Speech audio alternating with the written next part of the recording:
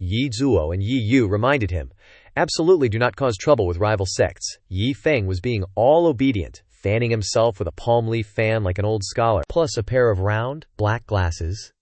A pair of legs walked over. You guys are from the Xuanwu Sect. Being so damn arrogant, he said. Reel in your airships. I won't allow flying around in the mountains. Everyone takes the stairs up. A subordinate bowed his head and clasped his hands. Yes.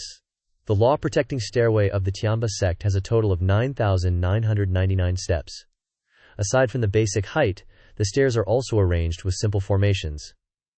But 9,999 steps definitely won't stop the footsteps of everyone from the lower sects.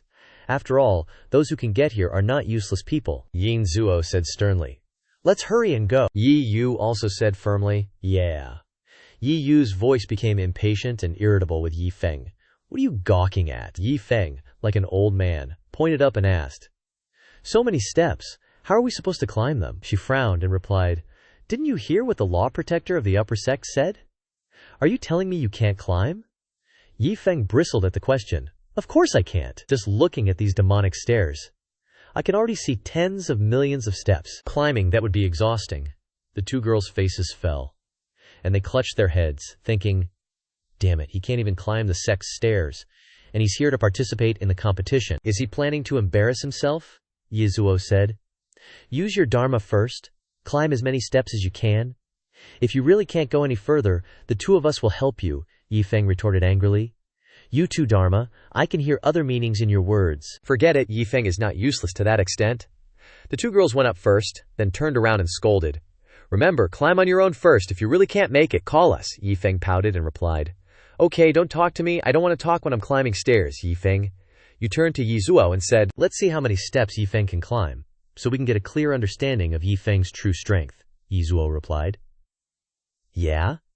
The two girls zoomed up. They were moving so fast that the ground was smoking. The two girls touched down at the same time, Yi Zuo said. There's no pressure at all, Yi. You smiled and said, even at the worst, he should be able to climb 5,000 steps, right? Looking back, she said rather worriedly, we can't see any sign of that guy anymore. Yi, you rubbed her chin and guessed curiously, maybe there's a formation hidden on the stairs that obscures everyone's senses, so with the naked eye, you can only see less than a few hundred. Zhang, let's just sit here and wait for him. After a while, the stairs were still deserted. The two girls panicked and said, could it be that this guy is really that useless? He really can't climb 5,000 steps? If the other sects see us, the Beyond sect sending someone to participate in the competition who can't even climb the sect's stairs, immediately, the two girls shot down, cursing as they went, damn it, let's quickly go back and find that idiot, it's too embarrassing. The two girls kept rushing down. 4,000 steps, 3,000 steps, 2,000 steps, 1,000 steps, Yi, you shouted. Damn it, he can't even climb 1,000 steps, how useless can he be? Below, Su Bai was fanning Yi Feng, who was sitting and sleeping. He said, climbing so many steps, do you want to tire people to death? He was at 200 steps. Yi Feng slowly sat up and said, Bai, it's still you young people who are good. Su Bai smiled shyly.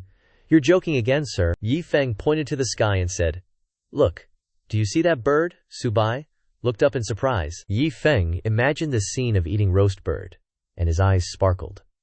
Living in the deep forest, it must be a genuine delicacy. Eating it will definitely bring the taste buds to their peak. Su Bai asked with a bright smile. What's wrong, sir? Do you want to eat it? Yi Feng replied. Let's finish participating in the competition first. After all, it won't be easy for you to catch it. Su Bai looked at the bird thoughtfully. It's really hard to catch it. Looking at that bird, it's probably a divine beast of the Xuanwu Sect. The Beyond Sect can't compare to it. Yi Feng lay down and covered himself. Of course you don't need to be afraid. When I really want to eat it, I'll give you some tools, and I guarantee you'll catch it in an instant. Su Bai fanned diligently, thinking, I wonder what kind of terrifying tricks the sir wants to teach me again. A pair of feet walked over. It was Yi Feng walking over. He stretched and shouted loudly, Ah, finally arrived. Yi Zuo said, I see that you can follow us up to the top of the mountain in a while. You're a very good seed. After returning to the Beyond Sect, are you interested in coming to my place? At this time, Su Bai was walking past her. Su Bai walked past Yi Zuo towards Yi Feng, making the two girls speechless, thinking, Are you looking down on us? Forget it, Yi Zuo winked and said. The few mountain climbing steps just now were just an appetizer. The next thing, Yi Feng turned to listen, and then turned back, thinking, "It's not that I don't realize that the elders in the sect are just waiting for me to give up halfway and not continue. How can I let them have their way?" Then he said loudly, "Of course we have to continue, and 500,000 immortal crystals can't be given up." Yi, Zuo, and Yi. You were speechless. HMPH, he has some backbone. Good. Then let's quickly gather. At the Tianba sect's auxiliary hall, there was a loud voice. Elder Wang Yi Yun arrives. The crowd was startled. They shouted loudly. The upper sect elder has arrived. Only Yi Feng was wide-eyed and dazed. Wang Yi Yun entered like a fairy, and the crowd bowed their heads and said loudly, "Greetings, miss." She waved her hand to signal them to stop and said, "You don't need to be so polite. I'm just here to see how the arrangements are for you." The crowd below was in an uproar. The only female elder of the Tianhe sect? She's indeed as famous as they say. That's right, cold, arrogant, but also very warm. If anyone could marry a woman like this, they would truly be a winner in life. Shut your mouth quickly. How many men in this world are worthy of this female elder? So they started gossiping about her. Apparently she mainly cultivates through music, mastering all sorts of instruments. When facing enemies, if someone gets hit by her demonic sound, they'd either end up depressed and uneasy, or go completely berserk. Yi Feng frowned when he heard that, thinking, sounds a bit far-fetched, doesn't it? Wang Yi Yun started announcing, "The competition begins tomorrow, and I'll be hosting it this year. To be honest, I've looked through a lot of the participants' files. There are many outstanding disciples among them." Thinking of someone, she mentioned, for example, the top disciple of the Hua sect, Guo Renfeng, or the two-headed Hai brothers from the Zhan Tian sect. She continued, "So, I'm really looking forward to this year's competition." The crowd applauded and cheered for the beautiful woman. "Oh right, where are the people from the Bai Lilian sect?" She turned and said, "Sect leader of your sect, Shi Qingyu, and I were once acquainted. I heard that the representative for the Bai Lian sect this year is Shi Qingyu's husband. It really makes me look forward to seeing him even more." The Jiang duo thought, "Let's get out of here ASAP." Their faces were filled with panic. "If our team participates this year, we'll just lose face." Jiang Yu changed his tune.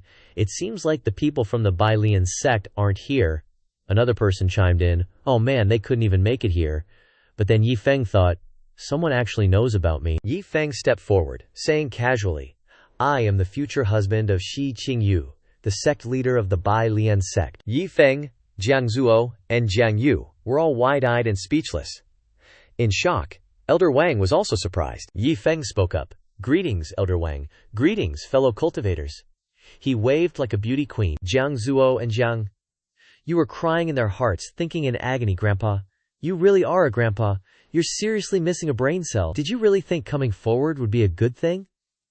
We were just supposed to be background characters for the competition, and then we'd sneak back home quietly. Now that everyone knows your face, losing will make us a laughingstock." Seeing this, Elder Wang encouraged, "Do your best. I'm looking forward to your performance." In her head she thought, "I can't read this guy at all. What tricks is he using to hide his information?" Then she flipped her hair and said, "Everyone else, please do the same.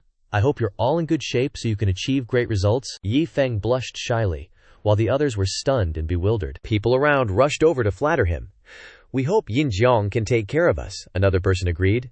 That's right, Yin Jiang." Yin Feng smiled smugly. "Great, I'll definitely take care of you all." Jiang Zuo and Jiang Yu's faces darkened with fear. "Everyone else is a top disciple, and you can't even climb a mountain. And you want to take care of others? Are you kidding me?" Jiang Yu said.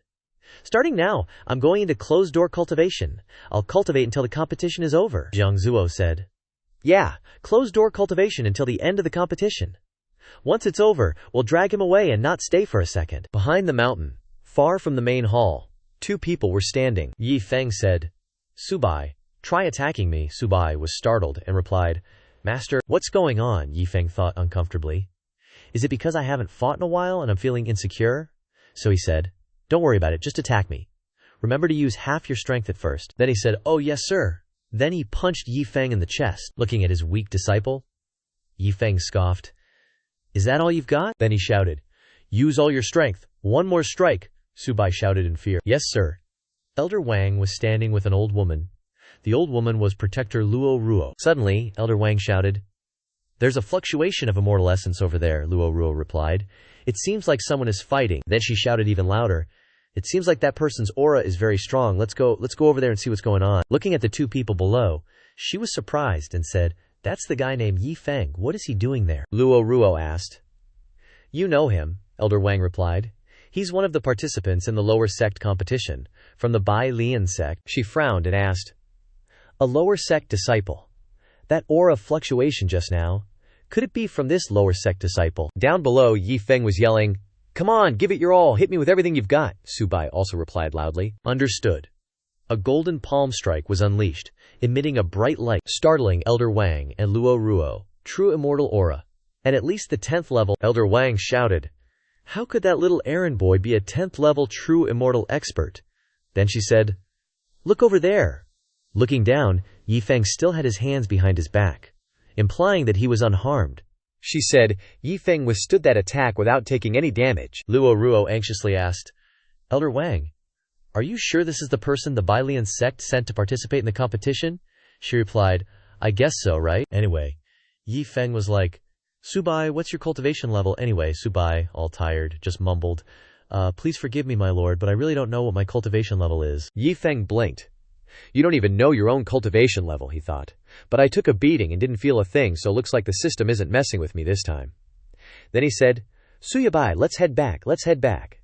They watched their figures disappear. Luo Ruan kept asking, "What should we do now?" Elder Wang asked back. "What do you mean, what?" Luo Ruan looked all confused and said, "I mean the competition tomorrow. Is that person really going to participate? If that person participates, what's the point of the competition?" Elder Wang replied. "Compared to the competition, I'm thinking about something even more important." She closed her eyes and answered, "That Yi Feng is the future husband of Shi Qingyu, the newly appointed sect master of the Bai Lian sect. Just imagine what the Bai Lian sect will be like with these two." Luo Ruan was still indignant. "Even with these two, even if the Bai Lian sect openly provokes our Tianba sect, it's not certain that the Tianba sect can deal with them," Elder Wang replied. "That's right. This matter can't be taken lightly." She and Luo Ruan flew off like this.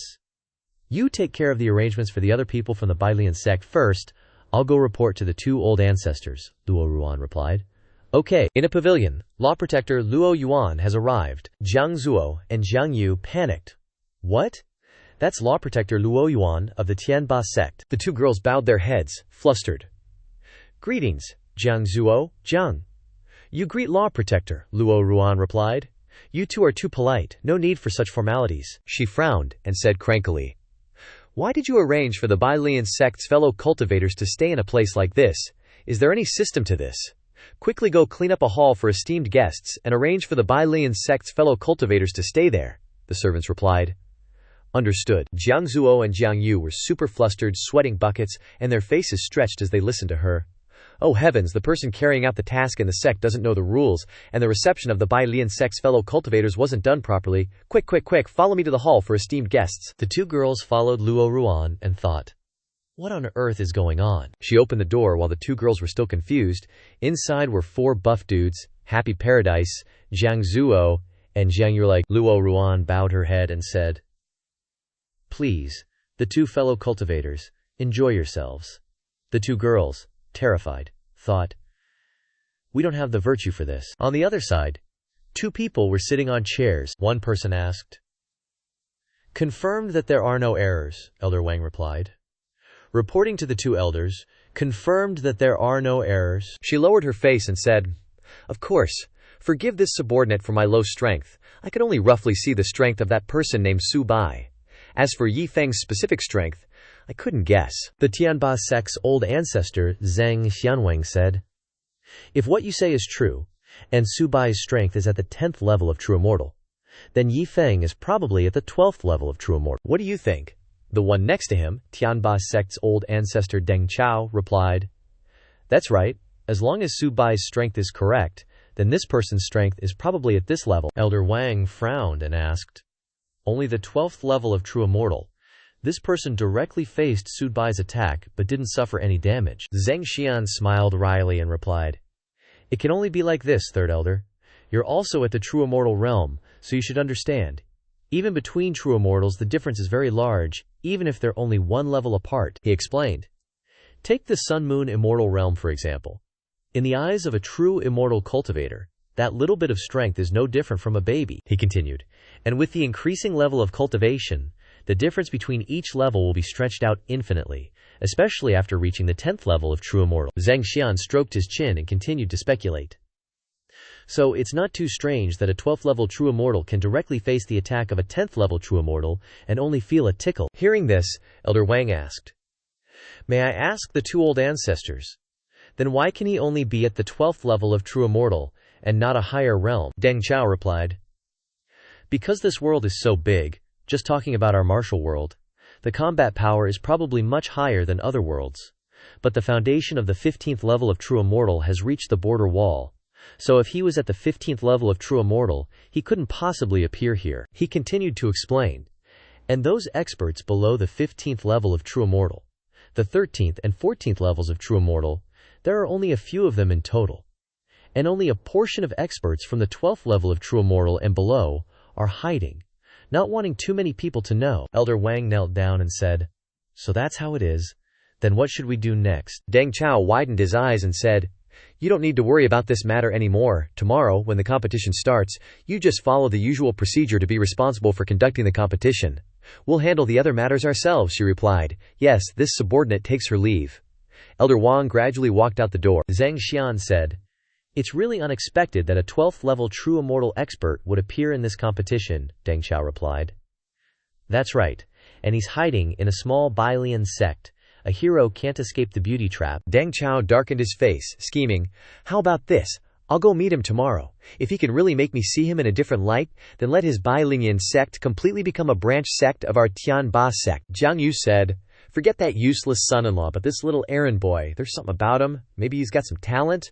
Making it up the mountain himself, he could actually become an outer sect disciple of Tianba sect." Jiang Zuo replied, "Not bad, kid. Definitely got potential." Then she turned to Subai and asked, "I remember, you're called Subai, right?" He was startled, and before he could even answer, Jiang Yu chimed in, "That's right." The next day, Tianba sect, Sacred Mountain Earth Palace. Luo Ruan looked over and said, "You guys are the treasured disciples of our sect. This competition was specifically prepared for you, that's why I let you come to find them," a commoner said happily. "People from the Tianba sect, don't mind us, just get a good ranking in the lower sect." Elder Wang stood up high and proclaimed, "Now, I will announce the rules of this competition." She continued, "After the competition begins, you will be teleported to the Sacred Mountain Earth Palace, founded by our sect's predecessors. And the first stage is the main passage to the Sacred Mountain Earth Palace. This main passage is 100 line long, filled with simple formation traps." "Oh my god, a tunnel full of thorns," she described further. "There are also maze formations, kill formations, illusion formations, and teleportation formations designed to confuse your senses," she continued. "Even if you reach the end, you will have to face one of our elders guarding the pass. He will suppress his strength to 80% of yours and then fight you. Defeat him to pass. After passing the first round, you can enter the second round." Hearing this, the crowd's faces darkened. She continued, "This is the interior of the Sacred Mountain Earth Palace, guarded by our sect's contracted demon beasts, but their strength varies. Therefore, this level tests not only your strength, but also your luck." She held out a green card and continued, "If you encounter a demon beast you can't defeat, you can use the teleportation jade given to you before entering to retreat at any time. Of course, that also means giving up. We will calculate points based on the time it takes to pass the first two levels, draw lots, and then enter the arena for the third level." She turned away from the crowd and said as the last word, "Finally, we will rank you according to the total points of the 3 levels. A final reminder." She frowned and emphasized, "If you encounter a life-threatening situation, it's better to give up. After all, life is the most important thing. If you all understand, go and get your jade slips." Luo Ruan said below. "Elder Wang has something to announce to you," she exclaimed unexpectedly. "Oh." She darkened her face and said, "You, the guardian of the first level, is no longer me, but has been changed to old ancestor Deng Chao himself." Elder Wang was startled and asked, "What? Old ancestor Deng Chao is personally guarding the pass?" She was quite concerned, turned around to look, and thought, old ancestor Deng Chao came here himself, probably because of that Yi Feng. Suddenly, Yi Feng stepped out and asked, "Excuse me, can we use mounts or fly in this competition?" Elder Wang was stunned by the question. She helplessly replied, "There are no restrictions on any means during this process." Yi Feng wiped his sweat and sighed in relief. "Thank goodness," he thought in his head. "Damn it, they want me to run 100 li. My legs would fall off by then." One person was waving the flag. Because Yi Feng was short, he was a bit inconvenienced. One foot stomped on the ground. Yi Feng grinned coolly. The crowd shouted, "He's in! He's in!" Jiazuo and Jiang You were again very concerned. The two girls thought of the scene of Yi Feng being stripped naked and lying down panting, and said to each other, maybe in just a few seconds he will be eliminated. We can't abandon him, so let's hide here and wait for him to come out, and then directly drag him back to the 100 Refinements sect. Yi Feng inside opened his mouth, and his face darkened. He was startled to see a figure running breathlessly in the dark room. Yi Feng was confused. The surrounding area was blurred like a mist. The person who ran past just now must be other contestants, and there are formations in here. Damn it, I don't understand formations. Suddenly he shouted, wait a minute, aren't I also a level 60 golden immortal? I won't pretend. He pulled out the red snail and ordered it. Wait, you carry me straight ahead later, and go as fast as you can. Got it. He rode on it and stomped on its shell, then shouted, go! Go faster, you snail that moves like a horse. True immortal 12th level. Someone was sitting in the area, the old ancestor of the Xuanwu Sect, Deng Chao. He said, let me see how strong you are, don't disappoint me. Suddenly a beam of light flashed past him. He was startled.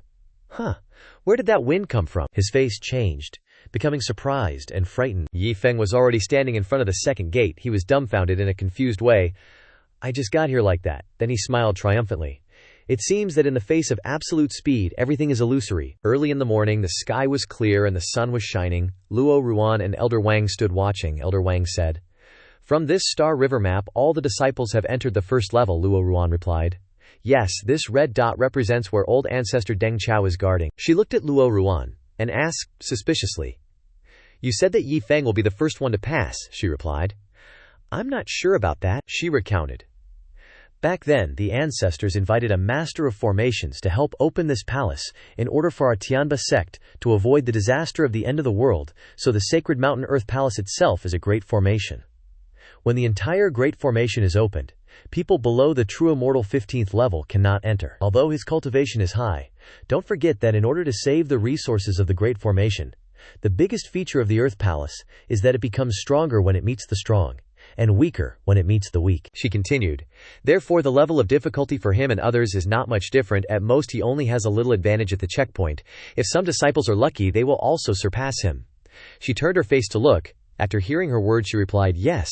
Suddenly she stared in surprise. The two of them darkened their faces. Elder Wang said, someone actually bypassed the old ancestor and went straight to the second gate. She was also concerned, drenched in sweat. What's going on here?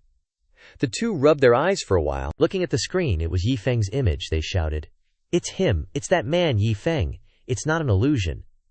Didn't they say it gets stronger when it meets someone strong, and weaker when it meets someone weak? Elder Wang was caught completely off guard. Over the years, even the first person to not pass this level took at least 20 days or a month. But he did it in the blink of an eye. Luo Ruan was even more panicked. Isn't there supposed to be the old ancestor guarding the level personally? On the screen, the old ancestor's mark was weakening. Elder Wang and Luo Yun turned to each other, exclaiming in a fluster. The Star River chart is connected to the Earth Palace. The strength of the light spot on the map can represent the life state of the person guarding the palace, Luo Ruan replied. Old. Is the old ancestor about to die? Looking back at the screen, they said. Fortunately, the old ancestor's mark hasn't dissipated. She ran off and ordered, you stay here and monitor. I'll immediately go inform Elder Zheng Xian, Luo Ruan responded. Okay, what a pity. In the meantime, Elder Deng Chao fainted. Actually, Yi Feng was still fresh as a daisy when he slowly passed through, but after he passed, it brought a surge of Qi currents that directly knocked the old ancestor unconscious. Deng Chao was at the 13th level of the true immortal realm, and he himself was very strong. He shouldn't have been knocked out by a Qi current like that, but when the speed reaches a certain level, even a simple Q current will be altered. You can only blame him for his bad luck, because he was the only one guarding the shrinking mouth of the passage for this boundary, so the other disciples weren't affected by the Q current. At the same time, a pair of legs was stepping into the second gate. Yi Feng had entered this place, which looked like a maze. Oh wait, it is a maze. Yi Feng and the snail went in, he exclaimed. This? He was quite surprised. That cheeky face rubbed his chin and said, I thought I could just ride you slowly through the second gate, but with your speed moving through this maze, turning left and right, who knows when you'll crash me into a wall and kill me? The snail was all like, It looked pretty tired. He used his sword as a flying board, proudly saying, well, let's play it safe. I got this woke in Pingjiang City. It can attack and defend, and it's much easier to use than knives and swords. Suddenly, his eyes widened in surprise. His eyes sparkled as he licked his lips. Damia! He shouted. Seeing an egg, or rather, pretending to be super hungry for a huge egg. He was as happy as if he'd won a jackpot. I haven't eaten eggs since coming to the immortal realm. This is really fate. That face was all bliss as he held a plate of fried eggs. Smells so good. 25 minutes later. Yi Feng stretched. I'm stuffed. Put it away, put it away. Suddenly he shouted in a panic. Where's my money bag? He started to panic. Shi Qingyu gave me a Qiangkun bag with 2,000 spirit stones inside. I remember putting it in my spatial ring. His eyes widened in fear. When I took things out of my storage ring, I couldn't have dropped it, could I? If someone picks it up. What he meant was, that's 2,000 immortal spirit stones, the money from my blood, sweat, and tears. He ran out of the door in a panic. It's not here, I have to quickly go back to the first gate. A monster growled as it stepped out. It was ugly as heck, it screamed. Who ate my egg? It was a death spirit bird. Its defining characteristic is that the origin of all its cultivation progress relies on its own eggs. It first incubates the egg, and at the time when the young bird is about to live, it refines it into its belly to improve its cultivation. In short, not having the egg is equivalent to seizing its future cultivation realm. It grumbled. The smell of humans! No matter who you are, I want you to die! Sigh. Thank goodness Yi Feng saved Yi Feng's life. Otherwise, seeing this death spirit bird and fainting right there would have been too much. The death spirit bird looked out of the door and said, Over there? Deng Chao's eyes slightly opened. Ugh. He held his head, bewildered. What happened? Why did I faint for no reason? He stood up and rubbed his chin, looking around. Spiritual sense clearly indicates no one attacked me. If it was a 13th level true immortal, there's no way I wouldn't have noticed. No way. Could it be that I was hit by a mysterious formation in this passage? He rubbed his chin, suddenly thinking he was a hotshot. The Heavenly Tyrant Sect's Holy Mountain Earth Palace is truly terrifying. Although no one has completely come out, it's still enough to make an old ancestor like me careless and get hit. Thanks to this Earth Palace, my Heavenly Tyrant Sect can be said to be invincible. On the screen, the red dot was waving. Look quickly. Elder Deng Chao's mark has recovered. Elder Wang said. Elder Zheng Xian, what exactly happened to Elder Deng Chao? And that Yi Feng, why wasn't he affected by the formation and directly passed through? Zheng Xian replied. Elder Deng's situation probably wasn't caused by that Yi Feng. As for the speed of passing through the first gate, he continued, this doesn't necessarily mean he's that powerful. Under the state where the grand formation isn't fully open, perhaps he exploited some loophole. But if Elder Deng Chao's matter wasn't done by Yi Feng, then what exactly happened? He continued. Most likely it was because old Deng's old illness relapsed, so he was busy recuperating and didn't have the mind to manage that Yi Feng passing the level. Elder Wang seemed to realize something after listening and said with all her might, then let's quickly go take a look. Zheng Xian annoyedly growled. HMPH. You can't say you don't know the characteristics of your Holy Mountain Earth Palace. In reality, he thought this was the case. The Holy Mountain Earth Palace has the characteristic of getting stronger when it meets someone strong. Even if Zheng Xian went in, it would take 10 days to half a month. But by then, things would have gotten cold. There was also another method, which was to close the Earth Palace's formation. But Zheng Xian alone couldn't do it. This problem became a stalemate. Suddenly, Elder Wang jerked his head up, pointing at the screen, and exclaimed in shock, Yi Feng cleared it already. Why is he still appearing at the end of the first stage? Zheng Xian was equally surprised. What?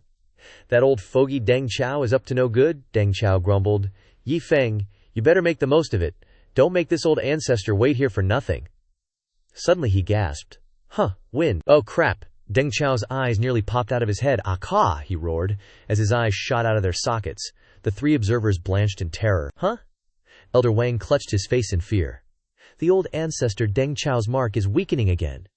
Moreover, Yi Feng has returned from the end point to the starting point. Luo Ruan jumped up and down, exclaiming, Old ancestor! What? What's going on? Zheng Xian gnashed his teeth in anger. You're asking me?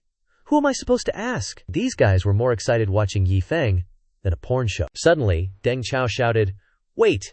Elder Wang and Luo Ruan backed down. The purple spirit bird is heading to the first level. Zheng Xian cried out in alarm. Why is the purple spirit bird going to the first level? Isn't there a contract forbidding the second level's Yao beasts from entering the first level? Two subordinates were caught by the purple spirit bird, crying and wailing loudly. HMPH. The purple spirit bird angrily cursed. Damn humans! Get out here, I want to kill you! The two men screamed in terror, calling on their ancestors. Mommy. Others were also stunned. Didn't they say the first level only had formations and mechanisms? Why is there such a powerful Yao beast here? Another person smashed a green card and shouted, I give up! Quickly crush the transmission jade. A bag of gold is being tossed in the air. Finally found. Maybe Yi Feng found something. Wife temporary shadow, and the bug wondered, why is it suddenly so noisy? The screen showed a bunch of red dots. The three of them shouted, chaos, it's all chaos, what on earth is happening? Qingshan muttered, Yi Feng's instant transmission is one thing, but even Deng Chao doesn't know what's happening. And that purple spirit bird, he thought. The grand competition was going so well, but in the blink of an eye, word spread like wildfire. Elder Wang said, it's a complete mess, Ancestor Zhengxian. What should we do? Zhengxian commanded loudly. Go! Everyone follow me into the third level of the Sacred Mountain Dungeon. Yes. One man stepped forward, thinking, actually, the internal members of the Heaven Overlord sect can enter the dungeon at any time, but they can only enter the third level. This is one of the reasons why they have no plans for the first and second levels. Right now, the participants are all super talented geniuses from various sects. If they fall here in our Heaven Overlord sect, it won't be easy to explain. The people outside ran around in disarray, saying, what on earth is happening? Hurry, let's follow. Jiang Zhuo and Jiang Yu's faces darkened with apprehension. She said, many sects are following too. What should we do? If you want to go, go ahead. I'm not going. Then I'm not going either. In the third level of the dungeon, the Heaven Overlord sect wasn't afraid of the other sects knowing about the existence of this transmission formation. If they really encountered any danger, after all their disciples entered the Sacred Mountain Dungeon, they would destroy all the transmission formations directly. In the end, the other sects could only enter through the first and second levels of the Sacred Mountain Dungeon. If the Sacred Mountain Dungeon was under the state of full formation, unless the Heaven Overlord sect closed the formation, no one could enter. It could be said to be as solid as a wall. A guy with a bucket on his head exclaimed, wow, this is really an underground palace. No wonder it's the Heaven Overlord sect. Ha Ying ran in, scolding, you guys, why are you all out here? Do you know how important this grand competition is to our Cloudwave sect? But the people were wailing and crying. They ran up, babbling, Shifu, there's a true immortal level Yao beast in the first level. Another said, that's right, it kills anyone it sees. We had no choice but to give up. He turned to ask Ancestor Zhengxian, what on earth is going on? A hand was raised. Zhengxian replied, I know you have doubts, but I have even more doubts than you. The Xian Li elder was bewildered. This is... Looking at the screen, which only showed Yi Feng, he exclaimed, if we want to clarify the truth, we can only wait for him to come out. They discussed, when will this person reach the second stage? The previous fastest record was 20 days. Who is this person? Countless questions were raised, Zhengxian thought. If what happened in the first level wasn't a coincidence, then he probably won't be long until he comes out. They discussed. He cleared the first level in half a day. What kind of concept is that? Luo Ruan secretly laughed in his head, thinking, if you knew he even ran back and forth in the first level, wouldn't you be gaping in shock? The second level of the dungeon, like the first level, only had half of the formation activated. Moreover, there were Yao beast nests arranged in the maze, so you still needed a bit of luck to get out of the second stage. Yi Feng was still striding in. Half a day later, Yi Feng angrily asked, why am I back here again? Zhengxian thought uncomfortably. Damn it! You instant transmitted in the first level. We're all waiting for you to come out in the second level, but instead, you're running around in circles. He angrily roared. Can't we reduce the difficulty for him or directly let him pass the maze? Elder Wang and Luo Yuan were completely bewildered. One person shouted, old ancestor! He's finally out of that circle! Zhengxian opened his mouth in surprise, looking at the map. It said, he's heading to the destination. This is way too good. The crowd looked to the left, collectively losing their minds. Then they lost it again. Following Yi Feng is giving them whiplash. They whispered to each other, looking at Yi Feng's trail.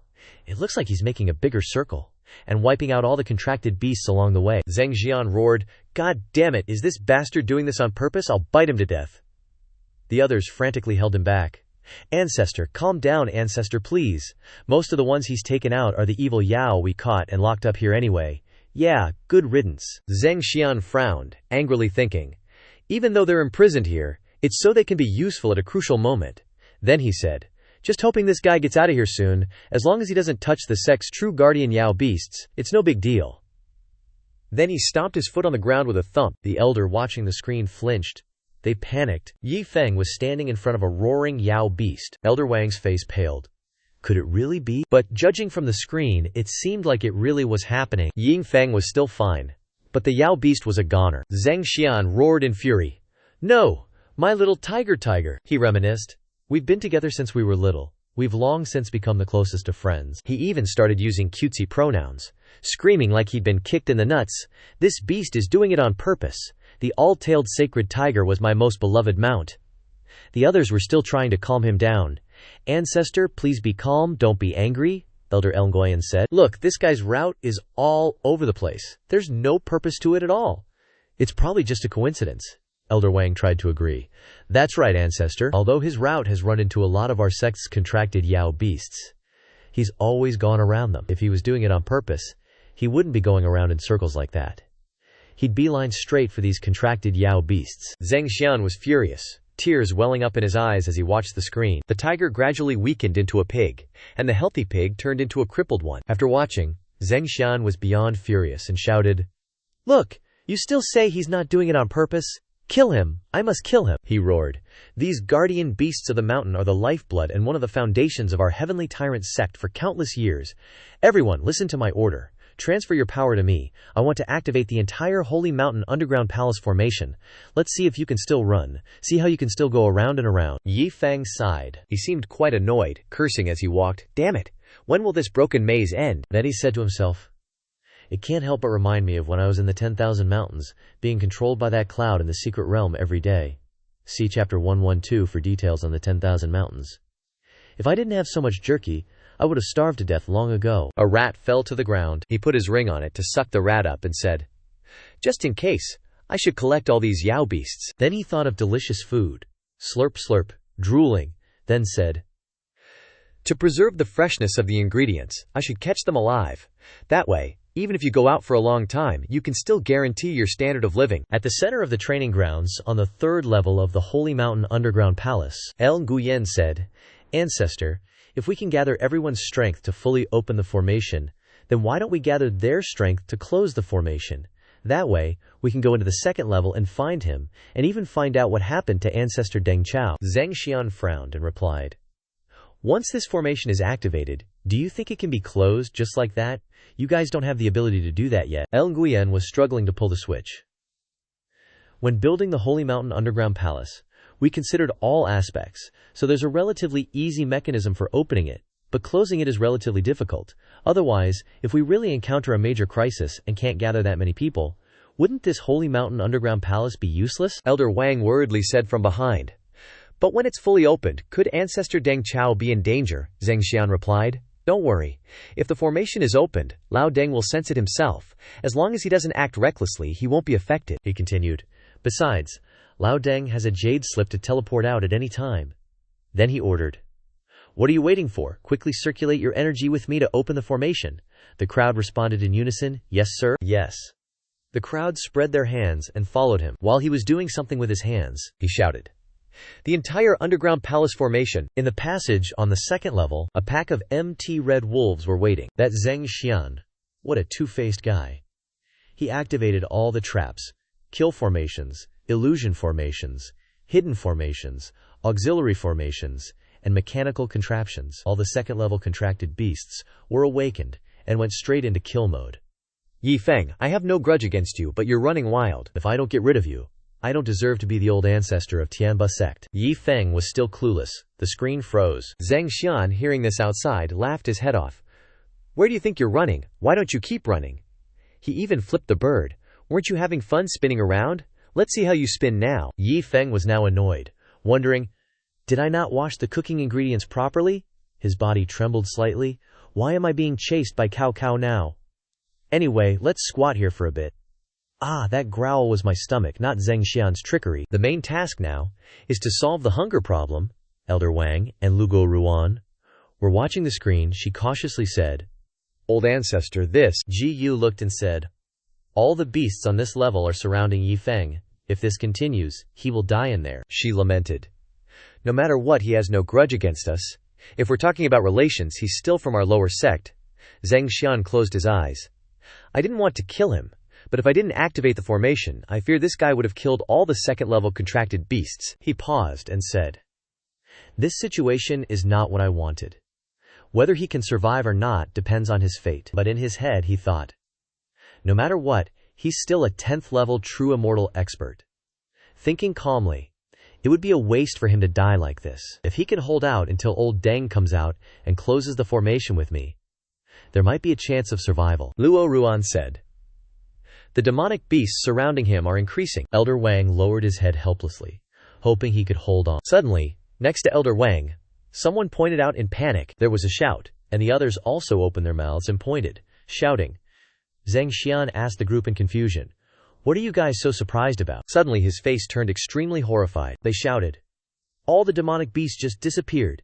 Yi Feng was giving this old man one surprise after another." Elder Wang said loudly, "This means Yi Feng has killed them all, including the Xuanwu Sect's meritorious Yao beasts, whose status is even more honorable than the mountain-protecting Yao beasts." Zheng Xian was fuming. He yelled, "I want to kill him." Luo Ruan persuaded him.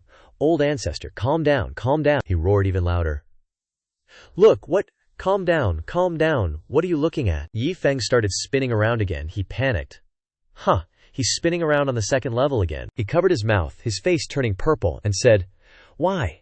Why can Yi Feng ignore the formation, kill so many demonic beasts in such a short time, and still run around the second level? Is it the Holy Mountain Earth Palace formation? No, absolutely not." Thinking about the image of Yi Feng, he thought it was because this Yi Feng was too terrifying, so strong that he could ignore these formations and mechanisms, so strong that he didn't see the Holy Mountain Earth Palace as anything. Zheng Xian was dazed. "Ah, this," Elder Wang persuaded him. "Old ancestor, calm down," he said.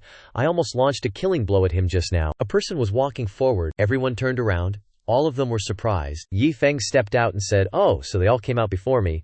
Looks like I wasted too much time on the second level." Everyone's mouths were agape. Yi Feng asked blankly, "Why are you looking at me? Are you waiting for me to start the arena competition? All right, how do we compete?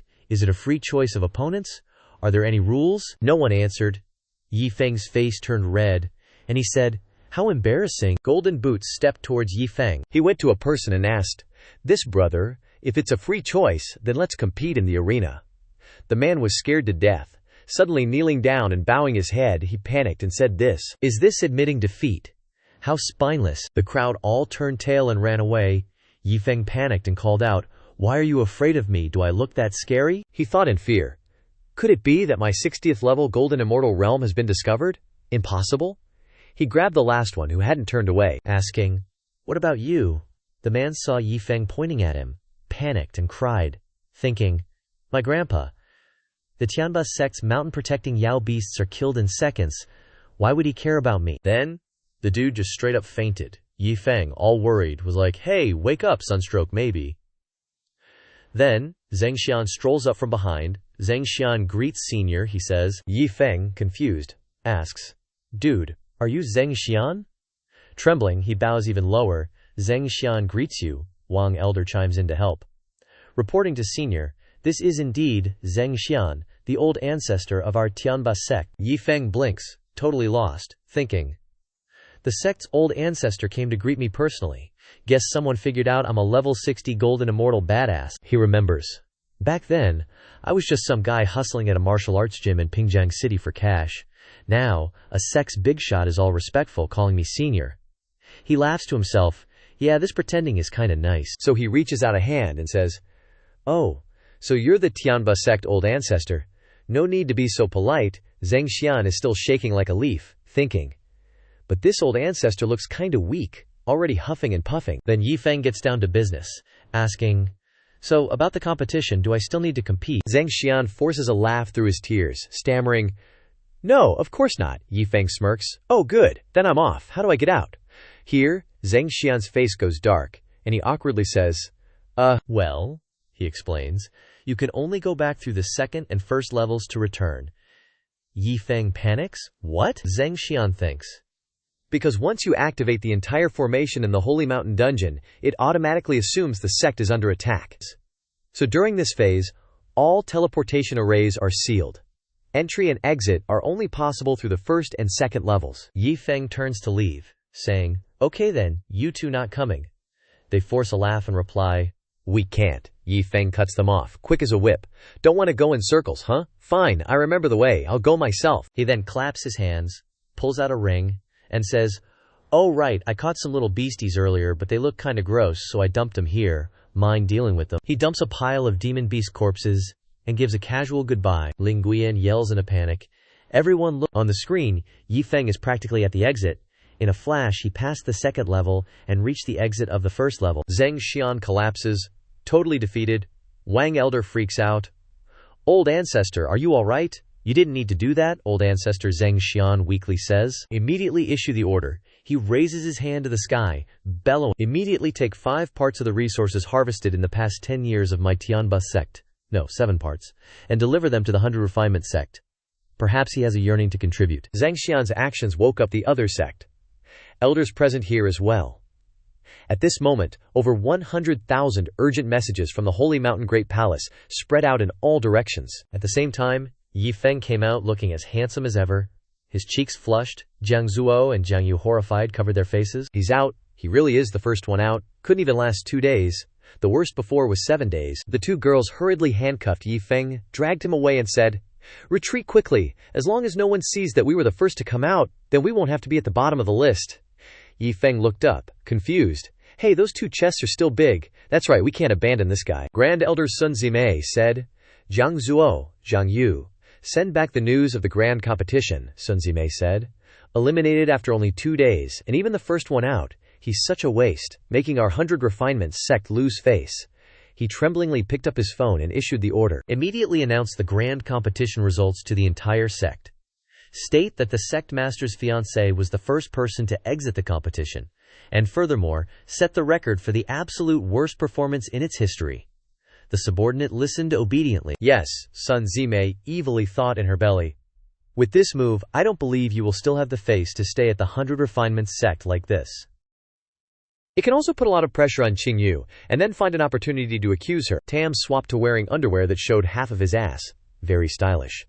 Another person waved his hand and said, "Grand Elder, Yi Feng's group is coming back, and there are many people going before them," Sun Zimei replied. "Good, let's go." 5 figures flew swiftly to the mountain. They stood with their hands behind their backs looking down. Sun Zimei curled his lips and said, "Next, let's see how this little bastard gets ridiculed." The masked man laughed wickedly. Sun Zimei continued, "On the contrary, I want to see how he can raise his head under so much ridicule and spurning." The crowd shouted, "He's back, he's back." Yi Feng was very smug, thinking, "On the way back, Su Bai told me about me breaking the record. The people here are, but Jiang Zuo and Jiang Yu are quite helpless, humiliated, probably because the 2 of them don't understand the situation." The villagers gossiped. "Look, he's the first one to come out of the grand competition. I heard he even broke the record." Yi Feng passed by, unexpectedly hearing this. Sun Zimei grinned, thinking, "Heh, I'll make that little punk understand. Being the sect master's fiancé isn't supposed to be easy." Yi Feng blushed. "Everyone is so polite, even going to the trouble of welcoming me. I didn't expect to break the record so quickly." For the first time, he went to shake everyone's hands and laughed loudly. Everyone's face was swollen. Sun Zimei's eyes popped out in shock, thinking, "Is this kid shameless? So many people are scolding him, and he's even thanking them." A subordinate landed, reporting to the Grand Elder. He announced some shocking news. The Qingshan Sect, Baixin Sect, Luo Ri Temple, Tianren Sect, and over 30-something elders from other sects had come seeking an audience. Sun Zimei panicked. "Auntie, over 30 sect elders," he thought. "Many of them are way stronger than us. Yet they've come seeking an audience. What the heck is happening at the Bailian sect?" A few people flew in. He bowed deeply. "Sun Zimei greets all the elders. May I ask what brings you all here?" He trembled as he looked at them, thinking, "Over 30 elders from various sects coming to my Bailian sect? This has never happened before." These elders eagerly rushed to shake his hand, while he remained utterly clueless. "Elder Sun, what's this all about? Why so polite?" He blurted out in surprise. "Huh?" The elders continued, Yes, we're all one big family." Sun Zimei was completely bewildered, thinking, "These guys usually look down on everyone, making everything so difficult. What's going on?" Suddenly someone called out, "Elder Sun!" They brought gold, silver, jewels, and pills, and then competed to bribe him. "This is a small token from our sect's harvest in the secret realm last year. It contains quite a few good things. This is a secret elixir of our sect's elder. You know the background of that alchemist in our sect, right?" Sun Zimei was extremely surprised. Someone said, "I hope Senior Sun will gladly accept this thing of mine." Afterwards, they quickly left. "All right, Elder Sun, the gifts have been delivered, so I'll take my leave." It was so fast that Sun Zimi hadn't even figured out what was going on. Another person opened the door and said, "Reporting. Great Elder," Sun Zimi shouted in a panic. "What is it now?" The subordinate reported, flustered. The Hulang Sect, Tianmen Sect, Lingbo Palace, and the Flying Ling Sect, along with over 50 sect elders representing them, are outside the mountain gate, waiting to request an audience. Sun Zimi thought in terror. 50 people came. Again. What in the world is happening? He said to the subordinate. "Go, lead me to welcome them." An elder came to shake his hand and said, "Elder son, you're too kind. Why did you come to welcome us in person? Just let us enter on our own." He shook back and cried, "How could I? You've traveled thousands of miles," that person said loudly. "Moreover, how could you not? Little brothers, come greet our big brother. How can we let our big brother come and welcome us?" Those behind him bowed deeply. "Senior bro son." Sun Zimi hurriedly refused. "Elders, this is killing my Bai Lian sect. What merit or virtue do we have?" That elder said, "You're too modest. Stop pretending, we all know." Sun Zimi still didn't understand. "Know what? And what am I pretending?" Then, he shouted to ask, "Can you tell me what exactly is going on? Why are you all suddenly?" That elder looked up at the sky. A boat was flying down. The crowd shouted, "Heavens! The Tianba sect is here too!" A foot touched the ground. It was Tianba sect. Elder Fan Chong. The crowd fearfully bowed their heads. Elder Fan, Sun Zimi thought in fear. Even this kind of reclusive powerhouse has condescended to come to the Bai Lian sect. Fan Chong's eyes were stern and sharp. Sun Zimi asked, trembling with fear, "May I ask what brings Elder Farron to our humble sect today?" Fan Chong replied with a bright smile, "I am following the orders of our old ancestor, and have deliberately brought 1/8 of the harvest of my Tianba sect from the past 5 years. He stretched out his hand, presenting Sun Zimi with a huge diamond ring, and said, "I hope Elder Sun will accept it." Sun Zimi was scared stiff, jaw-dropping in shock. He looked at the ring, enjoying how big it was. He thought, what the hell is going on? Sun Zimi hurriedly denied, "No, that's not right. What is this all for?" Fan Chong sprayed hairspray. "It's because the old ancestor ordered it." Suddenly Fan Chong stepped forward and said some intimate words, making Sun Zimi blush. "Elder Sun, there's no need to be like this. Everyone understands that this matter is not convenient to disclose, so this time I came here just to express my feelings." Sun Zimi was stunned. "Understood." Fan Chong took out his phone and listened. The other end of the line said, "Go, don't ask too much, leave after giving the things, and don't pretend, we've already." Fan Chong obediently replied, "Yes." Then turning back he said, "Goodbye, Sun Zimi." Sun Zimi was full of question marks. And terrified, he stammered and bowed his head. "Seni, senior, the upper sect elder is leaving. Irrelevant people-pleaser make way." Respectfully seeing Elder Fan Chong off, little did Sun Zimi know that this blessing was all thanks to Yi Feng. Another foot was approaching. Su Bai carried a bag under his arm, walking and saying, "Finally brought back the peanuts that the Great One has been craving day and night. He must be very happy." Fan Chong was shocked to see him. Sun Zimi was terrified to see him, thinking, "It's that little trash servant." He thought angrily, "I'm getting blind. In front of so many sect elders he wants to die." He was about to rush up and smack Su Bai. Fan Chong sensed something was up. Then he turned around and gave Sun Zimi a fierce chop, causing him to shout, "Ouch!" The group of elders were startled, confused, and panicking. Why did Fan Chong suddenly attack Sun Zimi? Is it because of that little servant? Sun Zimi, with tears and snot running down his face, asked, "Elder Farron, why did you do this?" Fan Chong just blankly asked, "You're asking me why? You don't even know why." Sun Zimi, hurting as he was, still tried to deny it.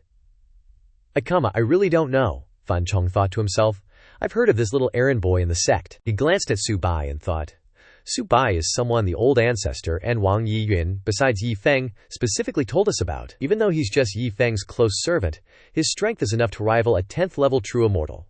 What's more, he might just be Yi Feng's spokesperson. He was astonished.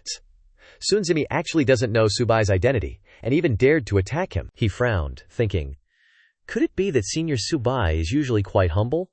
Only we know his true strength. Fan Chong lowered his head and called out loudly, "Senior!" Su Bai casually walked past. Oh.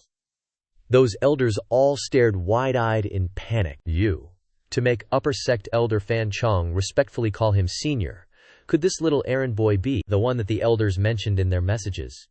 Ignoring the Holy Mountain Earth Palace, the formations at the Tianba sect, the supermaster who captured the Tianba sect's mountain guardian demonic beast alive. The elders fearfully clutched their heads. Wang Yu thought smugly. Sure enough, that's how it is. Xuanwu Sect and the Tianba Sect are here because of Senior Su Bai. Everyone lowered their heads before Sun Zimi's bewilderment. And Su Bai just went in. Sun Zimi froze, looking like a chicken with its head cut off. What the hell is going on here? This Su Bai, see in the capital? Sun Zimi anxiously asked.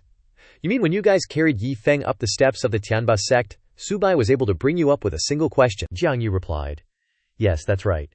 We didn't expect that an errand boy like him could do that. Moreover, we received top-tier treatment. Sun Zimi stood up in panic. What? There's such a thing. He stood for a while, thinking, I get it now.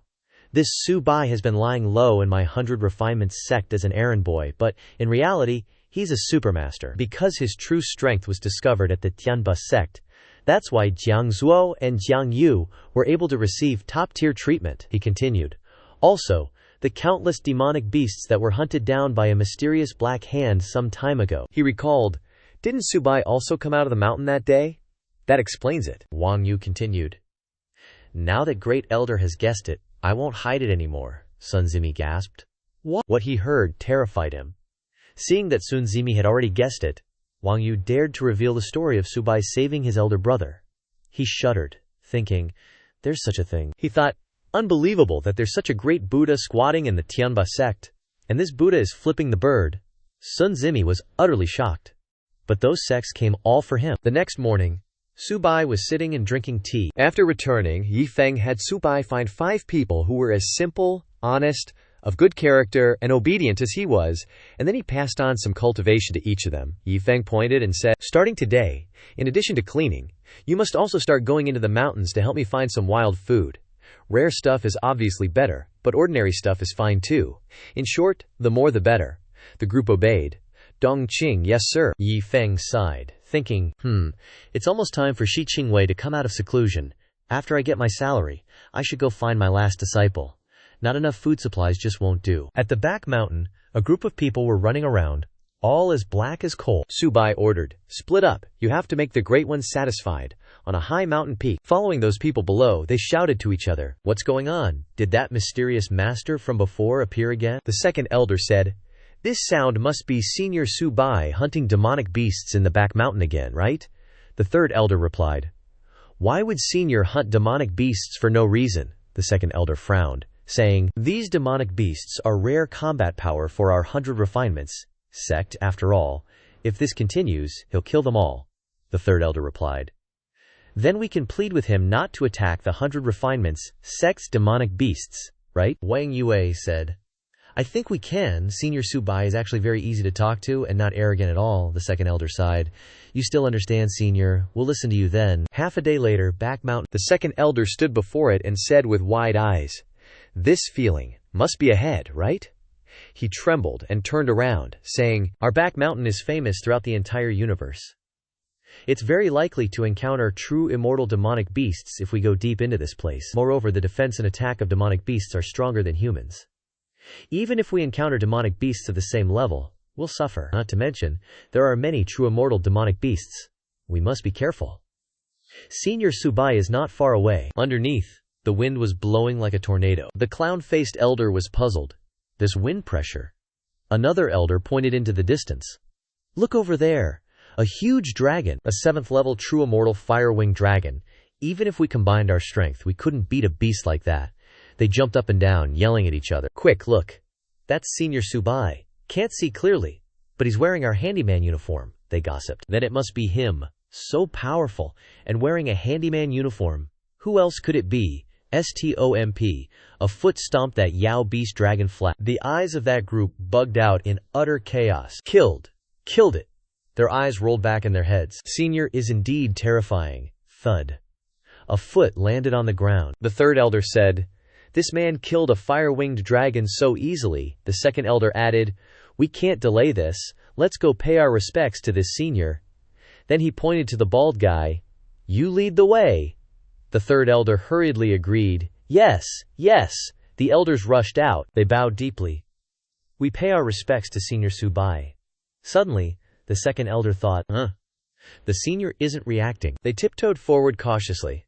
One of them fiddling with his ring, thinking, no, it's not Senior Su Bai. The second elder said, Could we be mistaken?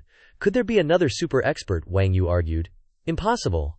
You guys saw Fan Chong call Su Bai Sr. that day, didn't you? The third elder said, dripping with sweat. Or maybe there's another expert here. A green-nosed guy came over and greeted. What's up? The elders freaked out.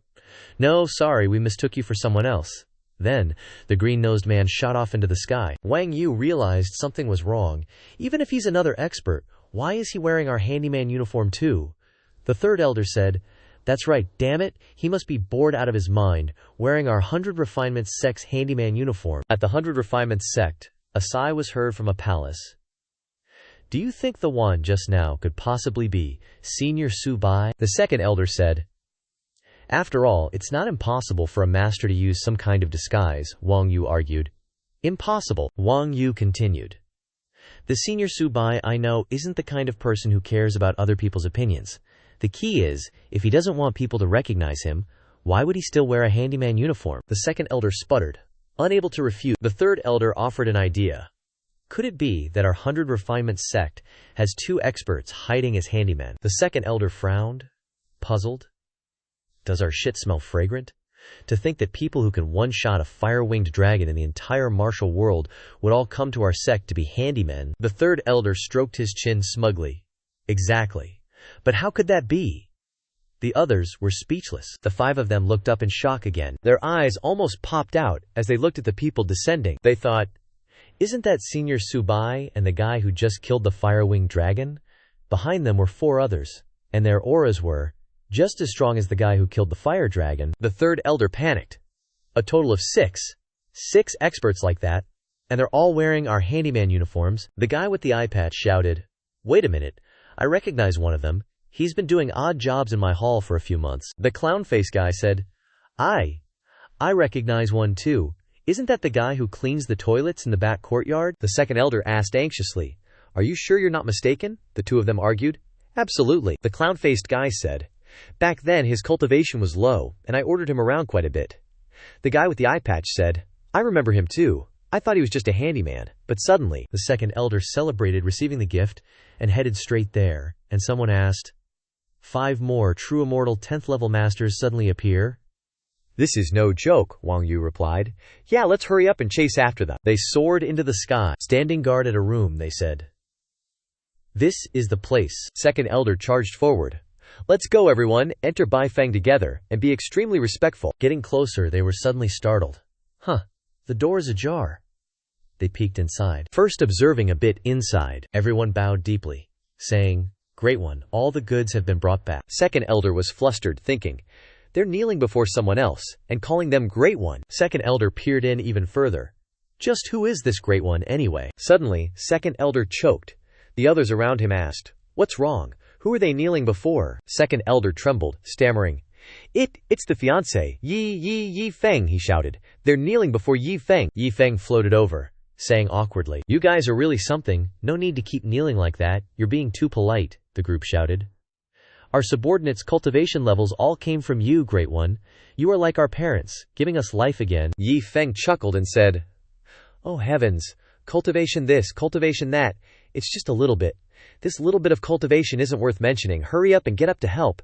You need to quickly salt all those delicious foods you just hunted down. The elders went pale, thinking. Their cultivation levels all came from Yi Feng, and they're eating Yao beasts. Listen to this, all this bullshit. Second elder said. So these chores guys are just chores guys, not some hidden experts or anything. Their cultivation levels all came from Yi Feng. Third elder chimed in.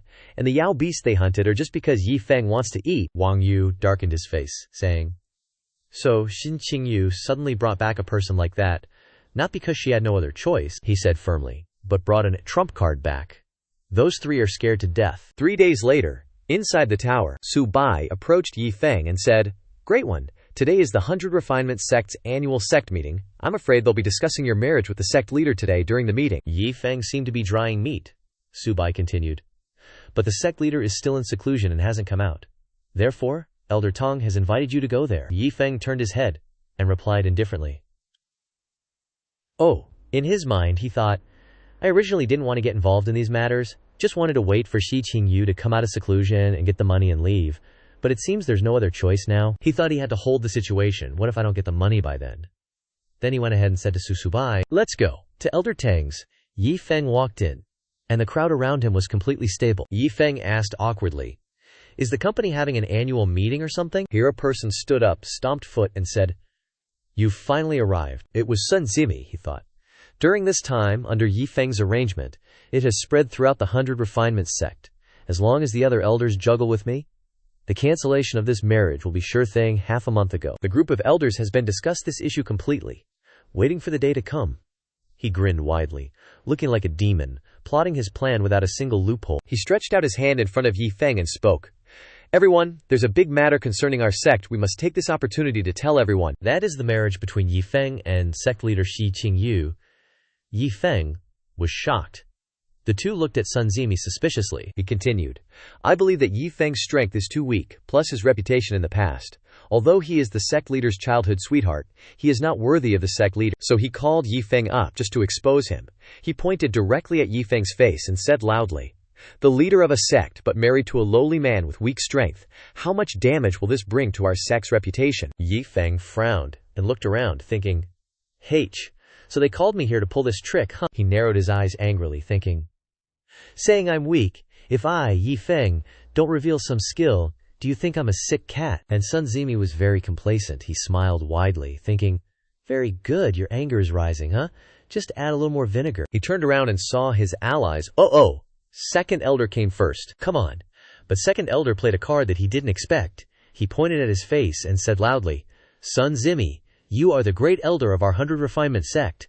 But what kind of bullshit are you saying?" Sun Zimi was dumbfounded. Yi Feng bailed. Second elder, face red, gushed about Yi Feng. "She's like childhood sweethearts with the sect leader, a match made in heaven. It's fate that they're together." Then, in a booming voice, "How dare you utter such filthy words?" Sun Zimi turned to third elder, pleading, "What do I do? I think second elder's gone bonkers." Third elder turned and angrily said something that terrified Sun Zimi. "Are you blind?" "The heck?" Sun Zimi cursed inwardly. Third elder held out his hand and boomed. "What's wrong with what second elder said? Yi Feng and the sect leader are a perfect match, and you're against it. Are you blind?" Then he yelled, "The saying goes, better to tear down 10 temples than to ruin a marriage. Any kid that comes out of your dongfu would be born without eyes." Yi Feng snickered, showing all her teeth. Sun Zimi's face turned purple, bailed.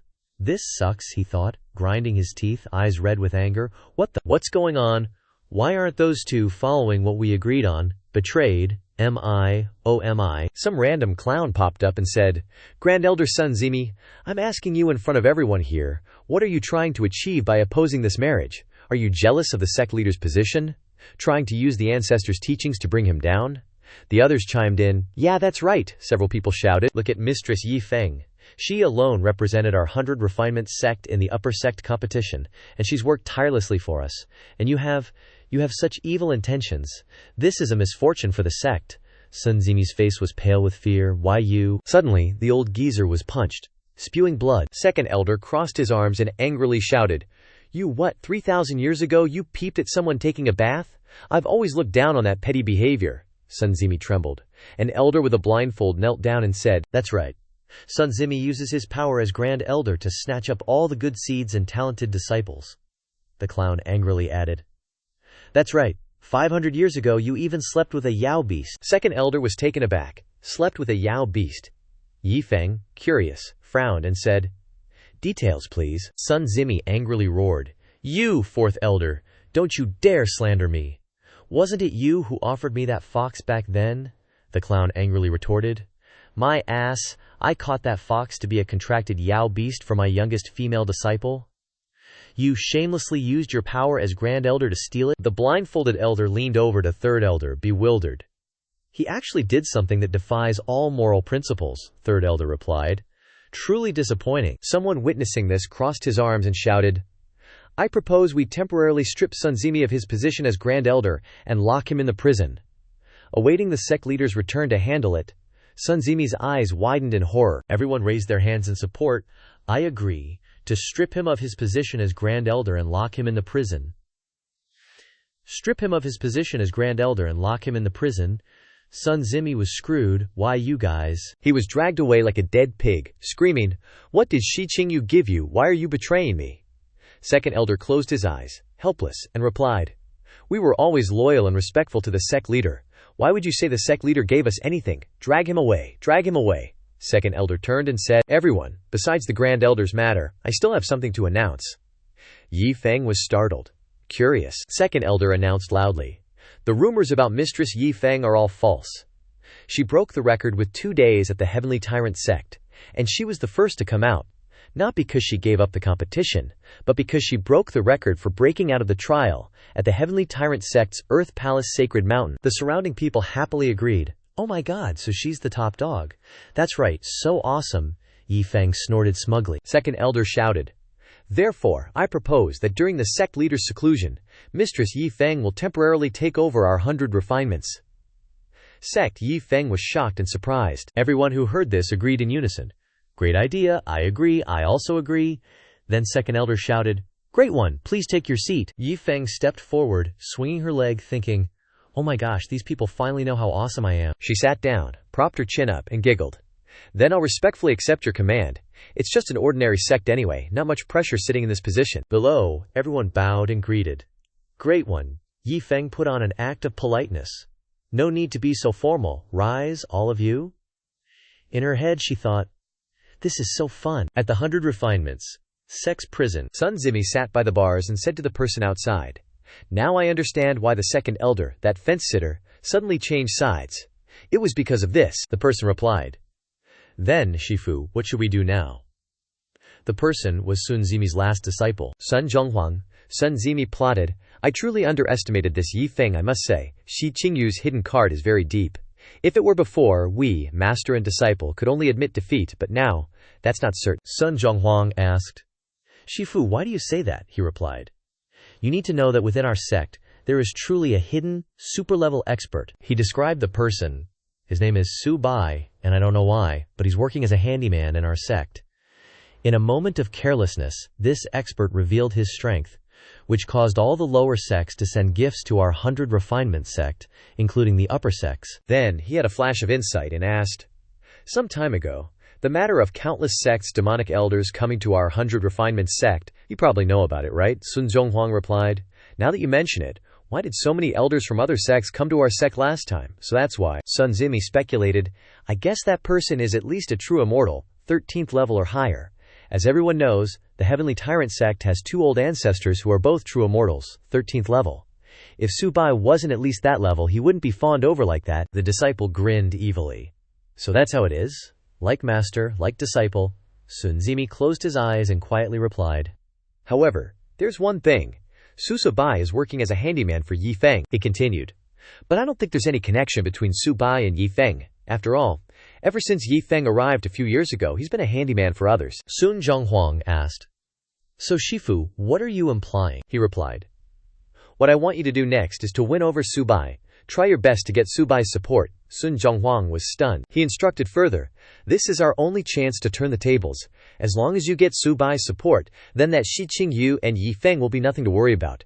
Because if you get Su Bai's support, it means you get the support of Tianba sect and countless lower sects. Sun Zhonghuang was shocked, as if his name struck Sun Zhonghuang's itch. Don't you like Shi Qingyu?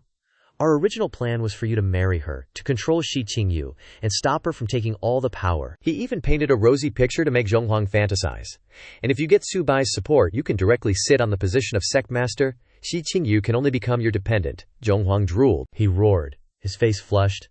Shi Qingyu's arrogant and overbearing attitude will have to submit to me. He laughed loudly. I'm feeling it. Hehe. Sun Zimi had motivated his disciple. He happily grabbed the iron bars and asked, so, Shifu, how do we get Su Bai's support? Sun Zimi replied. I've already prepared for this. Sun Zimi, with bloodshot eyes, started scheming. I've investigated a lot about Su Bai recently, and found out that Su Bai desperately needs a lot of Yao beast corpses. He continued. At first, Su Bai desperately hunted Yao beasts behind our mountain.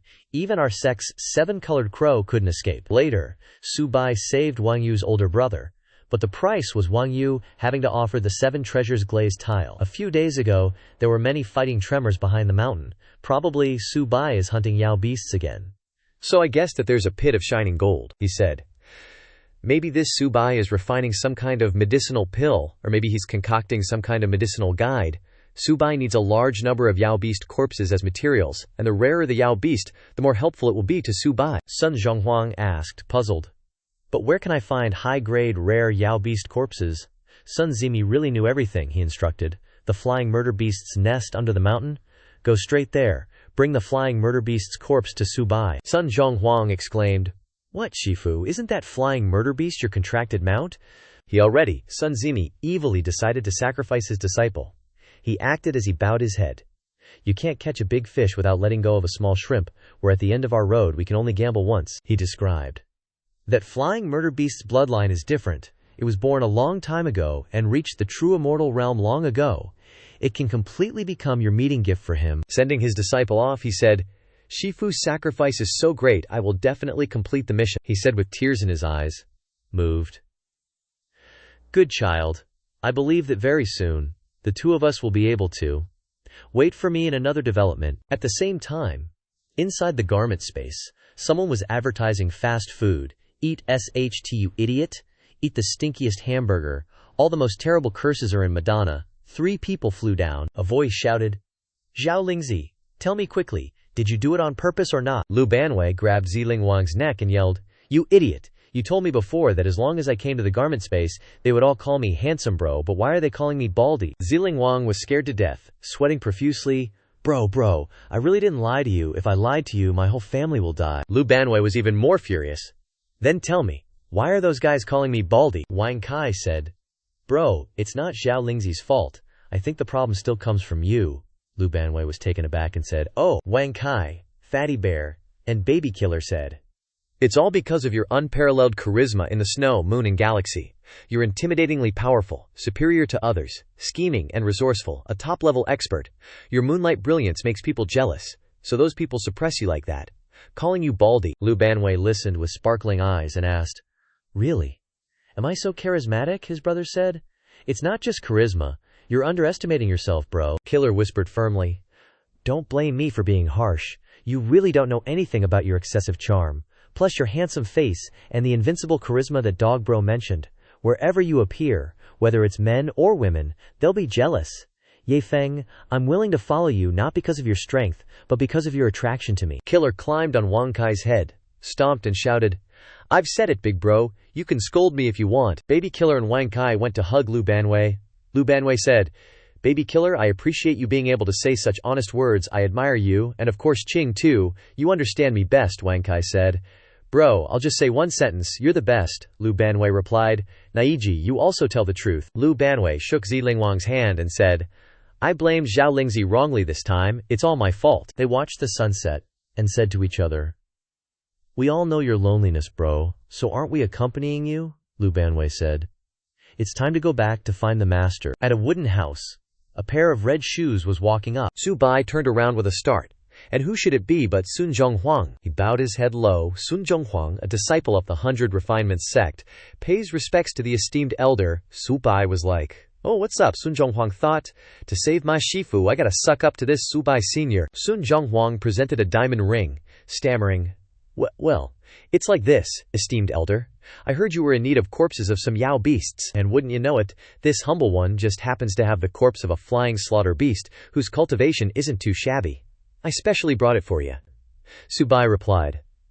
Oh really? Quick, let's see it. Then his eyes lit up and he exclaimed, This is good stuff, just what I needed. Sun Zhonghuang was all sweet-talking. As long as the esteemed elder likes it, it's just a little something from this humble one. Su Bai raised a hand, giving a little warning. I don't take gifts for nothing, just spit out what you want. Sun Zhonghuang was scared, but secretly pleased that he'd hit the jackpot. He thought, Success, didn't think it'd be this easy. His face darkened as he schemed. How should I put it? Should I ask Su Bai to help rescue my Shifu? Or help me become sect master of the 100 Refinements sect? Or get Yi Feng kicked out? Nah, none of those seem right. Wait a sec, what if? Then Sun Zhonghuang knelt down and hugged Su Bai's leg, saying, Please, esteemed elder, accept this humble one as your disciple. Of course, no need for a personal disciple or anything. Just let me be a registered disciple, pouring tea and water for you. Su Bai froze up at that, hesitated, then replied, Alright. Sun Zhonghuang thought smugly. That was too easy. He imagined himself as a lackey, blushing and tearing up, thinking, The emotions are too much. This feels like the climax of my life. Just as Sun Zhonghuang was bowing his head to call him Shifu, Su Bai suddenly knelt down and yelled, Master Yi Feng, it's Yi Feng. Yi Feng stepped forward, seeing Sun Zhonghuang frozen in place. Huh. Yi Feng saw him stiffen up too. Sun Zhonghuang trembled, thinking, "What's going on? Why is Shifu Subai kneeling before Yi Feng like that?" Yi Feng asked Subai, confused. "What's up with you?" Subai innocently explained. "Well, this guy brought you some really good food." Yi Feng's eyes lit up. "Oh, truly a good thing." Subai scratched his head. "The thing is, his condition was for me to take him as my disciple, so I agreed." Yi Feng patted his spiky head and said, "Looks like you've taken in a disciple too, not bad." Sugabai acted like a shy maiden. Then he shouted, "My cultivation was all thanks to Master. Hurry up and pay your respects." Sun Zhonghuang quickly replied, "Yes, yes, yes." Paying respects to the esteemed master, Yi Feng replied politely. "No need to be so formal. Get up, I'm just going for a walk." Subai stayed behind to instruct Sun Zhonghuang. "I don't have much to give you as your master. Is there anything you want to see? I can help you fulfill it." Sun Zhonghuang trembled. Yi Feng nonchalantly walked away. Sun Zhonghuang pointed to the sky and shouted, "This disciple only wants to support Master Yi Feng and firmly support Sect Master Shi Qingyu." Subai was pleased to hear that. "Good. This time I wouldn't be surprised if you got backstabbed again." As Sun Zhonghuang worked for Subai, time flew by.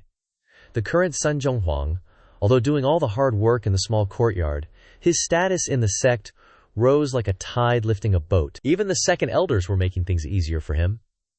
The reason was none other than, it was because he could become Subai's disciple. Because he could work as a menial servant in Yi Feng's courtyard. At the heavenly prison, Sun Zhonghuang and a group of elders entered. Sun Zimi turned around with a start to look at him. Seeing Sun Zhonghuang, he laughed out loud. "My good disciple. As expected, I didn't misjudge him." He stretched out his hands, smiling secretly, thinking, "Still looking so energetic and bringing so many people with him. Looks like the 100 Refinements sect is already in the palm of my hand, huh?" Then someone said, "Guards, this one acts on his own accord. It's likely he might escape prison. Add a few more levels of restrictions in his cell." He spat out blood in anger. "What? That order is already in effect?" A guard replied. "Yes." Sun Zhonghuang covered his face, crying silently, thinking, Shifu, a wise man submits to circumstances.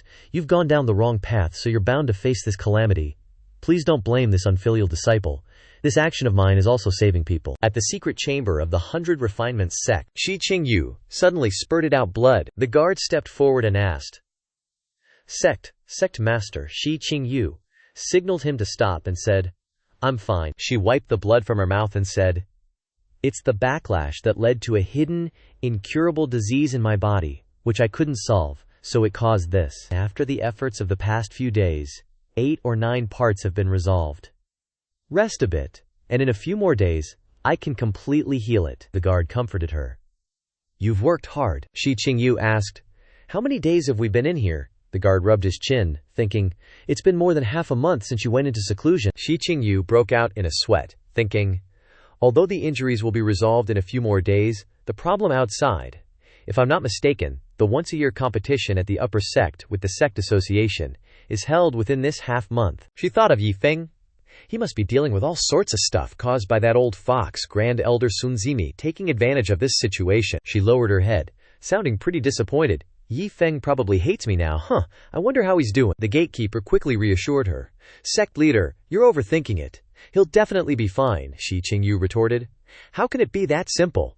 Even we'd have a headache dealing with Sun Zimi's schemes. Yi Feng has no power, no influence, no strength. How can he face him alone?" The gatekeeper angrily retorted. "Sect leader, have you forgotten how cunning that little brat is? Who knows, he might have sold us out long ago." Still, he thought the sect leader's worries weren't helping her heal. Her face darkened, and she said worriedly, "This closed-door cultivation has completely missed the best opportunity. Before I can secure the sect leader position, it's better he sold us out than losing his life." The gatekeeper quickly comforted her. "Sect leader, don't think so much. No matter what's happening outside, you need to heal your wounds first." At this moment, in the Bai Lian sect, people were shouting, "Keep it up!" Sun Zhonghuang pointed at the sky and shouted, "Everyone, let's all yell it out loud. Long live Yi Feng, our lord, long live, long live." Then, he continued to yell, "Keep going. I'm willing to climb mountains of knives and dive into seas of fire for Lord Yi Feng." The crowd echoed, "Climb mountains of knives, dive into seas of fire, climb mountains of knives, dive into seas of fire." Yi Feng was loving it. The whole sect was filled with a super lively atmosphere. Sun Zhonghuang continued, "Now please welcome Elder Duan to present delicious food to everyone, one by one." As they presented the dishes, Yi Feng's face flushed, and his saliva dripped everywhere. One person said, "My lord, this is the phoenix fire meat from the beast Niti, very delicious, rich but not greasy." Another said, "The taste of this green bamboo crane is very fresh and delicious. Please try it, my lord. My lord, this is heavenly spirit waterflower." As for disharmony, non-existent. Secret infighting, even more so. Yi Feng, with a belly like he was pregnant, walked around and said, "What a lively banquet, I'm stuffed." Suddenly, he froze like he was cemented in place. Looking inside the house, he was stunned, a thief. Then, Yi Feng roared and rushed over. "Niece, this guy knows me so well, he even knows I like to hide stuff under my pillow." The thief, whoever he was scared to death. Yi Feng went over and kicked him. "Isn't this Lu Banwei?" He kicked him until his head cracked, and he whined like a dying insect. "Daddy, daddy, daddy." Yi Feng's face darkened, and he brushed off his hands. "Ugh, so it's you, you piece of shit," Lu Banwei still whined. "Daddy, daddy, daddy," Yi Feng cursed. "Daddy my ass, haven't seen you in so long, and you come back to steal my money? Let's see how I deal with you." Then he started kicking his little dick non-stop. He said, "I'm gonna kick you for stealing money. I'm gonna kick you for stealing money." As he kicked, Lu Banwei cried, "Daddy, daddy," he asked. "Will you dare do it again next time?" Lu Banwei replied, "I won't dare anymore." Daddy, Wang Kai, and Xiang Bao stood at the door and said, "Don't be such a bad boy." But in the end, he couldn't escape the master's punishment, Wang Kai said. "Phew. Lucky we had someone to replace us. We'll take on everything, even 256 at once." A pair of feet were walking over. Yi Feng came in. Wang Kai's crying. He grabbed Wang Kai by the scruff of the neck and said, "The dog is back too. Let's go sunbathe together." Outside in the yard, he and Wang Kai lounged on the chairs, dozing off. The little centipede and Xiang Bao said to each other, "Quick, let's go see if Big Bro's okay." At the Tianba sect, in front of the screen, Zheng Xian had been pacing in circles for almost half a month. Suddenly, the screen beeped. Zheng Xian was startled. He teared up and shouted, Lao Deng, is that you? Are you okay? What on earth happened inside?" Panting sounds came from the phone. Deng Zhao said, "Don't worry. With this ancestor personally guarding the place, how could anything happen?" he thought to himself, suddenly feeling relieved. 3 times. Doesn't our Tianba sect's ancestor need to save face anymore? He looked at his trembling hand. He thought, "What the hell happened? My bones feel like they've been crushed." Zheng Xian shouted, "All right, if nothing happened, then quickly teleport out." "We're all waiting for you on the 3rd level, Deng Zhao panicked. "How can I do that? I'm still waiting for that little brat Yi Feng to pass the 1st stage. Aren't we planning to bribe him? We still have to see his strength with our own eyes, right?" Zheng Xian held his head helplessly and thought, "I'm begging you, shut your mouth already." Then Zheng Xian roared, "Yi Feng this, Yi Feng that, how dare you casually call that great one's name? And what's with the lure him over thing? What the heck are you doing? Get out here now and don't you ever say such things again." Deng Chao's face darkened after hearing that, probably not understanding a single thing. After Deng Chao came out, Zheng Xian explained everything to him. He shouted in surprise, "Oh heavens, I never imagined that he was that venerable old Buddha. Lucky us, lucky us. We only wanted to pull him over, and didn't do anything too outrageous," he thought to himself. "Could those 3 times I fainted have been a punishment from this great expert?" Deng Chao whispered to Zheng Xian. "Such an awesome character, shouldn't we go flatter him a bit?" Zheng Xian replied. "The insights of heroic figures are basically the same, but the immediate task is to break the formation and get out of here first," Deng Chao replied. "All right." A white card was placed on Zhang Zi's side, but it was a black card. 2 pairs of feet danced. They slammed the cards together and said in unison, "The Great Palace Holy Mountain Formation is closed." Elder Wang's face turned red, not wanting to watch, and he stomped his foot on the grass. Deng Chao sighed and said, "We're finally out." He looked quite relieved. Zheng Xian sniffed the air and said, "The air is so fresh." Elder Wang pointed to a star in the sky and said, Something's flying over here." Everyone looked up. It was a red letter falling down. Deng Chao caught the letter and said in a panic, "A red letter?" Zheng Xian behind him also gawked and said, "Only top secret letters from the 9 realms are this color. Open it and read it quickly." The letter read, "The spirit realm, one of its gates has been widely demonized. Endless night, cries and screams of agony echo everywhere. Truly a living hell. We thought that having the spirit fluid would save this place. But we only have half a pot of spirit fluid, and the number of those demonized is countless." After reading the letter, Deng Chao and Zheng Xian thought in a panic, "Now she's contacting everyone to quickly resist the demonic qi." "Saving the 9 realms is urgent," Deng Chao said. "Damn, the spirit realm is about to be finished," Zheng Xian replied upon seeing this. "It's not just the spirit realm, the gambling realm is also about to be destroyed." Deng Chao said, Such a big matter, we too don't have anything. Zheng Xian that. The entire spirit realm is about to be covered in demonic qi, and it's likely to spread throughout the 9 realms in the future. The two of us must help. That's right. In the parking lot, Deng Chao had a flash of inspiration. Or, Deng Chao put forward a rather laughable idea. Let's go find that old Buddha. Such a big matter, the two of us can't make the decisions, we have to ask for his opinion. Zheng Xian was startled and bewildered, and then he agreed. All right, then let's set off. The servants behind them said loudly, 2 ancestors, can we come along? This matter concerns the safety of the 9 realms. We subordinates can't stand idly by. Deng Chao and Zheng Xian sat on the boat and said, the more people, the more wisdom. Gathering together will make it easier to think of ideas. Let's go together. Quickly get on the boat. Elder Wang frowned. Facing such a big problem, Zheng Xian was still calm and didn't care about superior pine, inferior pine anymore. Now, uniting together and thinking of a solution is the right path that everyone knows. That old Buddha at Beyond Sect, that's the only life-saving banner they can rely on in the current situation. The boat flew high. A person below witnessed it and asked in astonishment, a flying boat. Several people came forward. The 2 gatekeepers said, the Great One is resting. What do you want to do? Deng Chao and Zheng Xian rushed over and said, little friends, we have an important matter to discuss with Great One Yi Feng. Please let us in. Sorry for the discourtesy. The gatekeeper was already annoyed. Picture shake. I've already said.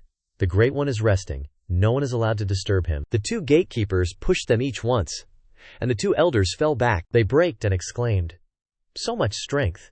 They were terrified by their furious expressions. Unexpectedly, they could easily push back true immortals at the 13th level like us. These 2 servants are actually this strong. The 2 of them stepped forward gingerly again, but Elder Wang and the others had landed behind them. In front were fiery servants standing guard. They thought in bewilderment, what's going on with this scene? Zheng Xian smiled wryly. It seems we still underestimated this one. However, this also proves that our trip here is correct. Zheng Xian said loudly, wait.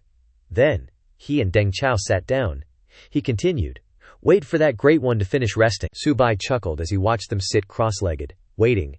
He thought, after all, Zheng Xian and Deng Chao's identities aren't ordinary. Can't let patience blame us for being negligent. Then, he pulled out 2 chairs and placed them in front of the 2, Zheng Xian, and said, please, have a seat. They hesitated, flustered. Thank you, Zheng Xian managed to say. Are these chairs a bit too low? Deng Chao commented. It looks kinda weird sitting like this, Su Bai replied. It's been thousands of years since we've used them. Weird is as weird does. Look at them, squatting like they're taking a dump. Meanwhile, Yi Feng was sprawled out, sound asleep, in a secret chamber of the Bai Lian Sect, 100 Refinement Sect. A woman approached. It was Shi Qingyu, she said. Finally, the cultivation in my body has stabilized. I can emerge from seclusion now. Thinking of Yi Feng, she continued. After being in seclusion for so long, I wonder what's happening outside, and Yi Feng, all alone, I wonder how he's doing. Then, she stepped out into the light, she thought. Hopefully, he's still alive now that I'm out. The azure sky shone brightly over the Bai Lian Sect. Shi Qingyu walked along, pondering. I left Yi Feng alone outside, to face a bunch of Bai Lian Sect elders, especially that Sun Zimi guy. He's so ruthless, I really messed up. Suddenly, she heard a loud shout coming from a building. Damn it! Release me now, I'm going to kill you all, she said. That voice is coming from the dungeon. She closed her eyes, considering. Then she said, that sounds like Great Elder Sun Zimi. How is that possible, she wondered. Sun Zimi is the great elder of the Bai Lian Sect. His cultivation is among the highest in the sect. How could he be in the dungeon? I must be hearing things. She was quite hesitant. The elder with the blindfold and the clown makeup were 4th elder and 5th elder. 5th elder sighed, thinking, what a beating. Finally, it's quiet. So unlucky. They're all great elders people, and they never treated me well anyway. Suddenly, they were startled, and they collapsed to their knees in shock. They shouted, Qingyu sect leader. It turned out they had met Shi Qingyu. This also startled her, scared her out of her wits. 5th elder hurriedly asked, sect leader, are you feeling any better? Is your health all right?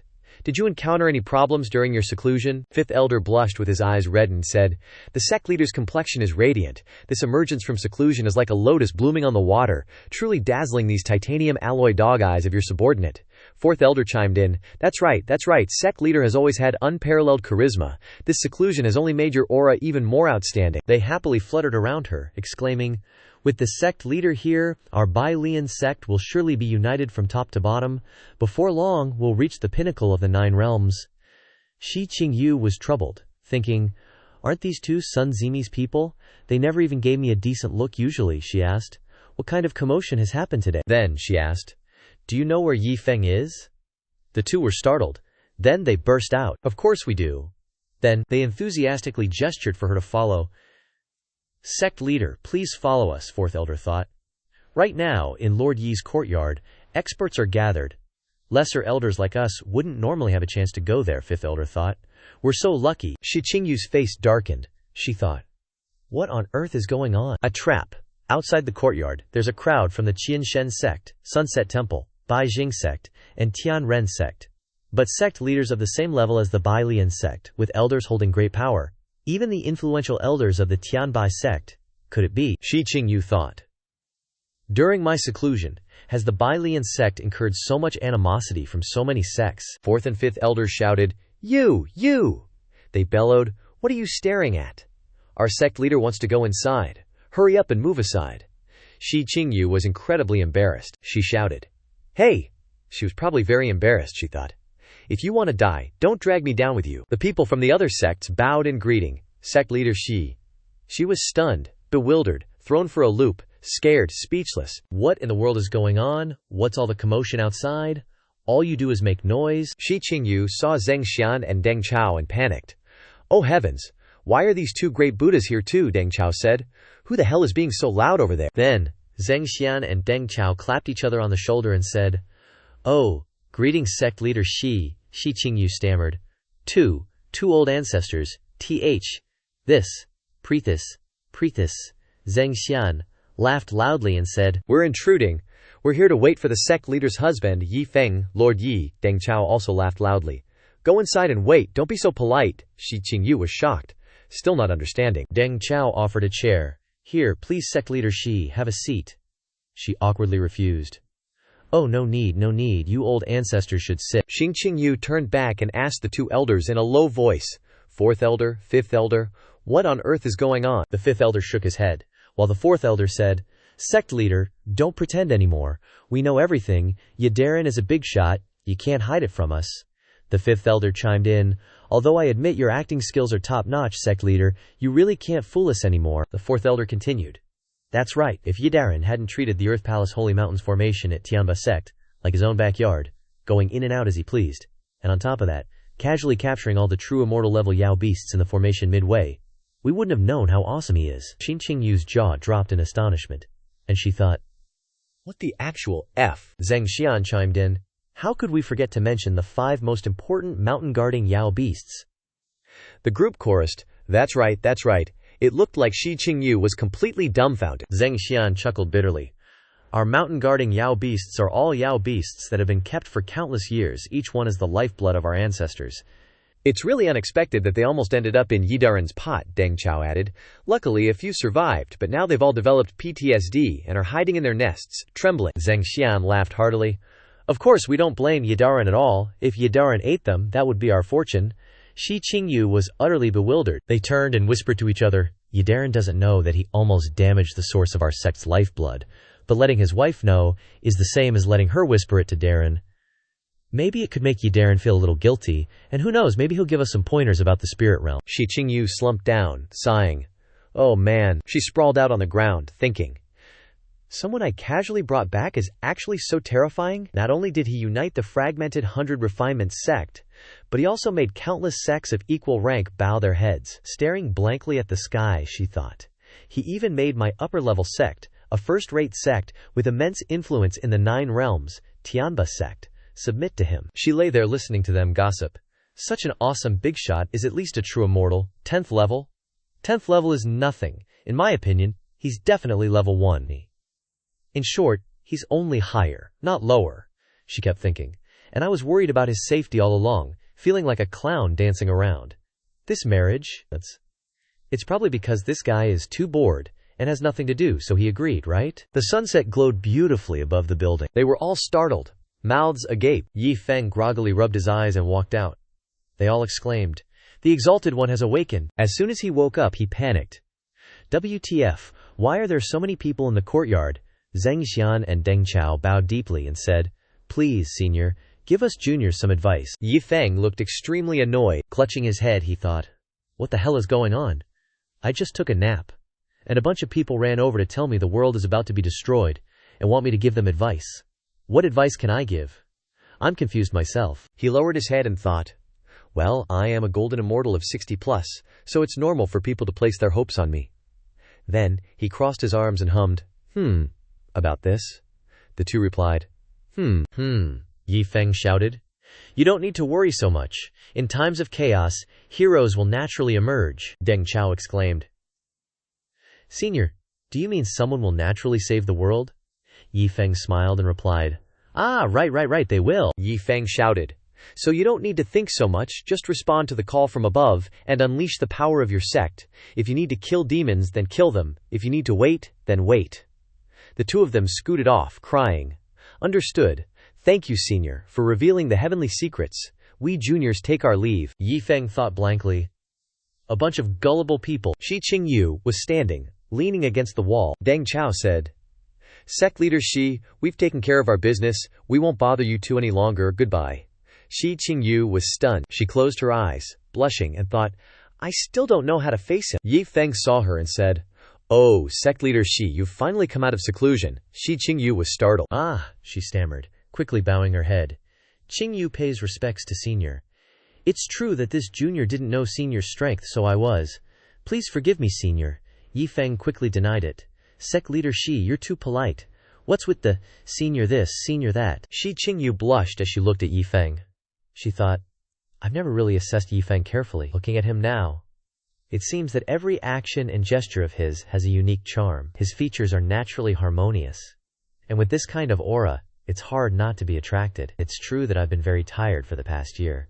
Tired of the infighting within the sect, she thought. Because in the end, I'm still a woman. To people like the Great Elder, I'm just a latecomer. Although I relied on my strength and methods to get the position of sect leader, there's not a single person in the whole sect that I can trust. If it weren't for Yi Feng, I'd probably still be mired in the sect leader battle, and there wouldn't be the ironclad stability we have now. She blushed and lowered her head, saying, Thank you, senior, for helping this junior resolve the infighting within the sect. Yi Feng smiled smugly. You're too polite. Too polite. No need to thank me. The two stood there awkwardly for a moment, the air becoming stiff. Yi Feng frowned, thinking, Is this woman not going to pay up? Should I ask? Seems a bit inappropriate. I guess I'll wait for her to bring it up herself. Seeing Yi Feng staring at her, she thought, could it be that senior has feelings for me? Then she covered her face, shyly and anxiously thinking, what should I do? What should I choose? She peeked at him again. Yi Feng smiled uncomfortably, but because of her weakness for attractive men, she found him handsome and felt at ease. So handsome. And Yi Feng was thinking, damn it, my 300,000. I've been waiting half a day. And she still hasn't mentioned the money. Just as he was about to ask for the money, Shi Qingyu covered her face shyly and ran away. She stuttered. Senior, this junior will take her leave now. Yi Feng grabbed her. Sect leader Shi. Hold on a sec. Shi Qingyu quickly stopped, asking, Senior still has something, Yi Feng thought. Looks like I ain't getting paid this time. Yi Feng scratched his head and replied, Oh, what I wanted to say was, when will sect leader come to see me next? Shi Qingyu gasped, mouth agape. See? Me? She thought in a fluster. What does he mean by that? Oh my god, how embarrassing. Yi Feng said shyly, what I meant was, both you and I are busy with important stuff, but don't forget I'm still here. Come hang out at my place more often when you have the time, you know. Damn it, money's here, Shi Qingyu thought, pouting in confusion. His words mean he wants me to think about him, to miss him. Shi Qingyu grinned widely, giving a thumbs up. Yes, Shi Qingyu bolted away. Yi Feng was utterly baffled. What kind of expression was that? A red letter was open. Yi Feng was reading, The outer perimeter of the border, so apart from the immortal realm there are other worlds. He turned and said, Xiaobai, help me find a book that explains the cultivation realms, Subai replied. Yes, Subai read the book and said, So that's how it is. If you calculate it that way, I'm probably, he thought, muscles rippling, feeling smug, at the 31st level of True Immortal level 31, an absolute master, rare even in the immortal realm and the other 8 realms combined, belonging to the realm of the founding ancestor who manages a world. Yi Feng sprawled out, grinning from ear to ear. If I go out in the immortal realm, I'd be top tier already, don't even need to worry about the apocalypse of this world. In the next few days, Shi Qingyu was busy handling all sorts of matters after unifying the sect, busy all day long. After finishing her work, Shi Qingyu gradually walked over. She was beautiful, like a fairy. Everyone was sending hearts. Yi Feng was impressed when he saw her coming. Oh, sect leader Shi, you finally arrived. She bowed her head and said, Greetings, Senior Yi Feng. Yi Feng praised. Sect leader Shi looks really beautiful today, Shi Qingyu said shyly. Senior is too kind. Yi Feng smiled happily and said, I look forward to you coming every day. Shi Qingyu sighed, thinking happily. So straightforward. And I'm not even ready yet. But it really makes one happy inside. Yi Feng and Shi Qingyu sat and chatted, talking nonsense for a while. Then she thought the atmosphere became strange. Why? Why was he so direct, so good at flirting? Earlier, Yi Feng slammed the cup down, but why did he suddenly become so cold? Tightening the leash, Yi Feng forced a smile, thinking, could it be that this woman didn't come to give me money? If so, hurry up and give me the rest of the payment. After that, he whistled for Su Bai.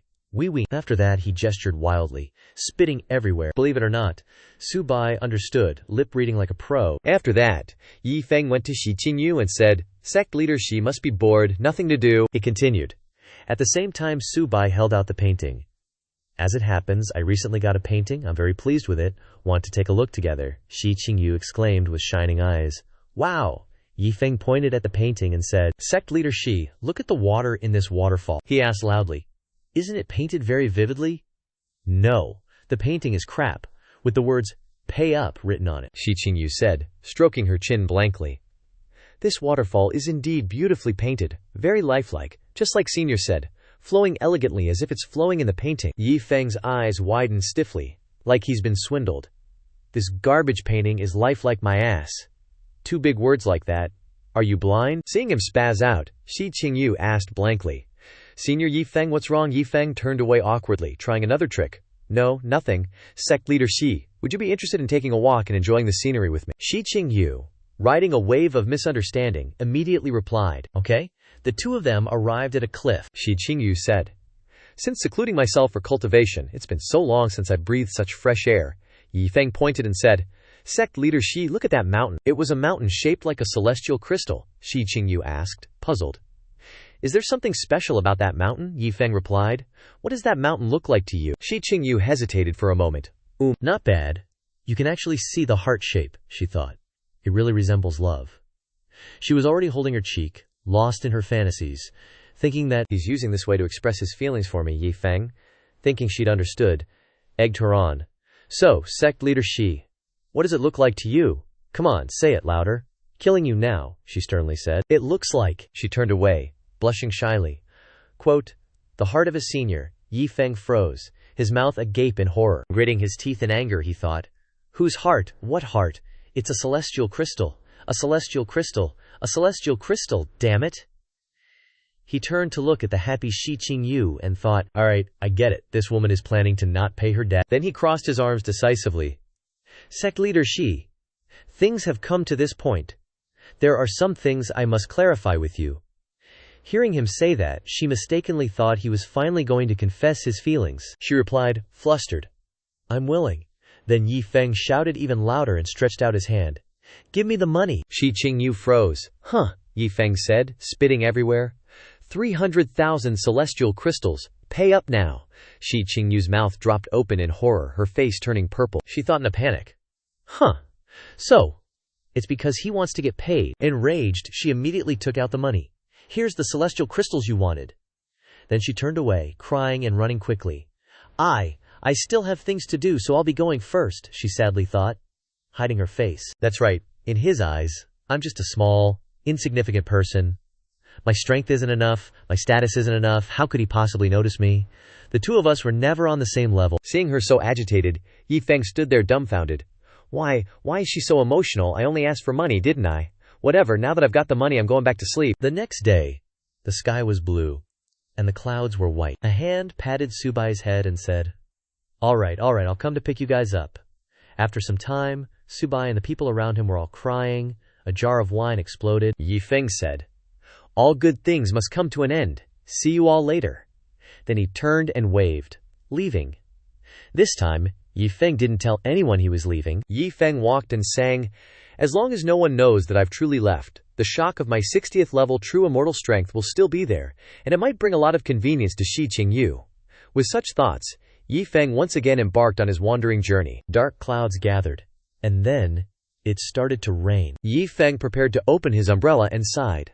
Oh, it's raining." Yi Feng opened his umbrella. Someone was following behind him. It was Qingyu. She said, "I will try my best to catch up with your footsteps." Yi Feng, she continued, "I want to accept the ancient god inheritance of the 100 Refinements sect." Elder Wang shouted to stop her.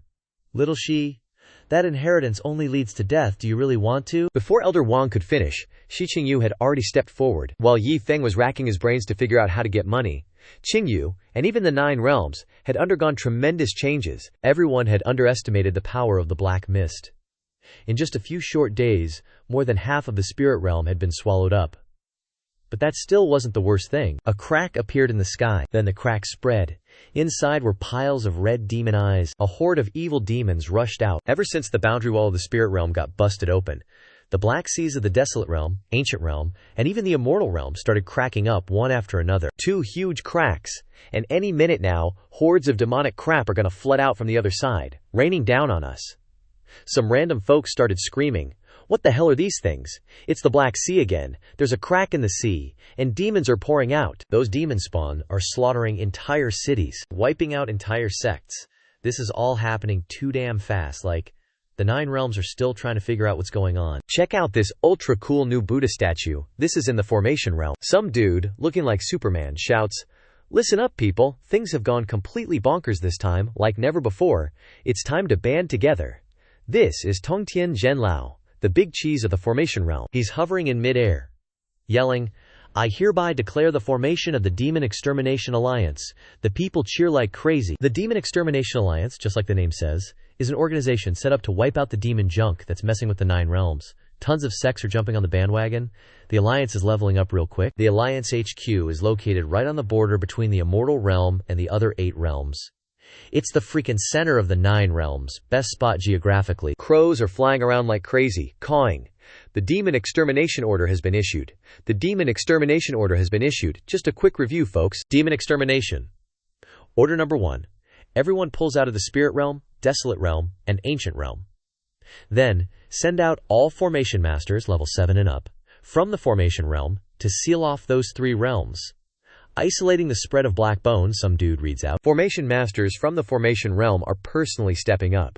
They are way more OP than our Immortal Continent's Heavenly Formation Masters. There's still hope this time. Second, go all out building teleportation arrays. The Alliance HQ is the center, and each first-rate sect is a base. Link those teleportation arrays up so we can reinforce or retreat anytime after it's done. Third, establish a Demon Exterminator profession and guild. Boost the status and identity of demon exterminators. Because even if we can temporarily seal off the spread of Blackbone, we definitely can't stop the demonic stuff pouring in from the other world, and the demonic creatures just now demonized by Blackbone in 3 realms, if we don't treat the symptoms, but not the root cause. Countless demonic creatures are bound to pour in, killing people. With generous rewards, raising the status and identity is a real help. This is how we can get the best in the land to fight the demonic stuff. The Demon Extermination Alliance is the main thing. The first-rate sects are auxiliary. Anyone with the right skills can get certified as a Demon Exterminator, and every month, the Demon Exterminator can get a huge salary. Also, you can claim rewards from the first-rate sects or the main Alliance HQ for slaying corresponding demonic creatures. This is a war for the long haul. Meanwhile, at a cliff face, Yi Feng's like, "What the actual fudge? All these beautiful faces are just future animal disciples of mine." Then he starts cursing loudly. "What in the sweet name of everything is this? Did my frickin' circus just level up again?" Yi Feng sighs in resignation. Walked all the way here, saw people running away, folks whining about their homes getting wrecked by demons, and groups of big shots rushing by from all directions. This messed up world. Where the heck am I supposed to find disciples now? He sighs again. The system pops up. Experience points activated. He's like, "What's this now?" He checks the system, then shouts with joy. Finally, it's Yi Feng's era. The system reports. These experience points are equivalent to the previous luck points, but experience points are a more advanced value than luck points. If the system completely eliminates luck points later, all luck points obtained through all means will be converted into a certain number of experience points at a ratio. The difference between experience points and luck points is that experience points have a clear path for earning points, and that's killing monsters. System announcement: experience points have been successfully activated. The store has also been updated. Yi Feng jumps around like a maniac, grabs Lu Banwei and says, "Even though I'm a temporarily weakened true immortal big shot right now, and the system says luck points can level up, the path to harvesting luck is still too subtle." "I am still giving up, master," the little kid cries out. "Ba-ba, ba-ba, ba-ba." Yi Feng clutches his chest, looking at the system, and says, "Now I can directly get experience points by slaughtering monsters. I can level up step by step. Way more practical," Lu Banwei says. "Ba-ba." Wang Kai goes, "Woof woof woof." He clicks on the system store and says, "Let's see what new stuff the store added." Then he freaks out when he sees the Nezha's counter heaven teeth. He screams, "You can buy this crap too." Then he looks again, sniffs the air, and says, "Even though my face is already tasty, leveling up even more later isn't impossible. And what's this? Peeking over there, I see a C cup. Journey to the West time freezing disciple acquisition." He exclaims, "Ooh, can even pause time to find that final disciple." He jumps up and down. This is OP. Then I don't have to worry about getting minus 99% cultivation because I can't find that last disciple. And I got just enough experience points. Buy it now. System announcement. Purchase successful. Then he rides Xian, all smug.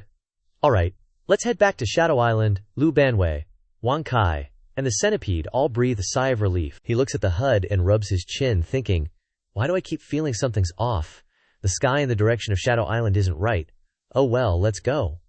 Then he blasts through the barrier. The patrol team members jumped. "What? Was that someone flying in just now? Are you seeing things?" The guy in green said, "That's a shield set up by a formation master. Anyone who gets past it will be closer to the Black Sea. It's considered a land of endless darkness where monsters run wild. Anyone who goes in is just handing their life over to the monsters." The guy in orange chuckled wryly. "True. Afterward they soared into the sky. Let's go, we can't be careless in our patrol." Yi Feng and the group of creatures were walking. He looked around and thought with difficulty. Although this place wasn't exactly bustling before, at least you'd see cultivators flying by now and then. But now, you can't even spot a bird. Something's definitely up. But with animals' quick senses, if something's really wrong, they'd react.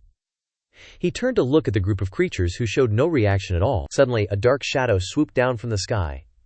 Yi Feng panicked. It lunged at him. He used his sword to chop it in half and yelled, "What the heck is that?" It cried out in pain. A frog. It writhed and died on the spot. Yi Feng felt a bit speechless and thought, is this the monster from the legends? No wonder I haven't seen anything. So there are monsters lurking about, but this one isn't very strong. Or maybe it is. To ordinary people, it'd probably be considered strong. After all, I'm a true immortal at the 31st level. Suddenly, the system gave a notification. Yi Feng's eyes lit up like stars. I didn't expect killing a monster would give me so much experience. System notification. True immortal level 31. An hour later, a quiet, late night. Yi Feng walked wearily, saying, "Damn it, I'm starving, and still haven't found a second monster." He called out to them, "Let's just head back to Shadow Island first." Two people were standing, grinding their teeth in anger. They said to each other, "This black mist is really scary. Any living thing that enters will probably be demonized. The teleportation array that the senior casually set up can completely block the erosion of this black mist. Just what kind of power does he have?" Suddenly, the girl realized something. Looking at the figure in front of them, she shouted, "Be careful, another monster's coming." Suddenly, they froze for a moment. Yi Feng popped out and asked, "What are you guys doing?" They were stunned. It's immortal, sir." The two of them exchanged frantic glances, thinking, the black mist is so terrifying, but Immortal Sir just walked out so calmly. Immortal Sir's cultivation has truly reached perfection. Then they said in unison, "We greet Immortal Sir," Yi Feng replied amiably. "You've worked hard." A beautiful house on Shadow Island. Yi Feng was facing something that made him hesitate awkwardly. Looking at the peaceful, bustling street, he said, "These guys are pretty amazing. I didn't expect they could turn a desert into a town." A citrus stall was smiling brightly, calling out to customers. Old women were dancing happily. A group of people were soaking their feet in the sea. "Want some exfoliating? Come to Fade Shadow Hollow's foot massage service." Yi Feng covered his nose and thought, "This is great. It's really different from the dog-eat-dog world outside. This is clearly a paradise. I have to rest for 2 days." Suddenly 5 days passed. A foot landed on the ground, thinking, neither experience points nor luck points matter anymore. What matters most is that this time, there's a rare resource that I can actively go and grab. Yi Feng declared grandly. To a great god like me, those tiny monsters are just gifts. Let's go kill some monsters. The people in the village all cried out with emotion, Immortal Sir is definitely fighting for us, Immortal Sir, Immortal Sir. Yi Feng turned around and showed off his ultimate technique, thinking he was cool at the Alliance Hall. Elder Chen exclaimed upon receiving the information. We thought it was just a true immortal level monster. He pointed to the crawling monster on the floor and said, but when we arrived, we discovered that this demonic creature was actually very strong, incredibly strong. We formed an alliance and consumed quite a few pills to finally kill it. Everyone around looked terrified. They turned to each other and said, Yi Feng and Huang Zhen are qualified to guard the border. Is it necessary for them to form an alliance to defeat even a normal demonic creature? Now it seems the situation is really dire. Tong Tian walked in and said, Elder Chen, this is probably the strongest demonic creature we've ever discovered. Let's hope there aren't too many of them. Elder Chen replied, the main problem is that we can't set foot in the areas covered by the black mist, so we can only learn about them by killing the demonic creatures that come out. Therefore, we have no idea how many demonic creatures of that level are in the black mist. A subordinate ran in, breathlessly reporting. Sect leader, a new demonic creature has appeared in the direction of the spirit realm.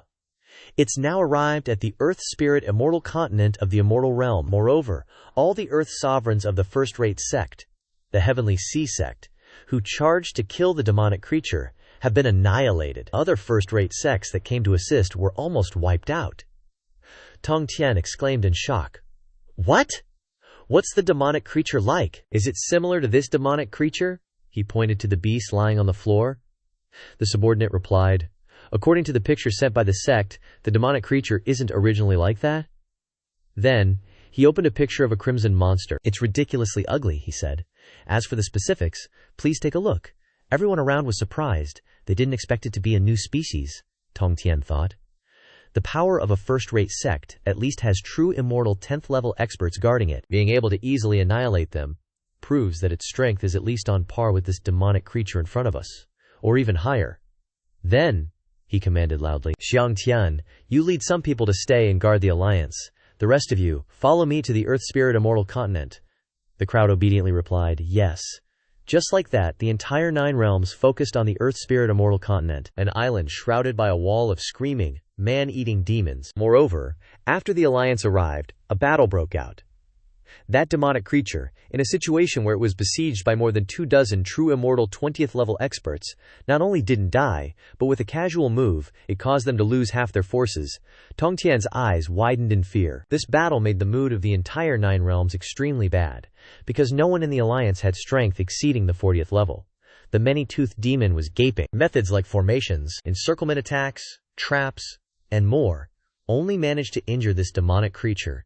It's really terrifying. At Fuxi Mountain Valley, Yi Feng, holding his sword, sighed and looked around. He searched for ages and only found one crawling monster, but under his feet was a unconscious demon, he happily said.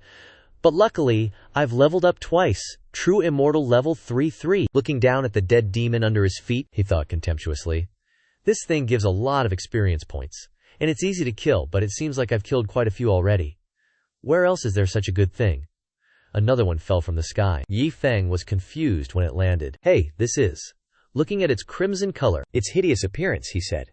I've never seen this demonic creature before. And it was roaring. It had to be said that the features of this one were like a failure of creation. Yi Feng raised his sharp, shiny sword. A lightning flash across the sky. He muttered. A huge figure, with fast speed and also stronger than that crawling demonic creature. From where does the sword descend, chopping into the monster's head with a whoosh? And that sword strike came from our very own Yi Feng. The demonic creature was immediately chopped into many pieces. He coolly turned to look at the demonic creature. This demonic creature is indeed stronger than the crawling demonic creature, and it gives more experience points than the crawling demonic creature. If I can find a gathering place for this demonic creature, killing 10 or 20,000 of them would be enough for a fortune. This guy often puts on a show, but he does a pretty good job of looking thoughtful. I have to give this demonic creature a name. Let's call it Mengda Beast. Just as he finished speaking, the ring on his hand lit up, giving him a new idea. It's that thing in the storage ring. Looking at the phone Jia and reading the new notification. The Intelligence Jade Slip is an item created by the Clear Sky White Jade Tower. Anyone who buys it can immediately know the most accurate information in all the worlds. He swiped and read. The Demon Extermination Alliance once again surrounded and blocked a true immortal 40th level demonic creature. The encirclement plan failed. 10 great elders of the Demon Extermination Alliance were injured, and sect leader Chen Lao was also severely injured. He read something that made his jaw drop. The sky is as dark as Sister Diao's life, and the mother's sweat is flowing from the child's face. So many people can't deal with one demonic creature, so that demonic creature must be very powerful. Thank goodness, finally, my man is back to his true self. Yi Feng squatted down, poking at the demon's head. I'll still kill more Mengde beasts. I have to accumulate a lot of experience points to level up and protect myself. Lu Banwei suddenly called out, pointing at something that made Yi Feng instinctively look. It turned out that what Lu Banwei was pointing at was an object moving in the distance. After seeing it, a sinister look crossed his face as he schemed. Oh, another herd of Mengde beasts. I didn't expect you to have your uses from time to time. Then, he turned to call Tan, his subordinate, and ordered, quietly follow him. Lu Banwei misheard and thought he was being praised, grinning with delight as he scratched his head like a young woman being complimented by her master. Zhang saw Lu Degei's exaggerated fantasy, and his power of discrimination judged him harshly. It seems like the master didn't even mean it that way. Degei, elsewhere. The spooky ghost thing was walking ahead, with footprints behind it. Oh, wait a sec, looking back, it's Yi Feng's footprints following along. The ghost thing keeps walking, but he's getting a weird vibe. This place is a graveyard, and up close, those ghost things are chowing down on some seriously fresh grub. Getting closer, he sees they're feasting on humans. Like, from the guts to the limbs, the whole shebang. Yi Feng witnesses the scene, his hands and feet trembling, speechless. The 4 spirit kings behind him, along with Lu Banwei, are kind of freaked out. Big bro, those ghost things are eating corpses. He didn't even finish the sentence. Yi Feng couldn't hold back and charged straight into the ghost things, startling the 4 spirit kings, making them jump. The ghost things were happily enjoying their tasty meal when they sensed something was off. They all did a system reboot and turned their heads. Before they could react, Yi Feng had already made his move. His face pumped, all dark and brooding, emitting a purple aura as he barreled toward them. Bags full of experience points are waving at me. One after another, those things were getting wrecked left and right, sliced and diced. Yi Feng was laughing like a maniac, totally losing it. Even the demonic beasts were horrified. Ouch. Using these ghost things, the master is even scarier than those ghost things. At this moment, the system kept announcing good news, making our guy laugh out loud, full of self-satisfaction. Congratulations, experience points increased significantly. Congratulations, experience points increased significantly. Congratulations, experience points increased significantly. Congratulations, experience points increased significantly. After laughing smugly, he quickly got into position, raised his sword, and charged straight at those ghost things. I'm super pumped. Soon, in just a minute and a half, all the ghost things kicked the bucket. They were lying all over the place, while Yi Feng and the Beast Gang hummed and swaggered back after their top-notch rumble. Wang Kai witnessed it and felt admiration. In one night, the master killed more than 300 demonic beasts. Yi Feng was gleefully skipping around because he had been promoted to True Immortal with level 34, his level had risen by 1.5 levels. Awesome. Meanwhile, in another scene, while Yi Feng was earning experience points, the Earth Spirit Immortal Continent was still embroiled in a difficult battle. Seeing the tall, muscular, supersized demonic beast standing in front of them on a large rock, everyone was scared but still tried to reassure the others. Face it, we can't do anything to this demonic beast. Faced with absolute power, all traps and plans become useless. Formation Elder, if this continues, what's the best course of action? The masked man, looking like a hero, quickly analyzed. If it was just this one demonic beast, then it wouldn't be anything. But the most important thing is that we don't know how many mysterious demonic beasts are hidden in these lost places. Although we have temporarily sealed off the 4 places covered in black mist, this is only a temporary measure. Suddenly, someone named Tu Defei Zihi reported. Reporting to the Alliance leader, there is a huge commotion coming from the spirit realm. It seems like something is about to burst out. Hearing this, everyone standing in front of the demonic beast had to temporarily put it aside and fly to another place. Let's go! Immediately follow me to see what's going on. Soon, everyone stopped at the border of the spirit realm, where there was a barrier. Standing in front of the barrier, Tong Tian Formation Elder observed. Can everyone feel it? The man next to him also agreed, yes. Looking at the top of the shield, there is a very strong fluctuation moving at a very fast speed. More accurately, it is heading towards us, Tongtian Formation Elder was observing. Suddenly something made his eyes widen in surprise. Out of nowhere, a UFO flew over, piercing the shield, leaving everyone speechless. It's here. One of the men also witnessed the scene, shocked and speechless. How is that possible? The spirit realm, isn't it covered in black mist already? From the alien ship opening a stargate. How could a space Dharma artifact rush out from inside? From high above the UFO, a group of heretical and demonic factions of unknown name were floating in the air wearing strange clothes. Tongtian Formation Elder, representing them, asked, "Who are you?" Before he could finish speaking, something was coming from behind. It was the demonic beast from before rushing towards them. Damn it, that demonic beast has already arrived here. The white-haired youth from the nameless heretical faction pointed, and a loving thunderbolt, full of affection, aimed straight at the demonic beast, causing the demonic beast to be torn apart and dissolve into the air. Those present there, except for Bai Jun's group, what? Those group of nameless code factions are full of danger. Their entire group released a blue light power that covered the entire group. The Tongtian Formation leader dude stepped up, asking Bai Jun's crew, "Who are you guys?"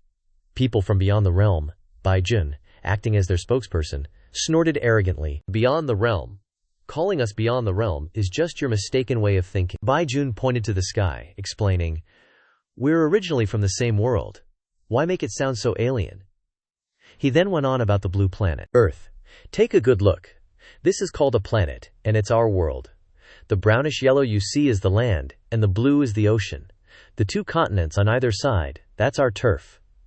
Turning back, he said to the Tongtian Formation guys, "And you," he pointed at the tiny island on Earth. "Where you're standing is right here, a tiny little area." The long-bearded, black-faced dude, looking like a baboon's butt, chimed in, "The 9 realms we've been working so hard to protect, our world." The Tongtian Formation leader's face was now as black as that baboon butt too. "It's just a tiny island. No, that can't be." Suddenly the buzzcut guy pointed right at Bai Jun. "Don't you dare try to confuse us, speak. What did you come here for?" Looks like he hit a nerve. Bai Jun's inner rage meter was going off the charts. "I don't like people raising their voices at me." Instantly, a wave of power slammed down on the buzzcut dude, pinning him. All he could do was yell, "Ugh! Bai Jun, aka Father Jun," said to buzzcut. "You deserve to be executed, but to make negotiations easier later, I'll let you off this time." Seeing things weren't going well, the Tongtian Formation leader lowered his voice. "Dare I ask, what's your level of power?" Cool guy Bai Jun didn't even flinch, he told them. "Based on your terminology here, I'd say I'm a super true immortal 99 level." The Tongtian Formation leader was stunned, unable to believe it. He shouted, "What? You're a god?" Bai Jun chuckled, looking down on them. Sigh. He was looking down on these frogs in a well again. He explained to the Tongtian Formation group, "Look closely. There are planets beyond this planet." As he spoke, the Tongtian Formation leader and his crew seemed enlightened. Their horizons broadened, the light of human knowledge shining upon them. "These planets are actually the stars you see at night. Outside the planet is the universe." He got more excited as he went on, his aura becoming even more intimidating. "Gods reside on the other side of the universe. Who on our planet dares to call themselves a god, and who deserves to be called a god?" The Tongtian Formation leader froze, kneeling before the unseen, nameless power. So, the world we've always believed in was wrong. One of Bai Jun's demonic path followers spoke up. "Why are you telling them so much, Bai Jun? We're here to find territory, not to educate these well frogs." Bai Jun thought that was a good point. Why waste breath on the brainless? He didn't want to drag it out. He and the demonic path dude announced earth-shattering news that nobody could believe. "From today on, we're taking over any territory that hasn't already fallen. We might share a small portion of territory with you hillbillies to meet your survival needs, and you must accept it unconditionally," the Tongtian Formation leader angrily retorted. "What is this? This is blatant invasion?" "Absolutely not," Zhao Jiyu, emboldened by Bai Jun's presence, threatened the Tongtian Formation group. "Old man, are you not clear on the situation? Adding up all the so-called 9 realms, I doubt anyone can eliminate even the low-level demon monsters from before. Where do you get the confidence to refuse? And what do you have to refuse with?" The others were furious and speechless. Bai Jun, feeling this was unfair, sarcastically spoke up for them. "Zhao Jiyu, why are you so impatient?" Zhao Gun's words went in one ear and out the other, responding dismissively, "TCH, if you're so patient, then you can keep talking to them." The woman next to her chimed in, "If you have so much free time, why not check out this new place first? Maybe we can find something good." Then, the group of strangers left. "Let's go," the Tongtian formation leader and his crew could only watch. "It's over. Quickly, stop them." But Bai Jun was the only one who stayed behind to comfort the Tongtian formation leader. "There's no need to rush, because even if you want to stop them, you can't." The Tongtian formation leader asked him, "What do you actually want?" Hearing this, Bai Jun seemed to get his wish, flashing a devilish smile like Annabelle. That night, in the shadows of the island, inside a room, the jar emitted language rarer than a bald-headed puppy. "Papa, Papa." Seems like some big-shot boss or emperor's tail is wagging outside. Turns out it's Yi Feng's beastly crew, the whole gang's here. Let me peek through this crack. He spots the jar acting sus, constantly wriggling and making weird noises. "Papa, Papa," Wang Kai sweats buckets. "Lately, Master's been busy at night. Couldn't keep an eye on Big Bro, so I straight up locked him in the booze jar." Ziling Wang, all worried, asks, "What do we do, dog bro?" Yao King motions everyone to be quiet. "Shh. Of course we gotta figure out how to rescue Big Bro from the alcohol bath, but how, though?" Immediately, that bear dude suggests something kinda heartless. "How about we just smash the booze jar?" Yao Qing almost blows a fuse. "Smash your own head. That thing was personally crafted by Master? You wanna die? And besides, you think you can smash it?" The bear, after a smackdown, apologizes like crazy. "Big Bro, my bad." Akio Wang walks over and pokes at the jar. "Alright, rescuing Big Bro while Master's watching is a no-go. Only option is to snatch this booze jar and sneak off.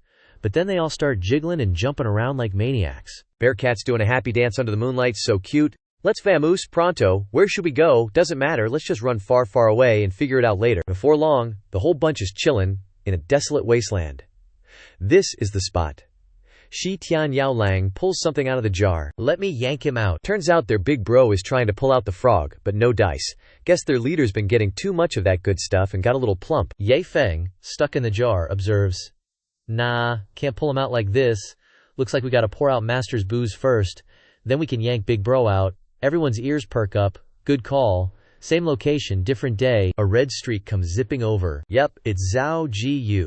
He's grumbling like a grumpy old man. "Damn it, I've wandered half this dump, and there's nothing that catches my eye." On his way, Gao Ying's nose picks up a scent hotter than the sun. HMPH?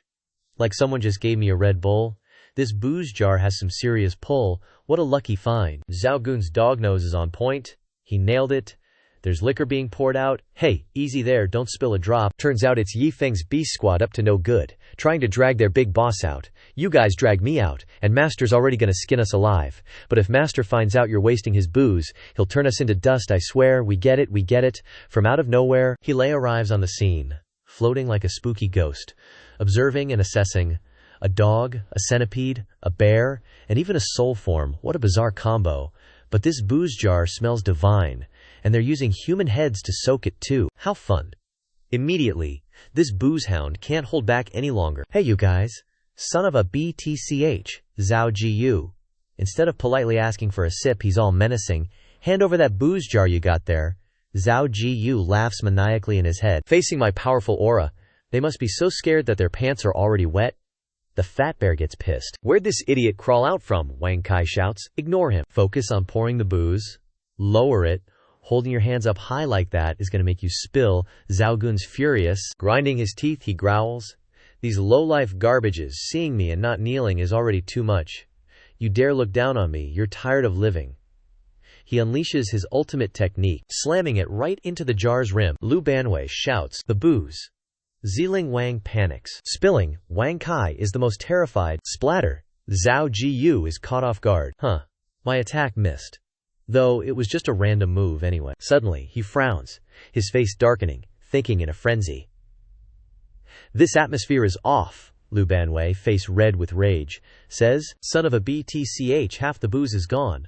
What's gonna happen if that stingy master finds out?" Then he yells, "Son of a BTCH, beat him up." Zhao Ji is taken by surprise. No way. A streak of orange lightning erupts from the ground. Zhao Ji spits out blood, saying, "What's going on?" He sees Wang Kai transforming into a lone wolf, and says, "On this Harmony Land, I can't believe I'm being beaten to a pulp by a dog." He was seething with injustice. "I'll make you lowly. Yao shrimps pay the price." Wang Kai stretched out a finger, ready to poke him in the forehead. Wait, it wasn't Wang Kai, but the fatty bear who fell flat on his back, creating a huge cloud of dust and sand. Looks like that was a rough fall, huh? Zhao Jiyu was terrified. The fatty bear revved up, and Qie, the baby centipede, angrily shot out venom. Ziling Wang also unleashed its ultimate technique. Zhao Jiyu was bruised and scared, tears streaming down his face. "Mommy, I miss home." All that arrogance was gone in the blink of an eye. A few days had passed. The creatures were lying in the sun, when suddenly, baby centipede opened its eyes at the sound of sobbing. "Hoo hoo hoo." A battered Zhao Jiyu stood up. Baby centipede said, "Are you even eating?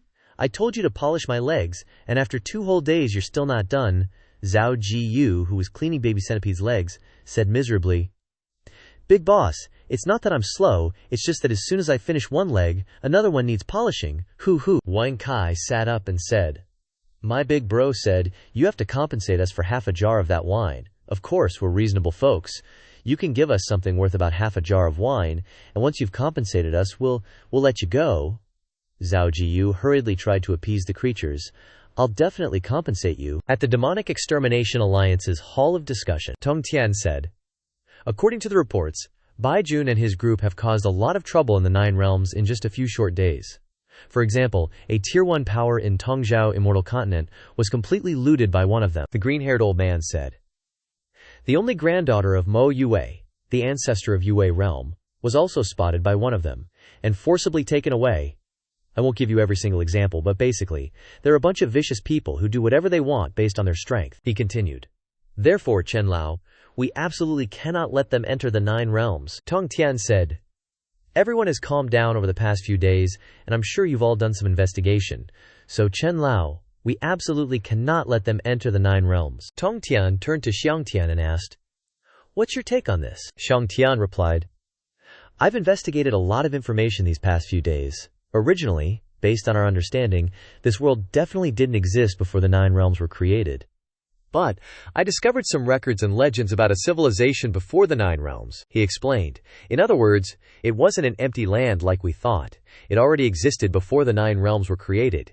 And after the 9 realms were created, some historical records were left behind. I investigated again through many channels, and a lot of it turned out to be fake." Tong Tian closed his eyes and said, "Just tell us the conclusion." Xiang Tian said awkwardly, "The conclusion is that what Bai Jun said might be true.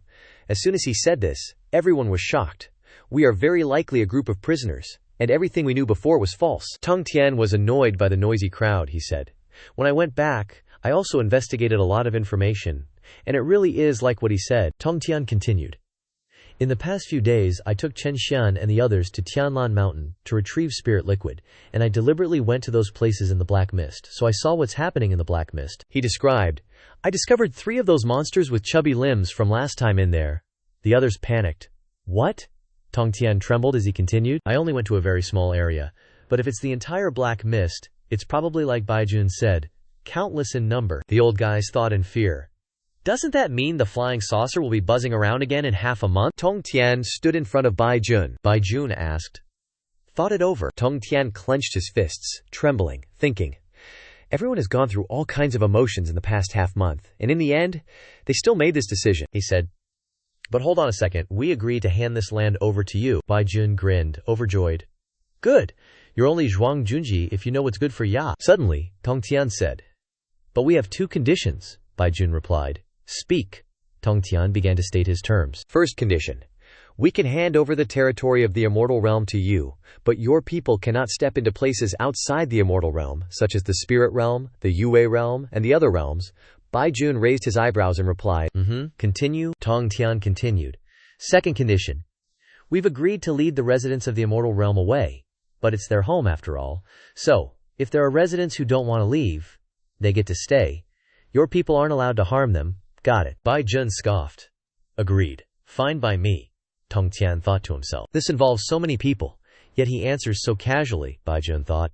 Bai Jun turned to leave, whistling as he walked. "What are you guys gawking at, scram already? I need to get back and research how to brew tea," he said. He zoomed off, singing as he went. "La la la."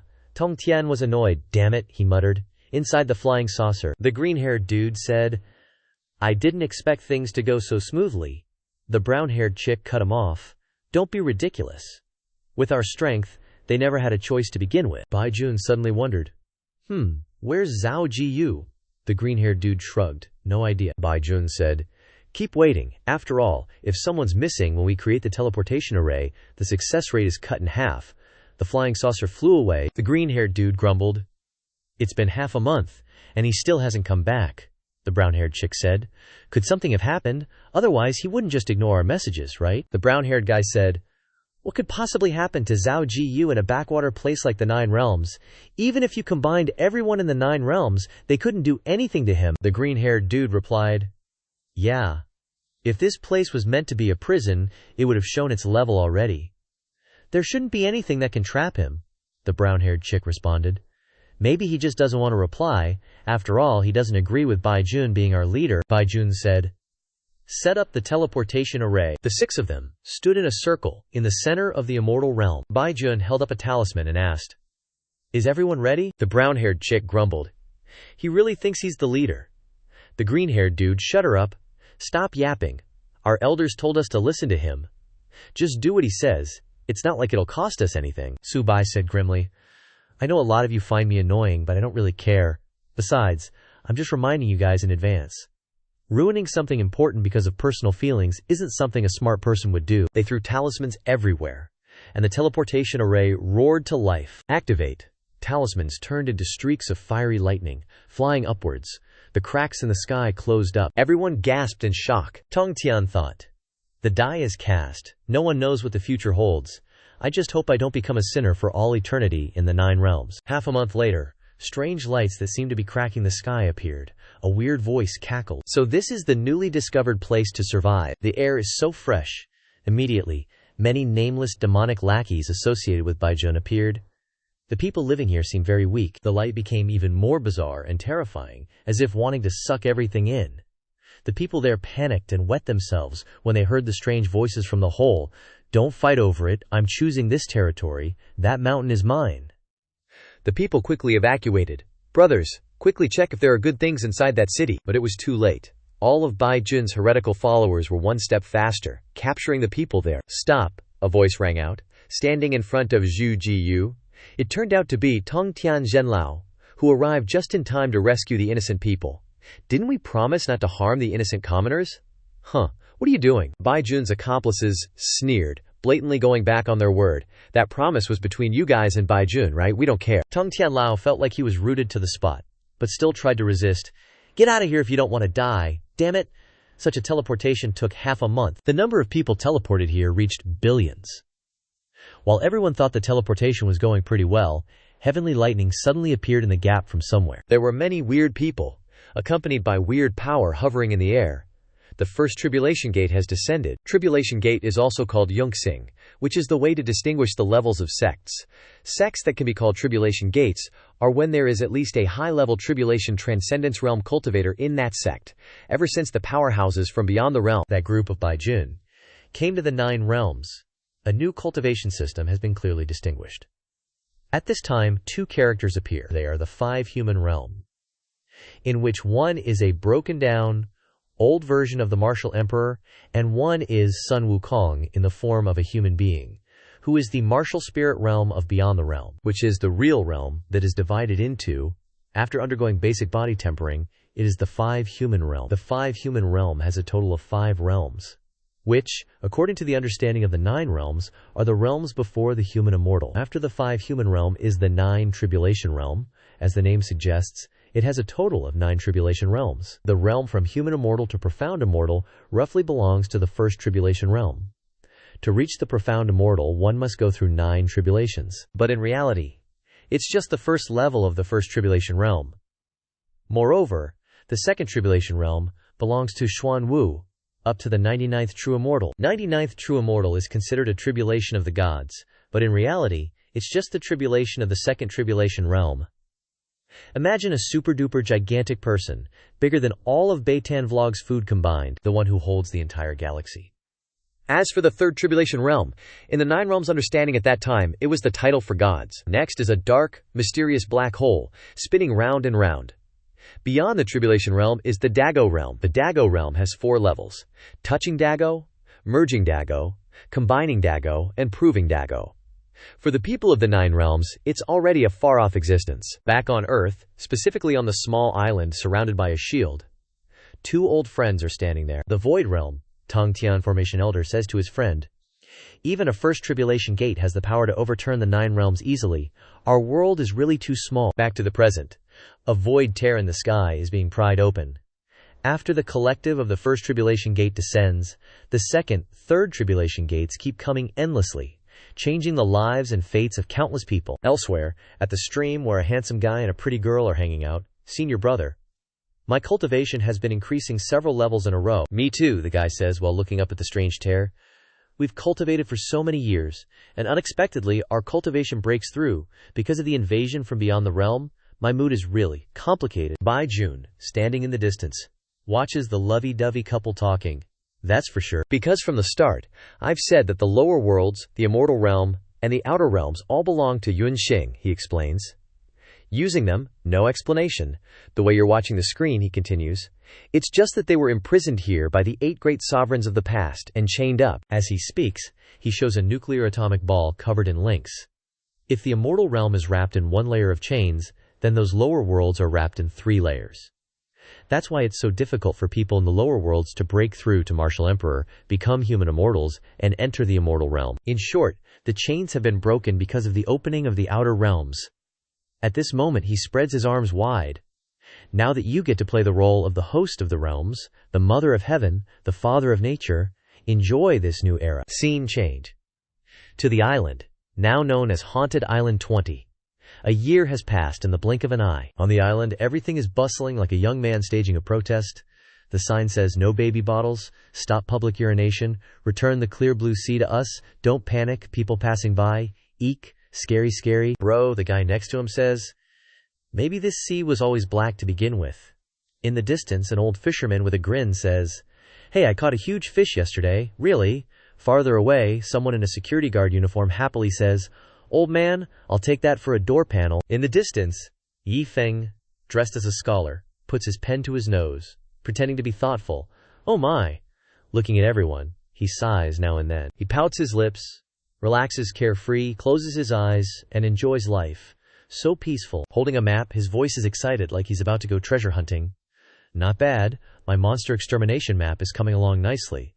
This is the crystallization of knowledge from my year of monster extermination." From face-slapping war god to carefree war god, his grinning face says it all. "Having reached Golden Immortal at level 100 through my tireless efforts, my level has reached level 100 Golden Immortal, 71st level True Immortal. This feeling is twice as awesome." He recalls the glorious days of fighting the 2-headed dragon, one ferocious and one silly. But recently, it's been a little difficult to level up, mainly because after that 2-headed water monster, I can't find any higher level monsters. Moreover, because I'm exterminating monsters too fast, the rate at which new monsters appear can't keep up with me. So, I have to take a break for a while to wait for monster accumulation. Then, he stands up. "But I've rested for a few days now." He returns to his cool and aloof state, like every other elder, so dramatic, it's time to rank up. At Fuxi Mountain Valley, Yi Feng's little feet are step by step climbing up the steep mountain. As soon as Yi Feng arrives, the original mountain valley has long disappeared, replaced by a small mountain. Indeed, every journey is full of thorns. Behind his footsteps on his journey, there's a crowd of monsters lying all over the place, because this valley has been filled with the corpses of crawling monsters. In the distance, the monster symbolizing his challenge is standing there waiting for him since this afternoon. Look at that bored face. He's even pouting. "I've been raising pigs for so many days, but there are only a few hooves like this. Quickly deal with it, then go back to continue watching the love-hate drama between Lu Dai and Bean Curd Seller." Scene change. While Yi Feng's life hasn't changed at all, in the past year, the immortal realm has undergone earth-shattering changes. A voice like a loudspeaker shouts, "Hey waiter, where's the food?" It's the voice of the guy in azure robes, a reincarnation heavenly realm cultivator, esteemed guest, coming right up. Look at the excited, zealous face of the young man. People around the table gossip. A figure who was originally so arrogant in the immortal realm is now working as a waiter in a tavern. Times have changed. Outside, people come and go in droves. Of course, reincarnation immortal realm in the orthodox cultivation system is called the second tribulation realm, although they are both tribulation realm. The higher tribulation realm is an existence that can establish a tribulation gate, while the second tribulation realm at this time is wandering everywhere, unlike somewhere as dark as pitch, without any life. In another development, some houses symbolizing villages are gradually being erased. Moreover, the biggest change in the immortal realm is the disintegration of forces. The major forces of the immortal realm have all been overturned. The lofty immortal continents have disappeared without a trace, and soon they will wither, without life. Contrary to it, there are people there. People with the strength of the upper three continents, the former continent lords, can now only be guards or deacons outside the gates of the tribulation gate. There, a man is scolding his soldiers. Your helmet is an eyesore. Sorry, sir. Sorry, sir.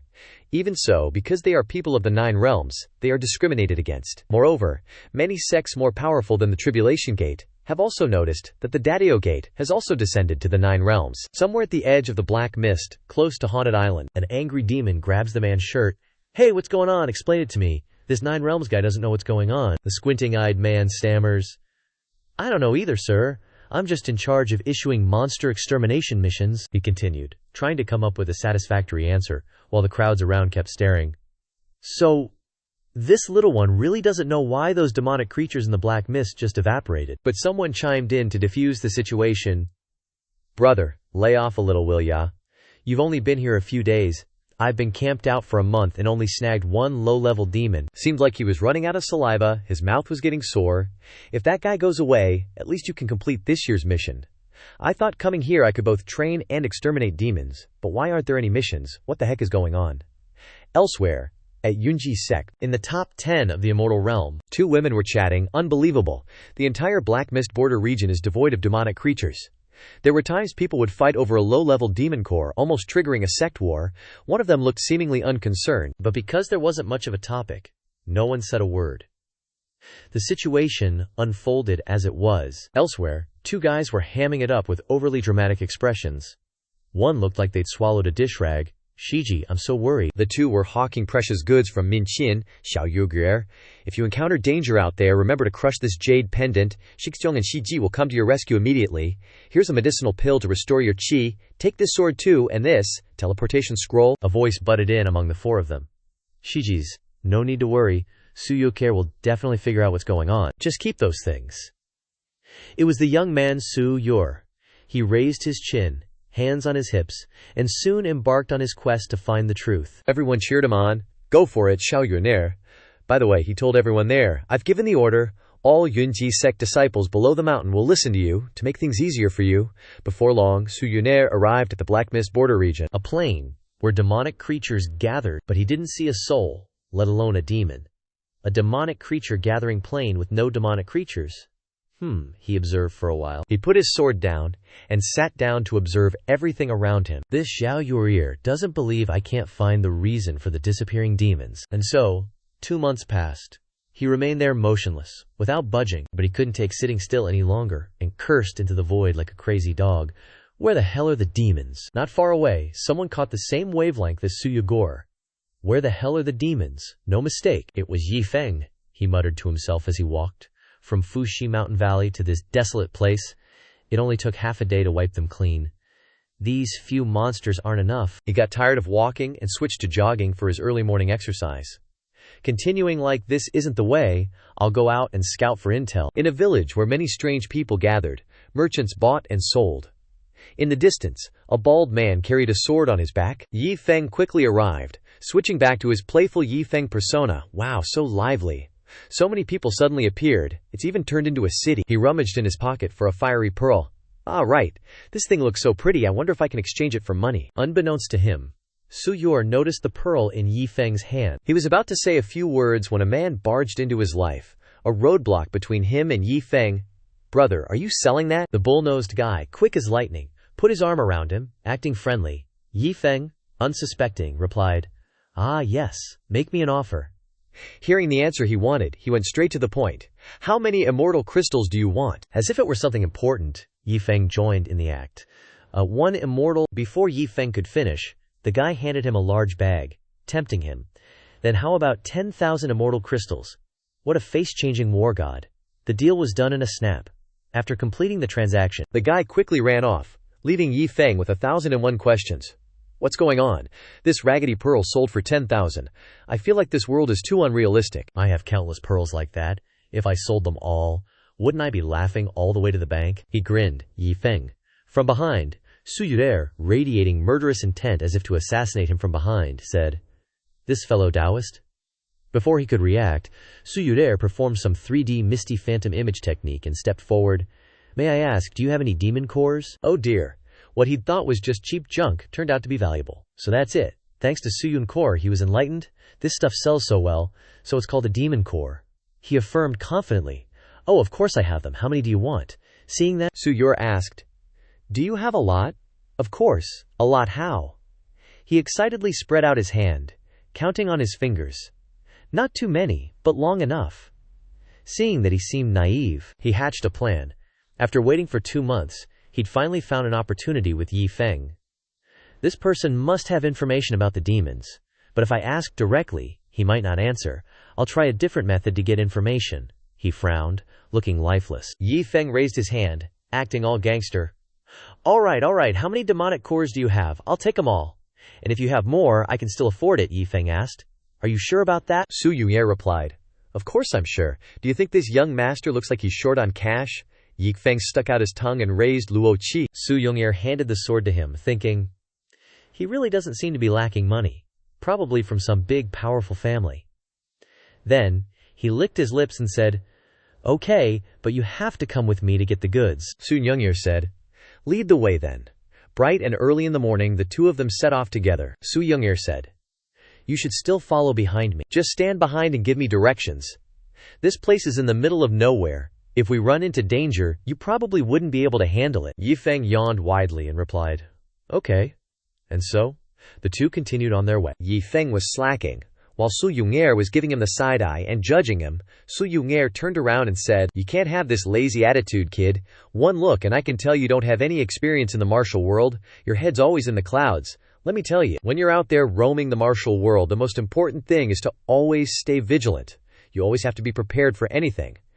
Righteous words from someone in the know. Yi Feng listened attentively and replied, "Okay." Yi Feng remained nonchalant. Su Yue was annoyed, thinking, "What's with this attitude?" Yi Feng was mumbling to himself, 233, 234, probably counting how many demonic cores he had, when suddenly there was movement in the bushes. Su Yong'er grinned evilly. His eyes lit up, thinking, this young hero's chance has arrived. Su Yong'er jumped in front of Yi Feng, drew his sword, and said, "Stand back, I'll handle this." Yi Feng was caught off guard as he slashed with his sword. Yi Feng's eyes widened in surprise. Su Yong'er said, "Don't be afraid, this great hero is here," he continued, looking very intimidating. "Danger will not exist." He snickered to himself, saying, "If I wasn't here today, you'd be in trouble." He probably thought he was superior to Yi Feng replied.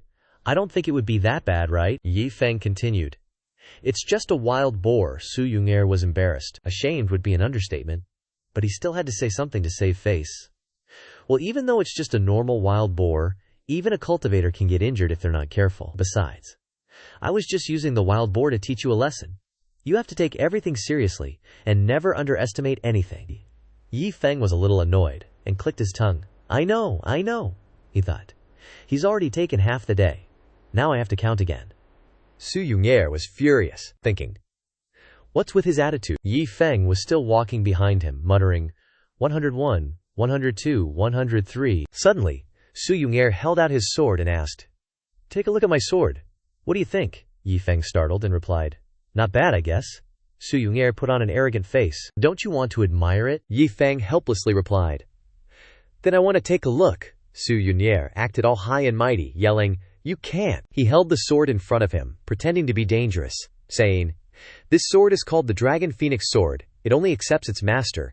If someone who isn't its master touches it, it will harm them." Then he looked down on Yi Feng. "You wouldn't be able to withstand its power.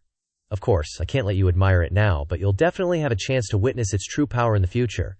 He turned away and boasted arrogantly, "Or if you're lucky, you might even see me use it to perform my strongest sword technique," Yi Feng replied. "Okay."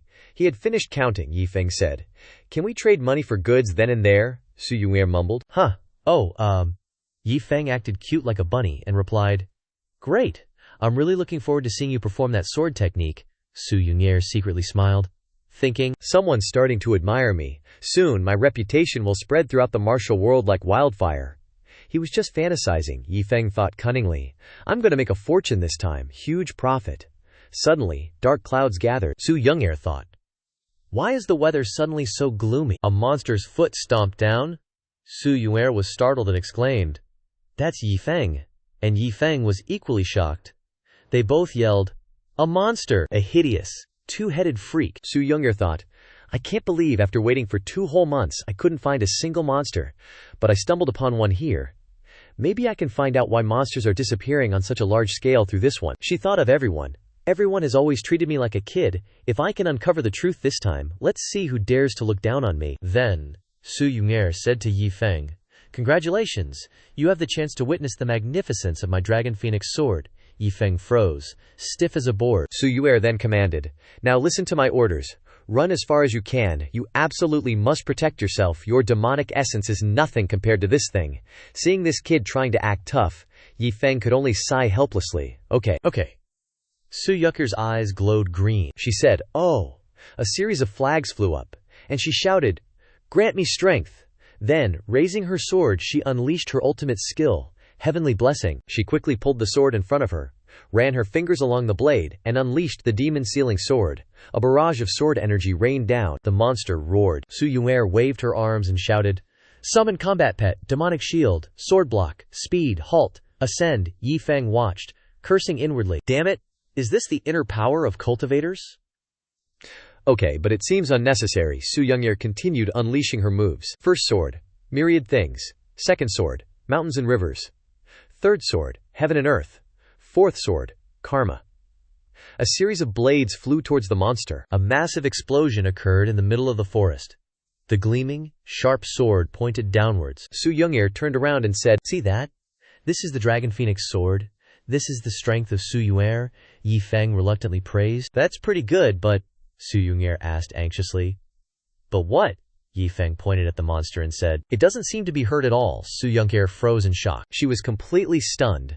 None of her attacks hit the mark. Her face turned purple, and she said indignantly, "What? How is that possible?" Then she shot out her winged dog. "Order, Frenzy Lion, devour it for me."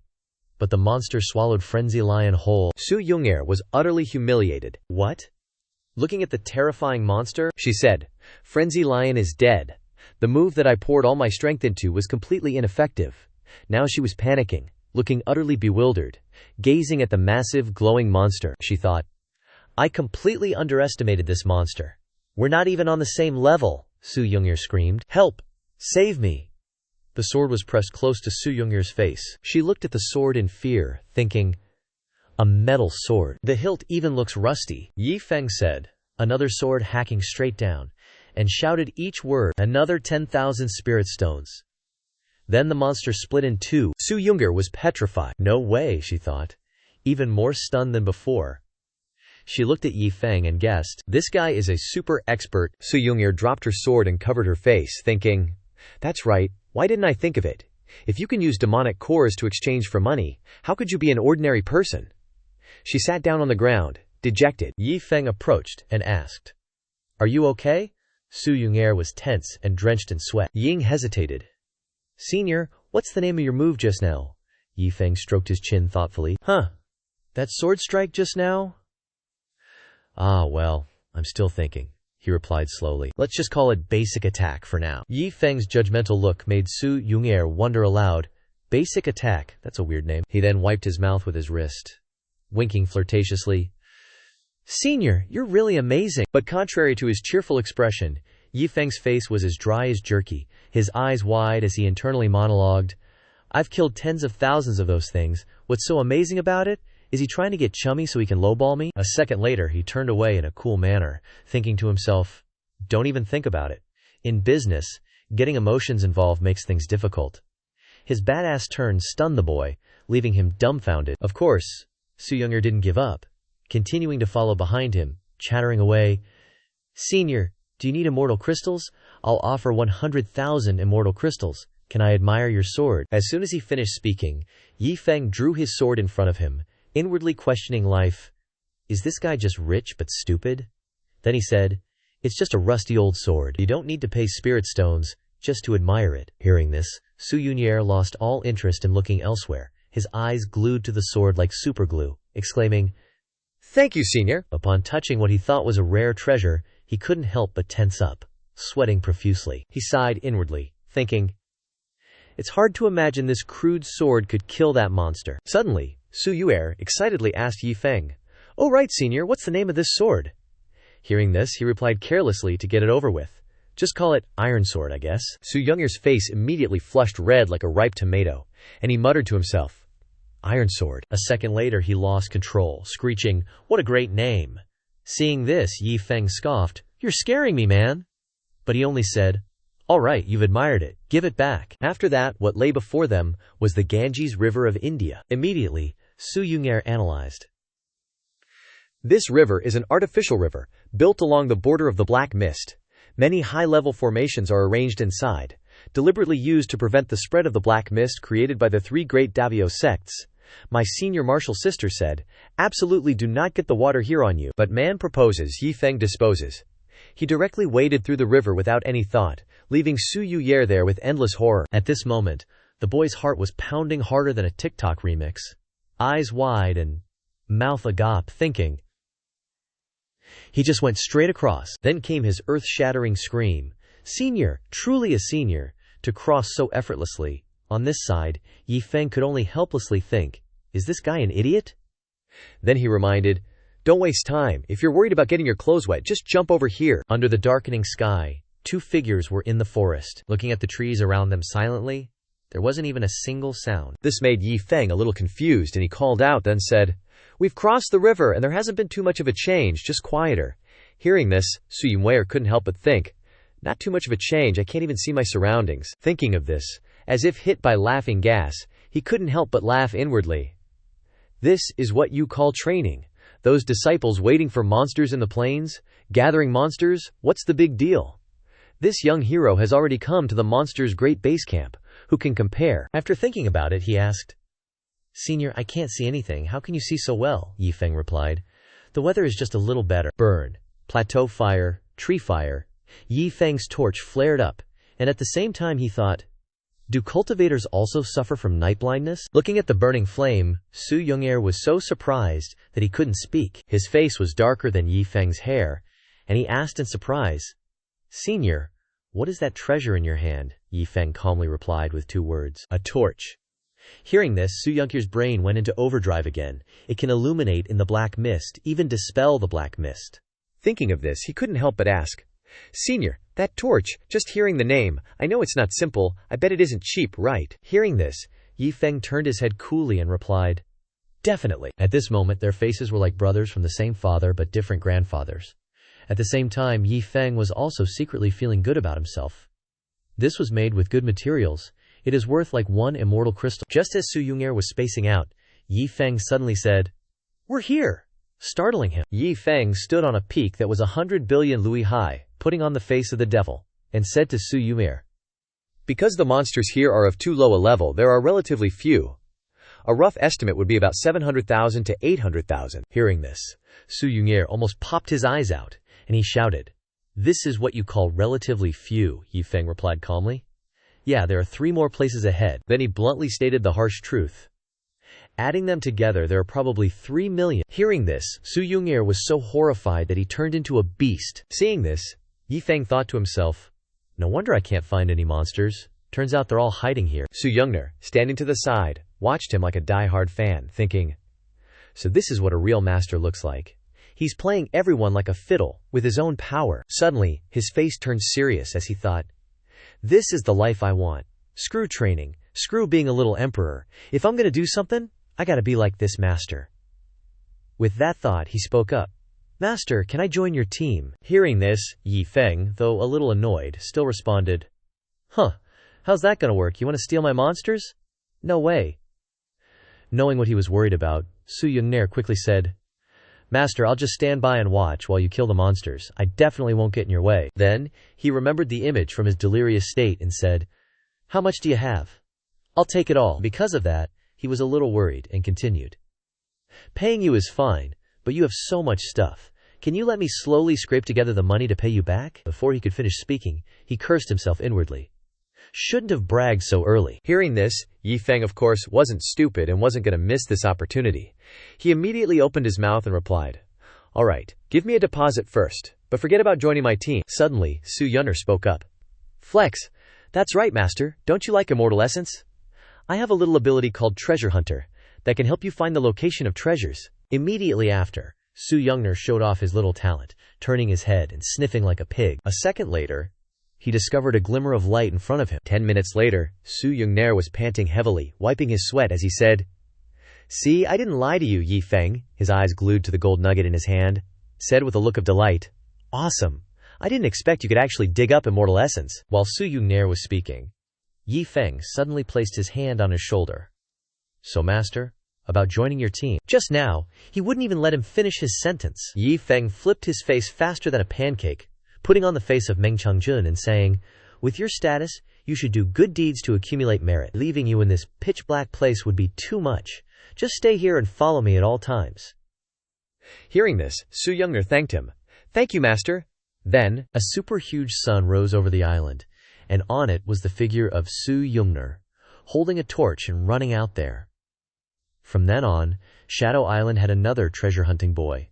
Every day, as soon as the sky began to lighten, he would take a storage ring and a few torches and head out. Next, Su Yunner's face was covered in mud, and he looked smugly at 2 bags full of immortal essence. But every day he would return with a bag full of immortal essence. In the evening, the figures of Yi Feng and Su Yunner appeared under the moonlight. It turned out that when night fell, he would follow Yi Feng out to kill monsters. But the whole process only involved Yi Feng beating the monsters to near death, and then he would add one more strike. Even though his face was covered in sweat, he had a happy smile on his face. He looked very tired, but he was immersed in that moment. On the other side, at Ji Sect's, Tianbi Sect's main hall, everyone was present. The one to fire the first shot was the blonde-haired sect representative. The reason I invited the representatives of all the sects here is to discuss the widespread disappearance of monsters. I'm sure you all understand that the disappearance of monsters means the loss of our source of monster cores. As he spoke, a round monster core wrapped in a purplish flame appeared. Hiss! Hiss! At the same time, the blonde-haired sect representative's voice rang out. The monster core contains extremely powerful energy. Even after processing the violent aura inside, it can still help people cultivate. Besides this, it can also be used as a power source to propel spirit energy ships, or to maintain the operation of some major formations. Therefore, a circulating currency has long existed on our side. After hearing this, another sect representative spoke up. Although monster cores are related to the interests of our sects, the matter of the complete disappearance of monsters cannot be ignored. A sect representative with long, river-like ears also agreed, those monsters originally have no intelligence. This proves that the one behind them is an even more powerful monster leading them. It's likely that the commanding monster has some plan. We can't be unprepared. Then a representative with a 2-meter-long horn growing on his bald head continued. Some time ago I dispatched disciples of my sect to investigate, but to no avail. Hearing this, the representative sitting next to him immediately chimed in, I'm the same. Don't even mention finding anything out. How can we investigate if we can't even see a single monster? Finally, the blonde-haired representative from before, who was the sect master of Tianbi Sect, Chen Mingtang, concluded. This matter must be thoroughly investigated. Therefore I suggest that we, the major Ji sects, each select 2 elders to form a team and take a ship into the Black Mist to investigate. We must immediately find out the reason for the disappearance of the monsters. The room was filled with shouts of agreement. We have no problem. Agreed. The next morning, a cool-looking battleship appeared in the sky. It was moving, and the area around the battleship was very luxurious and sturdy. As the sky turned to night, at the border between the monster-gathering plains and the Black Mist, the battleship fired 2 light sources while charging. A voice rang out. Illumination flares. Then a loud shout rang out. Fire! On command, the cannons were fired with maximum power. After firing, the people on the ship discussed. Why is it so quiet? Even if we're inside the Black Mist, we shouldn't be able to see a single monster. This situation has never happened before. On the ship, a man with willow leaf eyebrows asked, What should we do?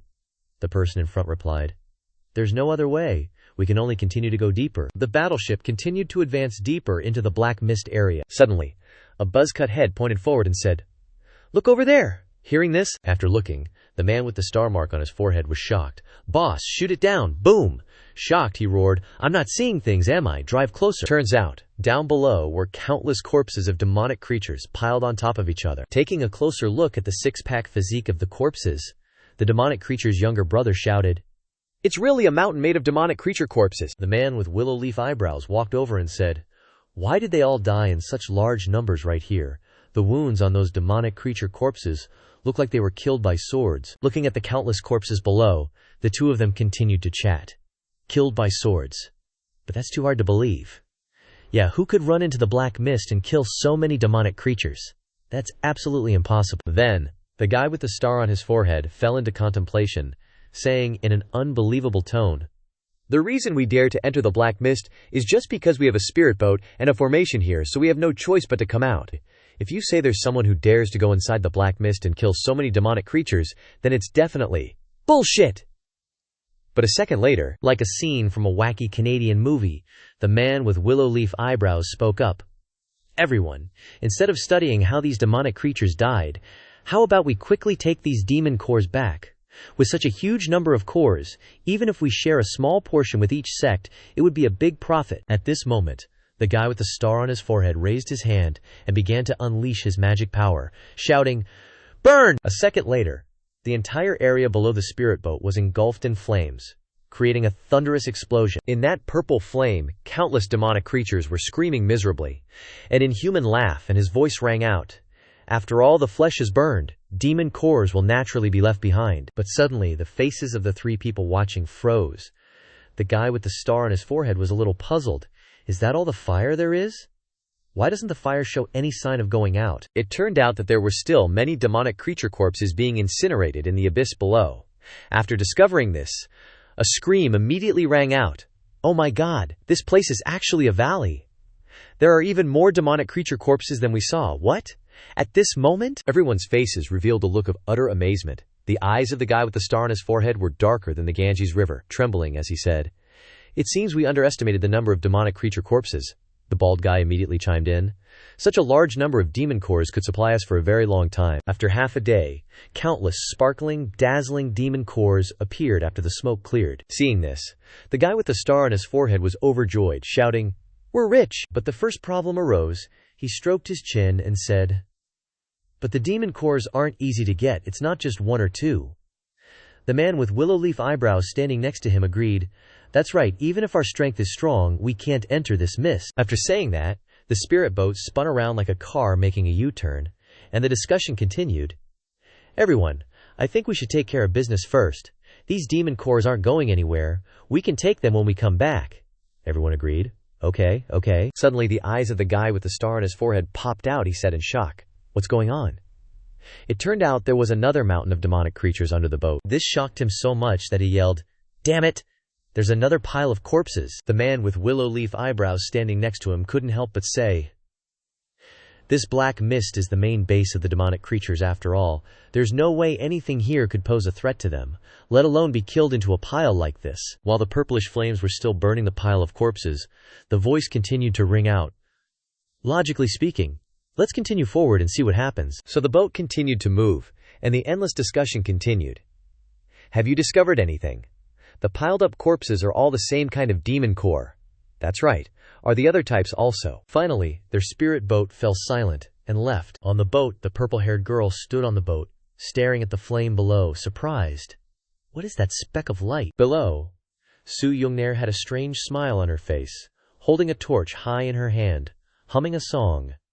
In a small flower garden, her voice kept echoing softly, making the surrounding atmosphere even more ambiguous. Seeing this scene, the girl's girlish heart shattered. Soaked in cold sweat, she stared wide-eyed at the psycho below. "Holy crap, isn't that Su Yongnair, the youngest disciple of our Yunji sect?" Below, Su Yongnair happily picked up the new ring she had found. Above the boat she saw everything. Her heart was shaken, and she raised her hand to support her forehead. "Illusion! It must be an illusion!" A knife wielder in the black mist, and also the youngest disciple of the Yunji sect. Even thinking about it is impossible. This isn't good. I need to rest for a bit. Her mumbling made the other two stunned and confused. Below, Su Yongnair looked at the things in her hand and smiled softly. "Today's harvest is also very fruitful. She was very proud of today's achievements. But little did she know that her actions had traumatized someone. The sky was already bright, the sun was high in the sky. Yi Feng looked at the things in front of him, his eyes shining like car headlights. These are all. Just when you thought he would praise Su Youngner, no, his expression changed drastically and he shouted, "Are these all garbage like this?" Su Youngner was immediately shocked when she heard this. How could that be? Every time I dig up these things, the senior sisters are always unusually happy. He turned his head, crossed his arms, and looked at Su Youngner. You must remember, only money is king, only money is everything. Su Youngner heard this and learned a new truth, saying, So that's how it is. Her expression sank, and she said, So, in the eyes of the experts, these things aren't worth a penny. I still don't have enough vision. Su Youngner gently kicked the sword. Looking at Yi Feng, he reassured, Boss, relax. From now on, I'll only dig for immortal crystals. No more of that trash. Yi Feng smiled, pleased. Good. On the beach, where the Yao beasts were sunbathing leisurely, Lu Banwei leaned back in his chair, sighing. Ah, Qing, I miss the good old days outside. Wang Kai, being waited on hand and foot, overheard and turned. But boss, we're totally out of immortal crystals. Not a single one left. As he spoke, Wang Kai suddenly recoiled, glaring at the servant attending to him. And as for you, without another word, Wang Kai kicked him flying. Can't even produce a single immortal crystal, just a pile of garbage. Lu Banwei surveyed the scene, breaking out in a cold sweat. Pretty lady, I just want the pretty lady, okay? From behind, a rough hand reached for him. Yi Feng strode over, grabbed Lu Banwei by the scruff of his neck, and hauled him out of the chair, roaring, You mutt! Where do you think you're going? Lu Banwei struggled, terrified. Abba. Yi Feng raised an eyebrow. Pulling that trick on me again, huh? I'll give you one chance to prove yourself. Is that necessary? Lu Banwei was nearly crying, but perked up at Yi Feng's words. Abba. Yi Feng dropped him. Turning, he said, Help me fetch some things. I'm afraid someone might steal them. If you can do this well, I'll reward you with one. Before they could even process that, Yi Feng did an about-face. No, 5 immortal crystals. A full 5. Are you in? Lu Banwei and Wang Kai, witnessing this whiplash, hastily replied, Too little. 8. Yi Feng instantly transformed into a shrewd merchant. 5 is too little. Too little my ass. He hunched over dramatically. It's been this way for years. Don't you dare glare at me. And don't even start with your nonsense. Please. Our family's struggling.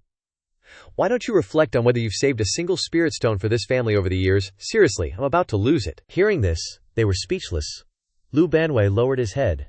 Abba. Seeing Lu Banwei's dejection, Yi Feng quickly soothed.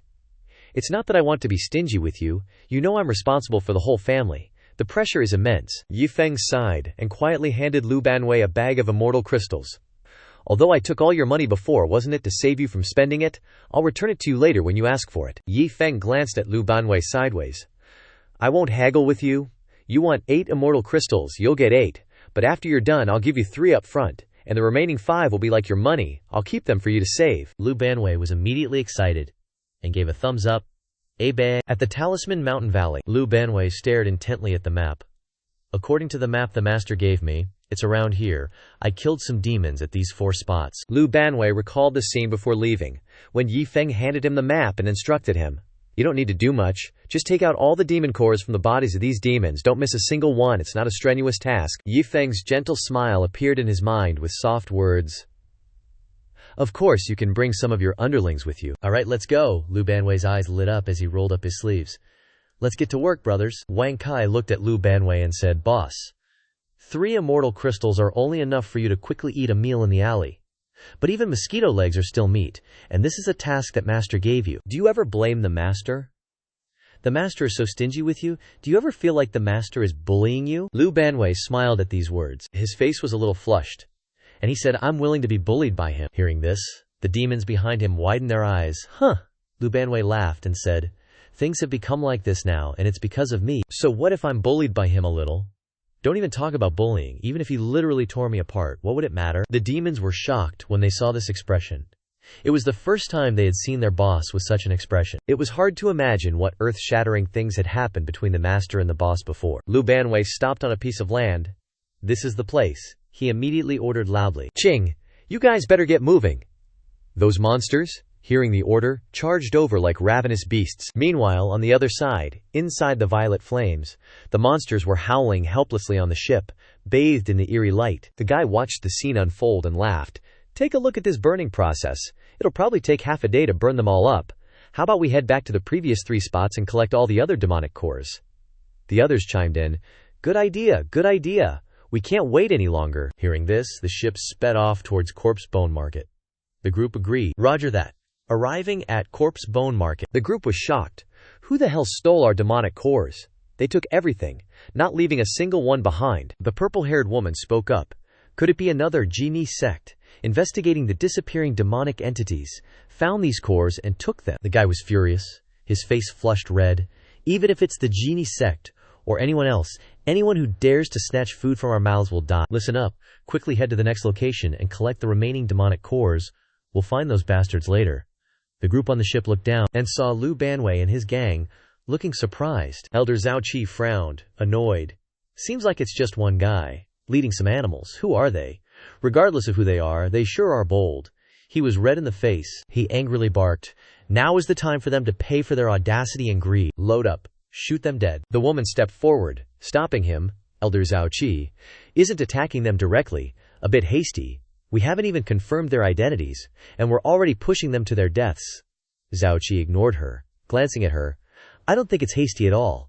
Daring to take our demonic cores already seals their fate. Xuanwu Sect people are always so by the book, it's obvious you can't accomplish anything. Daring to provoke us, kill them, simple as that. Even if they are from the Dao sect, it's the same. Yun was stunned, looking at Elder Zhao Qi. He ignored her and yelled out the order. Load up! This shot will consume hundreds of demonic cores, but the power from its might is something no elder among us can survive under such an attack. His face grew redder with rage as he roared. Want to steal our demonic cores, then die under the might of demonic cores. Fire! A force that seemed to tear the sky apart shot down towards Lu Banwei and his gang. Lu Banwei looked at the power rushing towards him, without a shred of emotion, his eyes emitting a cold, killing intent. Looking at the group. Where did these small fries come from, daring to ambush this bedboy? With that, Master Bedboy casually punched, containing that ray of light instantly. This sight made the group on the ship's eyes pop. What kind of terrifying technique is that? Actually using his bare hand to take on the attack of the spirit-gathering cannon. Could it be a high-level Tribulation Realm cultivator? After all, a high-level Tribulation Realm cultivator is equivalent to the strongest person in our sect. The group turned to look at Elder Zhao Qi. What do we do, Elder Zhao Qi? His face was dark, he said coldly. Afraid of what? He frowned, his face gloomy as he said.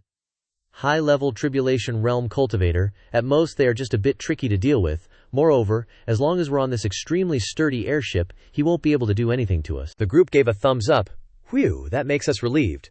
No wonder the Heavenly Azure sect spent so much money to create this airship, a super trump card that combines both defense and offense. In Cloudstar, you have to see if a sect has an airship when checking their information, and airships are divided into 9 grades, 1 being the lowest, and 9 being the highest. Even though this airship of the Heavenly Azure sect is only a first-grade airship, as long as people are on board, even those below the Dao Ao realm can safely retreat. While 9th-grade airships are just a theoretical existence, legend has it that this type of airship can freely travel to other worlds. A casual attack launched is enough to destroy Cloudstar. Thinking about this, the group on the ship said loudly, It's not that we wanted to attack you, but you weren't very polite. Those demonic cores in front of you, and the demonic cores in the mountain valley, were all left here by us. You secretly took them when we weren't here, so you can't blame us. Lu Banwei was silent, not saying anything. Seeing Lu Deji silent, they shouted louder.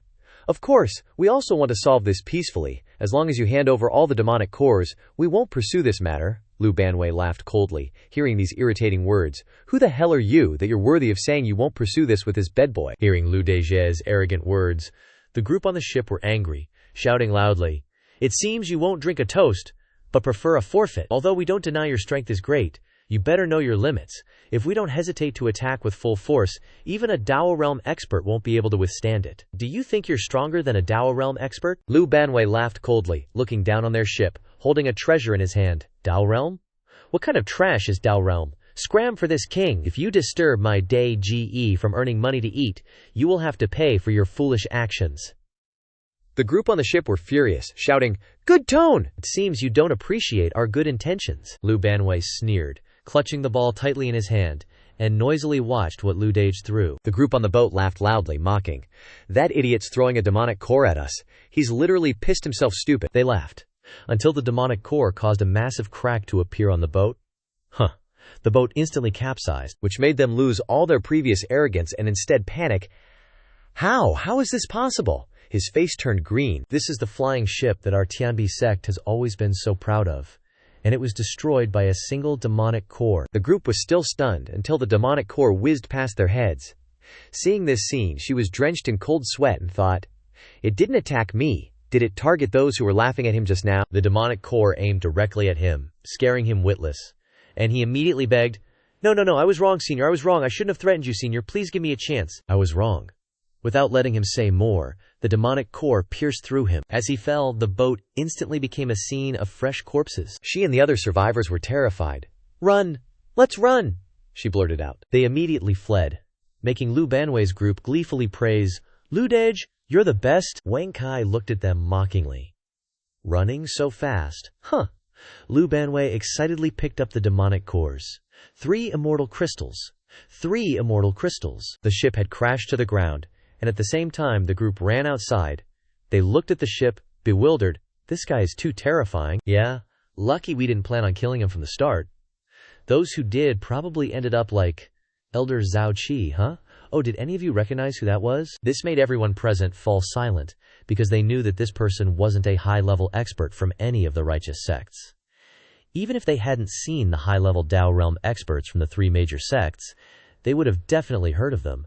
Neither their techniques nor their appearance matched anyone. One of them thought in fear, "This isn't a small matter. Could there be another local expert here that we don't know about? But we already investigated before. The people here can't even deal with the monsters in the black mist. Where would such a powerful person come from? Not necessarily. After the 8 great supreme beings who originally ruled this place left, that's true." Hearing this, the group was scared. But what about before the 8 great supreme beings? That's right. Who can say that before the time of the 8 great supreme beings, this land didn't give birth to a super expert who's now in hiding? One of them then said, "That's right. Isn't the reason we came all the way here because this land is extraordinary?" She heard this and said in confusion, "In that case, we should still be timid people." Also, inform the people in your sect to be polite to the people from the 9 realms. As far as I know, disciples of major sects have been doing a lot of bad things because they rely on their strength. Don't let things get to the point where our ending is the same as just now. After the group returned, they didn't breathe a word to anyone except the high-ranking members of their sect, and they also forcibly suppressed the matter because they could all smell something unusual about it. Su Yun'er sat alone on the roof in the middle of the night, he said. "The time following Senior has taught me a lot of Jianghu experience and habits." He hugged his knees, pouting. "But it doesn't seem like the path I want to take. The martial uncles and elders at the Yunji sect once said that cultivation and life are the same. You must find what belongs to you." He begins to wonder where his path is. Suddenly his eyes widened. He got up and shouted, Lu Ji, handsome Lu Ji is the best." At this time, Lu Banwei and his subordinates noticed Su Yun'er. The skeleton threw the bag on his shoulder down, holding his cheek, blushing, and said, "Listen to how he calls me, how sincere." Cha Nan supported his cheeks with both hands, full of joy, and asked, "Little Yun'er, what do you want Lu Ji for? If there's anything, let Lu Ji take care of it." He held out his hand, looking at him hopefully, and said, "Lu Ji, I'm so troubled I don't know how to choose a path in life, so I specially came to ask Lu Ji to see what's what." "Then it depends on what you require in this regard," Lu Banwei asked. He hesitated and replied, I want to be unique." 2 spots of fire appeared in the skeleton's eyes, and he smiled and said, "If that's the case, then definitely become the most evil person in this world, making the whole world fear you." A dazzling light shone on Su Yun'er's dazed face, and he unconsciously repeated, "The most evil person in the world." He clenched his hands tightly, smiling decisively. "Okay, then I will become the most evil person in this world. Lu Ji, you're so helpful. How should I thank you?" Hearing this, Lu Banwei said, "Thank me for what?" Wang Kai whispered into Skeleton A's ear. "That little sister, little Yun'er's age, must have a lot of friends of the opposite sex." After hearing this, his eyes lit up. Lu Banwei put his hands in his sleeves, his face expectant, and quietly made a hone sound, attracting attention, then said, "If you want to thank me so much, do you have any beautiful female friends? Like this?" Hearing this, he was puzzled. "Lu Ji, "What do you need my friends of the opposite sex for?" He tried to look serious and replied, "Of course, to create blessings for humanity. Especially women, Dagi-e. I want to give them opportunities." He clasped his hands in front of his chest, looked at Lu Banwei, bowed. "Then Lu Ji can rest assured. All my friends of the opposite sex, even if I have to deceive them, I will definitely deceive them to come here, not leaving anyone out." Chanan laughed with his head up and said, Good boy. I've decided on you. If anything happens in the future, just tell me. I'll solve it for you." Smiling brightly, Su Yu said, "Thanks, Lu-Yi. I'll go get my buddies right away." Xuanwu Sect. The sect leader's voice boomed. "Little Yor is back." The sect leader asked with a concerned expression, "I heard there were some incidents in the Black Mist." The person next to him immediately chimed in, "You've been out for so long this time. Did you encounter any dangerous demonic creatures?" Su Yor sat cross-legged on the chair, his face expressionless. He snorted coldly and said, "Dangerous encounters, please. What could those trash mobs do to me if they even met me?" The three of them exchanged glances, thinking, when did this kid become so arrogant? The sect leader held out a sword in front of him, coaxing, "Little Yor, look at this, the azure wind sword you've always wanted. Your Shifu got it for you, aren't you happy?" He turned his head away, looking totally unimpressed, and said, "Shifu, don't try to tempt me with that garbage anymore. I don't want any of that stuff." He yawned with one hand and raised the other, saying, "Everyone, remember this. That garbage is useless. What's truly useful forever is immortal essence." He sighed and continued, "If you don't have the roots, you wouldn't understand anyway. Besides, I want to be the most evil one.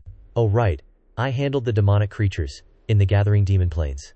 I'm going to bed now." The three of them, the sect leader and the elders, froze in place, mouths agape, thinking, what is this kid spouting? How did he become so punchable after just one trip outside? The sect leader touched Yor's forehead, asking, "Are you okay?" Yor jumped up. He said, "You guys wouldn't understand, even if I told you.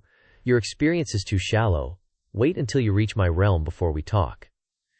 Then, everyone in the room stood rooted to the spot, watching him leave. The sect leader angrily said, "Then we'll remake." The elder next to him added, "Saying we don't have enough Jianghu experience, he's rebelling." Su Yu turned his head and said, "All right, this young master has something to do. You guys go do your work." The three of them couldn't believe it, thinking, he was originally naive and ignorant, but this time he's got a bad case of showing off. Su Yu's room. He was sitting down writing a letter, listing out the people he remembers. Even that friend he talked to a few times before. That person they met 3 times. "I have too many female friends." He threw a stack of invitations on the table, finally saying, "Done." A few days later, at the banquet table, a circle of people surrounded the table. These girls were thinking to themselves, isn't this Su Yor just a normal disciple at Xuanwu Sect? Although we aren't close, the letter said there was a great opportunity. One person boldly asked, "May I ask why young Master Su invited us here?" Su Yu replied, "Today, I've invited all of you friends here to give you all a great opportunity." Outside, the sect leader happily said, "Finally, this little disciple of ours has grown up. He even knows how to do the things he should do." Someone immediately chimed in, "That's right. Although his return this time is worrying, he knows how to make appointments with female disciples from other sects." They thought, it's important for disciples of major sects to build good relationships. Only the amount of appointments is a bit much. Suddenly, they suspiciously heard the scolding of the woman's voice. "Su Yor, normally you're a very ordinary person. I didn't expect that you actually did a dirty thing like this." There was a cold snort. "After going back, we will definitely report this matter to the sect, and send someone to ask what Xuanwu Sect means." Seeing the bad expressions of the people who came out, they couldn't help but worry and said, "Wasn't it a good exchange? Why do you look like you want to go chop someone up?" The sect leader nodded and said, yes, let's go and ask." The sect leader clasped his hands and asked, "May I ask, what's the matter?" A woman said irritably, "Greetings, sect leader Guan. Please, sect leader Guan, manage your beloved disciple well.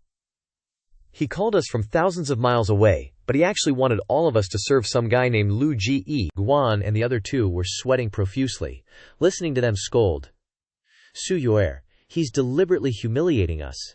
And immediately someone chimed in, "That's right. Are we so easily bullied? In short, after returning we will report all of this. Hopefully you will provide an explanation by then." Hearing this, the three of them were extremely angry. Su Yu has a CACA, wanted them to come and serve him. What the hell is going on? The sect leader trembled and gritted his teeth.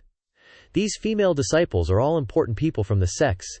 This time, Su Yuker has offended all of them. Su Yor raised his hand and scratched his head, saying, "What's wrong with these people? Such a great opportunity. Why don't they want it?" A hesitant voice sounded.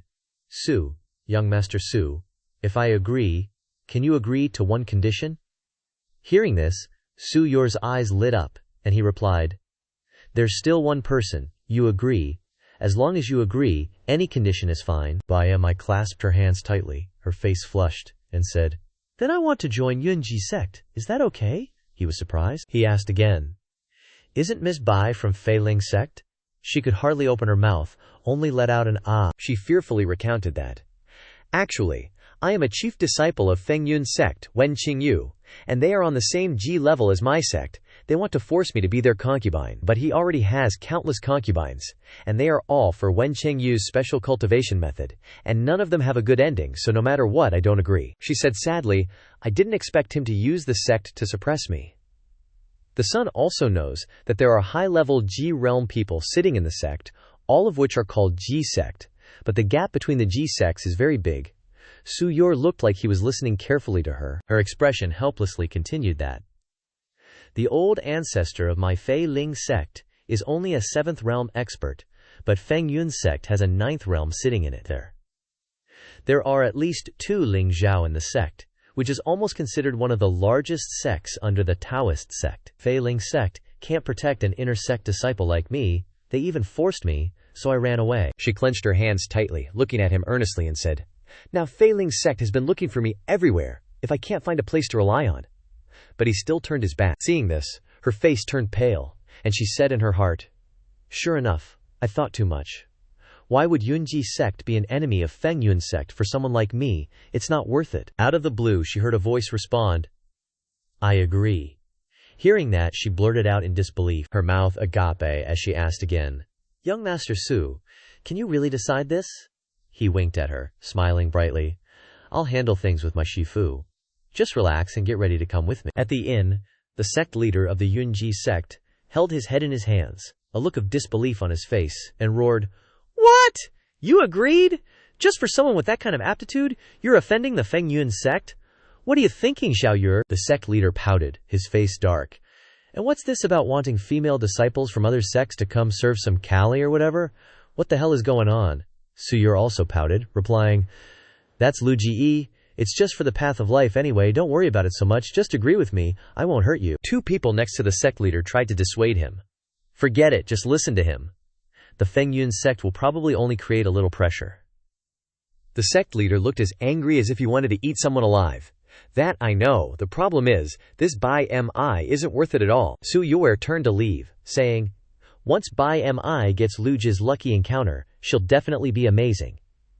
The sect leader wanted to rush over and beat him up, but the elder held him back, and he could only angrily point at his face and scold.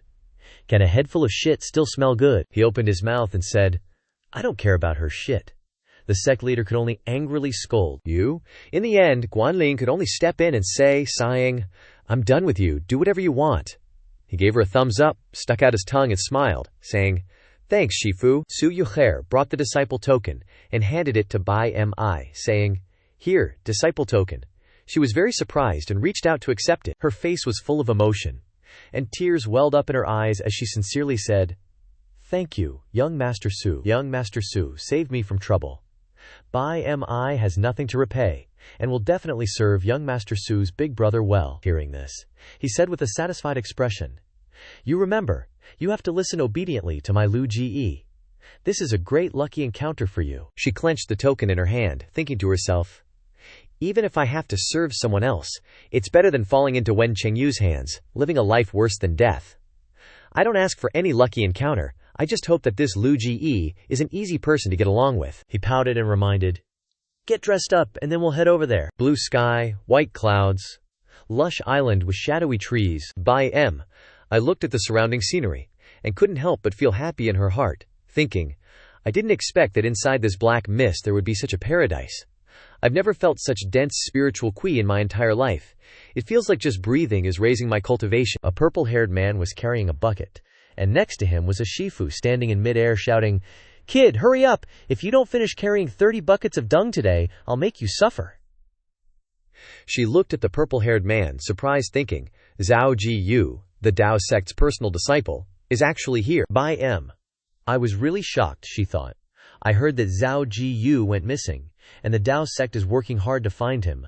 I didn't expect him to run to this place, carrying dung. What's going on? Zhao Ji slammed the bucket down and shouted, "I've had enough of these days of hardship. I've finally found an opportunity." A huge source of power immediately radiated from Zhao Gun's body, and he shouted, "I have to say, your place has helped me break through the bottleneck of 100 years. I couldn't stand that pile of bones, so I won't be able to stand you." She looked at the power radiating from his body, covered her eyes with her hand, and thought in surprise, "So strong, is this the strength of the Dao sect?" Zhao Ji rushed over, holding power in his hand, aimed at the Grandmaster. He said, "This bucket of dung, die." Immediately, the dung shovel hit his head. Lu Daxing held it in his hand, looked at Zhao Gun's lumpy head, and said, "You little brat, what are you doing flirting with Master Lu? With your three-legged cat strength, you can't even beat any old woman on this island. What are you showing off by him?" I was sweating, watching Lu Daxing step on Zhao Ji and shouted, "If you don't finish 300 buckets, I'll throw you into the sea for the fish to eat." She couldn't help but think, that old dung-carrying man who looks weak is so strong. She turned to Su Yuer and asked, "Young Master Su, is that Grand Master just now the island master here?" She turned to see him digging a hole, and asked for his opinion. He looked at her, cursing inwardly, "Damn occupational hazard, that person, you're thinking too much, he's just a dung-carrying person." Hearing this, she couldn't help but start to think, what? Someone so strong isn't the island master. But thinking about it carefully, from the moment she passed through the black mist, he was holding the magical fire, and the island is mysterious, and that Lu Ji guy also comes from this place, so his identity, strength, and status are probably not ordinary. Thinking of this, she couldn't help but feel a chill down her spine. Could it be that I just left a wolf's den and accidentally entered a tiger's den? Suddenly, a pair of legs appeared behind her. A skeleton put one hand in front of his chest and bowed slightly to introduce himself. "This humble one is Lu Banwei." A bear and a wolf, both holding flowers, with petals falling on their heads, Lu Banwei said, "Bringing the little brothers to welcome the little sister. Welcome, sister." Looking at the bouquet of flowers offered, she let out an incomprehensible sound, thinking in her heart, "This treatment is too grand." Looking at the red-haired boss in front of her, she couldn't help but think, I didn't expect the legendary Lu Ji to be such a simple and approachable person. And he even came to welcome her. She knelt down on one knee, thinking, it seems that coming here was the right choice. She softly spoke, "This servant greets Milord." Lu Banwei's eyes lit up, and he clasped his hands, saying, "Sister is too polite. You've just arrived. This nameless one will take you around the island." The two walked along the beach, one in front of the other. The skeleton went on and on, sighing, "Look at those mountains. Look at that water. Such beautiful rivers and mountains." Bai Mi clapped along, adding, "Lord Lu is so refined and poetic." Chaknan's hand trembled as he reached out towards Bai Mi, saying, "You flatter me, sister. I'm just a talentless fool. I only know a few poems." The skeleton touched her thigh, his cheeks flushed, and he said, "Come now.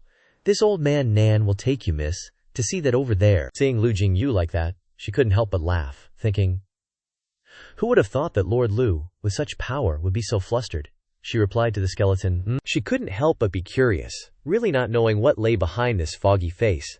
Beside her, the skeleton was activating illusionary arts to hide his blushing face. Just like that, Lu Banwei led Bai Mi around the small island 18 times, saying all sorts of flirty things. As twilight fell, Lu Banwei and Bai Mi stood facing each other.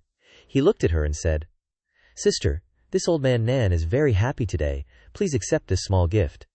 She bowed and took it. The skeleton said, "Go back and refine it. This old man looks forward to your visit next time." She looked at it, thinking to herself, "It's a piece of bone." She waved goodbye to him. In Bai Mi's head, Lu Banwei's words echoed, "Take it seriously."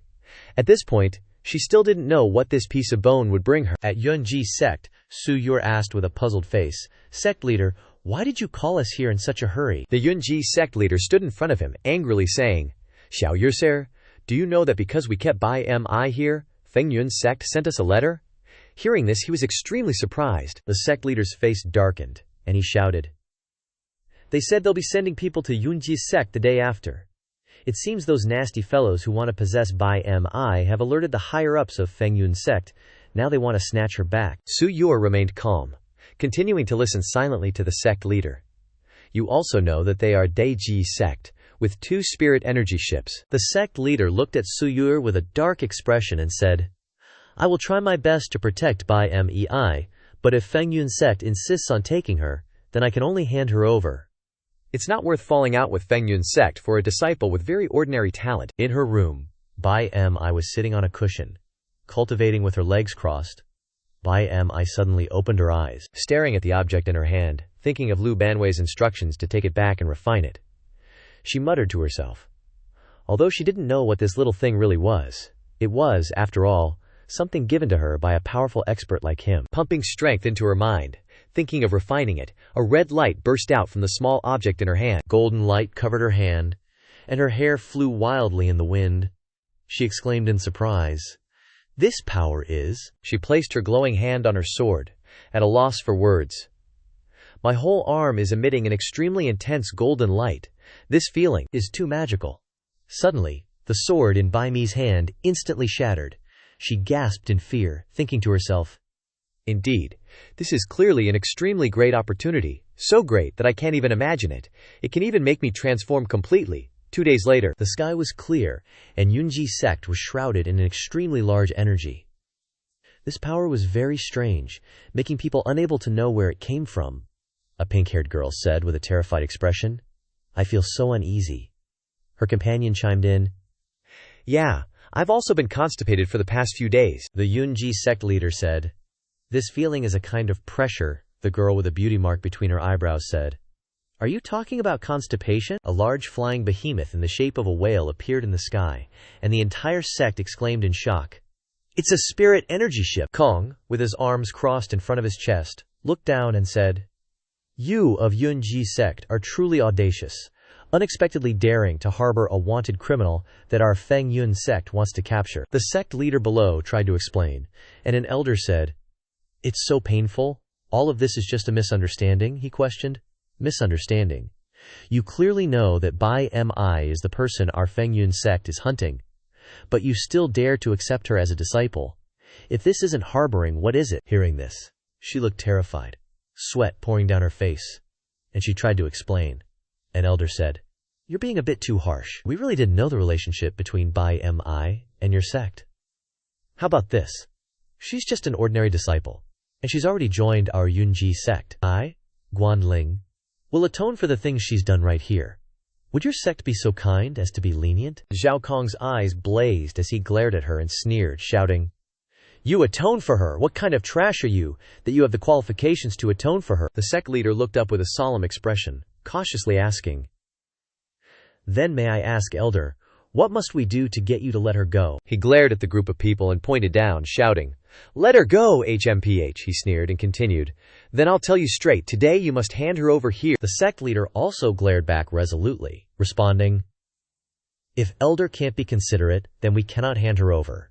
As the sect leader of Yunji Sect, I absolutely cannot allow you to harm a disciple of my sect. On the right side of the ship, gun barrels protruded out, and on the left side, similar gun barrels protruded out, all aimed at the people gathered below. He said with a ruthless face, I'll give you one last chance. Will you hand the person over, or not? Everyone below wore solemn expressions, silent and resolute, determined not to yield an inch. While the two sides were facing off at the gate, a monstrous aura, reaching its peak, emanated from within the Yunji Sect. Within that light, Bai Mi's bones were undergoing transformation. Finally, the remaining members of the sect appeared, gazing at the light with awe. Supreme Golden Bone, holy crap! Someone actually awakened the Supreme Golden Bone. No way, is this real? Unbelievable! Even those who had long passed rose from their graves, asking, Who is it? Everyone exclaimed, eyes wide. The ancestors are back from the dead. More and more people emerged, all asking, Who is this? Is she a disciple of our Yunji Sect? Suddenly someone said, I know her. She's a new disciple who hasn't been here long. Her name is Bai Mi, formerly of the Fengyun Sect. An old woman smiled brightly and said, Excellent. This is truly excellent. Our Yunji Sect will only rise from here. Another person cried out in disbelief, Oh my God! We thought Bai Mi was a big problem, but now it seems she's a massive opportunity. All the elders immediately flew towards the main gate, saying, "It's because of Bai Mi that the Fengyun sect is here. If Guanling can't withstand the pressure and hands Bai Mi over, we must stop her." On the mountain, the two sides were still locked at a stalemate. The sect leader thought to herself, "Honestly, I initially agreed to let Bai Mi join the sect because I cared about Su Yunner. That's why I made such a rash decision. But now that Bai Mi is a disciple of the Yunji sect, it's neither right nor reasonable to abandon her, otherwise the Yunji sect will become a laughingstock." Looking at the situation before her, she couldn't help but sigh. But with the current situation, it's truly a dilemma. Then, a voice urged from the ship, "Guanling, don't refuse a toast only to be forced to drink a forfeit. Hand over the person now." From afar, the sect leader saw green lights flying over and thought, "Why are the elders of the Yunji sect here too?" Seeing them land, Guanling secretly cried out in her heart, "They always opposed me letting Bai Mi join the sect. This is really troublesome now." After appearing, the other elders looked at Xiao Song and started cursing. "Hand over your ass. You think we'll just hand someone over because you tell us to? Who the hell do you think you are?" Someone immediately gave the middle finger in agreement. "Yeah, get lost, Paitui." The two continued to curse. "Your mother." Everyone standing there made a doubtful sound. Xiao Song angrily shouted, "Who do you think you are, daring to speak so rudely? Even my mother has never scolded me like that." "Do you think the Yunji sect has lived too long?" Another elder retorted. "If you're so tough, then try it. We're not handing anyone over to you, not in this lifetime." The sect leader carefully asked everyone, "What happened?" Another elder whispered in the sect leader's ear. She asked again. "Really?" the elder said. "Absolutely certain." Laughter erupted from below. The sect leader grinned wickedly and asked, "You want the person?" And then, with a sudden change, she replied, "Eat shit, sweetheart," the rest exclaimed. "The sect leader has become powerful." Xiao Song asked, "What's with this 180-degree change in attitude?" In his heart he wailed, "Why are they cursing me? Could it be that some powerful figure is backing them? If we clash with them just for Bai Mi, it's not worth it." Thinking this, Xiao Song turned the ship around, still threatening before leaving. "Fine, the Yunji sect is really something, but we won't let this go easily. Our young master's identity is beyond anything you can imagine." The sect leader, hands on hips, watched the spirit energy ship leave. Hearing Xiao Song's echo, "You won't survive," at the Fengyun sect, young master has returned. A figure sat leisurely in front, yet lacked the dignity of a high-ranking expert. He coldly looked down at the subordinate, Xiao Song, kneeling below, and said softly, "How far have you gotten with the matter I entrusted to you?" He was a high-ranking disciple of the Fengyun sect, Wen Chengyu, a man with no small position. His tone was gentle, but it made Xiao Song tremble in fear, stuttering, "Young master, there were some minor issues on that side, so we were temporarily unable to bring the person back because—" He didn't dare continue, as he saw golden lightning flashing in one of Wen Chengyu's eyes. Enraged, Wen Chengyu angrily said, "You can't even handle such a small matter. What do I need you for?" Young master Xiao Song fearfully cried before Wen Chengyu's majesty. Wen Chengyu's identity was not as simple as just being a top disciple of the Fengyun sect. The golden light in his eyes only appeared because he was reincarnated from a previous life, as one of the 3 reincarnated godsons. Although Wen Chengyu in his previous life mainly cultivated dual cultivation arts, he could still be considered formidable. It was just that Wen Chengyu had a grudge against someone in the Taoist sect. To avoid Wen Chengyu's assassination, he was temporarily arranged to recover his cultivation at the Fengyun sect. As for Bai Mi, she could help Wen Chengyu quickly recover his cultivation. The lowly Xiao Song trembled and begged, "Please, allow me to explain. It's possible that a powerful figure is backing the Yunji sect." Wen Chengyu impatiently said, "I don't want to hear explanations. What powerful figure haven't I met? If you can't even handle such a small matter, then the Fengyun sect doesn't need to exist anymore." Seeing Wen Chengyu's impatient attitude, Xiao Song stuttered, All right, young master, I'll definitely bring Bai Mi back." Under the blazing sun, the flags of Fengyun sect fluttered on the spirit boats. A whole fleet of Fengyun sect spirit boats filled the sky. That Zhao Kong guy who was just sucking up to Wen Chengyu was now acting all high and mighty. He roared, "Doesn't matter what the heck Yunji sect is, I'm getting Bai Mi back no matter what. Any big shot who gets in my way, boom, problem solved." Down below, Yunji's sect was in chaos. "Oh no, Fengyun sect's leading a warship assault. What, are they serious this time? Bai Mi's awakening needs time. What do we do?" If they didn't have spirit boats, even if their combat power is stronger, they definitely couldn't gain the upper hand. But now, if a real fight breaks out, they'll definitely dive into those spirit boats. With those boats' defenses, we really can't break through. All we know is how to fight, so a direct confrontation is impossible right now. Looks like we can only stall. Stall until BMI grows up. Then we can repel them. Hearing that, everyone was suspicious and curious. How do we stall? Even though BMI has awakened the Supreme Golden Emperor Bone, we'd need to wait for her to reach the Crossing Tribulation Realm at least to rely on it. We can't hold out for even half a year. Hearing everyone's lively discussion, the sect master of Xuanwu Sect couldn't help but frown, silently listening. Then, she lost her patience, furrowing her brow and saying, "Right now, we can only activate the protective formation and play it by ear. With the protective formation here, we can guarantee safety for a few months." Hearing what she said, everyone closed their eyes in sorrow. But what about after those few months? Before the blonde beauty could finish speaking, Su Yueri interrupted with a cheerful expression. "Shifu, senior sisters. Everyone, please prepare 100 buckets of water for me." Hearing him say that, they were all bewildered. "Little Yueri, what do you need buckets of water for?" The Xuanwu sect master couldn't help but ask suspiciously.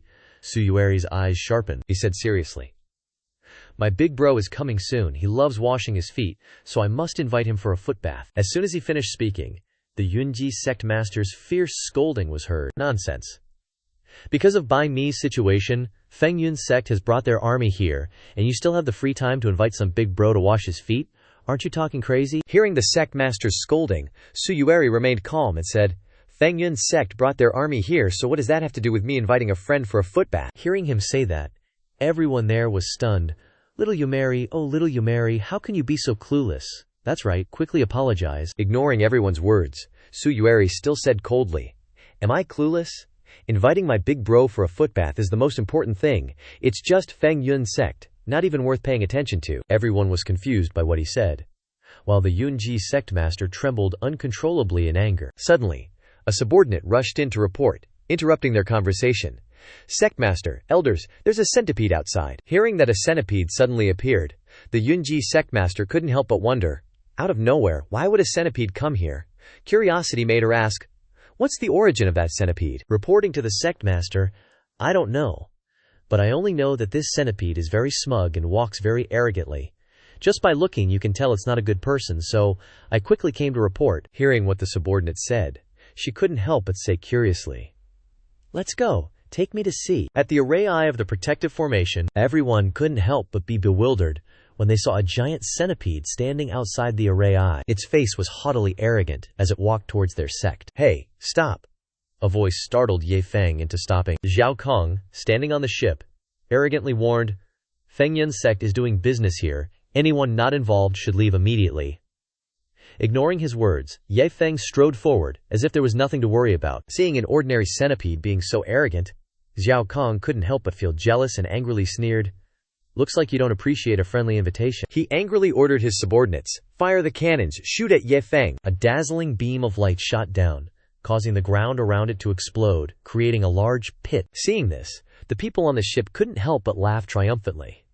Dare to interfere with Feng Yun sect's work. Serves them right. But before they could gloat, their faces twisted in horror as they looked down at the ground and saw a giant centipede, all ferocious and stuff. Standing there without a scratch, Yi Feng sneered, "Is that all you got?" Seeing Yi Feng completely unscathed, the Zhao Song crew were taken aback, scared witless. They couldn't believe he wasn't even slightly injured. Zhao Song wasn't giving up though. He got even angrier and ordered his subordinates. One blast like that is basically equivalent to a full-force attack from a 9th level tribulation guy. But it didn't even hurt that centipede. Injured? No way. Attack again.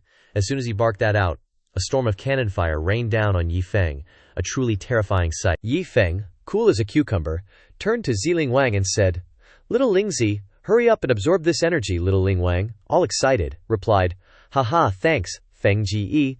Little Lingzi accepts your kindness, big bro." Little Ling Wang zoomed over to that massive energy orb and started sucking it up like a vacuum cleaner.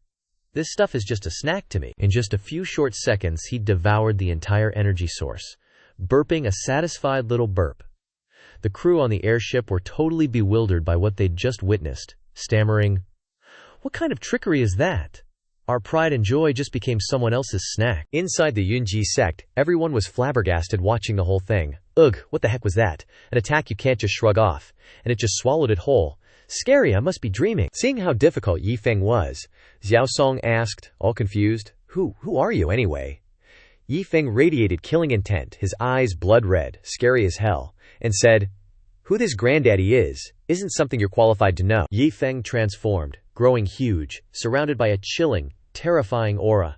Towering over the airship, he glared down at Xiao Song and his crew with cold, murderous eyes and said, But you guys did unload a lot of cannon fire on me, so I guess it's my turn to retaliate, huh? The people on the airship were terrified, tripping over themselves trying to escape when they saw how powerful Yi Feng was.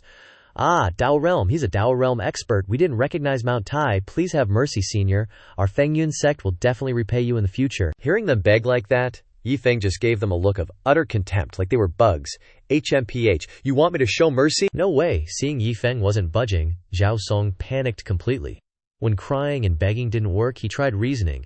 Senior, you're a top-tier expert after all. If word gets out, people will laugh at you. Hearing that, Yi Feng looked at him and said, You know, you've got a point. I'm the little brother of a big bro, after all. Bullying punks like you would be a bit embarrassing, wouldn't it?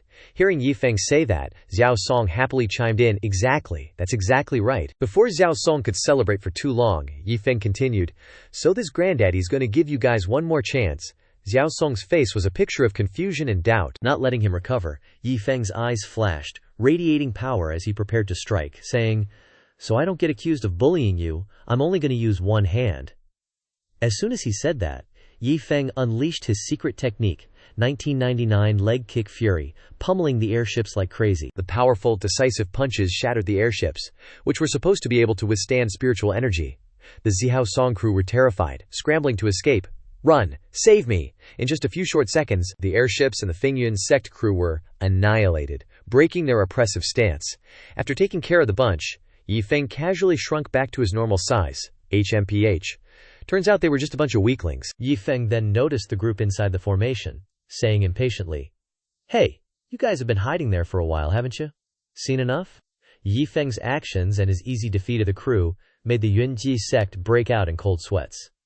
Sect master, what do we do? I don't know what to do anymore. Someone that powerful. If we mess this up, our sect will be destroyed. While everyone was panicking, not knowing how to deal with the situation, Su Yonggir, who had been watching the show, suddenly burst out laughing, Ha ha! Seeing him laugh like that, the Yunji sect master couldn't help but get angry, turning to scold him, Su Yonggir, what are you laughing at? Su Yuka remained calm, smiling casually. I really don't know what you're all worried about. You need to see the other guy's strength first. How can I not be stressed? Someone like that, with an unknown background. If we don't handle this carefully, it'll cause big trouble. But you don't seem to feel the danger. I've spoiled you too much, the Yunji sect master said angrily. Despite being scolded, Su Yuer wasn't scared at all, instead smiling brightly. Because they're guests I invited. Why should I feel threatened when my big bros are here? His words were like a thunderclap to the Yunji sect, leaving them stunned. What did you just say? Does little Yuer mean? In response to their doubts, Su Yuer nodded slightly. Everyone immediately dropped the tension from their faces, happily asking, So, the 100 barrels of water you mentioned? At this point, the Yunji sect master thought of Yi Feng's many legs and understood why so many barrels of water were needed. She couldn't contain her joy and ran over to hug Su Yuer, planting a kiss on his cheek, smiling brightly. Little Yuer, it wasn't a waste of effort for this teacher to cultivate you for so many years. No matter how much Su Yuer disliked it, the kiss was unavoidable. Unbelievable. Little Yuer actually knows such a great master. So proud. The Yunji sect crew gave a formal greeting to Yi Feng and Ziling Wang. Please come inside, two great masters. Seeing Su Yushir, Yi Feng jumped onto his hand and said, Little Yushir, Big Bro said you sent a letter saying you were being bullied, so your two brothers came to the rescue. Where are they? Let your big bros take care of them for you. Su Yuer laughed happily. Yi Feng Ge, the bullies were just chased away by you. Hearing that, Yi Feng was surprised, unable to help but curse. Shoot, I messed up. I actually let them get away. How can that be? Su Yuer smiled and said, Yi Feng Ge, you don't need to blame yourself. Chasing them away is enough. Seeing Su Yuer say that, Yi Feng's eyes were full of determination, saying, How can that be? Before we came out, Big Bro told me to make sure to teach the bullies a lesson properly. Wait for me a moment. Saying that, Yi Feng raised his arm into the air in front of everyone's bewildered faces. Suddenly, a space was severed, revealing a void. Yi Feng's arm flew into that void. In some distant place, a group of people were flying very fast through the sky. As Zhao Kong's group was speeding along, the sky suddenly tore open, revealing a gigantic claw reaching towards them. Everyone was shocked and terrified. Zhao Kong, who was flying in the lead, was oblivious to what was happening behind him, and angrily shouted, "Are you from the Dao realm? We have a Dao sect backing us too. This old man will remember this grudge. I will repay it 100-fold in the future." Suddenly, a flash of light streaked past him. Before he could figure out what was happening, he was dragged away. At Yunji Sect, everyone was stunned, surprised, and delighted to see Zhao Kong. The sect master of Yunji Sect was overjoyed. Awesome, this guy was so high and mighty just now, and now he's like a dog. This is so satisfying. The group looked at him with disdain, begging for mercy. "Master, spare us! Master, spare us!" After capturing everyone, Yi Feng said, "I'll leave these guys for you to deal with. Thank you, Brother Yi Feng, Brother Ling Wang, Brother Yi Feng. I know you like foot massages. Let me take you to get one." Su Yue finished speaking and looked at her Shifu, the sect master of Yunji Sect, who was internally ecstatic. She said, "Shifu, about the 100 tubs of water, can you do it?" In response, the sect master of Yunji Sect pouted, "What kind of talk is that?" Before Su Yue could react, she jumped up and down, happily saying and laughing loudly, "100 tubs of water isn't enough. It has to be 1,000 tubs. Each finger is equivalent to 1 tub of water." Her actions left everyone around dumbfounded, and the atmosphere fell into silence. Yi Feng suddenly spoke, breaking the silence. "You idiot! It should be 500 tubs of water. One hand has 5 fingers."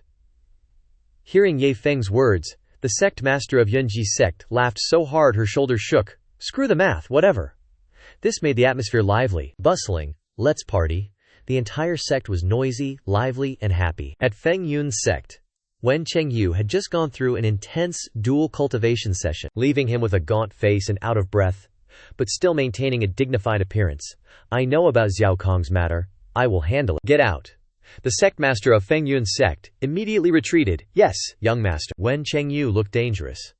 A centipede and a soul form, not worthy of being the place of a reincarnated saint, saving this realm. This is truly interesting. He used one finger to cast a spell. A beam of light struck one of the 3 great Dao sects, Sansheng Sect, directly. At this moment, a group of experts had just received intelligence. A centipede, a soul form.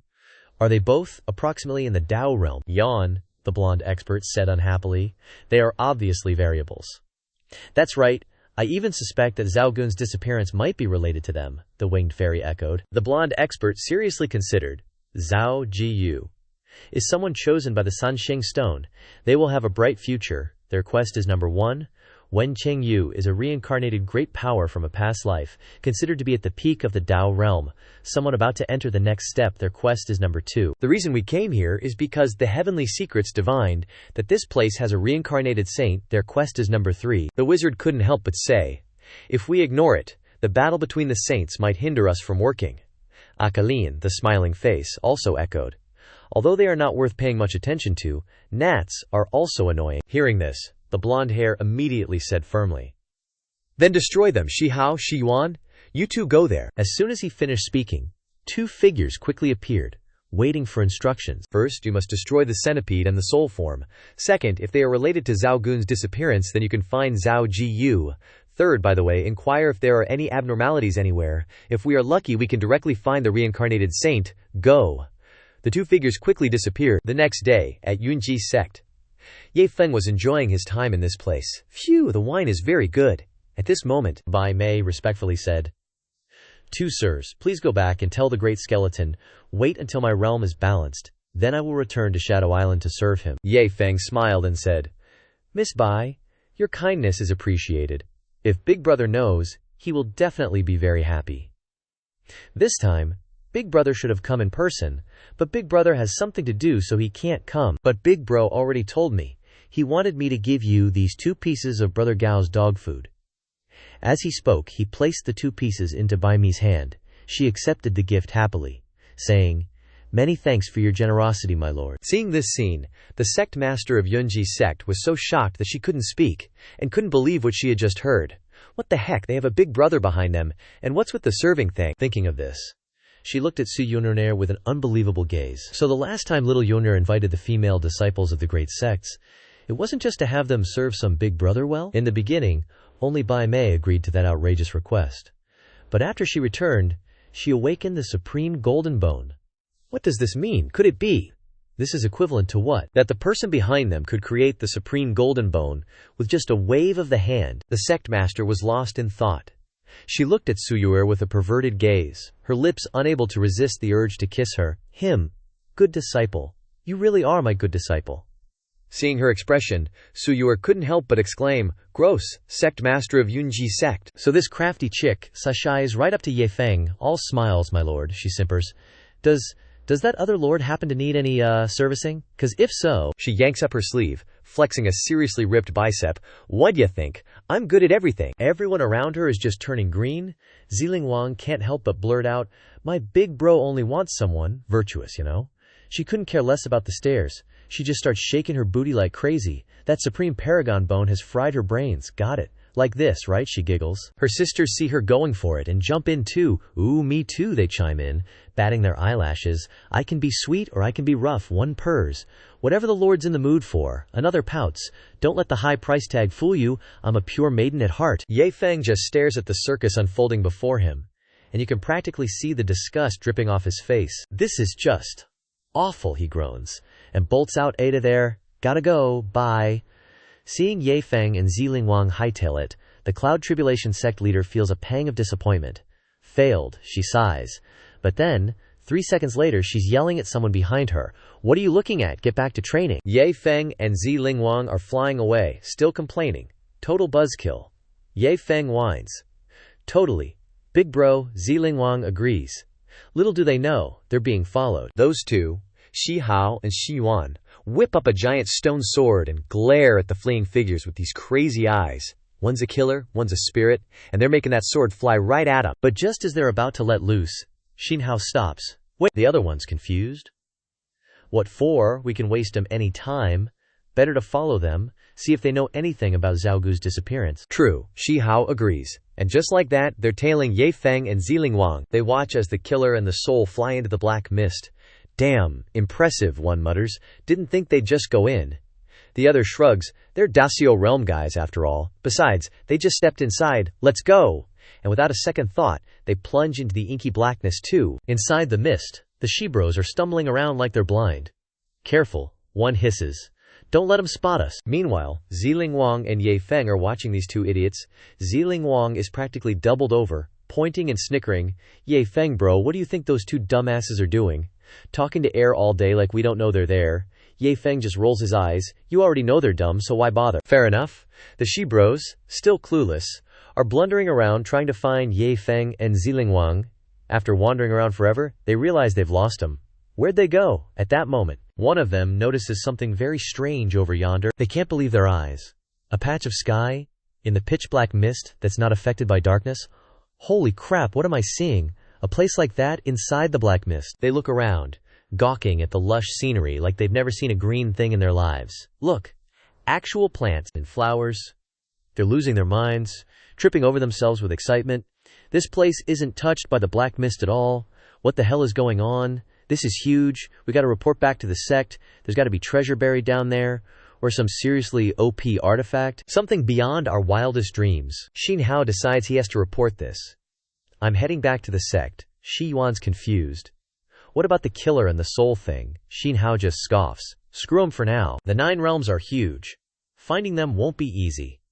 This land untouched by black mist is way more important. Let's split up. You stay here and keep watch for anything else weird. I'll go tell the sect. And with that, Shi Hao jets, leaving Shi Yuan all alone. Back on the 3 Life Gates spirit boat, a frantic voice demands, Shi Yuan, tell me again, what exactly happened? It's Elder Baijun. Shi Yuan's on his knees, spilling the beans. Elder Baijun, my brother and I were tailing the killer and the soul thing and went into the black mist.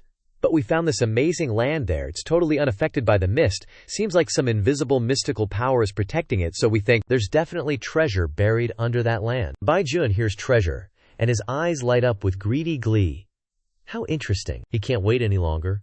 He orders everyone to floor it toward the black mist. From above, the black mist is dark and ominous. But as soon as the spirit boat passes through the outer layer, it's like entering a tranquil paradise. Baijun is ecstatic. This really is a magical place. We don't even need any protection. The black mist doesn't affect us at all. Shi Hao chimes in. Exactly, Elder Baijun. What's even crazier is that even with our strength, we couldn't see anything unusual. No formations or anything. That's why we think there's definitely something buried down there. Shi Yuan, nodding furiously, agrees. Yep, that's what I think too, Baijun said excitedly. If that's the case, then dig deeper. But being too rough will damage the spirit vein, and everything will be for naught. Men, arrange the tools. Everyone must dig slowly and carefully. Yes. Inside Yi Feng's wooden house. Big bro, what's the word? Should we find some time to ascend that thing? Kulu looked all sneaky. Shh. Not yet. If the master finds out I'm stealing his money bag again, I'll get beaten. Let's hold off for now, weather the storm first, Xiangpang echoed. Big bro's got a point. Wang Kai couldn't resist his curiosity and asked Kulu, "So where are you hiding the money bag now, big bro?" Kulu acted like a wise old sage. "You even have to ask. The most dangerous place is the safest place. I dug a hole at the teleportation gate outside. I'll hide the money bag in there. Even if the master racks his brains, he'd never guess his money bag is there." Hearing this, Yi Feng couldn't help but flatter. "You're amazing, big bro. Truly skilled in both literary and martial arts." Being praised made Kulu ecstatic. It's nothing, really. Suddenly, Kulu sensed a thick, killing intent surrounding him, causing him to panic inwardly. Then, quick as lightning, he was dragged out of the wooden house, leaving a huge hole in the wall, causing his little bros to break out in a cold sweat. Terrified, Kulu tried to escape, but a sword was flying towards him very fast, accompanied by Yi Feng scolding, "You damn dog, where do you think you're going?" Unable to dodge, Kulu was stabbed straight through by the sword, pinned to a nearby tree. He only managed to let out a scream. Yi Feng said angrily, "I'm punishing you to stay there for 3 days. After 3 days, figure out how to get out yourself." Kulu was scolded like that, but he secretly rejoiced that the sword was stuck in the gaps in his body. Yi Feng looked at him and curled his lip. "Hiding it at the teleportation gate, huh? You really know how to hide things." Kulu's little brothers trembled at the scene. Big bro's cover's blown again. On the other side, the group had dug a big hole. Bai Jun was overjoyed. There really is a fluctuation. Look at its vibration. It must be only a few zang left. Keep digging. The two attendants following him couldn't help but marvel. To be able to isolate a place like this from the influence of the black mist, what kind of treasure could it be? The one standing next to him also said with curiosity. Most treasures gradually lose their initial effectiveness due to the corrosive nature of the black mist. This will definitely be a top-tier treasure. Suddenly, some of the attendants shouted, "Ah! Elder Bai Jun, it's been dug up." Bai Jun looked down and discovered a mysterious black cube. Bai Jun couldn't help but laugh gleefully. "We finally found it. It's not in vain that we dug more than 100 zang." They were engrossed in their work, not noticing behind them, Yi Feng, who had just fallen into the hole they dug, was extremely disheveled and annoyed. "Damn it, which son of a BTCH dug such a deep hole in front of my house?" Bai Jun didn't hear him. He was happily ordering his subordinates, "Dig it out. Get the treasure out quickly. Be careful. Don't damage it." At this moment, Yi Feng noticed something unusual. Isn't that wooden box the one I personally made to hide money?" Yi Feng couldn't bear the thought of his stuff being taken away and shouted, "You sons of BTChes, give that box back to me." Yi Feng cursed angrily in his heart. That damn Kulelu must have been seen digging the hole to bury spirit stones. Damn it. And digging so deep to boot. Hearing Yi Feng's question, Bai Jun looked back blankly and saw Yi Feng standing there. He asked impatiently, "Who are you? When did you appear here?" Yi Feng was extremely angry at this moment and said without any courtesy, "You bastard dares to ask me who I am. What, if you don't put that box down, don't blame me for being impolite." Hearing this, Bai Jun's killing intent surged as he said, "HMPH, the rule in this world is, the big fish eats the small fish. Whoever has the strongest fist gets the item. If you have the ability, come and take it back." Hearing what he said, Yi Feng was extremely angry and rolled up his sleeves. "You're a thief," shouting, "Stop thief, huh? Today, if I don't beat you to death, I'm not Yi." As soon as he finished speaking, the two Xian brothers quickly flew in front of Yi Feng, saying disdainfully, "You're really overestimating yourself." Just as they were about to arrive, they saw Yi Feng raise his hands. Before they could figure out what trick Yi Feng was playing, each of them received a blow straight to the head, unable to dodge. As a result, both of them vomited blood and fell to the ground. Yi Feng stepped gently over the corpses of the two Shi brothers like a fierce god, leaving Bai Jun stunned. What, Shi Yuan and Shi Hao are, for better or for worse, Dao realm powerhouses. Seeing this, he immediately ordered, "Form the array." His subordinates flew up, forming the 3 lives formation to surround Yi Feng. They looked ferocious and said, "Die." Seeing this, Yi Feng was getting seriously pissed. He eyed those dudes with zero patience, saying, "Seriously, are you guys trying to be Naruto or something? All that hand sign crap?" They aimed at Yi Feng and yelled, "Die!" Suddenly, Yi Feng vanished into thin air. They were all kinds of confused. Where'd he go? Then, bam! A pair of feet slammed into the ground, launching someone upwards. Yi Feng appeared right behind them. Talk about a surprise attack. They were caught totally off guard. And then bam! A hand slammed straight into the back of their heads. Take this. They didn't even have time to react before they got smacked. All they could manage was a yell, OWW. The other guys watched their buddies get pummeled and totally freaked out. Before they could even collect themselves. Bam, bam, bam. More slaps landed on their faces, one after another. Watching his soldiers drop like flies, Baijun couldn't believe his eyes. What? The 3 lives formation is shattered? In a blink, Yi Feng appeared behind him, casually holding that black wooden box. Relying on a bunch of weaklings like you to steal stuff. Go back to your trees, he said with a sneer. Give it back. Baijun was furious, staring at Yi Feng. He couldn't believe the guy snatched the black box back in a flash. This guy's cultivation wasn't weaker than his. He was curious. Who the hell are you? Yi Feng, impatient, said coldly. Who I am is none of your business. I'm just here to take back what's mine. Yours. Baijun wasn't scared. He was thinking hard. This treasure could easily end the Black Mist. No way I can let this kid steal it. With that thought, Baijun's killer intent flared. He pulled out his Dharma artifact and said, Since I was born, I've led the era countless times, undefeated, ever. You and I are the same age, so there's no way you're my match. Hand over the black box and I'll spare your life. Yi Feng ignored him and started walking away. Is this guy crazy? Acting like he's never lost when he's clearly a weakling? Bye-bye. Seeing Yi Feng diss him like that, Baijun was enraged. He tossed his Dharma artifact, the 2-way silver demon cube, at Yi Feng. You think you're so high and mighty? I'll kill you. Yi Feng didn't dodge. He just kicked it. The Dharma artifact flew right back at him. Here, have it back. The Dharma artifact crashed to the ground, creating a powerful surge of light energy. Just as Yi Feng landed, Baijun came blasting out of the crater. In his hand, he held a sword radiating intense light. He slashed right at Yi Feng.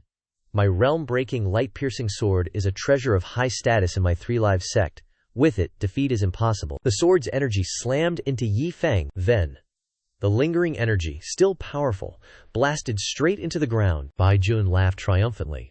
Yes, that's what you get for defying Baijun. Suddenly, he noticed something was off. Yi Feng was still standing there, calm as you please, casually crushing his sword. Seriously, what are you doing waving that piece of junk around? Talk about polluting the environment. Watching his sword get crushed so easily, Baijun was horrified.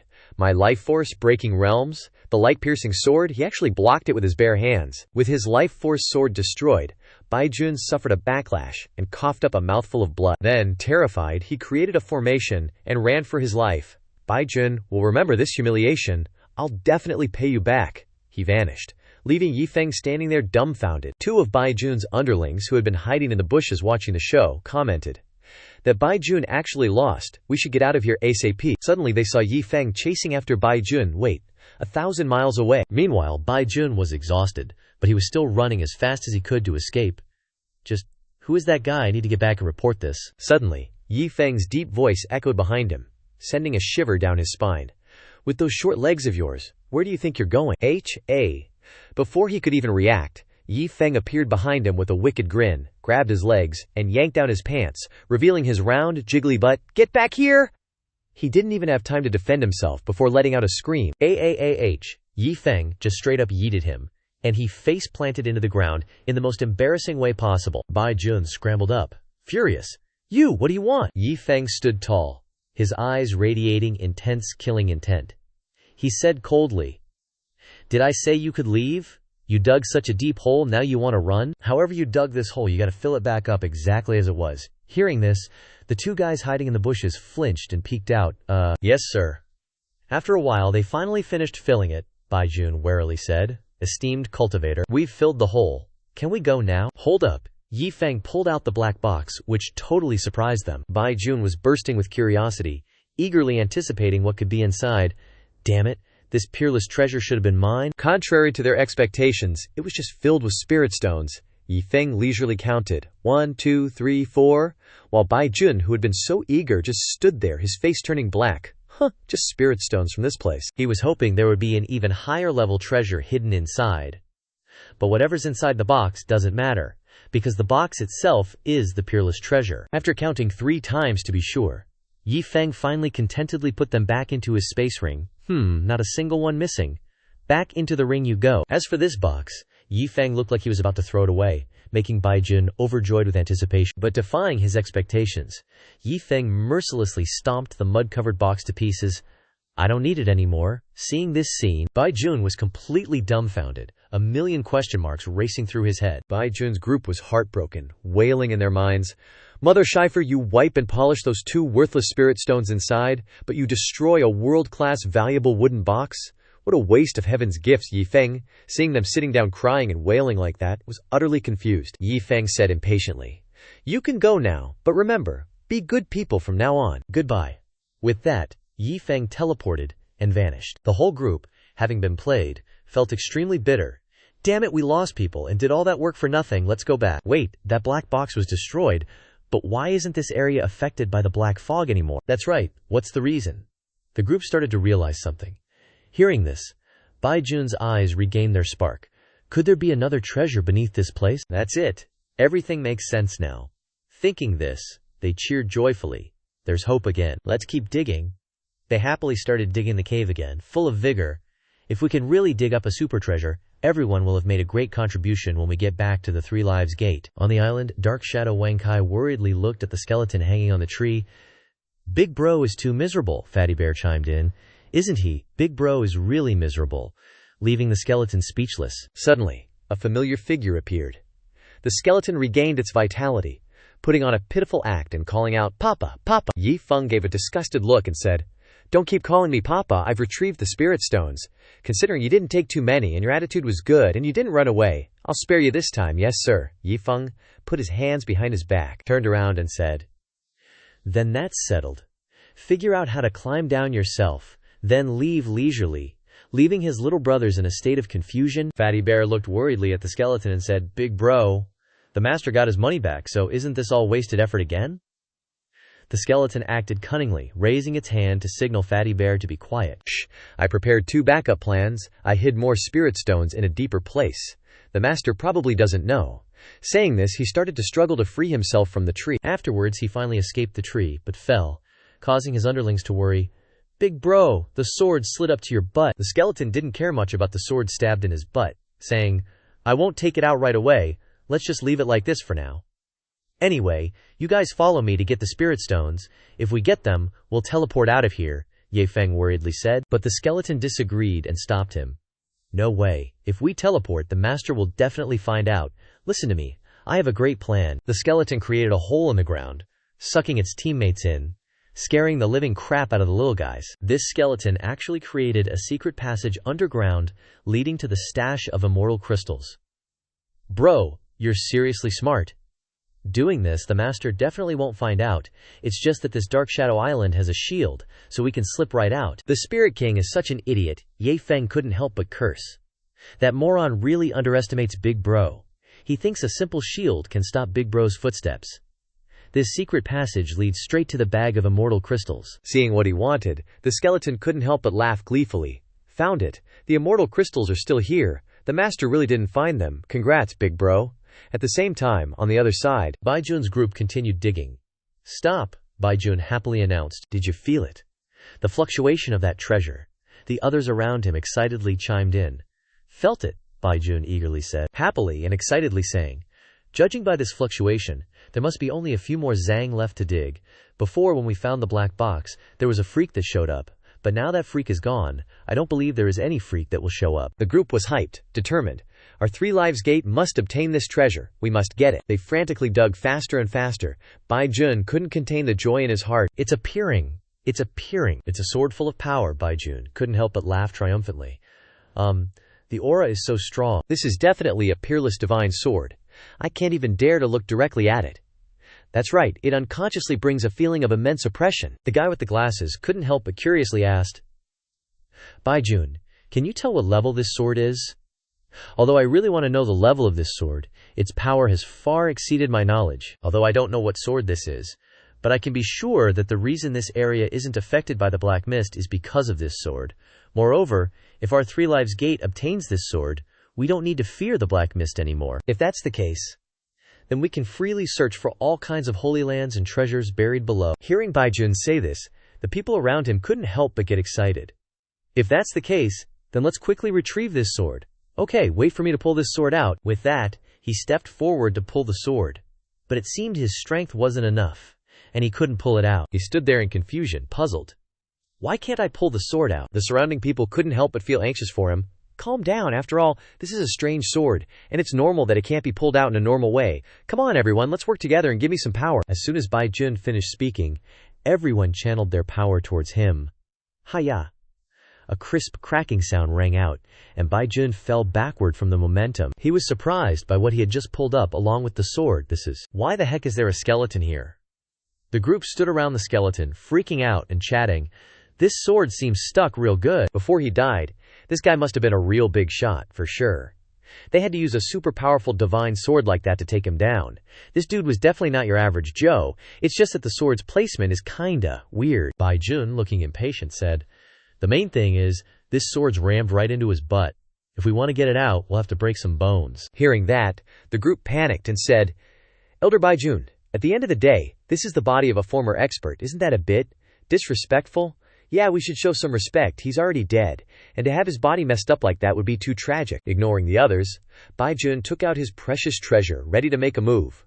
"What are you all doing? Pretending to be nice? He's dead. Why worry about useless stuff like that? Let's just blow up the corpse and be done with it." With that, he tossed the treasure right at the skeleton's head. At that moment, the skeleton was sound asleep, lost in a sweet dream of 300 immortal crystals. Oh, the little beauties of the Qingshan Bayou brothel. It's growing again. Right when his lewd dream was reaching its climax, it was interrupted by a massive explosion, leaving only smoke and dust. Bai Jun and his buddies grinned smugly, their greedy eyes ready to grab the sword. Hold up! Bai Jun suddenly stopped. After the smoke cleared, the skeleton was still lying there, completely intact. No way, it's still in one piece. Quick, look. It's moving. The skeleton suddenly stood up, catching them completely off guard. Holy crap, a talking skeleton! They were freaking out, scared shitless. The skeleton, like a grim reaper with dead eyes, glared at them. Which son of a bitch disturbed my beautiful dream? The group was sweating bullets, terrified that it could talk. Bai Jun, despite his panicked face, was still putting on a brave face. "It's just a corpse with no aura. What's there to be afraid of?" Bai Jun stubbornly said, pretending not to be scared. He acted like he knew what was going on. "It's just a remnant of consciousness after death. If he were alive, we'd definitely be no match for him. But now he's barely clinging to life. Are we really going to let him get the better of us?" Makes sense. Bai Jun is linking up the Tuju Breaker Light Sword to deal with this skeleton. Even so, the fact that he could block my move means I shouldn't underestimate him. Bai Jun takes flight, pointing his sword straight at the skeleton. "This strike of mine can cleave an asteroid in two. I'll send you to the Yellow Springs to rest in peace. Guess I'll have done a good deed then." He attacks the skeleton, but it doesn't even try to dodge, just raises a finger, pointing it at Bai Jun. Seeing this, Bai Jun becomes even more convinced that his guess was right. No consciousness at all if it thinks it can block my strike with a finger. What an idiot. Overestimating himself. But he never expected his always trusted sword to shatter into pieces, leaving him stunned and panicking. What? How is this possible? This sword was gifted to me by the Three Lives Sect after I made a great contribution to the sect. Its rank is 3rd in the entire Three Lives Sect.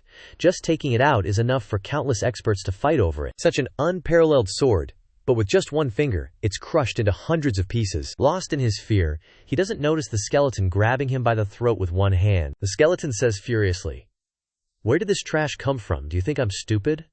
Facing the skeleton directly, Bai Jun is utterly terrified. Already ran into one pervert. Fine, now I've met an ultra-pervert, and a skeleton to boot. He begs in fear, "Senior, I was wrong, please spare me." Seeing him like this, his fellow disciples are equally terrified. The skeleton grows even angrier, lifting him up by the neck. "On what grounds should I spare you?" With his neck in the skeleton's grip, Bai Jun struggles even more, desperately gasping, "Senior. I am Bai Jun, the 3rd elder of the Three Lives Sect. My ancestors were also Rongdao realm experts.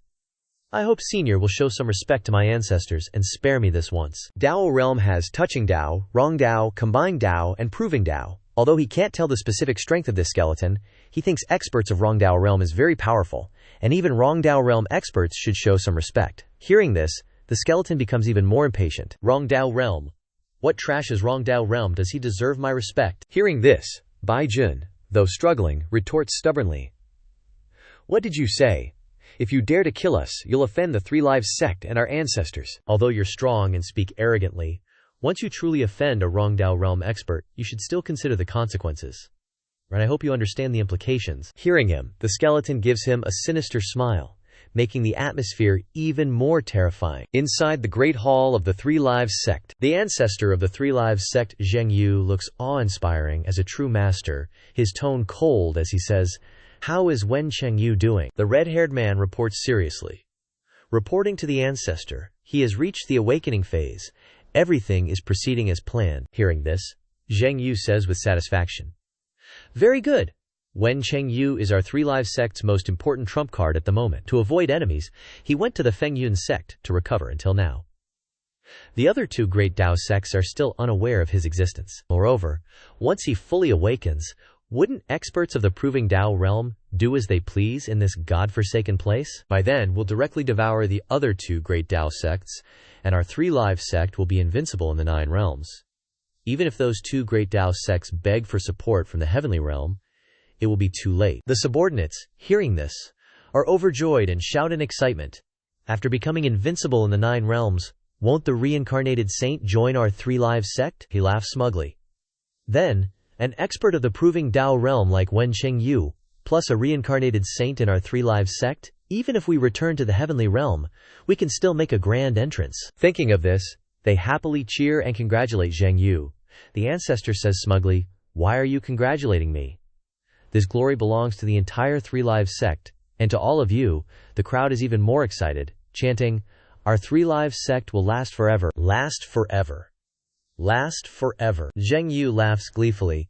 Being invincible is truly lonely. The old guy is still happily laughing smugly, unaware that a huge hand has appeared from a spatial rift above his head, reaching for him. In the blink of an eye, he is dragged away. The people of the Three Lives Sect are still enthusiastically chanting, last forever," when they suddenly realize something is wrong. Where did the ancestor go? On this side of the cave, Baijun can't help but be shocked when he sees the ancestor they were praising being brought here so easily, and in such a pathetic state. Thrown to the ground, his eyes nearly popping out of their sockets. "Ancestor?"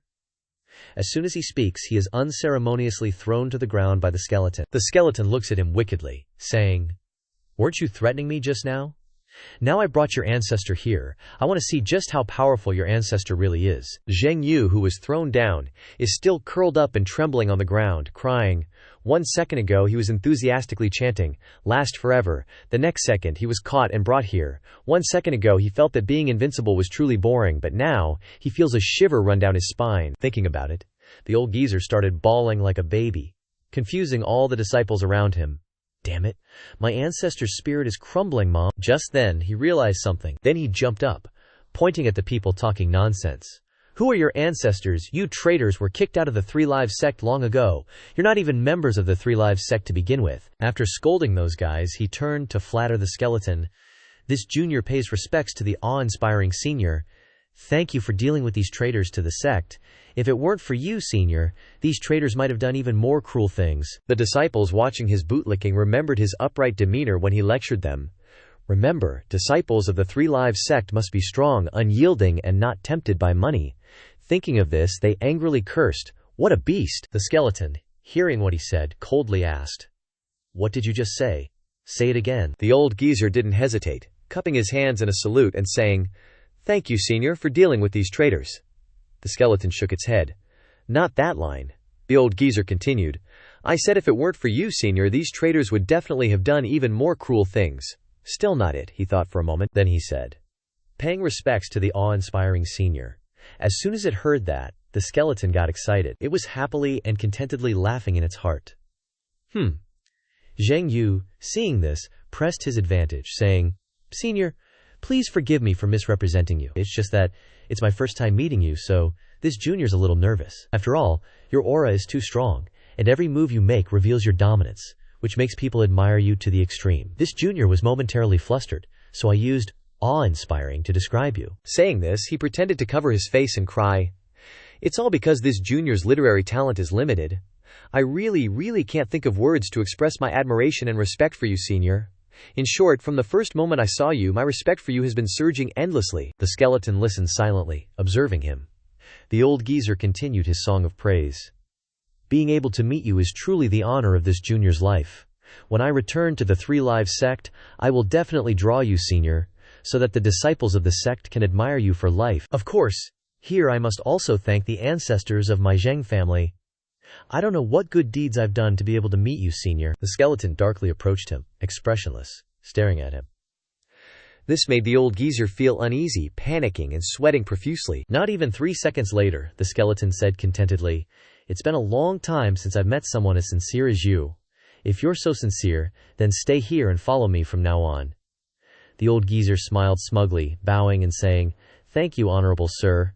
In his heart he couldn't help but rejoice. "I've saved my little life." Afterward, Zheng Yu couldn't help but size up the skeleton with disdain. "But this guy's really stupid. Wasn't I happy enough being an ancestor in the Three Lives Sect? Who would be so full as to become someone else's grandson? He. This is just a delaying tactic. I have to think of a way to escape." At this time, the skeleton looked at the disciples of the Three Lives Sect and asked, "What about those people?" Zheng Yu replied without thinking, "You can deal with them as you wish, sir." This made all the disciples feel truly panicked, the skeleton said with satisfaction. "Very good." The skeleton exuded a dark aura, reaching its hand towards the group. They didn't have time to react, only managing to scream before being drained of all their life force, becoming withered and then vanishing. Baijun was still unwilling, saying before disappearing, "In the next life, I want to be a good person." Then he vanished. Seeing this scene, Zheng Yu couldn't help but be extremely frightened. What kind of terrifying method is this? Could this skeleton be a Super Dao realm expert already? Luckily, I flattered him in time, so I have a way out. After dealing with those people, the skeleton said, "You all follow me." The two subordinates were surprised. Not only were they spared, but they also got to follow the skeleton. He figured it was because he had opposed Baijun's attack on this expert that he was spared. Yes, sir. In the blink of an eye, they arrived at an unfamiliar place, making them a little disoriented. The four of them appeared in front of a mansion gate. Zheng Yu didn't forget to evaluate it, teleporting in an instant, which also surprised him. Seeing Lu Daxing, the skeleton quickly called him over. "Hey kid, come here." "Oh, long time no see, sir." "Skeleton, I'm handing these guys over to you. Arrange some work for them." "Yes, sir."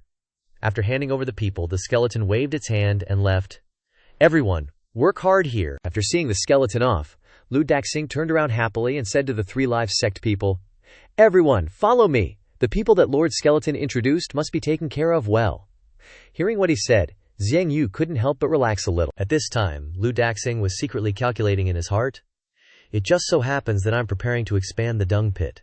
Since they're here then, I'll have them do this work. In this place of mine, if you can't carry dung or befriend dung, then you won't understand the truth of dung." As soon as they arrived at the workplace, the Three Lives Sect people couldn't help but feel nauseous because of the dung pit. Everyone's faces were green as they stood in front of it. Lu Daxing happily said, "Let me introduce myself. I am the Grand Manager of Dung on Dark Shadow Island. Expanding this dung pit from 10 zang to 30 zang is the next task that you should do. The tools are in the utility room. Everyone go get them yourselves.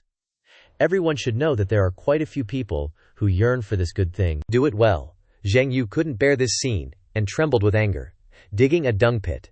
Melai, a dignified ancestor of the Dao sect, has to come here to dig a dung pit. Are you kidding me? Lu Daxing didn't notice the anger in Zheng Yu's eyes, happily saying, "As for how much you can understand, that depends on yourselves." Seeing Lu Daxing's appearance, Zheng Yu became even more furious.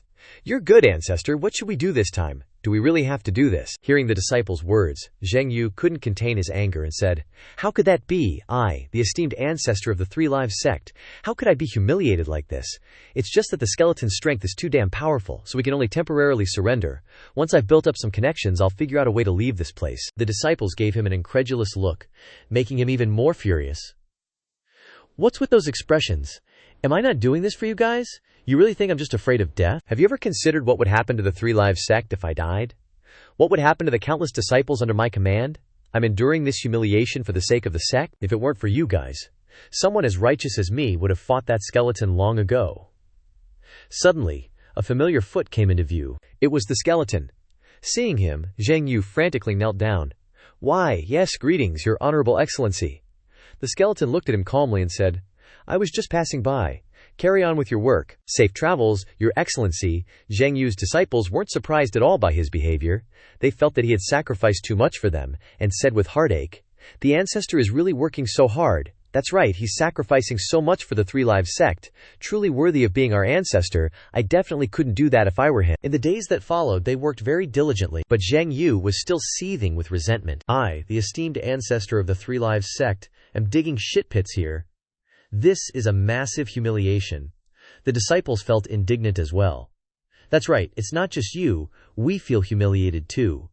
You have to think of a way. Thinking of something, he said firmly. That's right. Sitting around waiting for death isn't the way. You guys wait for me here. I'm gonna check out what the hell this place is. Ancestor must be careful. We'll be waiting for your triumphant return. The town was bustling with people coming and going. He went there to observe, realizing that nothing seemed out of the ordinary. Suddenly, he realized something. Wait a minute. He observed the people there. The passers-by, the people playing chess over there, and the two people practicing martial arts on the other side. Everyone was devoid of cultivation, not even a little bit. Thinking about it, he couldn't help but feel happy inside. There were only two possibilities. One, these people are much stronger than me, so they can hide their identities so well. He chuckled triumphantly. But without even thinking about it, it must be the second possibility. That is, all these people are mortals. Or rather, mortals without any cultivation whatsoever.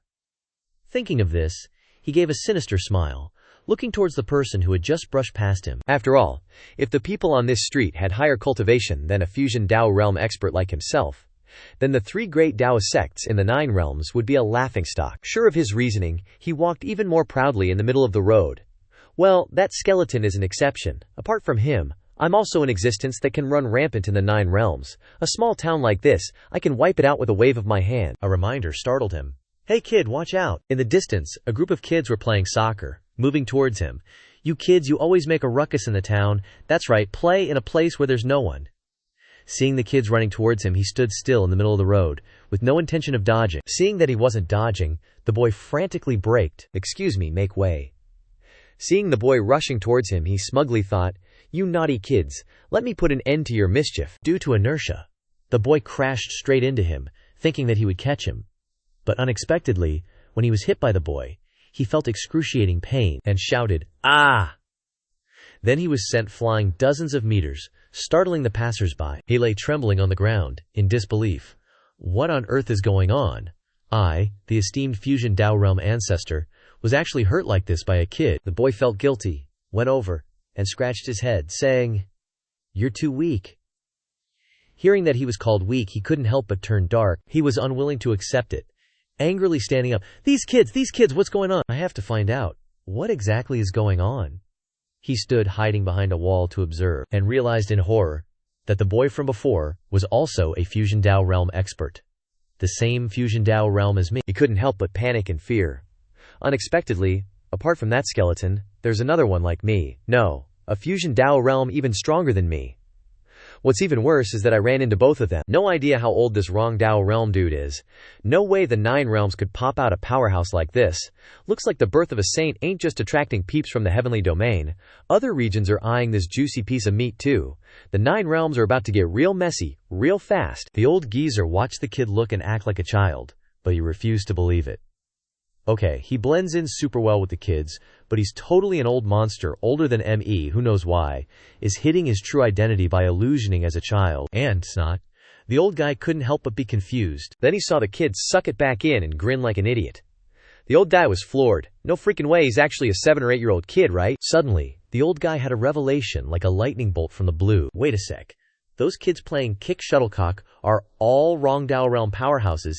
Every single one of them. What the heck is this world even? Oblivious as heck, the kids dropped their pants, flaunting their junk. Then they competed to see who could pee the furthest. The kids laughed. I peed further. No, I did. The old guy couldn't help but reminisce about his childhood, smiling. Man, brings back some awesome childhood memories. Those shenanigans kinda prove they are just a bunch of kids though. Thinking this, he covered his mouth in horror. A bunch of 7 or 8 years old wrong Dao Realm kids. WTF. He abruptly panicked. He looked back at the group playing chess. Seeing a group gathering nearby, these guys. With that thought, he tried taking out his Dharma artifact, the coolest one, the Zhengwu's breathtaking ambition, Sweeping Horizons board. But it started looking anxious when it saw those people. Not good, even IT's going dim. You can tell the stuff these random people are carrying isn't ordinary. My Sweeping Horizons board is like a goat walking into a wolf's den, trembling like crazy. The old man put on a stupid expression, just standing there dumbfounded. Even if he couldn't see their cultivation levels, just the sheer number of amazing treasures proved how shallow his thinking was. At the pit, the disciples were excited to greet him. Patriarch is back. The disciples gathered around him expectantly. Patriarch, how was it? Yeah. Is there a way out? The old guy just stood there silently staring. Actually, I think it's pretty good here. Look, the scenery's beautiful, the birds are singing. His words left the disciples speechless. Beautiful scenery where? Singing birds where? All they saw was dung and flies. The old guy forced a smile. How about we don't leave? This freaked the disciples out. Patriarch, why are you having such dangerous thoughts? That's right, Patriarch. Didn't you swear to take us out of here? Patriarch, forgive me for being presumptuous, but I have to ask. Did you get some benefits that made you suddenly change your mind? Hearing this, the old guy tried to look dignified. Nonsense. Xuanwu has lived an upright and brilliant life. I wouldn't be swayed by a few measly grains of rice. The old man took out his Dharma artifact, angrily saying, Don't even mention some small benefit. Even if you gave me a priceless treasure, it wouldn't move me. If you don't believe me, I can swear to the heavens. Seeing his fierce attitude, the disciples knelt down in fear. Patriarch, we were wrong. We took the heart of a villain and suspected you. Achieving his goal, the old man wickedly smiled and said, I don't blame you. After all, you're doing it for the Three Lives Sect. The reason I'm not leaving isn't because I, your patriarch, wants to dig pits and carry dung. It's because I'm tired of days filled with deceit. The old guy pretended to be a wise sage, saying, So what if I'm a patriarch? So what if I'm from the Tao sect? I'm tired. I'm carrying too much responsibility on my shoulders. Having you guys is truly an honor for Xuanwu. The disciples were so moved that they shouted, Patriarch, you've worked hard. We'll follow you forever. Two random people passing by couldn't help but give them a disdainful look. Idiots. A few days passed in a blink, so this is what they call the Dung Dao. Xuanwu laughed happily, lifting his dung bucket and saying, I've realized it. This made the disciples standing there panic, unsure of what was wrong with their patriarch. These past few days, Xuanwu hadn't stopped gathering information, so of course he knew that carrying dung on this island was a good thing. He gave off an adoring look. The Dung Road, under the lead of Master Lu, has become its own road. That undead deity gave me such a huge opportunity for just one compliment. Is what called the Great Tao has 3,000. 3,000 Great Taos have strengths and weaknesses, and Tao Realm is just understand the Tao. Before that, touching Tao Realm and wrong Tao Realm is just cultivation. The so-called touch Tao means that it has the qualification to contact the real Great Tao. Wrong Tao Realm is to find its Tao and blend it into the body, which is wrong Tao. Finding and blending with one's Tao is the qualification to enter the combined Tao Realm, and entering combined Tao is the beginning of true Tao enlightenment. He felt ecstatic and happy in his heart after comprehending and increasing his cultivation. How many years has it been? I've been stuck in the wrong Tao realm for so long because I couldn't find my own Tao. Even the weakest Tao among the 3,000 Taos, I couldn't merge with it. But who knew I'd find it after just a few days on Shadow Island? And it's the Dung Dao. The Dung Dao doesn't belong to the 3,000 Taos. Throughout history, some freakishly talented people have also merged with Taos outside the 3,000 great Taos, and they're all admired by everyone. Water can extinguish fire, but I am dung. How will you cope? It is because the orthodoxy of the 3,000 great Taos has been around for so long that there are many ways to break it. These unorthodox and heretical paths are the real dark horses when it comes to fighting. How could I not be excited? Thinking of this, the old guy cackled even more gleefully. Seeing that their old man had leveled up, the disciples couldn't help but admire and worship him even more. Awesome, we really did come to the right place. Not far from the pigsty, Zhao Hu was sitting in the pigsty, lost in gloomy thought. His face was bruised and battered. He wailed bitterly.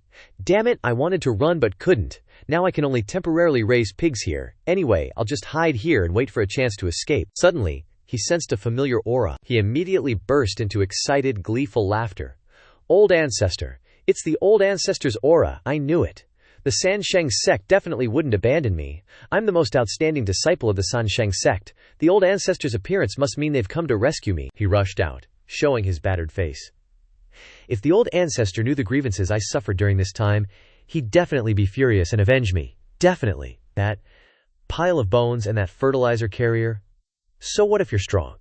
Could you possibly be stronger than our old ancestor? I'll definitely get the old ancestor to capture you alive and hand you over to me to torture at will. Ahaha, revenge is right before my eyes. As soon as he ran over, he saw his fellow disciples there, which made him even happier. Everyone's here. He couldn't help but feel a little warmth and happiness. Did you all come to save me, Zhao Hu? I really am important, aren't I? But before he could indulge in his self-admiration for 3 seconds, he discovered that everyone was carrying buckets of manure, and the one directing them was his old ancestor. 1, 2, 3. 1, 2, 3. This is the rhythm. Carrying manure every day keeps the body healthy. Seeing this scene, he was so scared that he was dumbfounded, and said powerlessly, I'm done for, I'm really done for. The old ancestor has also become a fertilizer carrier. Zhao Hu, I'm going to be stuck here raising pigs for the rest of my life. Half a month later, at the Xuanwu Sect. The Xuanwu Sect is blessed for 10,000 generations. The Tian Sect is blessed for 10,000 generations. A subordinate rushed in anxiously. Sect master, it's a letter from the old ancestor. Just what I was looking for. Let me see. The Tian Sect. Sect master happily opened it. The letter contained only a few simple words that left him and his disciples dumbfounded. The Xuanwu Sect is disbanded. At Fengyun Sect, a scream of frustration was heard. Damn it! Damn it, Wen Chengyu raged. The reason he chose the Xuanwu Sect from the beginning was that he valued their ability to provide resources for him during his awakening and protect him safely. Now, when he was in the critical moment of awakening, the Xuanwu Sect disbanded. Not only did he lose resources, but he was also exposed to danger. Things were even worse than at the beginning.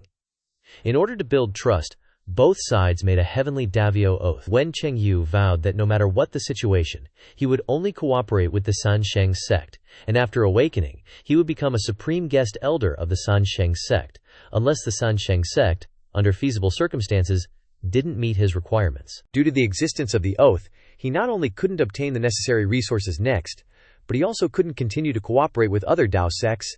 He was furious, and took out the transmission stone to message Zhengwu.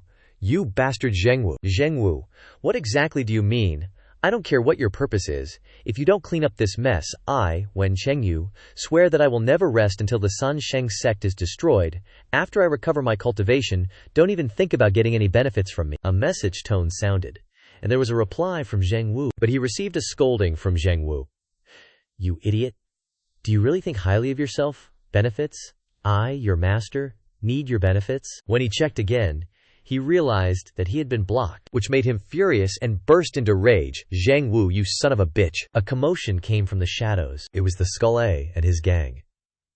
The immortal essence stones we stole from the master are enough for us to have fun at the tavern for a long time, Skull A said contentedly. The master usually collects immortal essence stones like fallen leaves. He won't even notice the loss of a single strand of hair from an ox. As long as we don't get caught, it'll be fine. Suddenly, a familiar figure appeared behind them, scaring them all. After a thorough beating, Yi Feng said angrily, You little bastards, where did this money come from? Skull A trembled and held out the bag of immortal essence stones. Someone else gave it to your dad? Yi Feng snatched the bag of money and said, Why are you holding so much money? I'll keep it safe for you. I'll give it back to you whenever you need it, Dad. Yi Feng laughed gleefully. Another windfall. After taking the stuff, he turned around and walked away gleefully, leaving Skull A and his gang with injuries and resentment from the beating. Skull A grabbed Wang Kai by the collar and cried, The master will return it to me, right? I'm so touched. Wang Kai looked at Skull A with such an expression he could only silently judge in his heart. Brother, parents usually say that, but in reality you can't get it back at all.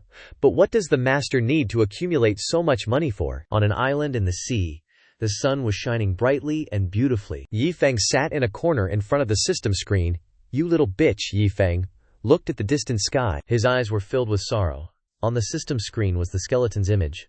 Only 1 year of lifespan remaining. How? On a snowy night 10 years ago, in a place called Pingjiang Town, inside a Guan temple. So hungry, so cold. A potato roasted over a flickering fire. A weak Yi Feng shivered from cold and hunger. How could anyone survive these miserable, hungry days? A young man with healthy limbs like him shouldn't be like this. But, in this cultivation world, for someone like him with no background and no cultivation, just having a place to barely scrape by wasn't bad, really. He never expected that as a transmigrator, he'd finally get the legendary system, which even gave him a #1 under heaven bodyguard. He thought he could finally escape his plight and reach the pinnacle of life. But during one practice session, Yi Feng discovered what use this bodyguard really was.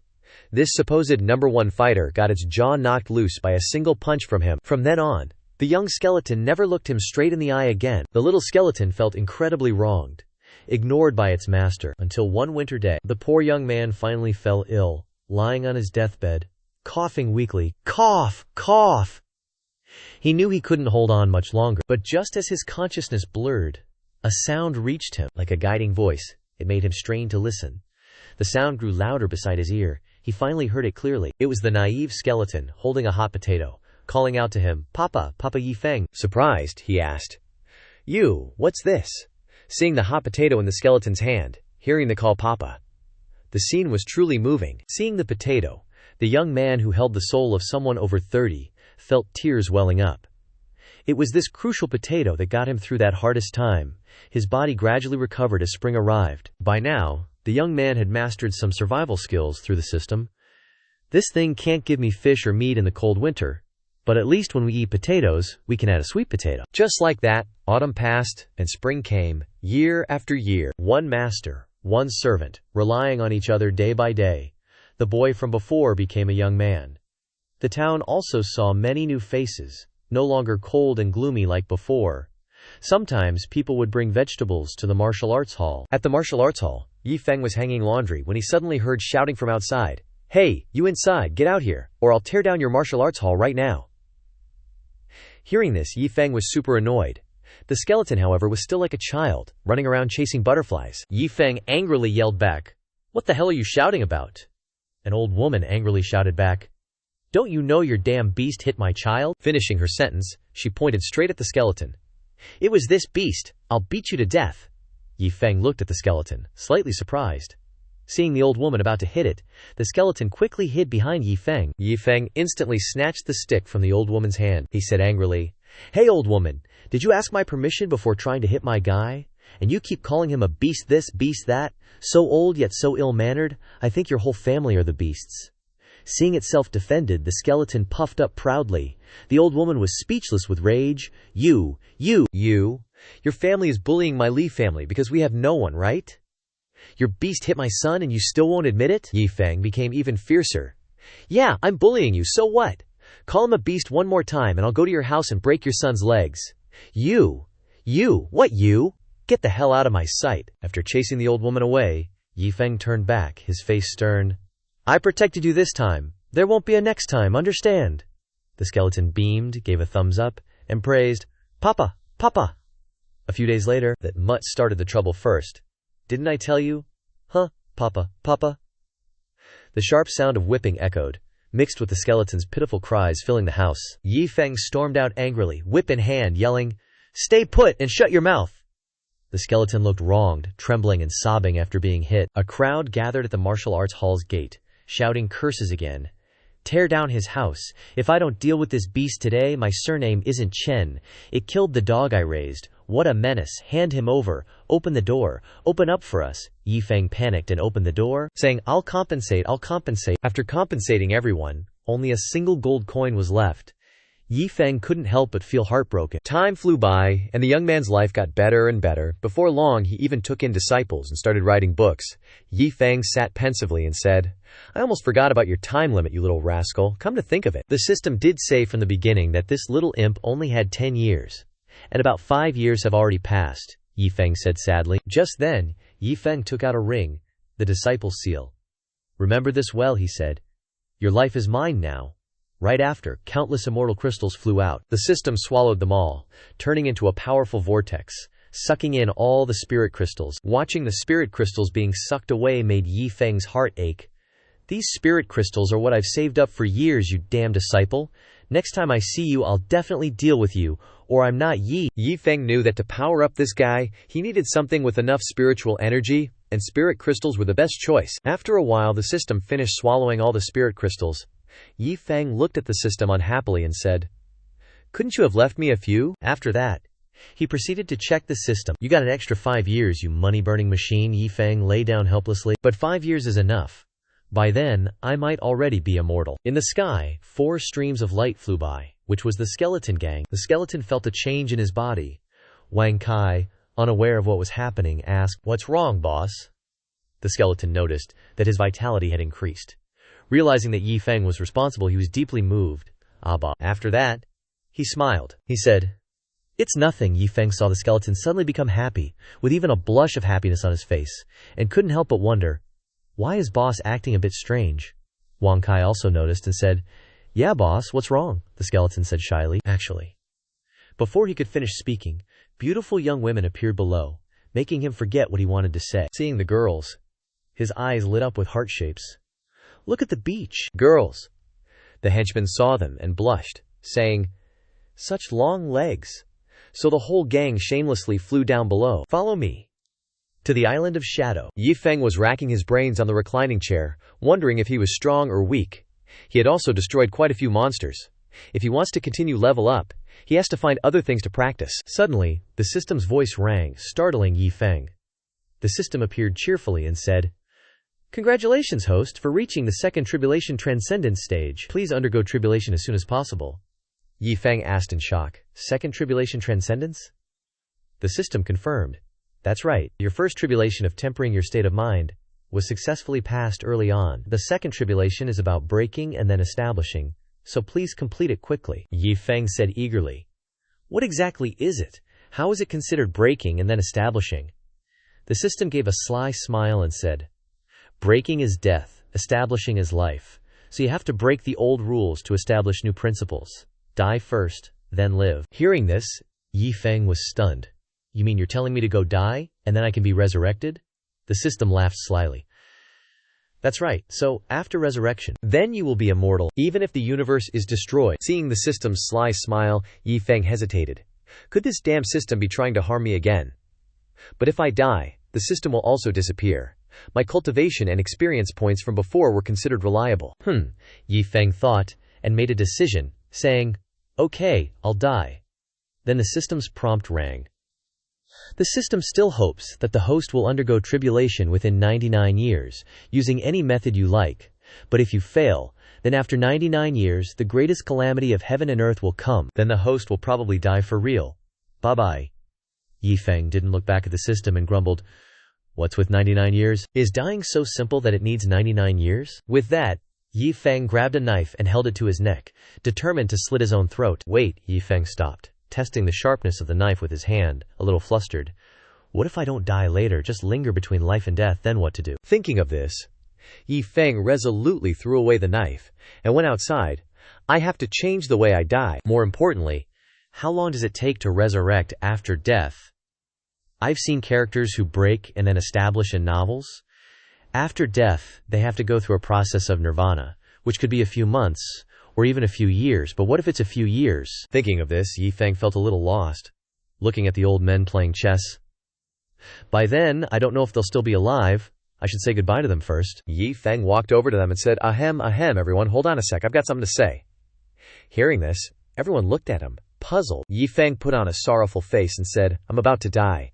Due to some unfortunate circumstances, I wanted to say goodbye to you all." Yi Feng continued to look regretful, even shedding a tear. In his heart he thought, "I know you'll all be heartbroken. After all, we've shared so many years together. To be honest, I can't hold back the tears as I say these words." But those old geezers just thought Yi Feng was kidding, so they paid him no mind and kept playing their chess game. "Checkmate! Oh no, slipped up there. If you lost, it's my turn. I've been waiting for half the day." Yi Feng looked at them, confused, and cursed in his heart. "Don't you guys understand what I'm saying? You can still play chess?" Yi Feng got pissed and yelled, "I said I'm about to die." Seeing him so angry, the group blankly said, "Then may you have a smooth journey to the underworld, Mr. Zhu. Take your time. We'll be so sad when you're gone." Then they went back to playing chess. "Don't embarrass yourself. Hurry up and give up your spot." "That's right. It's my turn now, Yi Feng. Don't be sour about it. I've misjudged you all. A bunch of heartless old men." Seeing Yi Feng leave in anger, the old men gathered together and said, "Could Mr. Zhu be any more dramatic? What do you think Mr. Zhu's up to?" Yeah, the way he said that, it's like, he's really gonna die. He's probably just bored. He always wants to block out the sun anyway. I'm not playing chess anymore. I need to go home and get ready to fertilize my vegetables. Yi Feng, soaking wet, tied the rock to his body and helplessly said, "If I try to jump off a mountain, I can fly. If I try to jump into the sea, I can swim faster than a fish. Even if I tie a rock to myself, the sea cucumber will run out of breath before I do. Looks like normal suicide methods don't work for me. I need to find someone to help." Suddenly he saw Lu Daxi walking past, carrying stuff. Yi Feng immediately went to stop him. "I need you to help me with something." Lu Daxi was happy to see Yi Feng and said, "Greetings, Mr. Zhu. Just tell me what you need." Yi Feng held out the knife in front of him, scaring Lu Daxi. "Stab me." Hearing this, Lu Daxi fearfully knelt down. I've always been loyal to Mr. Zhu. I don't know what I've done wrong, but I beg Mr. Zhu for forgiveness. If Mr. Zhu doesn't trust me, you can take my life any time, but I would never dare to lay a hand on Mr. Zhu. Yi Feng was bewildered by his reaction. What the heck? Yi Feng smiled helplessly and explained, I'm cultivating a special kind of divine art. I need to destroy the old to make way for the new, but I can't bring myself to do it, so I need you to stab me once. I won't blame you. Hearing this, Lu Dashi was even more scared. I was wrong, Mr. Zhu. I wouldn't dare to do anything disrespectful to you. Seeing this, Yi Feng could only cover his face and leave helplessly. I messed up. Suddenly asking someone to stab you is going to scare anyone. I need to explain things clearly. Next, Yi Feng found another person who seemed trustworthy. He put on a serious face and said, So that's the thing, I want you to kill me. This left Wang Daoshan completely clueless. Mr. Zhu is very kind and powerful, but it seems like he's not quite right in the head. Even if he didn't move, and I gave it my all, would I even leave a mark? Mr. Zhu doesn't understand himself, that's why he dares to say such things. Yi Feng eagerly said, Go ahead, just kill me. Wang Daoshan subconsciously responded, Yes. Then he unleashed a powerful aura and stabbed straight at Yi Feng. Here I come. The attack created a strong pressure. But strangely, Yi Feng remained standing there unharmed, while Wang Daoshan was out of breath. Yi Feng looked at him with disdain and asked, Is that all you got? You need to put a little more effort into it. Wang Daoshan started crying. You don't even realize what kind of person you are. How can I stab you to death with this? Hearing this, Yi Feng realized, Oh right, I've leveled up a lot from fighting monsters. I'm practically a top expert now. Then, Yi Feng looked at Wang Daoshan with a look of disdain and said, But you're too weak. At least you should leave a mark on me. Wang Daoshan could only cry in his heart. It was hard enough to squeeze into the top 5 strongest on Dark Shadow Island, but I didn't expect to be so weak in Mr. Zhu's eyes. I need to keep trying. In the town, Yi Feng wandered everywhere looking for someone, but in the end he couldn't find anyone. They were all too weak. Looks like it's impossible to die on this island. I need to find a peerless expert to kill me. There are many experts living in the 9 realms. I'll go visit their ancestors for 18 generations. I don't believe they won't kill me. After Su Yongner mobilized the power of the entire sect and brought the spirit stones to buy the demonic cores from before, Yi Feng was already packing his bags, embarking on his journey to seek death. Yi Feng gave a bitter smile and said, Damn it, so many days have passed, and I've tried everything but I just can't die. Suddenly, in the distance, Yi Feng saw a large ship. Looking closer, it was a large ship, and many expert escorts were flying towards him. On the ship was a large character, Hong.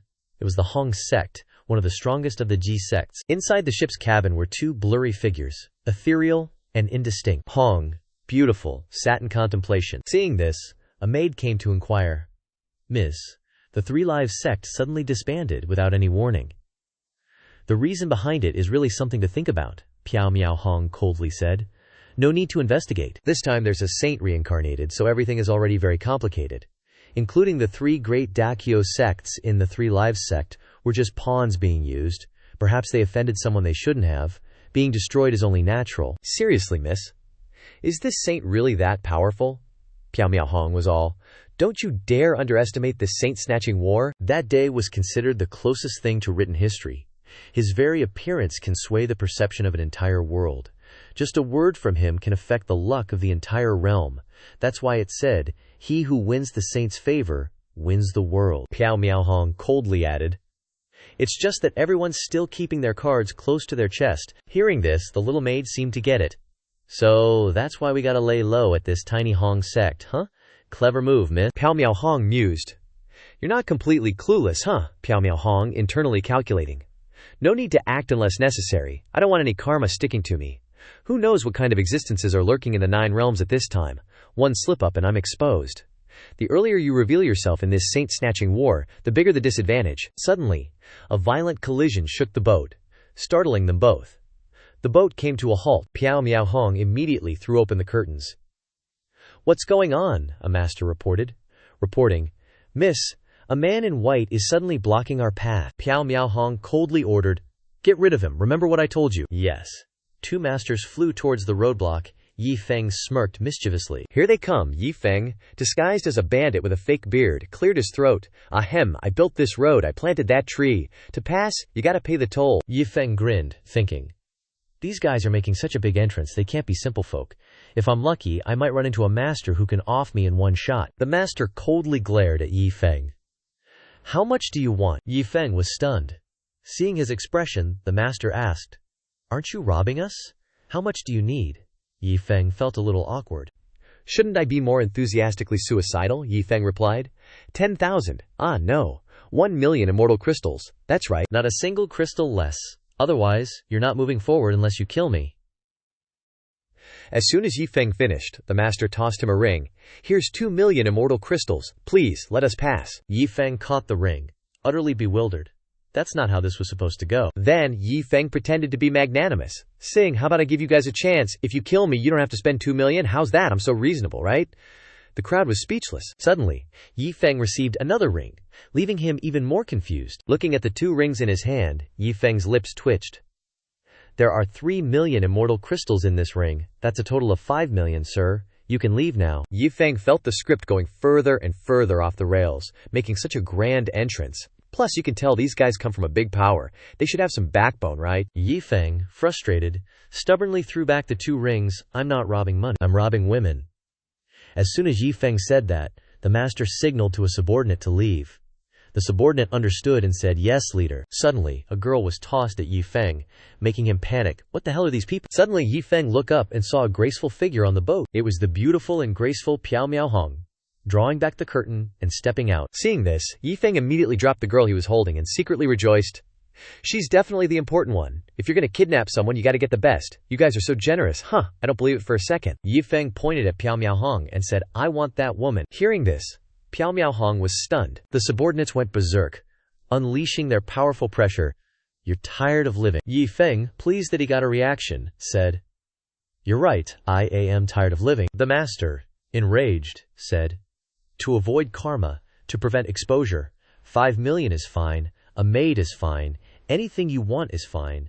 But you dare to covet our young miss, this is unforgivable. He unleashed a powerful attack towards Yi Feng.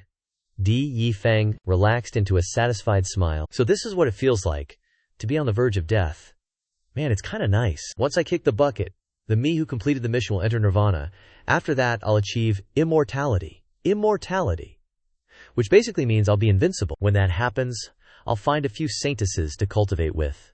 And then I'll plunder all the treasures in the world. Just imagining it makes me giddy with joy. Suddenly, a ding sound. Yi Feng opened his eyes, puzzled, and saw that guy's sword had been retracted. Yi Feng asked, confused, Hey, what's the big idea? It was Piao Miao Hong who made a move and retracted the sword. She coldly pulled her hand back. The subordinate could only shut up. On the other hand, Yi Feng was furious. Damn it, you ruined my good time. She flew down and landed in front of Yi Feng, saying, Young master, my subordinate was disrespectful to you just now. I apologize, but I still advise you to leave quickly. After all, we are from the Xuanwu Sect. I'm afraid you can't afford to offend us. As she spoke, she was gathering a chi ball in her hand. She looked at Yi Feng and smiled. Of course, when you leave, you can still take the spirit essence from earlier along with that maidservant. Yi Feng cursed in anger. Don't think I don't know your tricks. Inquisitively, what's wrong, young master? A figure flashed past. Yi Feng had already arrived behind her, and struck with a palm, she fainted. Then, Yi Feng carried her over his shoulder. Before Piao Miao Hong's people could react, Yi Feng was already running away with her. Son of a, got a bolt. By the time they reacted, Yi Feng had already grabbed the person. They panicked and shouted angrily, Damn it! The young miss, with all her strength, got kidnapped. Quickly, give chase. Yi Feng was overjoyed to have caught her. He laughed triumphantly, but didn't forget his anger, and slapped her butt. For ruining my good time. For ruining my good time. Ji Men. Although I don't understand much, it's probably a sect from outside that settled in the 9 realms. This woman's identity is definitely not ordinary. But if I kidnap her, that Hong sect or whatever will probably send a bunch of experts to kill me, right? Thinking of this, Yi Feng looked forward to it even more, and said with a triumphant grin, Come chase after me to kill me. Yi Feng hurriedly climbed onto the turtle's back, laid her down, and thought to himself, I still have to keep this grudge going. It looks like having this girl here will probably attract their elders, or even their sect leader. Yi Feng said a few threatening words and left. I'm waiting for your Hong sect to come save her. You better hurry up, or I'll come and destroy your Hong sect. Lu Kiao Chen, whose wig had been blown off, leaving only the hairnet, started racking his brains. Just what kind of person is he? Without using any cultivation, he was able to withstand my sword? Not only was he unharmed, but I was injured instead. Could it be that he's here because of the Saint War? Or is he an enemy from the celestial domain? Or has the young miss been exposed? Luo Chen, remembering someone, made a final decision. I'm going back to find reinforcements. After speaking, both of them flew away, leaving everyone behind stunned. They ran away. They started to panic. If they run away, what will happen to our Hong sect? We were just here to fill the numbers. What are we going to do now? Elder. The man with the protruding lip looked nervous. What else can we do? Quickly go back and report to the sect leader. Luo Chen's one sword alone is enough to make the Hong sect lose all hope, and that mysterious person in white who took that sword unexpectedly said he wanted to come and find our Hong sect. The group quickly left, still complaining. Oh God, what karma did we create? You immortals are fighting. Why drag our Lei Hong sect into this? Over at Yi Feng's place, he had arrived at a more spacious and quiet location. Yi Feng enjoyed the cold wind blowing on him, causing him to sigh in appreciation. This is indeed a great place to hide. Yi Feng turned around abruptly, looking behind him, looking at Piao Miao Hong, who was sleeping soundly. He assured her, Beauty, don't worry, I'm just using you to attract hatred. I won't hurt you. Later, when I'm immortal and indestructible, I'll come and compensate you. Yi Feng looked around expectantly. Your Hong sect has to hurry up, okay? It's best if the whole sect comes out. Make a big splash. At the Hong sect, in a towering city that pierced the sky, the Hong sect leader ordered all his subordinates. In short, absolutely no information is to be leaked. Cooperate unconditionally with Miss Piao Miao Hong. Everyone immediately obeyed. Understood. This Saint battle. They knew very well that such a struggle was not something a mere Jia sect was qualified to participate in. Even if they forced their way in, they'd only end up as cannon fodder. Luckily, this real powerhouse of the heavenly domain, Piao Miao Hong, brought a guard and a maid to this place, wanting to stay temporarily. They proposed that as long as they cooperated in keeping their identities a secret, they could get some benefits after the saint-snatching war ended. Of course, the Hong sect understood. A powerhouse like Piao Miao Hong, even a tiny bit of oil leaking from her fingernails would be enough to fill their bellies and give them a bright future. Moizhui rushed in, panicked. Report. It's bad. The head honcho looked at him, running over. What is it? Moizhui shouted. Miss Piao Miao Hong has been kidnapped. The Hong sect leader was utterly shocked to hear that. What? The elder recounted the entire process, making the Hong sect leader dizzy. Motherfucker? What in the heavens is going on? We finally found a backer, and now she's been kidnapped by some terrifying mysterious person, he stammered. What about that Luo Shen? Moizhui looked terrified. That Luo Shen couldn't beat the mysterious person and almost kicked the bucket. Then he took the maid and ran. The head honcho clutched his head in despair. How could this happen? Whether the Hong sect can become a Dao sect depends entirely on her. Moizhui hurried to the more important matter. Sect leader, please don't think about becoming a Dao sect just yet. Miss Piao Miao Hong claimed to be from our Hong sect, so before leaving, the mysterious person said he'll wait for us to come rescue her, and if we don't come, he'll wipe out the entire Hong sect. The Hong sect leader was so frightened that he fell backward, and his subordinates rushed to support him. The sect leader frantically pressed his acupoints in fear. The Hong sect leader was tense, feeling like he was falling into an abyss. The kidnapper of Piao Miao Hong even made Luo Shen run away. What the hell does my Hong sect have to use to save her? We don't even qualify to be cannon fodder anymore. The surrounding subordinates were in a constant flurry, full of worry. Sect leader, what should we do next? That's right, the Hong sect leader hastily ordered. Someone, pass down my order. Seal off the mountain gate. Activate the Grand Protective Formation. Everyone, turtle up for me. Everyone hurried to spread the word. Understood. On a towering mountain peak, Yi Feng had been waiting. After several hours, he grew impatient and paced back and forth. For crying out loud, how slow can a Jinni sect be, motherfucker? I've been waiting here all day, I didn't go far at all. Logically speaking, there should be some kind of movement by now, right? Piao Miao Hong woke up at this moment, looking dejected. If there's a mountain higher than a high mountain, the person who kidnapped me is probably related to a saint, right? Because of the information they want to get from me? Or they want to eliminate a competitor? Or they want to hinder the person behind me? And it doesn't matter anyway, because I don't have much time left. Yi Feng was a little confused, seeing her wake up obediently.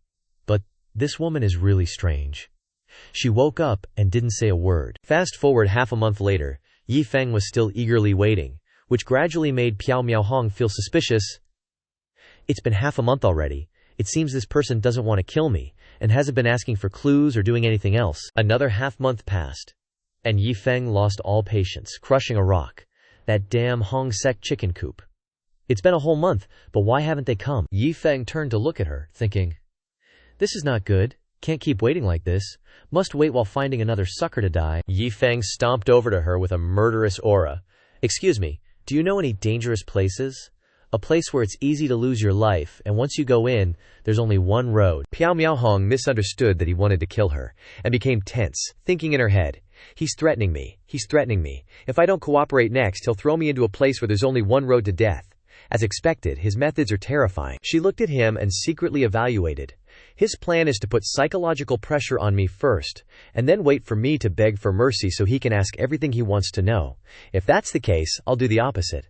Not only will I not beg for mercy, but I'll even willingly tell you about an extremely dangerous place. Piao Miaohong sat up and told him. That terrifying forest is a new land, born from the reincarnation of a saint. The birth of a saint can affect the style and fortune of a world. During this stage, all kinds of fortuitous lands and extremely terrifying lands will appear in the 9 realms. The person who kidnapped me probably wants to know what fortuitous land I have in my grasp, right? At the moment, these places are indeed places that the forces are fighting over. The methods of the forces are different, so it appears that this force knows about this place, while another force knows about a few other places, and the terrifying forest is a terrifying land that Piao Miaohong knows about, Yi Feng pondered. The terrifying forest, huh? He excitedly turned around, secretly laughing. Just hearing the name makes it sound terrifying, Yi Feng happily said to her. Then please show me the way. Piao Miaohong was silent for a moment, then replied, Okay. Thus, the two of them set off, and she slowly led him to the terrifying forest. A place where the surrounding trees had no leaves and the air was gloomy. Yi Feng looked around. This is the terrifying forest, Piao Miaohong nodded. That's right. Piao Miaohong guessed that Yi Feng would definitely threaten her at this moment, forcing her to reveal the fortuitous land she had in her grasp, otherwise he would push her into the terrifying forest. But she had already decided from the start that she would never reveal the fortuitous lands she had. Piao Miaohong consciously walked into the forest, thinking, At worst, I'll just die. Yi Feng quickly stopped her. What are you doing? He quickly tied her to a tree. What are you doing going in there? Just wait here. Yi Feng turned around and walked straight into the forest. Using her to attract the Xuanwu Sect's people was just a last resort. How could I let her go to her death? Yi Feng excitedly skipped into the forest, to the astonishment of Piao Miaohong. Terrifying forest, here I come. Piao Miaohong was like, Huh, with a super confused look. What game are we playing here? Yi Feng, holding the torch, ventured deeper into the forest. He glanced around, not scared at all, not even knowing what dangers this forest actually held. This forest is gloomy. So gloomy indeed. The terrifying forest lord, seeing someone enter, got all excited and followed closely behind. Another little worm has entered. Countless immortals have mistakenly entered this forest and become my food. It quickly attacked him from behind all of a sudden. Even though this is just a snack, I can't waste it. Your cultivation will become a part of me. The hell? Wait a minute. The terrifying forest lord paused to assess him, realizing this guy was dangerous and not to be messed with. The aura on this guy is no joke, and the torch in his hand carries a purifying power that restrains me. A demon. The forest lord got scared, screaming in fear, losing all its arrogant demeanor. It remembered its mommy, her advice. Honey, when you grow up, you have to be a good person, okay? The terrifying forest lord immediately burst into tears. Mommy, it was so scared. It immediately abandoned its territory and flew away. Deadly memories are attacking me like crazy. What kind of trick is this? I'm not even on the same level as this guy. So scary I want to go home. Yi Feng, seeing the sky gradually brighten, was confused. Why is it suddenly getting brighter? Because the terrifying forest lord had left. Peace was restored, and the forest gradually regained its vibrant appearance. Looking at the clear blue sky and white clouds, the terrifying forest had become a normal forest because of him, leaving Yi Feng speechless. Damn it, that woman tricked me. Looking at the atmosphere before, I thought this place was really scary. But it turns out it was just dark clouds covering the sun.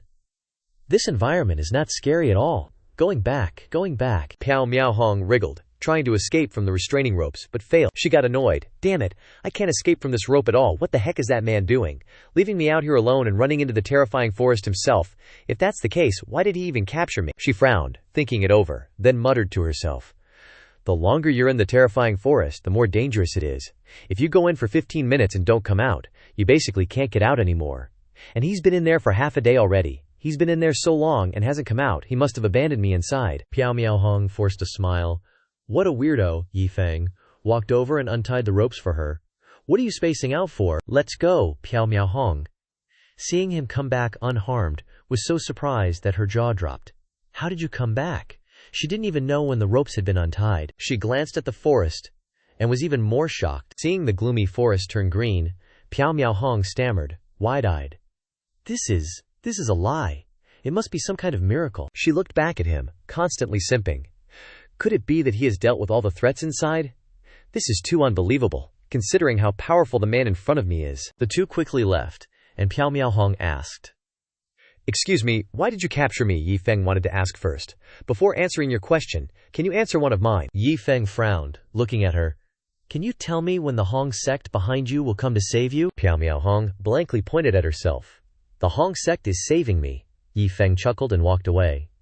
"Let me be honest with you. Capturing you is just to attract the Hong Sect's hatred. I'm waiting for the Hong Sect to come and save you." Piao Miao Hong stared at him warily. "Waiting for the Hong Sect to come and save me so you can catch them all in one swoop." Yi Feng immediately gave an answer that proved he was crazy. WTF. Not to catch them all in one swoop, but to wait for them to kill me. Piao Miao Hong was dumbfounded after hearing this. "You mean the purpose of capturing me is just to attract the Hong Sect's hatred so they'll come here and kill you?" Yi Feng was satisfied. "That's right, you're very smart." Piao Miao Hong felt like she was talking to someone with mental problems, and thought to herself, a super-duper master of unknown strength captures someone whose strength is higher than who knows how many Hong sects, just to wait for a key-level sect to come and kill him. She gradually suspected that he might have something wrong with his head. Yi Feng looked at her expression, and guessed what she was thinking, saying, "You might not believe it, but my goal is to find death," he explained. "In order to find death, I've thought of countless ways before, but none of them worked, so I chose your convoy.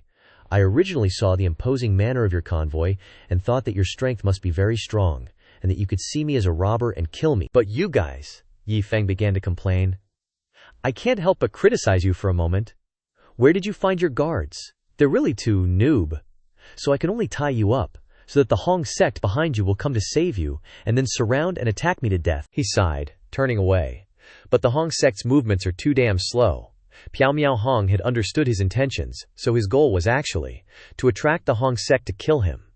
The ridiculous thing is that my guards are gods, and they're probably no match for him. Why does he think the Hong Sect can kill him? Piao Miao Hong threw a stone at him. "Look at this." Yi Feng frantically read the information in it, surprised. The Hong Sect's strongest Kai-level expert announced he was going into seclusion for half a month.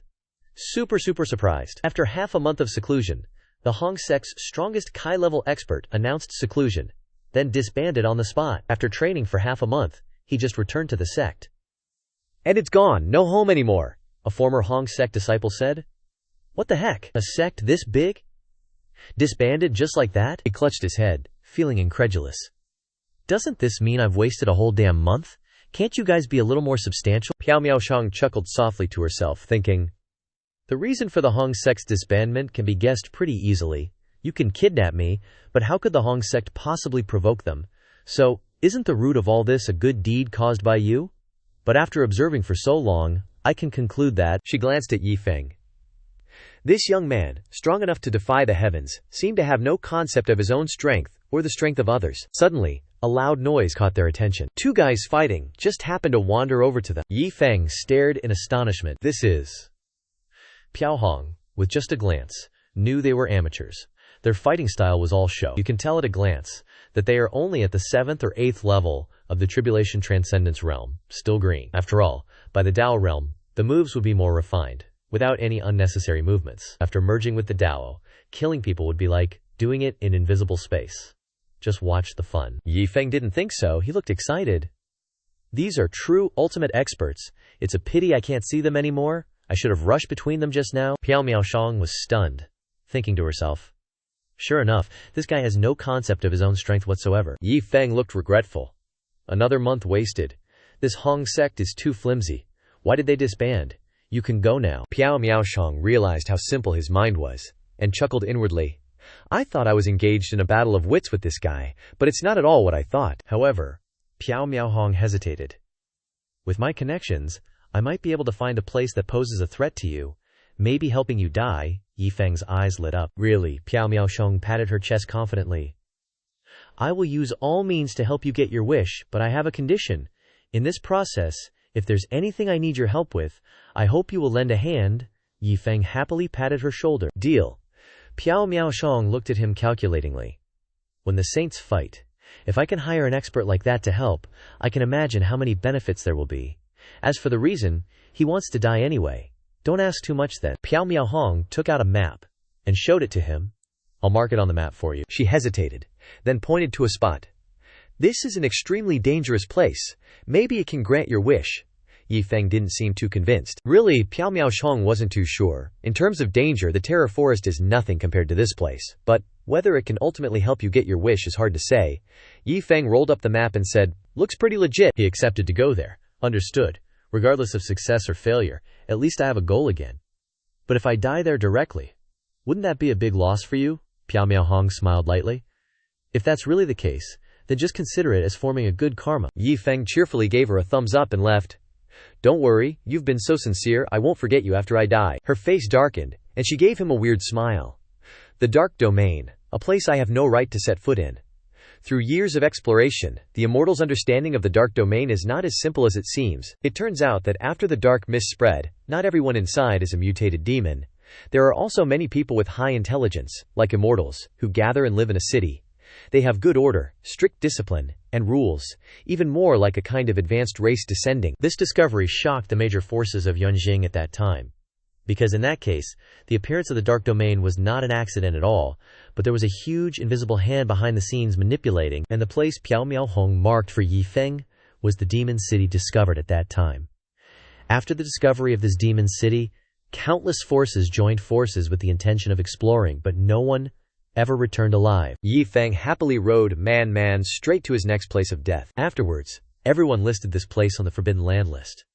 With more exploration, Forbidden Lands have also been clearly divided into 9 levels, 1 being the highest, 9 being the lowest. Most of the areas inside are level 8 to 9. Level 7 Forbidden Lands are almost non-existent, and there are explicit orders prohibiting entry, and the actual level of this demon city is unknown, but humans temporarily classify it as a level 6 Forbidden Land. First, Yi Feng pointed forward excitedly.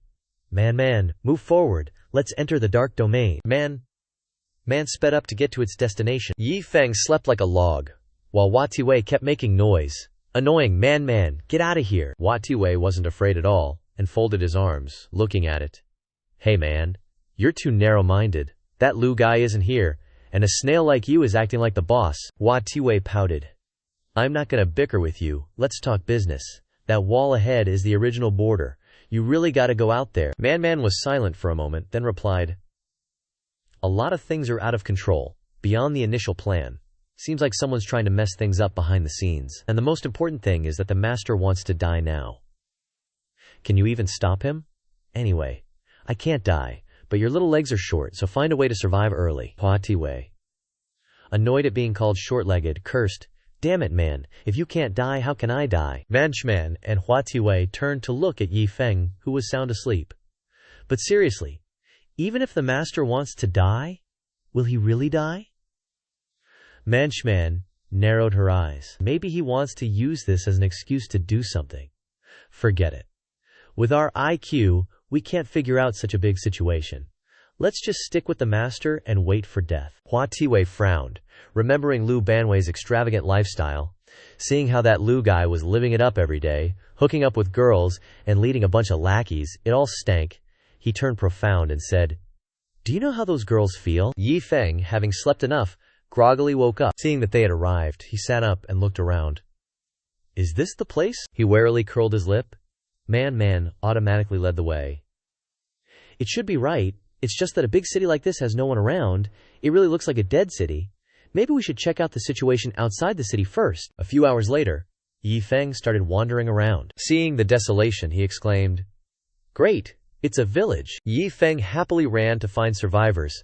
Is anyone there? I'm passing by and want to grab a bite to eat. Hearing footsteps in the distance, Yi Feng turned around excitedly. Footsteps? And a lot of people. Are all the villagers coming? Seems like pure-hearted people can only be found in small mountain villages. But the ones who came were a bunch of mutated creatures, not humans. They were also stunned by his appearance. Human. Immediately, the group reacted and charged at him. It's a human. Seeing the aggressive group, Yi Feng was overjoyed. Awesome. So they're monsters. Moreover, these aren't even comparable to the monsters I've encountered before. No wonder Piao Miaohong said this place was dangerous. But before the monster could touch him, A slash came and severed its arm. Another monster, Tan Lan, rushed forward. "He's mine!" But it was immediately smashed to death by a bigger monster. Get lost! Suddenly, instead of uniting to tear him apart, they started tearing each other apart. Yi Feng's mouth twitched. What? What the heck? I finally have a chance to die. Do you have to act like this? He helplessly watched the monsters fighting over him, feeling like the female lead in a harem anime. Yi Feng gradually got bored, and his eyes drooped. He fell asleep again, only waking up an hour later. Yi Feng rubbed his eyes. Seems like there's no movement. Seeing the monsters lying all over the place, he panicked slightly. What? They're all dead. Seeing the only monster that's still alive, struggling to get to him, Yi Feng got excited, as if he was saved at the last minute. Too good, still alive. Are you the winner? Congrats, I'm yours. Yi Feng cheerfully reached out to grab the monster's hand, but then he realized that its lower half was already cut off. What the hell is this? Inside the magic city, a voice rang out. Gao Dai, Gao Er, how's your proficiency now? A Dao. A Er knelt down. A person called A Dao answered first. Reporting to the Lord, we are proficient for now, but some details need refinement. The one who two people called Lord reminded the two people. Remember that in order to blend into humans better without being detected, you must maintain human living habits for transformation, and strive to be no different from ordinary humans when you set out in the future. The two accepted the Lord's admonition, and shouted in unison, Yes, great Lord. Just when everything was thought to be over, a hurried report startled Lord Li. A beast-like minion knelt down and reported, Lord, something has happened. According to the clues reported, a master is wandering around our territory, and when we arrived, 7 or 8 villages had been massacred, and the perpetrator is said to be a human. Lord Li sneered when he heard this. Humans again? Do they think that not enough humans have died in recent years? So he assigned 2 subordinates, A Dai and A Er. Leave this to you. Take your canine clan and bring me this person's head. The two grinned slyly and answered in unison. Welp.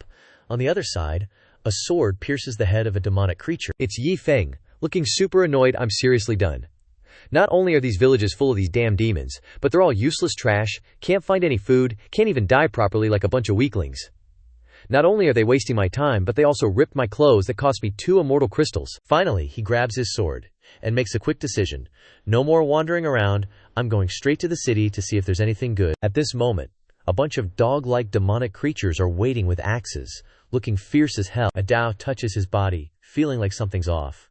But A chuckles and reassures him. No choice, this is the Great One's order. We gotta maintain this human appearance at all times. Behind them is a whole army of dog demons. A Dao doesn't say anything else.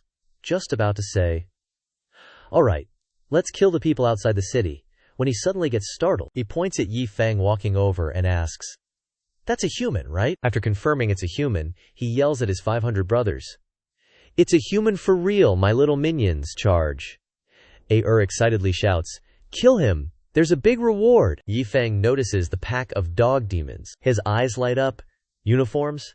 These monsters look like they're well-trained. I got a feeling you guys are gonna deliver. He's about to strike a heroic pose to face the axe attack from a demon, but he ends up being extremely disappointed with these monsters, so he pulls out his sword again and cries out in despair, More fodder! You too, Ah Da Dai and Ah Er.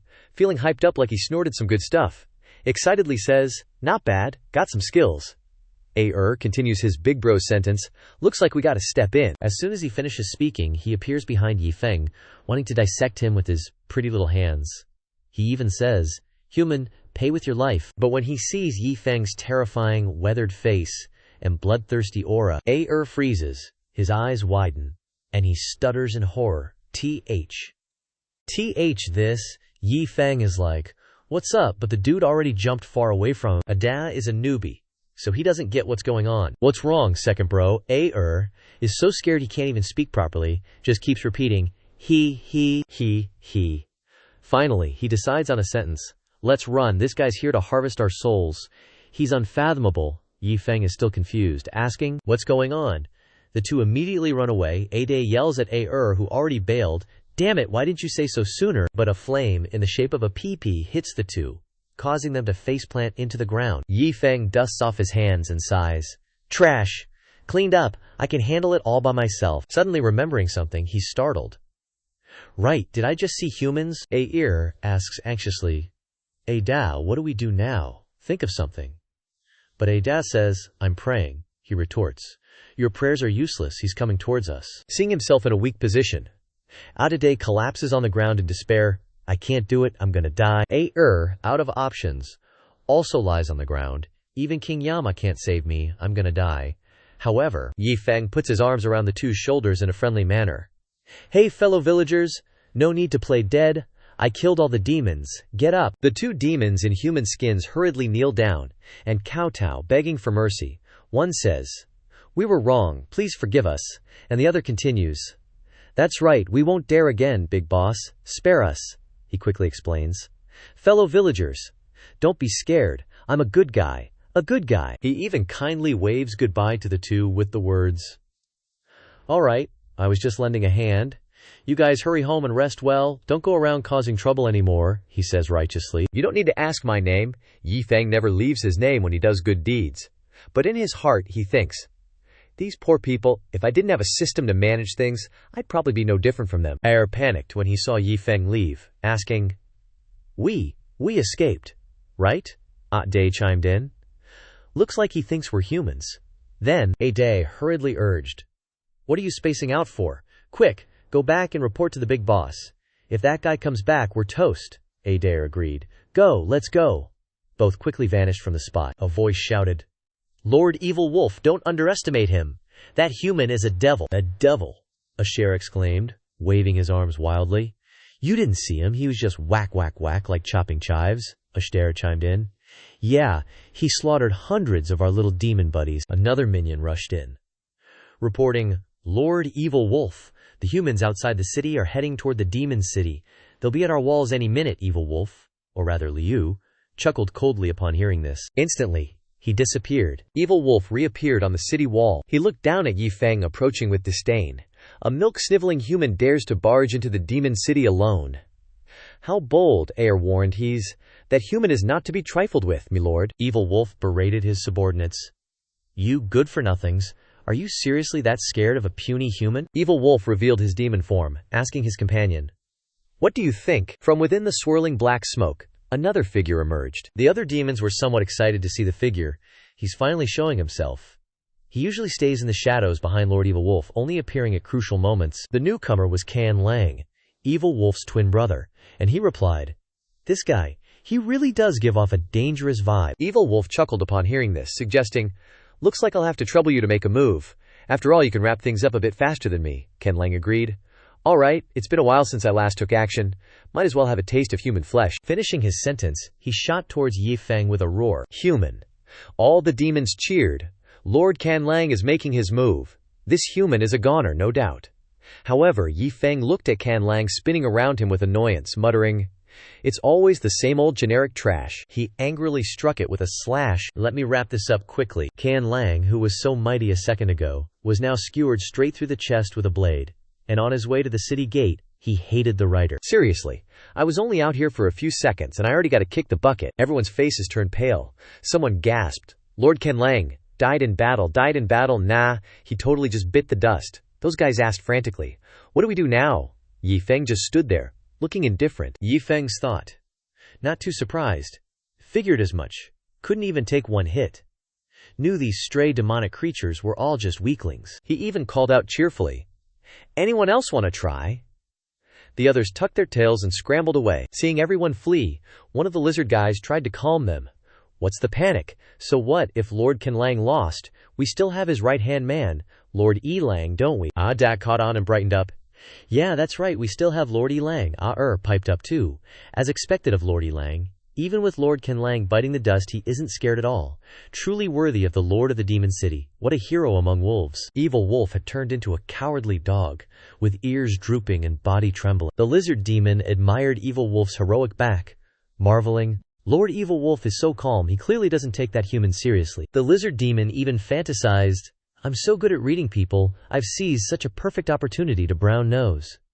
Pushing his luck, the lizard demon continued, "If that's the case, we implore Lord Evil Wolf to take action and suppress this person so that we subordinates can witness the Great One's power." Annoyed by the pest, Evil Wolf threw the guy down, opening his mouth to curse. "Get the F out of here." The lizard demon screamed bloody murder. Evil Wolf thought to himself, "Crap, Kan Lang, who's stronger than me, got taken out. What good would it do for me to go up there? But in front of so many subordinates, I have to stay calm. Turns out Evil Wolf is weak, but has a lot of pride, so he ordered a retreat back to the main hall. He announced to all the demonic creatures, "This guy's strength is truly beyond our expectations. Can Lang's death is a major loss," and he reassured them. Having said that, everyone doesn't need to panic too much. This city gate was created by my demon race's forbidden magic. Even if Can Lang and I were still alive, we wouldn't be able to enter without undoing the forbidden magic. Therefore, that human definitely can't enter the demon city. The other demonic creatures roared in unison upon hearing this. That's great! However, a Shuxia scout from afar reported to Yi Lang, reporting, "Great Yi Lang, the city gate has been breached," like a slap in the face, but he still tried to maintain his composure, thinking in his head, "You must remain calm." Yi Lang absolutely cannot lose face in front of his subordinates. Perhaps that human is just taking a stroll around the city and will leave. He definitely won't kill his way here. Just as he was thinking this, another announcement came. "My lord, that human has already reached the outer city." Yi Lang couldn't hold back any longer. Damn it, the other demonic creatures panicked, asking each other, "What do we do? What now? Should we run?" Another demonic creature retorted, "Great Yi Lang hasn't fled yet, how can I leave?" The other demonic creature replied, "But this situation is impossible to stop that human." Suddenly, a Dao appeared like a bright star, offering a suggestion. "Great Yi Lang, I have a plan," Yi Lang hurriedly told him upon hearing this. "Dao, what brilliant plan do you have? Quickly tell me." Dao voiced his idea. "Does your excellency remember how we brothers avoided a calamity outside the city before?" Yi Lang recalled and was flustered because he took the two of them as humans. As he was speaking, Dao interrupted. "That's right, your excellency. What I mean is, a replacement plan. Replace the entire city. All the demons transform into humans, so that human will think that this is a city only for humans, and not a demon city. That way, he naturally won't continue his mass slaughter." As soon as he finished speaking, Yi Lang immediately shouted, "A great plan!" His eyes sparkled, praising him greatly. "Ada, you truly are a loyal subject of the demon race. Quickly go and complete the entire plan." Ada obeyed. "Yes, your excellency." Then he continued, "Since it's called the replacement of the entire city plan, then the whole city must be mobilized. There can't be any loopholes. If that human sees through it, then we'll be doomed." Yi Lang chimed in. "Also, it's forbidden for any demons to discuss demon matters. If it falls into his ears, it will easily be exposed." Dao once again added, "Moreover, we must have all of Great Yi Lang's trusted subordinates dispatched. Closely monitor every move of that human, to easily respond." Finally, Yi Lang coughed a few times to regain his authority. Everyone heard that, right? He sighed again, continuing, "Actually, this inferior strategy is also a last resort. It's definitely not that I, Yi Lang, am afraid of death. If I were to fully attack, risking this old life of mine, I'm afraid I'd only have a 60% chance of killing that human in the demon city. But my death wouldn't be a pity. But what about the demon city? What about the tens of thousands of demon race people?" Taking advantage of the situation, Yi Lang manipulated everyone with his words. "Once I fight with that human, this kind of high-level battle will cause the entire demon city to be reduced to ashes. That's what I don't want to see. Death is nothing to be afraid of. What's difficult is living with humiliation. But for the sake of the demon city, I have no choice." All the demonic creatures were moved to tears upon hearing this. So Great Yi Lang is paying such a high price for the demon city. Then they knelt down and shouted, "Your Excellency is wise. Your Excellency is devoting all his efforts for our demon race. Having your Excellency here is a blessing for our demon city." Yi Lang raised his eyebrows, telling all the demonic creatures to rise. "Go, according to what Adang just said. Relay the order to the entire city. At the same time, send out my elite wolf race to patrol the entire city, closely watching the movements of that person. Report any news immediately," everyone shouted in unison. "Following your orders." The order was relayed, and the demonic creatures throughout the city began to take action. Some demonic creatures had already disguised themselves, asking how that human was doing. Each person desperately transformed into a human. As for Yi Lang, although he cultivated a lot, the number of times he had seen humans could be counted on one hand. Based on that fragmented memory, he transformed into a middle-aged man. After transforming, Yi Lang told everyone, "Many people have never seen humans, and don't know what humans look like. Take a close look at what they look like, then go back and transform properly." All the demonic creatures obeyed in unison. Yes, Yi Lang saw that it was stable and said, "All right, Dismiss. He laughed a few times in contempt. Once everyone has transformed, I'll be safe. A perfect plan. Someone in the courtyard shouted, "Everyone quickly do as Great Yi Lang says." Dozens of humans came out of the same mold, chattering among themselves. Quickly look closely to see if there are any oversights. A group of people encouraged each other. That's right, help each other. Observe carefully. If anyone makes a mistake, Great Yi Lang will definitely not forgive him. Someone said, "You have an extra hand." Someone else reminded, "Tail, quickly hide it." The remaining person said, "Hair, hair. Great Yi Lang's hair isn't that long." Finally, the decision was made. We must transform to look just like Great Yi Lang. A sharp sword was nakedly displayed. Yi Feng sighed in frustration, completely not expecting this to be a demon city. After entering the city, he even took care of a few, casually. I need to pay more attention. Suddenly, a person saw him and shouted in panic. Yi Feng smiled. Oh, there are humans in this city. Seeing the other party's expression, he guessed that they were probably frightened by the demonic creatures just now. So he walked past, sighing as he spoke. Another pitiful person. The vile demonic creatures. But little did he know, the reason that person was pale was because of, that devil really isn't killing people anymore. No, that human really isn't killing demons anymore. The news immediately reached the main hall, and a voice rang out. Very good. Yi Lang patted the shoulders of the two warriors, and Da, praising them. Da, this time my demon city can overcome this tribulation. Your brother's contribution cannot be overlooked. Da humbly said, Your Excellency, it's all what we should do. Added, now it seems that human has begun to believe what we must do next is to continue acting out this drama. He felt they both made perfect sense, so he ordered, Exactly. I'll have them keep a close eye on things. We'll just chill here and wait for news. It was then Yi Feng realized that the further he went, the more people were gathered. It seemed this city hadn't completely fallen into enemy hands. Just a part of it had been overrun by demonic creatures. Seeing those weak, pitiful folks lingering outside, he sighed with pity. They're all just poor souls. Can't bear to see it. However, what he said next made those people tremble in fear. But the people here are quite unique, aren't they? Even though being biased isn't right. But still, Yi Feng shouted, feeling frustrated. This dilapidated city is so weird. Sure, it's been invaded by demonic beings, but you'd expect at least a few shops to be open for business. How else would these people survive? Inside the main hall, a voice roared. Too sloppy. Way too sloppy. Yi Lang immediately commanded. Spread the word. No matter what, make this city look like a human settlement. I want eateries, inns, stalls. Arrange everything ASAP. If anyone screws up, I'll wipe out their entire clan. Everyone scrambled to their feet, putting up stalls and setting out tables and chairs to create an eatery. Ji Xiang, in his human form, thought nervously. Clan annihilation is no joke. No matter what, the Xiang clan can't be exposed. Suddenly, Yi Feng wandered over to his stall. Oh, finally seeing some street life, he asked Ji Xiang. Your stall has nothing. What exactly are you selling? Ji Xiang stared at the empty table and thought, crap, too sloppy, didn't prepare any ingredients. Yi Feng continued, Don't you guys have anything to sell? Ji Xiang quietly said, Yes. Hearing that, he asked, Selling what? He hesitantly said, A dish. Paw. Bear paw. Yi Feng got excited when he heard there was food. This is good stuff. Gotta try it. Give me a bear paw and a jug of wine. Ji Xiang broke out in a sweat, saying, Okay. Looking at the chopping board and the knife, Ji Xiang swore to himself. If anyone messes this up, I'll wipe out their clan.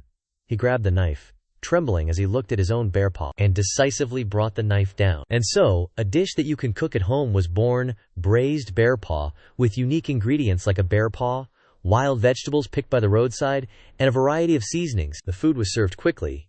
Yi Feng gave the service a 9 out of 10, praising it. From afar, seeing Yi Feng's satisfied expression, Yi Lang said, So that's how humans set up stalls. Almost screwed up, he even praised it. Ji Xiang is such a clever little devil. Then Yi Lang relayed the next order. Spread the word. Everyone, prepare ingredients. And Da chimed in.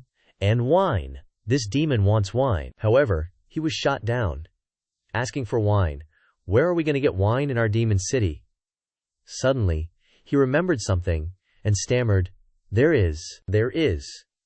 In a deep cave there are 2 figures. Yi Lang kicked one of them, scolding, Hurry up and get it, you useless old geezer.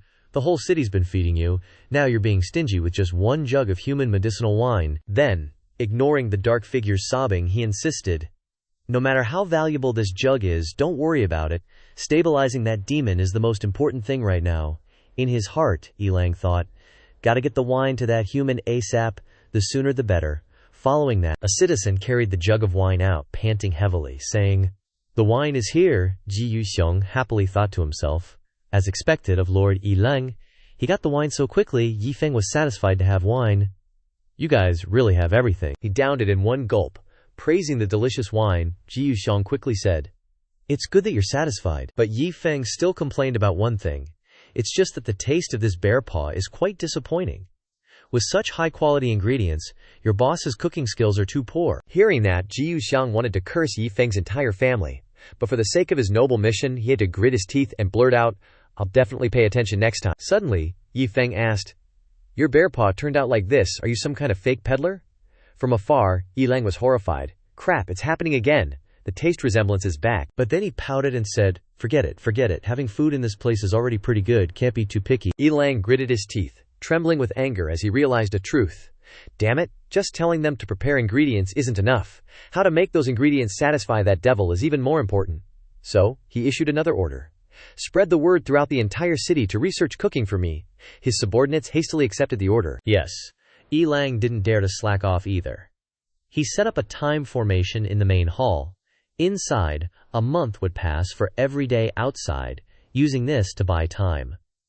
Then, he personally led talent from across the demon city, flipping through fragmented information about humans he had in hand. Meanwhile, countless pots were simultaneously set up, and within 3 or 4 days they were spread throughout the city. But Yi Feng angrily threw everything away, screaming to vent his frustration, "If it's not salty, it's bland, or it's burnt, I must make a dish that glows." Everyone around him panicked. The leader's demands for taste were too high. By the 7th day, they managed to create a dish of stir-fried pork with peppers that actually glowed.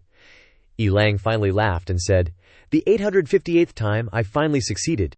He called over a pig-headed subordinate. "Quick, taste it." The pighead immediately licked his hooves and said, "Perfect.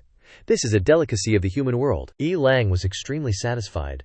"Pass down the order. Quickly write down my recipe for stir-fried pork with peppers, and distribute it throughout the entire city for implementation." The pighead, whose actual form was from the pig race, cried inside, thinking, "A pig eating pork is just too evil." Yi Feng patted the pighead's shoulder with a smile. "You're very moved by this, aren't you?" But the pighead could only grit his teeth and retort, No, this humble one is just fortunate.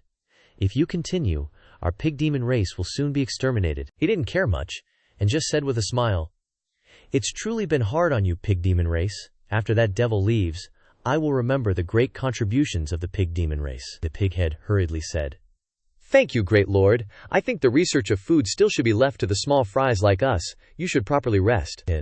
In his heart, the pighead was chanting Buddha's name. "What contribution or no contribution, that you didn't stir-fry me? I already thanked God and earth." Suddenly, Yi Feng said, "What does this mean? A land enemy is before us. I, as the one in charge of this city, how would there be a rationale of resting?" Therefore he decided, "Watch closely. Next I will make stir-fried tomatoes with eggs." Hearing these words, the chickenhead leader already collapsed on the side. Ji Yuxiang was anxious. It's already been half a day. On Yi Feng Great Lord's side of the formation should have passed half a month. Don't know how the research is going. Yi Feng heartily praised the good wine, and he happily promised him, "Boss, this wine is delicious. Someday I'll come back to drink more." Ji Yuxiang was frightened when he heard this. Coming here again would mean the only liquor stash of Devil City would be finished. At this time, Yi Feng shouted to Adagde, "No, it's not good. One formation is not enough. Immediately set up another formation, and send people inside to research brewing wine." Adagde was shocked and obeyed. Yes. As for Ji Yuxiang, he relaxed his body, looking at his lost hand and sighing in relief. Today's calamity has finally passed. But when he saw Yi Feng turn back with a wretched smile, he panicked, stammering, "You need anything else?" He just wanted to ask this. "Excuse me, do you know any place with demonic objects?" "Just demonic objects, those toys. Earlier there was rampant destruction in the outer city. You're the local, surely you know the place where there are demonic objects, right?" Ji Yuxiang, a kind demonic object living and settling down, could only stutter, I, this." Yi Feng panicked when he saw the other person crying. Huh, boss, what's wrong with you? I just asked where the monsters are. But when he saw him crying too much, he could only shake his head helplessly. Forget it, probably thinking about the past of suffering from the monster's destruction. Amitabha, Ada reported to Yi Lang. Great Lord, currently that human should not have any defenses against us. Why not take this opportunity to start up Devil City, accumulate power for one fatal blow? Killing him means we'll never have to stir-fry chicken again. However, Yi Lang had just found a new life, mooring and cursed. What do you know, a damn thing? Cooking is a learning, a vulgar demon like you. If you dare to be so loud, I will not spare you. But what you said about using Devil City to accumulate power to defeat him with one fatal blow is considerable. Ada charged in again. Great Lord, if you want to be like this, before attacking, have to be sure that you can really kill him before striking. If not, then it is a huge disaster. Yi Lang listened to this and trembled in his heart. I'm even more scared to die than you are. Why do I need you to tell me? Therefore, at the Devil City's underground palace, there is a tall, golden pagoda. Yi Lang had returned back to his demonic object form, and was huffing and puffing as he walked, pondering about human nature in his heart. Even if I'm in this place, I still have to be reverent. Can't have any disrespect. In the middle of the hall is a swimming pool. There is a black shadow under the water. Yi Lang sweated cold and called Ancestor in his heart, chanting, Ancestor, although not clear of race, still is a national master-leveled existence of the demonic race. Although I do not know their strengths, do not see them taking action, but it does not affect that all demonic objects worship them as spirits. Looking at the shadowy figure of a lizard, Yi Lang's thought process continued to drift. Because they can give you all the answers, therefore they're called the devil god race. Suddenly, he cut a line on his wrist.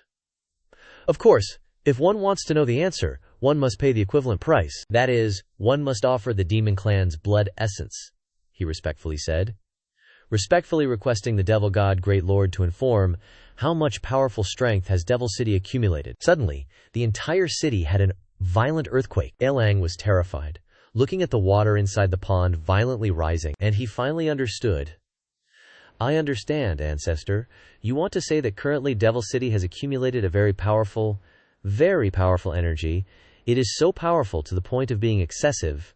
This kind of strength is too terrifying. Even if there are 10 of me, I will be bombed into residue. So the dire wolf poured more blood to ask further, daring to ask, Great demon god, what's the strength of that human who suddenly barged into the city? Seeing the lake's surface calm and the demon god's response not as intense as before, he figured the human was weaker than the accumulated power of the demon city, and could definitely be killed. If the response wasn't much weaker than before, or even stronger, then he'd have to rethink things a bit. The dire wolf was startled when the water's surface began to move. Then it erupted like a dragon's fountain, violently blasting rocks and debris, scaring the crap out of him. The dire wolf looked at the ruins, which seemed to symbolize the old ancestor's answer to his question. Suddenly, a weak hand emerged from the rubble. He cried out, Mo! Great demon god. As he stepped down, the dire wolf's weak heart kept pounding. The lake exploded, and the great demon god kicked the bucket immediately. This signal, a terrifying big shot like that in the city I manage? How did this happen? The image of the demonic Yi Feng flashed in his mind. The dire wolf slowly walked towards the light at the end of the road. Sighing inwardly, he resigned himself to fate. A life of brewing wine like this is pretty good. What's the point of fighting and killing? Suddenly, an urgent phone call startled him. Another new situation. Dire Wolf Darren. That human said we don't have any beauties or relaxing activities. What should we do? The dire wolf, now resigned to being Yi Feng's slave, shouted at his subordinates. Arrange it immediately. Half a month passed and everyone was having a blast, the streets bustling. Yi Feng never imagined he'd single-handedly drive the entire city's development. In just half a month, this place had evolved from a primitive society to a modern one. He even praised, "This place is so prosperous." However, noticing a problem, he muttered, "That's not right. I came here to die. It's been half a month, and I haven't seen a single demon. I'm running late." Another person called out, "Handsome, want to buy a house?" Finally, he decided, "These normal people probably don't know where the danger is. I'll just go to the city lord's mansion and ask. If the highest ranking person here doesn't know this place is dangerous, then I can't find death and have to go back and find that woman." The demon city's main hall, the dire wolf, was becoming a super professional chef. After becoming Yi Feng's slave, he was salting eggs, and the chickens could only watch and cry. He was engrossed in his work when a subordinate rushed in to report Dire Wolf Darren. But he was too focused now and shouted, "Shut up, I'm at a critical moment, even if the sky falls. Wait until I've finished this tomato and scrambled eggs." The dire wolf was super excited. because this 200-second attempt at tomato and scrambled eggs was finally a success. Suddenly, there was a noise outside. This one is Yi Feng, requesting an audience with the city lord Darren. Startled, the direwolf threw everything away and cursed, "Damn it!" he shouted at his subordinates. "Why didn't you tell me he was coming sooner?" Then he turned to the others and said, "What are you looking at me for? Quickly think of a plan." But the subordinate panicked and said, "But Darren, you're the head of the city." The direwolf immediately cursed. Worthless trash, he thought in a panic. What does this devil want to do? Could he have seen through something and come to cause trouble? Or should I just run away? Yi Feng was still calling out outside the city lord's mansion. "Is anyone there?" The direwolf finally had the brains to make a decision. There's no escaping this. I can only deal with whatever comes my way. The door slowly opened, and he said with a polite smile, "I'm here." The direwolf put on a professional smile, coughed a few times to clear his throat, and asked, "This esteemed guest, what brings you here?" Yi Feng looked at him and recognized Da and behind him. "So it's you two. If I'd known you were in the city lord's mansion, I wouldn't have needed to take so many detours." The two being pointed out trembled and stammered. "So that's how it is." He smiled and asked, "This can't be explained in a sentence or two, City Lord Darren. Can we talk inside?" The direwolf couldn't refuse and said, "Of course, come inside." In the main hall, after they both sat down properly, Yi Feng said, "First of all, this one is Yi Feng. May I ask how I should address you?" he was asked, suddenly faltering. "You, Qingshan, can just call me Zhao Lang." His eyes darted to the side, confusing Yi Feng. "Xiao Lang, aren't you the city lord? Why are you called that?" Hearing this, he dodged the question and pointed to Da and Er's group. "The reason I'm called that is because I like to get along with everyone. The people love me, so they address me like that." Right, the two who got dragged in a second time chimed in. "That's right, City Lord is right. We love him. Everyone calls him Zhao Lang." Yi Feng didn't seem very satisfied with this answer and said boredly, "All right." Suddenly, someone else walked in, attracting attention. Two dudes looking exactly like Evil Wolf were reporting in. "Boss, according to your previous orders, we waited to come back for today's meeting." Evil Wolf's eyes bug out. Face turns white as a sheet, stiff as a board, thinking, these two morons. Yi Feng is even more surprised. What's the deal here? Why do you three look like clones? His brain starts revving up. Jumping to conclusions real fast. Evil Wolf replies, "Qingshan is joking. These two are my twin brothers. That's why we're identical." Yi Feng acts all understanding. "Oh, so you're triplets," he thinks. Dodged a bullet there. He relaxes, thinking, "Glad I'm so smart. Smooth that one over with my cleverness." But then, suddenly a dozen more dudes that look just like him show up, saying, "Boss, we're back. Evil Wolf wants to curse his mama." "This time it's all over," he mutters to himself. "You guys couldn't even change your freaking hairstyle. You're all the same. Want to be stupid like my grandma?" Yi Feng asks, dumbfounded, "These are also City Lord Lang's twin brothers." Evil Wolf nods reluctantly. Yi Feng marvels. "Your mama must be a beast," he thinks to himself. "How the hell did she pop out 10 babies? Even piggies have trouble with 3. He awkwardly responds, "You're too kind." Finally, Yi Feng stands up and says, "If City Lord Lang is gathering so many people, probably got something important to discuss. I won't bother you anymore. But before I leave, I want to ask City Lord Lang something." Just as Evil Wolf is wondering about his excuse to leave, he realizes Yi Feng is going to leave. Gets excited. "Qingshan, feel free to ask. Nothing in this city, I don't know." At the same time, Evil Wolf wonders what this devil is up to. Want to leave?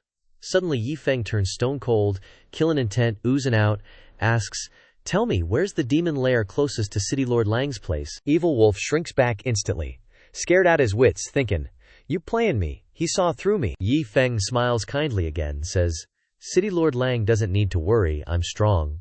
Looking for the demon lair to rid the people of evil and protect your city." He thinks otherwise. "How can I tell you? The biggest den is right in front of you. You can laugh yourself to death." He glances at his useless underlings, feels a surge of anger, curses inwardly. This bunch of dogs, can't rely on any of them at a critical moment. Yi Feng keeps pressing. "This is a good deed for the people, getting rid of evil. City Lord Lang got any reservations?" Evil Wolf forces himself to speak. "Qingshan is right," Evil Wolf says with a dark face. "To the southeast of here, there's a demon-sealing city, lots of demons there." As he says this, he silently prays. "Little bro, it's not my fault your demon city is weaker than mine. I wanted to choose one stronger than me, but what if he survives and comes back for me?" He looks at Yi Feng's terrifying expression, and thinks again. "It's not that Big Bro wants to sell you out. It's that Big Bro remembers our friendship. so I'm giving you a huge opportunity. If you can get rid of this big demon, it'll be a great deed. If you can't, it's still an opportunity anyway. Big Bro's giving it to you. Evil Wolf finishes drawing the map and gives it to Yi Feng. Yi Feng happily grabs it and takes off, not forgetting to say goodbye. Everyone, thanks a lot, City Lord Lang. I won't bother you anymore. Evil Wolf curses in his head. Shut up and get out of here. After getting rid of that guy, now the volcano of anger is erupting. Evil Wolf laughs a couple of times, says through gritted teeth, "You!" Screams echo from the City Lord's mansion. Yi Feng arrives in front of Demon Ceiling City, with Man by his side. He puts his hands on his hips, looking it up and down. This is Demon Ceiling City. Feels smaller than the city we were just at. He kicks the gate open, shouts like he's coming to collect debts. "Hello, anybody home? Monsters." Before he can even step in, he's greeted by a whole bunch of fish-headed monsters, like squids, bodies like lizards, rushing at him, wanting to play tag. Yi Feng's caught off guard, says, "What the heck is this? Just a bunch of weaklings, with weak aura." He's bummed, only to see the monsters he just fought are knocked down, fallen like rain, while Yi Feng's clothes are still neatly ironed without a single wrinkle. He mumbles, "Stronger monsters are pretty rare. Let's wander around some more. Maybe I'll bump into one." 2 days later, footsteps are heard again, outside Demon Ceiling City's gate. Outside Demon Ceiling City, a group of people, led by Qingshan, has a worried look on her face. She announces. Almost at the city, the man with pointy, elf-like hands, a stern face, and a bald head grunts in agreement. Above their heads, a formation appears, light blue, with a picture of an eye in the middle. From that eye formation, on the other side, is a reflection, watching Qingshan's group from above. In a distant heavenly domain, there are many people watching below, from different eye formations, reflecting the images of the group of girls. The mist demon thingy spawned, and yeah, it turned 9/10 of Yunxing into enemy territory. It also kinda dropped a treasure trove in everyone's lap. See, everything in the Fallen Lands became fair game, unclaimed booty. So, for the big shots, treasure hunting in the mist, rediscovering lost legacies. It's like their daily bread now.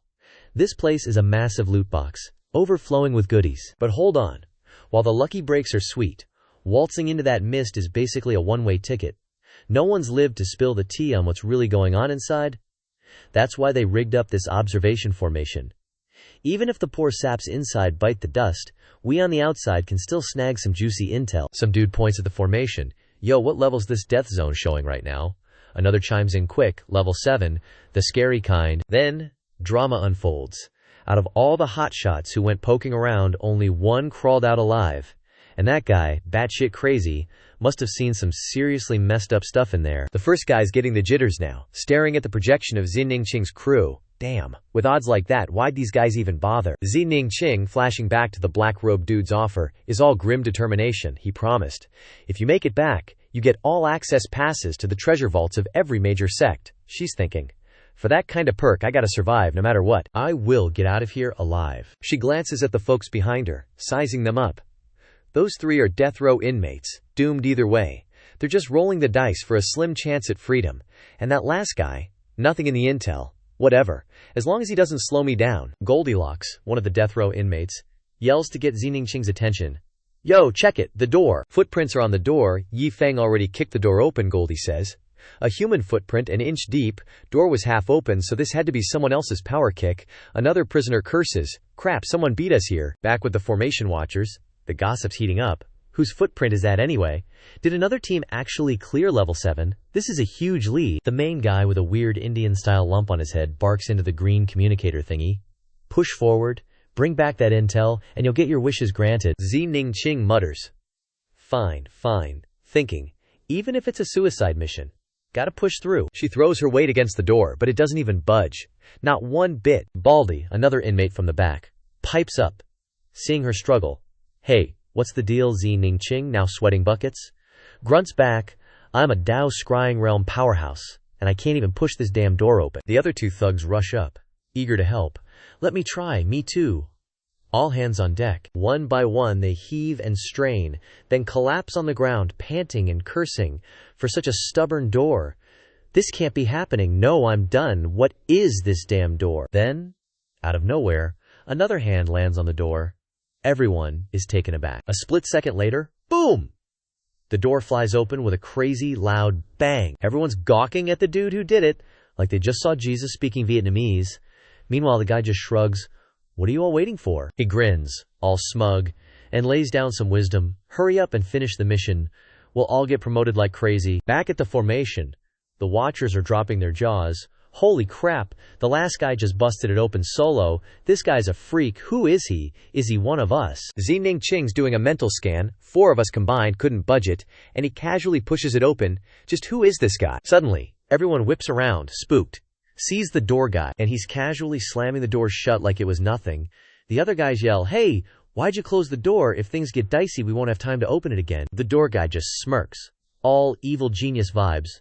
Looks like they all fell right into his trap. Goldie, one of the death row inmates, screams out in terror for some reason when a long tongue wraps around him. While everyone else is distracted, he shoves him into his mouth and chomps, and you hear the inmates scream. The guy drops the disguise and reveals his true form. A demon dude with a gross purple tongue and a giant drooling mouth. And he's grinning like a maniac. The command crew freaks out. Oh crap, it's a demon in disguise. No wonder he didn't want any payment to come into this level 7 restricted zone. The demon's going nuts now, chomping the head off another inmate, spraying blood everywhere. The guy's head and brains land right in front of Qing, and the other guy. She screams, "RUN! The other surviving prisoner doesn't need to be told twice. If they want to live, they gotta bolt. And fast." So they haul ass away from the demon, the further the better. That demon dude stretched his long tongue towards Qing, laughing like a maniac. "Stupid human, you think you can escape after entering my Fengmo city? Go to hell." The remaining bald death row inmate bravely charged forward, slicing off the demon's long tongue with a single strike. Seeing his success, he was a bit happy. I did it. Suddenly, the severed tongue wiggled, and the demon scornfully said, "You moron!" As a result, that inmate's moment of coolness lasted less than 10 seconds before he was impaled straight through by the severed tongue piece, ending his life. Qing fell to the ground, trembling as she looked at the tall, dark figure, like a scene from a cheap porno. She shivered in fear. "No, please, no, I don't want to." The commanders on the other side seemed utterly disappointed. "It's over, another failure." One of them, losing interest, sighed. "Let's just grab our lunchboxes and go home." Suddenly, one of the viewers pointed up. "Wait, look. There's someone else inside." In the image was a familiar yet mysterious figure. It was none other than Yi Feng. He had been there all along. The group, Qing, and the demon creature all noticed him at the same time. Still frightened, she thought. Why is there such a young man in this city? Could he be another demon in disguise? Yi Feng reached out his hand towards the demon, drawing its attention. "Come here and try to eat me." He made a painful, ugly face. Even though he was handsome, his expression full of provocation, with his finger crooked as if calling a dog. She and the demon creature had the same confused expression, unsure of what to say. The demon, officially enraged, lunged towards Yi Feng like a rabid dog. "Damn human, how dare you toy with me!" Qing frantically shouted, "What are you standing there for? Get out of the way!" But Yi Feng didn't say a word, standing still as a rock, taking the full force of the demon's long tongue. But it couldn't do anything to his body. The demon's tongue couldn't penetrate Yi Feng's tough body. It was like an egg hitting a rock, which caused a sharp pain to go all the way to his brain, and he screamed, "It hurts! It hurts! It hurts!" Yi Feng, utterly disappointed, brushed his clothes and cursed, "Damn it! This guy looked tough while yelling, but he's just a chicken after all." Qing's eyes and mouth formed perfect O's, shocked, speechless. What? He's completely unharmed. Over there, the observers were buzzing even more. Does this guy have something protecting his heart? Yeah, that tongue didn't even leave a scratch on it. "Motherfucker," Yi Feng annoyedly grabbed the demon's tongue, gently lifting him up via the tongue. "I thought I was finally going to meet a high-level demon, got all excited for nothing." The demon couldn't pull back his tongue, being dragged along unexpectedly. Still annoyed about the letdown, Yi Feng's face showed his disgust. "Get lost, you punk!" Then, he hurled the demon away with lightning speed and terrifying force, shattering the rocks where he crashed. Only the demon's miserable scream could be heard. The observers exclaimed in shock, "Heavens! He's thrashing a demon! Too awesome! Who sent this guy?" They asked each other in confusion. So this guy showing up in the city alone wasn't a coincidence after all. Is this guy from our heavenly domain? Who knows him? You can't be nameless with this kind of strength. Yi Feng looked down at the demon, who was going crazy and roaring. Feeling insulted and hurt, the demon went berserk. "Damn lowly human. I want you dead. How dare you show off in my Fengmo city? I want you dead. I want you dead." He was hideous. As he roared, he jumped up and rushed towards Yi Feng like a dog off its leash, spewing purple energy from his mouth as big as a bucket. Qing, who had been watching, finally warned loudly.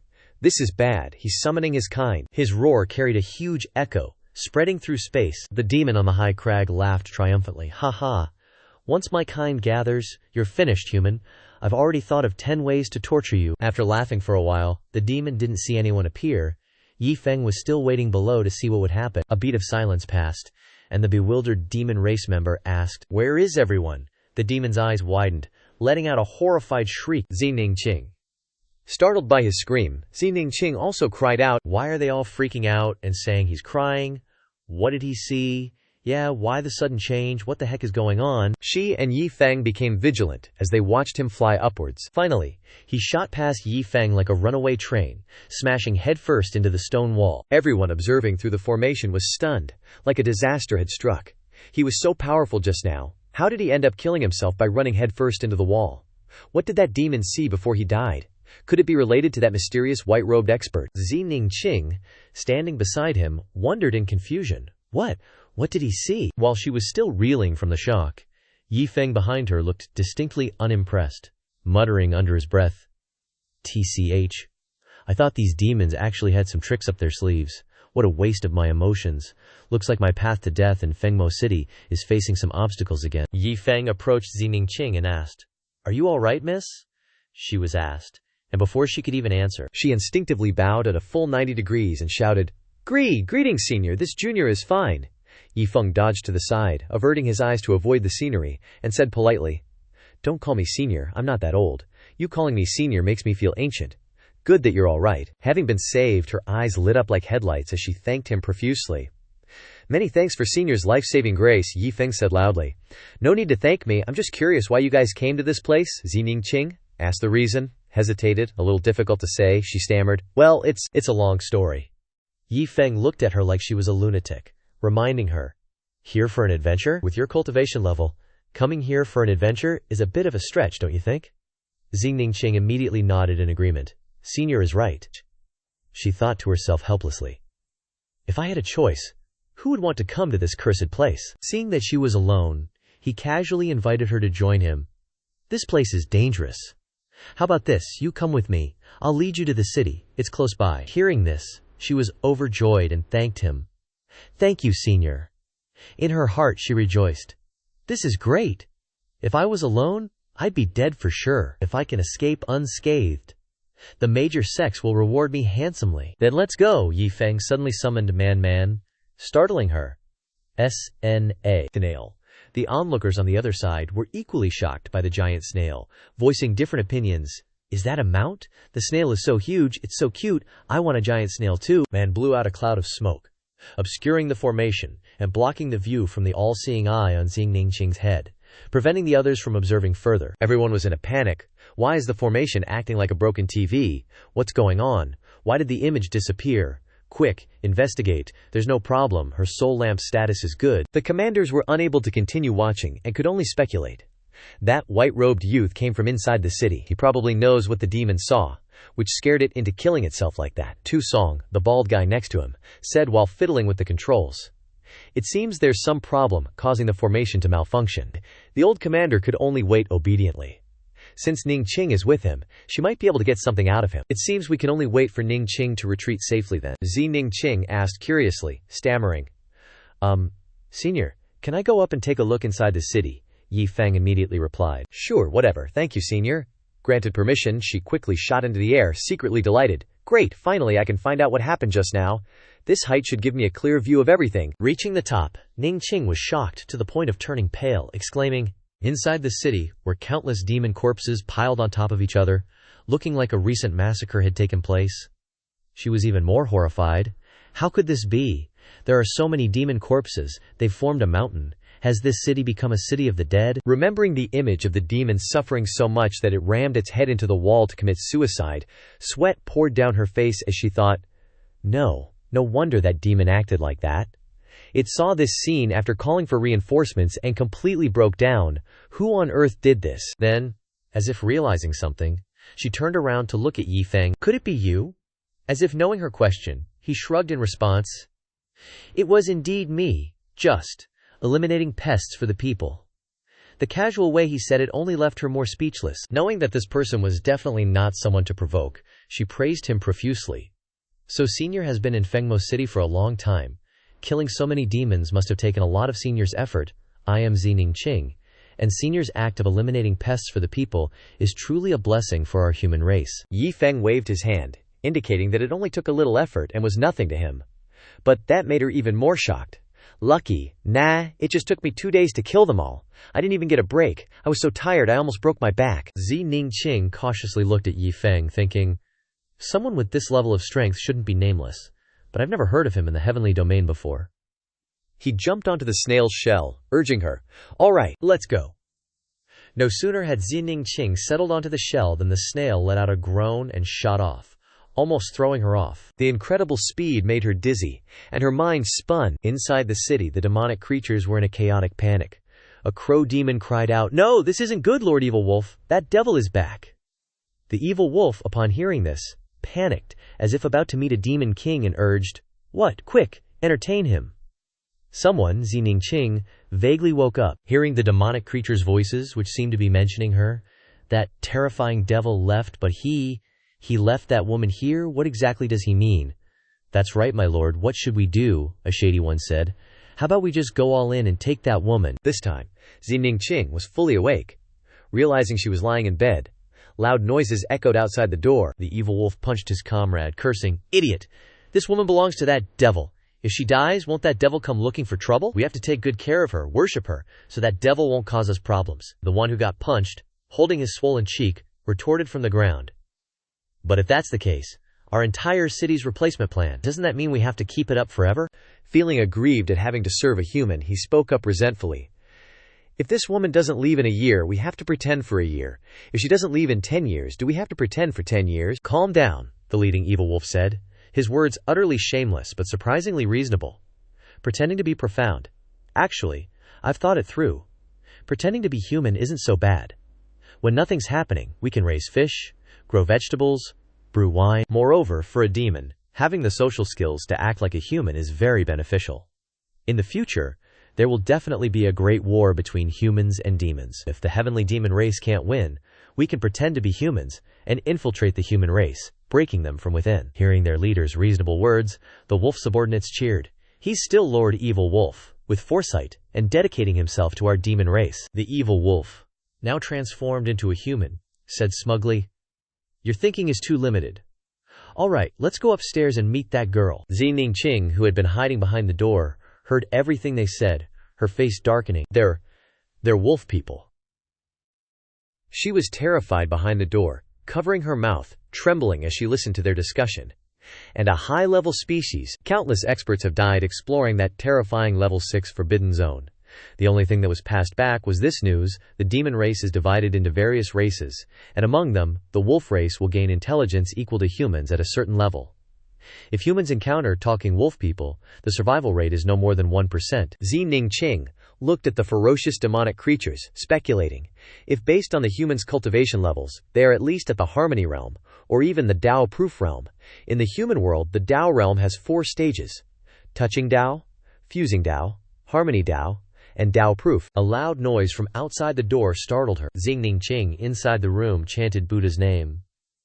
When she saw the evil wolves kick open the door in human form, tears welled up in her eyes, thinking, They transformed into humans. She frantically looked around, seeing no way to escape. "I'm done for. I still couldn't escape." The evil wolf hurriedly greeted her warmly. "Beautiful Ms. Zining Qing, you're awake. Looking at your complexion, you must be hungry. Why don't you rest in bed?" The leader's eyes were full of invitation, greeting her warmly like a puppy, with his subordinates flattering along. "Please allow me to help the beautiful Miss Zining Qing to bed." He brought her a plate of mixed food that looked like dog food, and respectfully offered it. "Please allow me to present my homemade tomato scrambled eggs." She looked at him in disbelief, secretly evaluating him in her heart and finding him a bit shameless. Is this the terrifying evil wolf of legend? I feel a little creeped out. Could there be something fishy? The more she thought, the more wrong it felt. No way. According to the news passed back before, a talking evil wolf can annihilate an exploration team of Harmony Realm experts. Why is he acting so dramatically now? Zining Qing retreated cautiously, sweat dripping from her forehead. "You guys!" The leading evil wolf sensed her wariness and immediately explained, "I'm so sorry. I forgot to introduce myself. I am Evil Wolf. Please call me Zhao Lang." Then, he turned sharply to his subordinates and questioned, "Aren't you moles going to introduce yourselves?" The subordinates were scolded and quickly apologized. "Please allow us to introduce ourselves." Evil Wolf, in the guise of a man, bowed his head, acting harmless, saying, "Respected Ms. Zi Ningqing, we are all friends of Yi Feng. It was Mr. who entrusted us to take care of you before he left." Hearing the name, she was startled, repeating it as if realizing something. Yi Feng. At this moment her face darkened as she thought, so it was him. No wonder these demonic creatures don't dare to harm me, and are even so polite to me. She thought she had probably met a great expert who could make these evil wolves, listed as extremely dangerous by the human race, so obedient. Just how strong is he? But why did he entrust me to these demonic creatures to take care of me? Moreover, how dare these demonic creatures openly transform in a human city? She looked around to see if there was a hole to escape from, thinking she couldn't stay here long. Fearing she'd be eaten alive, Zi Ningqing hastily tried to escape. "Thank you all for your hospitality. My injuries have healed. I'll take my leave now." Then, Zi Ningqing flung open the door, intending to escape. At this moment she looked outside, and didn't know where she was, exclaiming in shock, "Where is this?" One of the demonic creatures eagerly answered, "This is Demon City." Zi Ningqing, who was about to rush out of the door, stuttered in fear upon hearing him. Seeing her panic, the evil wolf immediately went over and punched Dai, sweating profusely, afraid of revealing that this place was full of demonic creatures, saying, "What nonsense are you talking about? It's Ink City, Ms. Ningqing. Don't listen to this unlucky idiot, this is Ink City." She heard his awkward explanation, thinking, Ink City? Never heard of this place. Outside, the demonic creatures were now pretending to be humans. The atmosphere, eerily silent. The demonic creatures around cautiously looking at Zi Ningqing. She was screaming in her heart. "These small merchants are completely unlike normal humans. I'm afraid they're not human at all, but a city like Sealed Demon City. If that's really the case, then these humans before me..." At this time, she walked for a while, discovering a large pillar, erected with strange blue flames. She immediately recognized it as an altar. "This form is the same as what I saw before." Her face turned as pale as a ghost. She immediately ran away quickly, praying as she ran, "This isn't what I think it is. No, it can't be. How could it be like this?" She ran to the city gate. At this time, looking outside at a strange and desolate scene, she realized it was the Black Domain. So this really isn't a human city, but a city like Sealed Demon City, placing itself in the demon city of the Demon Domain. Zi Ningqing went outside. Looking up at the city gate, she freaked out seeing a wolf's head symbol right on top. She was so scared she fell on her butt. Turns out her guess was right on the money. This was the most terrifying existence, the only level 6 restricted area around, the wolf race Demon City. They'd messed up countless human experts. It's on par with the Black Domain. Everyone in the Heaven region knows about the only level 6 restricted area, and that wolf's head symbol. But what's worse, it's the ever so respectful Ms. Zi Ning.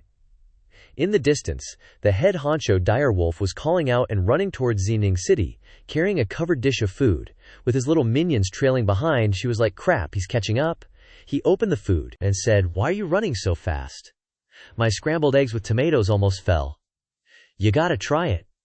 He lifted the lid, showing off the scrambled eggs with tomatoes he made just for her, his face beaming, clearly wanting her to give it a taste. She forced a smile, breathed a sigh of relief, and thought about Yi Feng's suave look.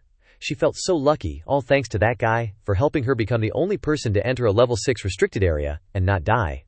She even got a warm welcome and scrambled eggs with tomatoes. Meanwhile, Yi Feng, riding Man and zooming away, let out a huge sneeze. He sniffed, feeling a little bad about dipping out without saying goodbye. But really, he was just scared of the hassle. What if the little miss woke up and wanted to repay him for saving her life? How would he respond?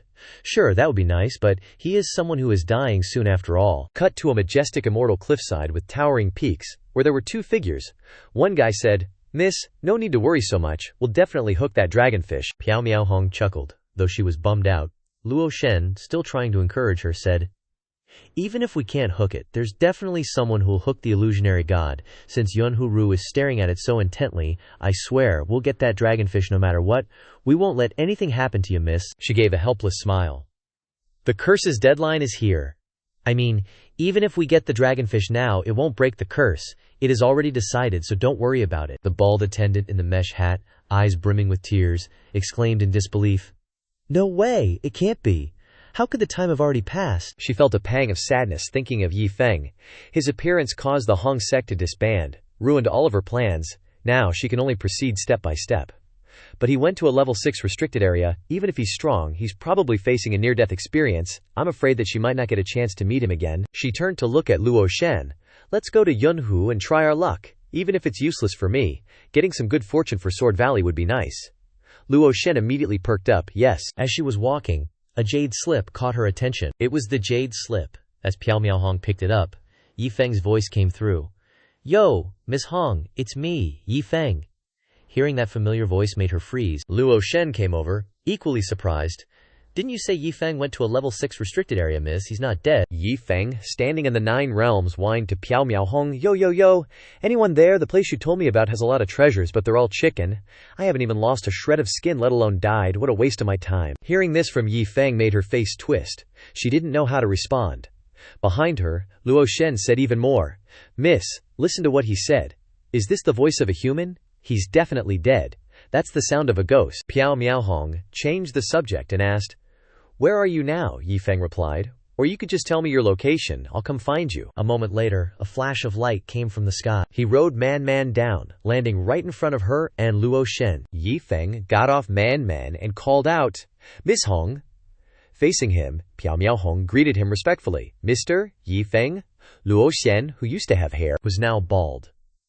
Remembering that he attacked Yi Feng before, he worriedly wondered if Yi Feng held a grudge. Yi Feng also glanced at Luo Shen, making him flinch, but then turned to smile and chat happily with Piao Miao Hong, which made Luo Shen breathe a sigh of relief.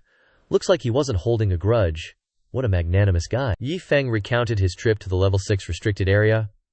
Miss Hong, I couldn't die there even if I tried. But, I gotta say, the people there are super hospitable. Piao Miao Hong was covered with question marks. The people there, she wondered to herself. Was he joking just now? If that's the case, if Mr. Yi Feng could get out unscathed, then temporarily, at least within the 9 realms, I'm afraid nothing can threaten Mr. Yi Feng's life anymore. Or they can only think of ways when they go to the heaven region. Yi Feng's lips curled up in a smile. He thought, Gotta go to the heaven region, huh? I've heard that the later forces of the 9 realms are all from there. I'm pretty curious about that place. But on the other hand, am I that strong? He patted his forehead and blamed himself. It's all my fault for going on a demon-killing spree at the beginning and accidentally leveling up too much. What's even more annoying is that I leveled up so much this time from killing a city, and I'm too lazy to look at the experience bar now, Piao Miao Hong said. If you want to go to the heaven region, Mr. Yi Feng, you'll have to wait a bit. Is that okay? Hearing this, Yi Feng replied, Slow is fine. Waiting a few days is no big deal. She got his approval and thanked him. Thank you for understanding, Mr. Yi Feng. Then you can leave first, and I'll let you know when it's time to go to the heaven region. Yi Feng then spoke up and asked, What about you? What are you planning to do? Being asked, she also replied, I want to go to Yunhu. Yi Feng then asked again, Yunhu? She then explained, The saint appears, the world changes drastically, countless opportunities are born, and Yunhu is one of them. She also added, There is the dragonfish in Yunhu, a rare good thing, but now everyone knows about it, and countless people are coming here, so I also want to go there to try my luck. Seeing his interest, Piao Miao Hong asked, Qingshan, want to come along? He rolled his eyes, thinking, Fishing, huh, I'm in. Let's go then. He struck a cute pose, giving a little peace sign. Plus, didn't I promise Hong Xiaoji already? She'd help me find death, and I'd help her deal with any trouble within my means. The trouble hasn't shown up yet, but what if it does? She felt a warmth in her heart. Turns out, Shanxing still remembers. Honger thanks you kindly, Luo Chen, eavesdropping behind them, thought to himself. The vibe between these two is pretty sweet. In a place where the sky was a vast expanse of blue, the trees were lush, and the air was unbelievably fresh, Yi Feng couldn't help but exclaim, Damn, this place is gorgeous. He inhaled deeply. Just breathing it in felt incredibly refreshing. Piao Miao Hong chuckled lightly. It's not just that. She pointed out various valuable plants. Even the plants here are spirit herbs worth a fortune. Yi Feng let out a whistle of appreciation. He turned to her. But I bet none of this compares to that dragon carp you mentioned, huh? Piao Miao Hong praised him. As expected of Qingshan, rumor has it, dragon carp meat can revive the dead and mend bones. Not only that, but it can also increase your chances of successfully achieving Dao. She narrowed her eyes, lowering her voice. Even that alone is enough to drive people crazy, she thought to herself. What's even crazier is that it seems to be a crucial ingredient for crafting holy elixirs. Whoever can catch a dragon carp is definitely a child of Lady Luck. She piqued his curiosity. Aren't you curious why there are so many spirit herbs? But no one's cleaned them out, Yi Feng went. Oh, I'm super curious about that. So, what's the deal? Piao Miao Hong explained. Actually, it's because of a rumor. The opportunities each person gets in the land of opportunity are fixed. Meaning, if you pick a spirit herb, the chance of catching a dragon carp goes down. So, unless they absolutely need an ingredient, people won't waste their luck. Yi Feng, enlightened, looked pleased. Ah, I get it. He glanced at everyone fishing for dragon carp and said, Man, their spots are pretty spread out. Piao Miao Hong followed behind him, reinforcing his knowledge. After all, sitting and fishing in the same spot makes the chances of catching a dragon carp very low. Plus, if they actually catch one, no one wants to be discovered. They just want to get rich quietly. Yi Feng nodded along, listening to her. So the talented get punished, huh? Learn something new, she hinted to him. Qingshan, how about we split up for now? With the Saint War going on, the big powers have countless eyes watching each other. I don't want your identity exposed to them. First, it could cause some trouble for you. Second, you can't reveal a trump card like you so quickly, can you? Yi Feng's eyes and mouth went wide. Is that so? Piao Miao Hong smiled. Then, Xiansheng, let's part ways here for now.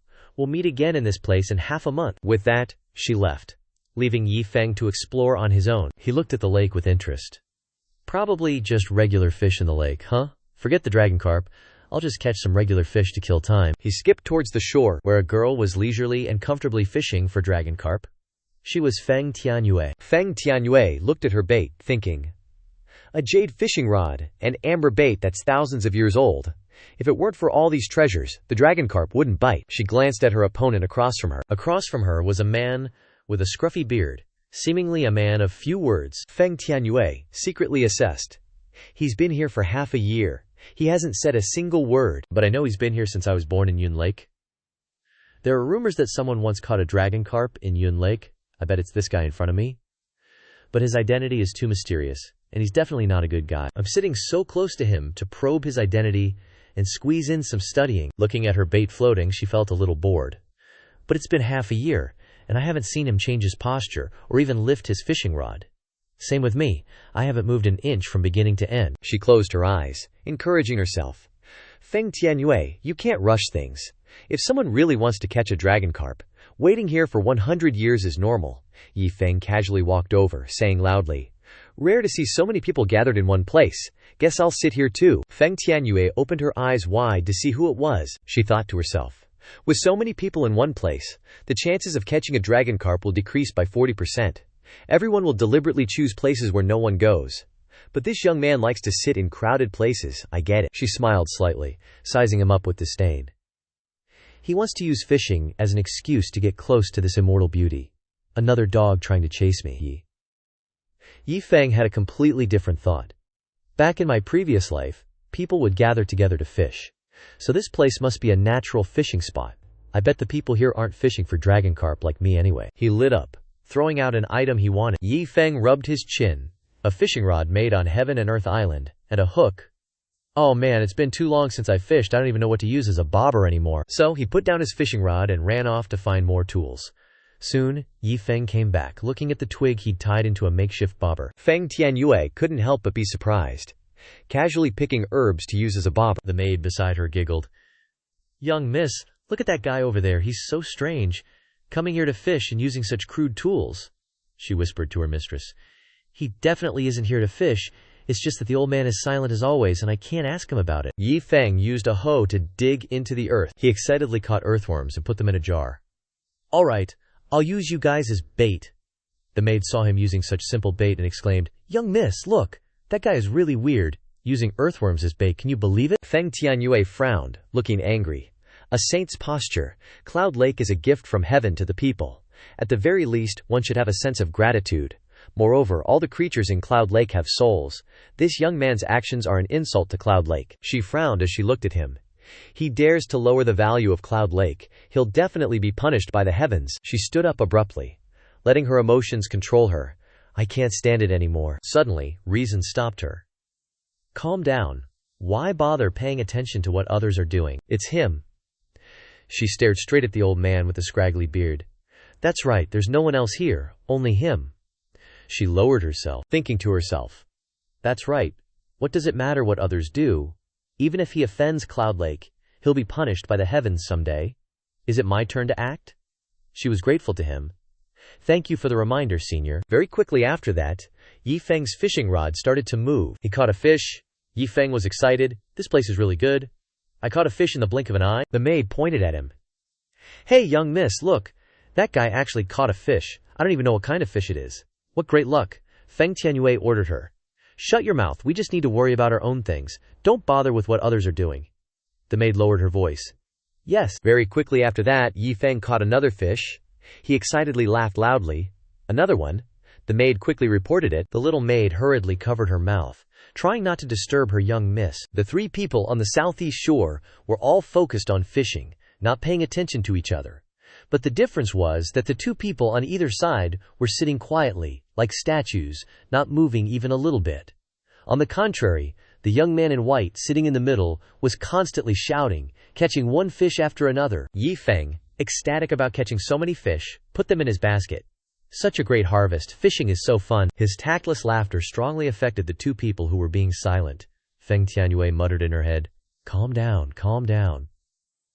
But he kept shouting, I'm also a fishing genius. This poked right at her limit. I can't stay calm. Feng Tianyue pursed her lips, thinking to herself. We're both fishing, but my fishing rod and fishing line, no matter the quality or other aspects, are the best products among the best. Not to mention the bait, it's the essence of heaven and earth gathered together, and took so much effort to make. She glared angrily at Yi Feng. But looking over at that guy next door, the corner of her mouth couldn't help but twitch. His fishing rod and bait are both so crude, so why does he catch a fish every time he lifts his rod? Feng Tianyue took a deep breath, trying to restrain herself. Calm down, Feng Tianyue, using a crude fishing rod. Even his bait is earthworms, so what good things can he catch? Isn't it just some ordinary fish and shrimp?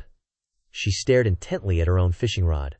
I just need to catch a slightly better spirit fish, and it'll be worth more than his whole basket of fish. About half a day passed, meaning it was noon. Yi Feng stretched and shouted loudly, full. Immediately, he pulled out a large pot from somewhere. Yi Feng just happily scooped up his catch in front of her. Oh my god, it looks so fresh and delicious. Causing Feng Tianyue to grind her teeth in anger. Humiliation. It's absolutely a humiliation. The old man with the beard suddenly stood up, attracting her attention. I didn't expect him to stand up. It had been so long, but he hadn't moved even once, as if everything in the world had nothing to do with him. But now he was standing up. He carried his fishing rod past where Yi Feng was scooping up his catch. He glanced over at him, then scratched his head, thinking to himself, he hasn't caught a single fish. That's right, seeing me constantly catching fish, everyone leaves in discomfort. Yi Feng kindly called him back. I caught a lot of fish. How about I share some with you? The old man replied. Thank you. One shouldn't receive rewards for nothing, and I'm just enjoying the process of fishing. Whether I can catch anything or not is not important. Yi Feng praised in admiration. Old Senior's state of mind is very high. The old bearded man laughed. Compared to you, I'm still far behind. Feng Tianyue sneered. How ridiculous. He's the only person since birth to have caught a dragonfish from the entire Cloud Lake. Wanting to give him your ordinary fish and shrimp, not even considering whether he'd care for it or not. Seeing the old man walking towards her, which startled her a bit, Feng Tianyue hurriedly gave a respectful bow. Old sir. But the old geezer wasn't friendly at all, even glared at her like a scorned ex-lover. Weird, she thought, watching him leave. Why is he looking at me like that? He sent her a telepathic message. The descendants of the Feng family are getting worse and worse. Which made her face flush, he continued. Out of respect for your Feng family's ancestors, who were quite close to me, I'll give you a hint. Go check out what kind of fish he's been catching. Then, poof, he teleported away, leaving her dumbfounded. Feng Tianyue was a bit worried, glancing at Yi Feng. Why would he say that? Could it be that what he's catching isn't just ordinary shrimp? Yi Feng saw her staring and offered, So miss, would you like a taste? She curiously eyed him, wanting to know what he was really catching, but her pride held her back. Mustn't lose face. And so, another half-month passed. Yi Feng kept catching fish left and right. During these 2 weeks, Yi Feng had been constantly catching fish, sometimes even 2 at once. Not only that, he even set up a tent in the back. Fish head soup, fish steak, grilled fish. Yi Feng cooked up a storm, dish after dish. Feng Tianyue's face was stiff. Sitting here for over half a year and not catching a single thing, and you, who just arrived 2 weeks ago, are completely outfishing me. Utter defeat. Actually, after the old man's telepathic message, she didn't dare underestimate Yi Feng anymore. She was also very curious about what kind of fish Yi Feng was catching. Feng Tianyue pretended to clutch her stomach. Xiao Ye, keep watch for a bit, I need to use the restroom. The maid had guessed her intentions. She really wants to sneak a peek. It's been almost 2 weeks already. Why not just ask him directly? Another day passed. Yi Feng was busily packing up. Once he was done, he looked pleased. All right, all packed up. The half-month I promised Honggunyang is up. Time to meet up with her. Yi Feng slowly walked past Feng Tianyue. Both were silent, neither saying a word. He chuckled to himself. This miss has been here for half a month longer than me, and hasn't caught a single fish. Seeing all the fish being caught by me, she must be feeling awful, even more pathetic than that old geezer. Yi Feng awkwardly turned and left. But this miss always looks so cold and doesn't want to talk to strangers, so I'll just skip the fish-giving thing. It'll seem like I'm taking advantage of her if I offer. Seeing him leave, Feng Tianyue glanced to see if he was far enough. Once he was gone, she jumped up from her seat. He's gone. She carefully examined the fish bones. Golden scales. Feng Tianyue looked around. Just based on the scales. There's no way to tell what kind of fish he was catching. Is there anything else? Seeing a pond nearby, she gasped. This is the pool he deliberately dug to raise fish. And there's a fish, floating belly up. Seeing its color, Feng Tianyue's eyes widened. Wait, this belly looks a lot like... She trembled as she touched the fish for a closer look. Seeing that it was the dragonfish she had been searching for all this time, she was stunned. Dragonfish? The thing he's been catching is actually a dragonfish. She trembled, glancing at the fish bones. Holy crap, does this mean that all the fish she caught these past few days were dragonfish? Feng Tianyue lowered her head, thinking, just who is this guy? People spend so much effort and can't even catch a glimpse of a dragonfish, but he casually catches so many. Could it be? Is he the legendary saint? Her face flushed. Now that I think about it, that old geezer saw everything, which is why he said that. Only I was so short-sighted. Seeing her standing motionless, the maid worriedly approached. Miss, what's wrong? She turned to look at the maid. She smiled faintly. For the first time, I understand the saying that there's always a higher mountain. I didn't expect that I'd been arrogant all along, she replied. It's nothing. The maid pointed in the direction Yi Feng left. Oh right, miss. That guy stopped behind us when he left. It's kind of funny. He looked like he wanted to give you the fish. Feng Tianyue trembled as she asked, Are you serious? The maid nodded firmly. Of course, I saw it myself. But he glanced at you for a moment and then quietly left, so I guess he knows his place. Missing this golden opportunity shocked her so much that she coughed up blood. Feng Tianyue collapsed onto the grass. How ridiculous! He actually wanted to give me the fish, and I missed today's opportunity because of my pride. The maid rushed over in a panic. Miss, what's wrong? Feng Tianyue didn't have the heart to fish anymore. Let's go back to the heavenly domain. The maid was confused. Huh? Aren't we participating in the saintly being contention? What are we going back to the heavenly domain for? Feng Tianyue was utterly hopeless. Even if I stay and participate in the saintly being contention, I won't get any opportunities. The maid confusedly grabbed her luggage and followed behind. Why, miss? Feng Tianyue thought. The dragonfish was right in front of me, but I pushed it away. That means the luck in this place has left me.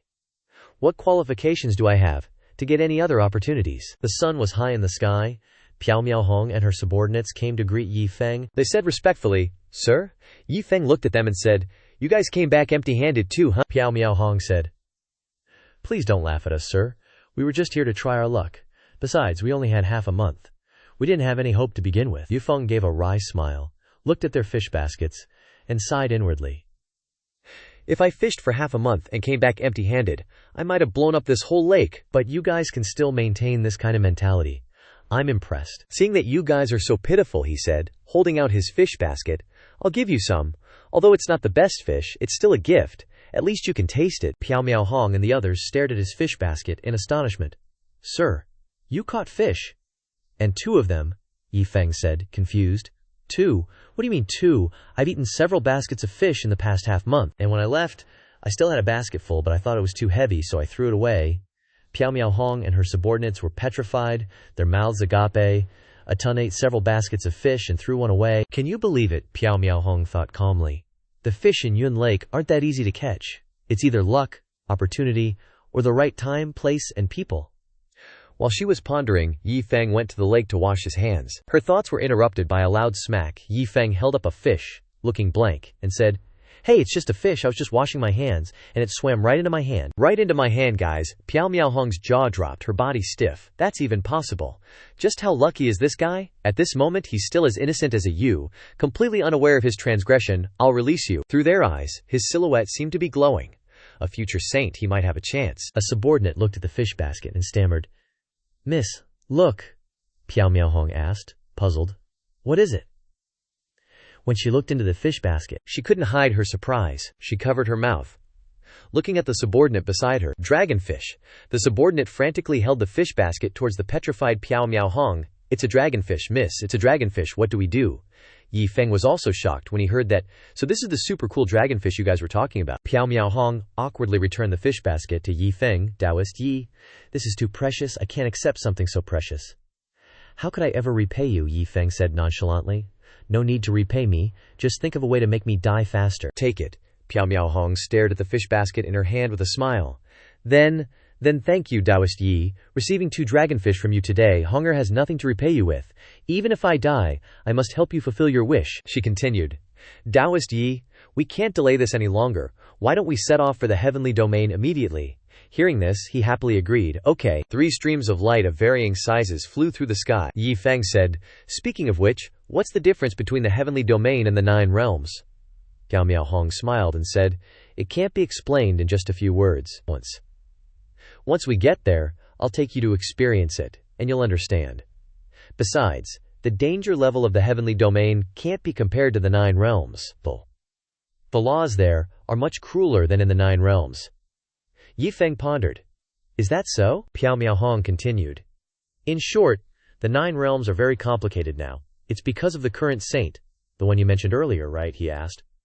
"But is this saint really that powerful?" She went silent, thinking of the books and swordsmen. "Yes. It's said that, if it's a literary saint, the culture of the 9 realms will definitely flourish. If it's a sword saint, the path of swordsmanship in the 9 realms will receive the help of the heavenly Dakatayo, and all sword cultivators will benefit greatly. Different saints will cause different reactions.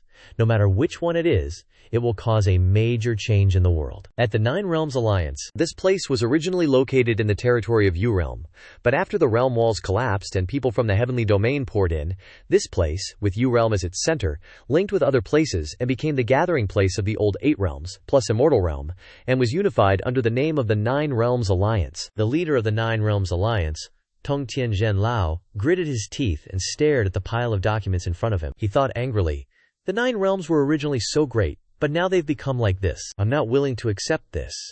The green-haired old man sitting beside him said, "Zhenlao, take a rest." Tongtian Zhenlao smiled wryly. "How can I be in the mood to rest?" Xiangtian said sternly. "Zhenlao, you must know that it's not your fault. In the beginning, if you hadn't agreed to let the people from the heavenly domain in, I'm afraid the 9 realms would have been swallowed by the black fog. In fact, the people from the heavenly domain didn't even need our consent." Tongtian Zhenlao sweated profusely and continued. "Even so, the 9 realms are still in a very difficult situation. We people trapped in cages are just like ants in the eyes of the outer realms. If we don't try hard, we'll disappear from this world sooner or later." He clenched his fist angrily and continued. "Although the people from the heavenly domain are temporarily abiding by the rules and not putting pressure on us, what about the future? If our fists aren't hard enough, we'll only be beaten." Xiangtian said. "Zhenlao is right. But with the collapse of the realm walls, the sealed space has obtained the benefits of heaven and earth." As he spoke, he thought of Shi Qingyu's fluttering white figure and cold face. "And the disciples, some elites of the 9 realms. We've made extremely rapid progress. Apart from Bai Huang, who we haven't been able to find out about. In the martial realm, sect leader Shi Qingyu of the 100 Refinements sect has received the ancient god's inheritance, and has now emerged from seclusion, directly entering the Tao realm. Meanwhile, back at the 100 Refinements sect, 13 odd-job disciples had also broken through to the 9th Tribulation realm. The Transcendent Formation elder excitedly shouted. "Are you serious?" Zhang Tian continued. "Absolutely. That's why I'm here. To deliver this good news. Our 9 Realms Alliance can finally claim to have a genuine Tao realm powerhouse." The Transcendent Formation elder was so happy he was practically crying. That's great! Just great! It's a huge boost for the 9 realms. When those guys from the celestial domain come knocking, the highest cultivation level in our entire 9 realms is only 10th level true immortal, which is just second tribulation realm in real cultivation terms.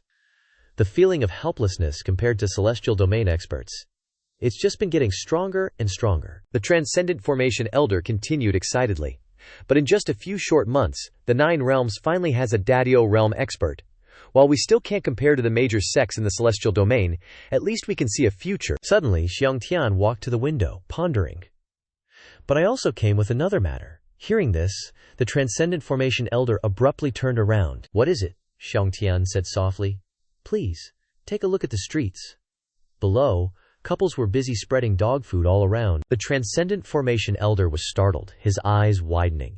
What the heck is going on? Although there are indeed Dao companions who dual cultivate on the cultivation path, what these Dao companions cultivate is inherently techniques related to this aspect. It's rare for those cultivating normal techniques to pay much attention to romance. Cultivators with compatible souls and the bond of husband and wife are, after all, few and far between.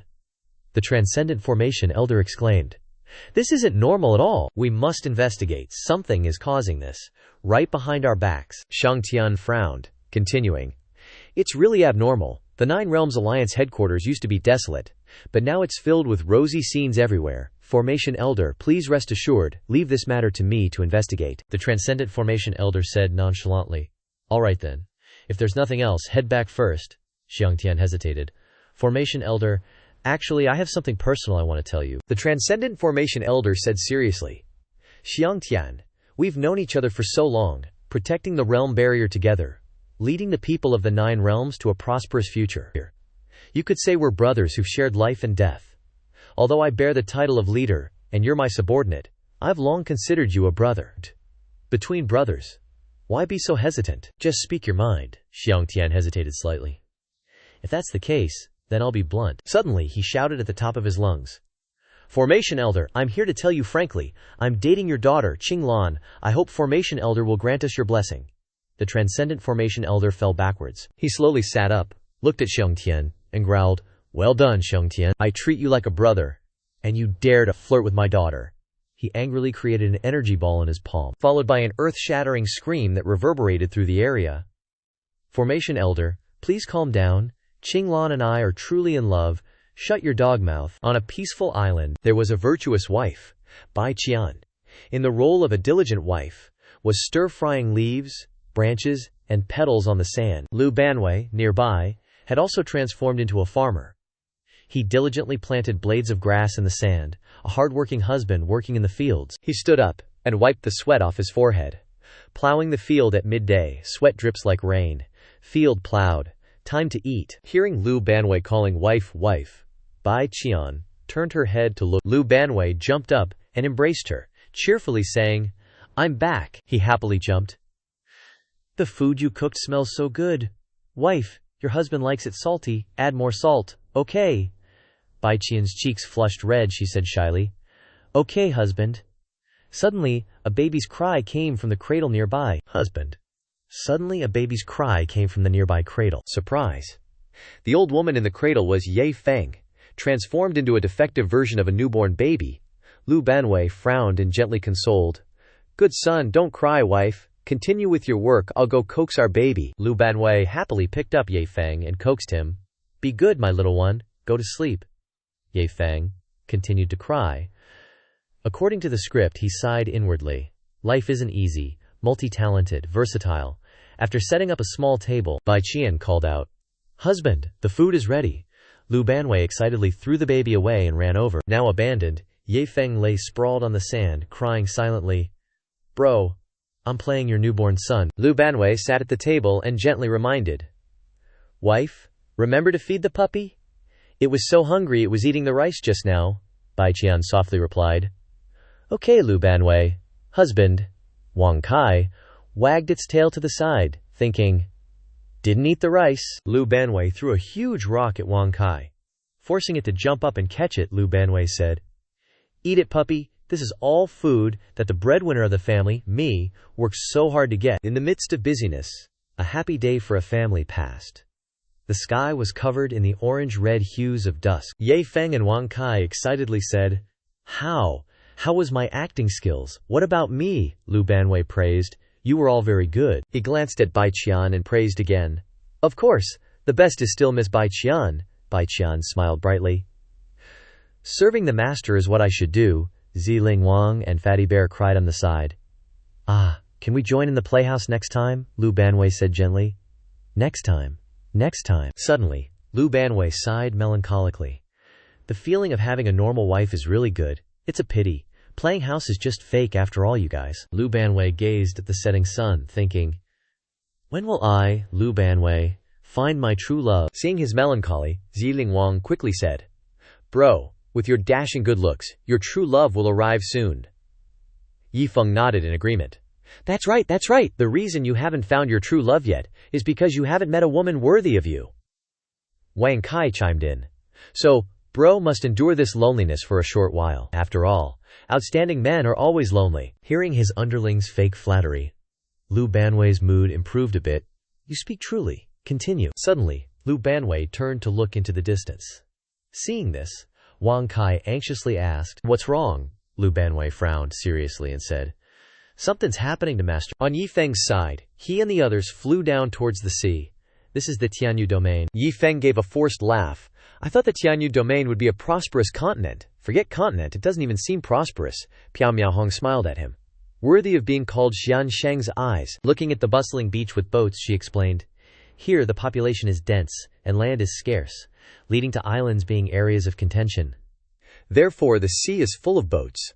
Small forces have small boats, large forces have large boats, and some families even live on boats their entire lives. When they landed, Yi Feng pondered, I feel like I've seen this situation somewhere before, in a history book or a comic. Yi Feng's group was standing in the center of the island.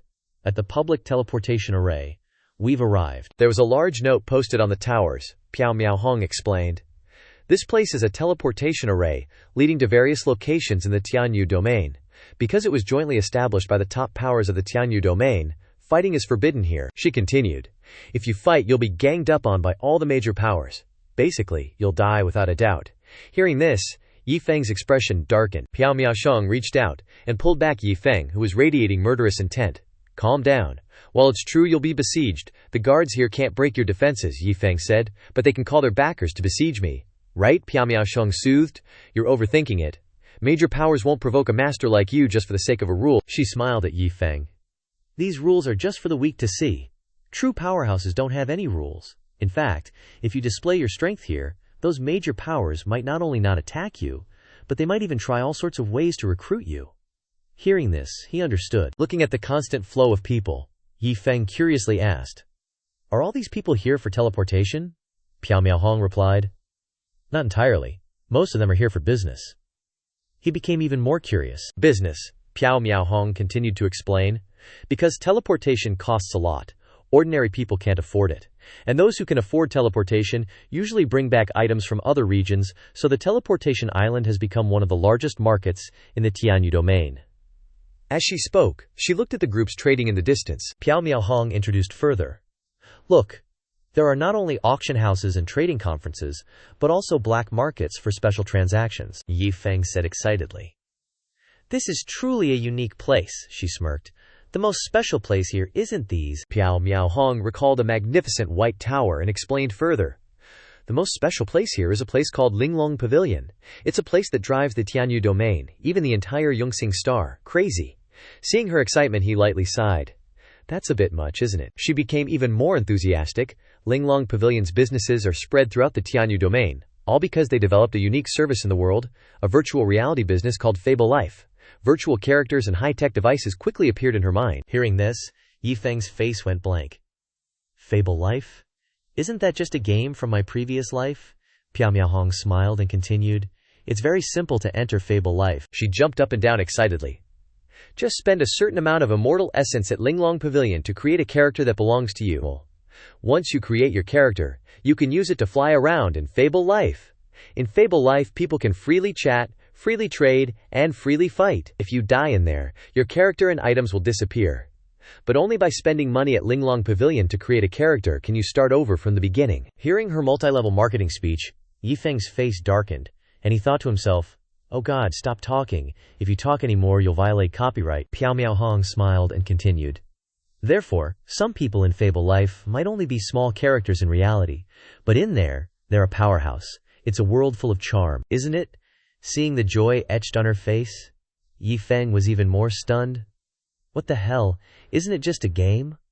Are the people here all game addicts? Suddenly, Yi Feng's brain started working. Wait a minute, NPCs creating fable life. Could they be transmigrators? People from Earth! Piao Miaohong smiled brightly. Don't think that these are just illusions. While you're satisfied spiritually, this virtual world is also connected to reality. She became even more excited as she continued. If your character in fable life is very strong, even if you're very weak in reality, you'll be respected by everyone. Another thing is that the resources and wealth in your fable life can be exchanged for real-world items according to a certain ratio. Yi Feng avoided her listlessly. Okay, I get it. And another thing, Piao Miaohong was still excited, asking with a bright smile, "What do you think? Isn't it very interesting? And don't you feel incredibly shaken?" Contrary to her enthusiasm, Yi Feng was bored to death. It's all right. He rubbed his chin and thought, isn't it just a game? Now I'm even more suspicious that fable life was created by a transmigrator from Earth. Yi Feng forced a smile as he thought of the male lead and his harem. It's probably not like me. Or perhaps, the male lead opens a harem in the male lead's world and needs to use bugs to become a big shot. As he thought, he gave a forced laugh, followed by some vulgar words. Yi Feng smiled wryly. But it's okay. All I want to do now is die. Immortality sucks. I went from being a salted fish to this point, so it's not an exaggeration to say that I'm a male lead, right? Or perhaps, a virgin. The more he thought, the more determined he became. He said loudly, "Miss Piao, please quickly help me come up with a plan to die." Piao Miaohong smiled. All right. It seems that Qingshan really isn't interested in fable life, but don't be anxious, Qingshan. I've already come up with a plan for you on the way. Hearing this, Yi Feng became curious again. Tell me quickly! Tell me what you've got! She spoke eloquently. Please forgive me for making Qingshan laugh, but it's because Qingshan is too strong. Therefore, the plan I have in mind is similar to the previous one. Next, in order to avoid wasting Qingshan's precious time, I will carefully check if that place is truly dangerous for Qingshan before making a decision. She hands him a plan. This is the initial plan. You can give it a shot, Mr. Yi Feng. If it works, great. If not, by the time you're back, I'll have the next one ready. She gives him a sweet smile. Yi Feng is stoked. You're really going all out to off me, huh? How thoughtful. Piao Miaohong also smiles, narrowing her eyes.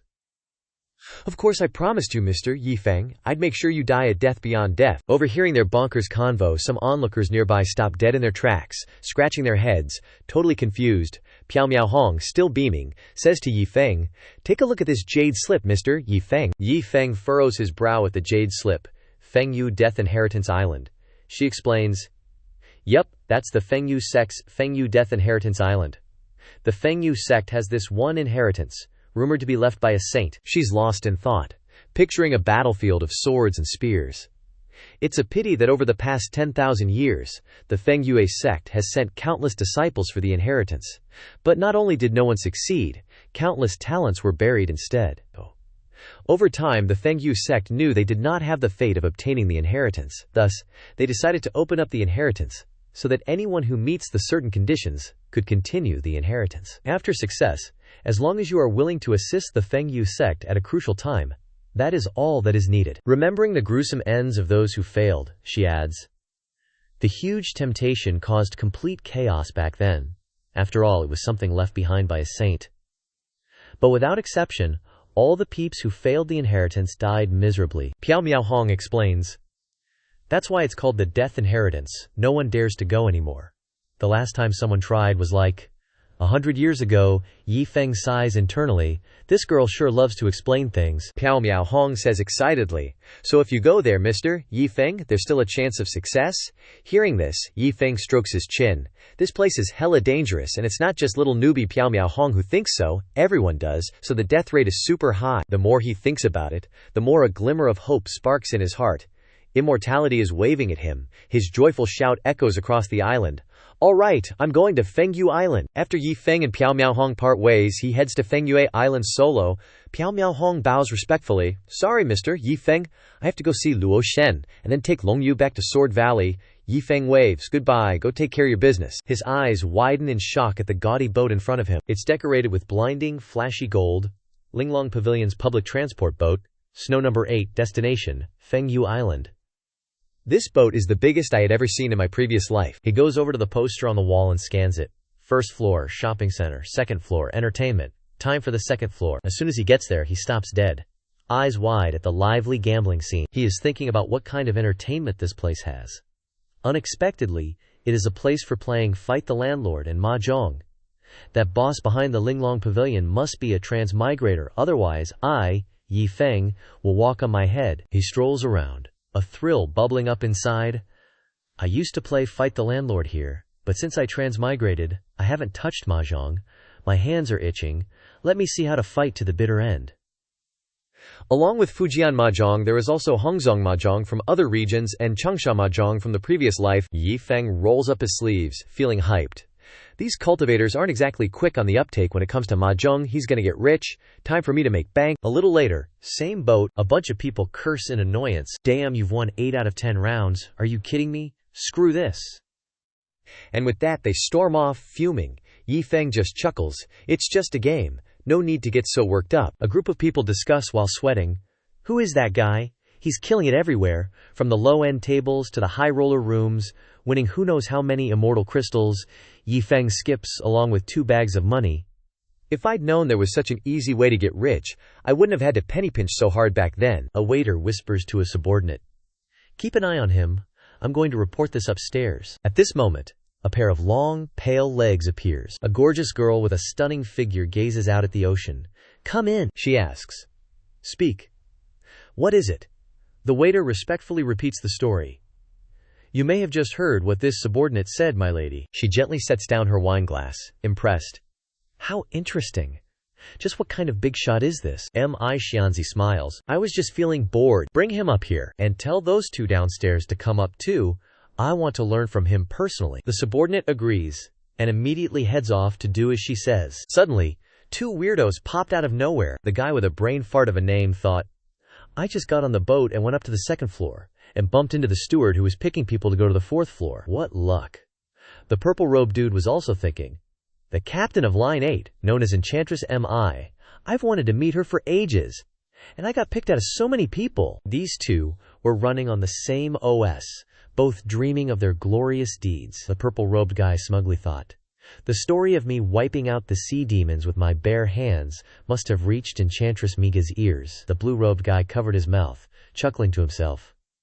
Looks like I can't keep my solo annihilation of an entire pirate crew under wraps any longer. Suddenly, they noticed Yi Feng standing behind them, looking bored out of his skull. The 2 of them turned their heads in unison, gave him a puzzled look, then sized him up with judgmental eyes. Who's this bum? Dressed like a pauper. Yi Feng cursed inwardly. Son of a, I was on a killing spree on the 2nd floor when someone dragged me here. Does the captain think she's all that? Whatever, it's her boat. When the words, come in, echoed, the group filed in together. What greeted them was Enchantress Mi's flawless figure and mesmerizing face. Gorgeous. The 2 simps eagerly introduced themselves. This humble one is Jiyu Sheyun from Qifeng Island, paying respects to Enchantress M.I. This humble one is Feng Wuzong from Wujing Island, paying respects to Enchantress M.I. Enchantress M, I gently greeted. Please, be seated.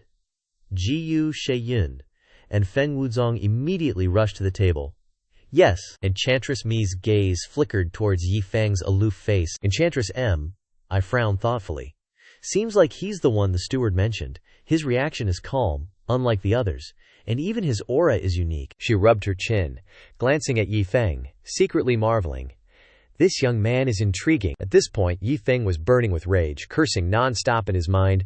Son of a, cutting off a man's business is like killing his parents. Doesn't she know that? Young man, Enchantress M, I approached, whispering. I haven't had the pleasure of knowing your esteemed name yet, he replied expressionlessly. Yi Feng. Suddenly, a hand reached out to him. Enchantress M.I., her face flushed, looked at Yi Feng coyly and said, I see that young Master Yi must be tired from the journey. Now that you're here, I should play the part of a good host. How about I help you change your clothes? Jiyu Sheyun and Feng Wuzong were stunned. Feng Wuzong let out an excited squeal, while Jiyu Sheyun leaned against the wall, smirking. I've been oohing for a while now. And you, Yi Feng glanced over, rejecting her flatly. You don't need to. My clothes are comfortable as they are. Enchantress M. I kept her friendly smile. If young Master Yi dislikes trouble, then so be it. Please take a seat.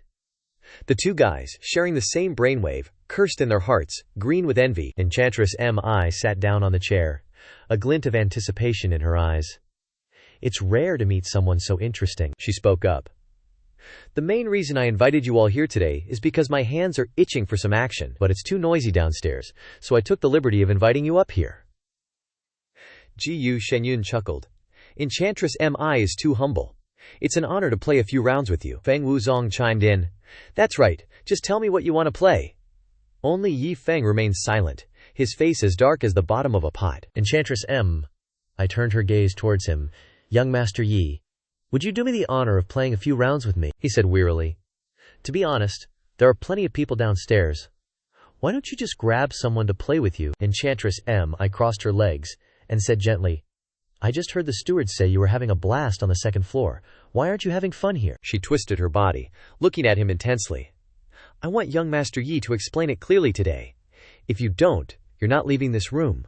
Feng Wuzong suddenly squealed, while Ji Shenyun leaned against the wall, smirking.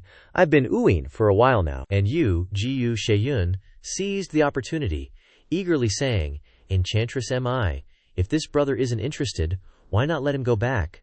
I have quite a few friends downstairs. We can easily grab someone to play with us. Enchantress M.I. ignored him, stating, I need an explanation from Mr. Yi today. Yi Feng said seriously, It's not that I don't want to play, but if we're going to play, we have to gamble for money. What's the point of playing just for fun? I might as well go back to sleep until morning. Hearing him, she smiled excitedly. So, young Master Yi wants to gamble. That's not a problem at all. I'll follow your lead. Whatever you want to play, we'll play. Seeing another chance to make money, Yi Feng perked up. All right, then let's play by the rules of the High Roller Casino on the second floor, Enchantress M. I smiled. I'll listen to young Master Yi. If young Master Yi has any other requests, feel free to make them. The two guys finally understood the situation, their faces paling, both thinking, we're just background decorations now. Ji Shenyun immediately put his super IQ to work and finally came up with a reasonable explanation. I get it, this guy's playing hard to get, using this cheap tactic to attract Enchantress Mai's attention.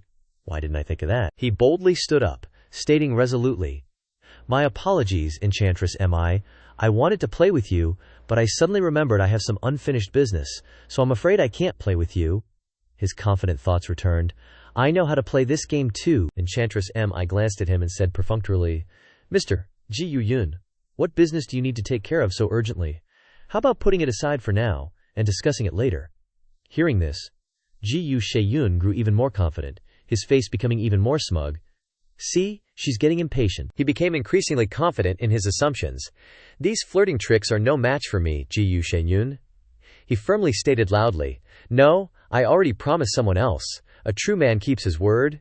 If I made a promise, I must fulfill it. Contrary to his fantasies, M.I. Xianzi slowly said, If that's the case, then Ji Yunzi can leave. I'll just invite someone else from the second floor to take your place. At this point, Ji Shenyun had turned into a stone statue. He forced a smile, sat down, and shamelessly said, Calling someone else would only cause more trouble for M.I. Xianzi. I'd rather stay and play with everyone. A bitter feeling flashed in his mind. So that's how it is? Seeing the truth laid bare before their eyes, Ji Shenyun and Feng Wuzong couldn't deceive themselves any longer. Tears streamed down their faces, along with their thoughts. We're just expendable. Simply added to make up the numbers. After a while of playing mahjong with these people, Yi Feng cursed in annoyance. You little bastard. He was cursing while playing mahjong. Yi Feng's face stretched long, dejectedly thinking, These guys are so noob. Including that captain of Line 8 ship or whatever. This mahjong game has completely become my solo performance. M.I. Xianzi secretly sighed in admiration. Young Master Yi is so amazing, especially that technique of knowing which tile to discard without even looking, just a swipe, and he knows. Yi Feng's image was imprinted in her mind, and the more she watched his hands, the more she admired him. These mahjong tiles were made from special materials, so there was no way to cheat. Moreover, she had only seen this technique once before, from the Grand Steward during the Linglong Pavilion's annual meeting. She couldn't help but think of the Grand Steward. The Grand Steward loves playing cards, but constantly complains that everyone around him is unskilled. If I brought this guy to meet the Grand Steward, he might actually like him. She rested her chin on her hand, looking at Yi Feng. May I ask where young Master Yi is from? He calmly replied. Sorry, I can't say. Shanzi secretly smiled in her heart. This guy has really stirred up my desire to conquer.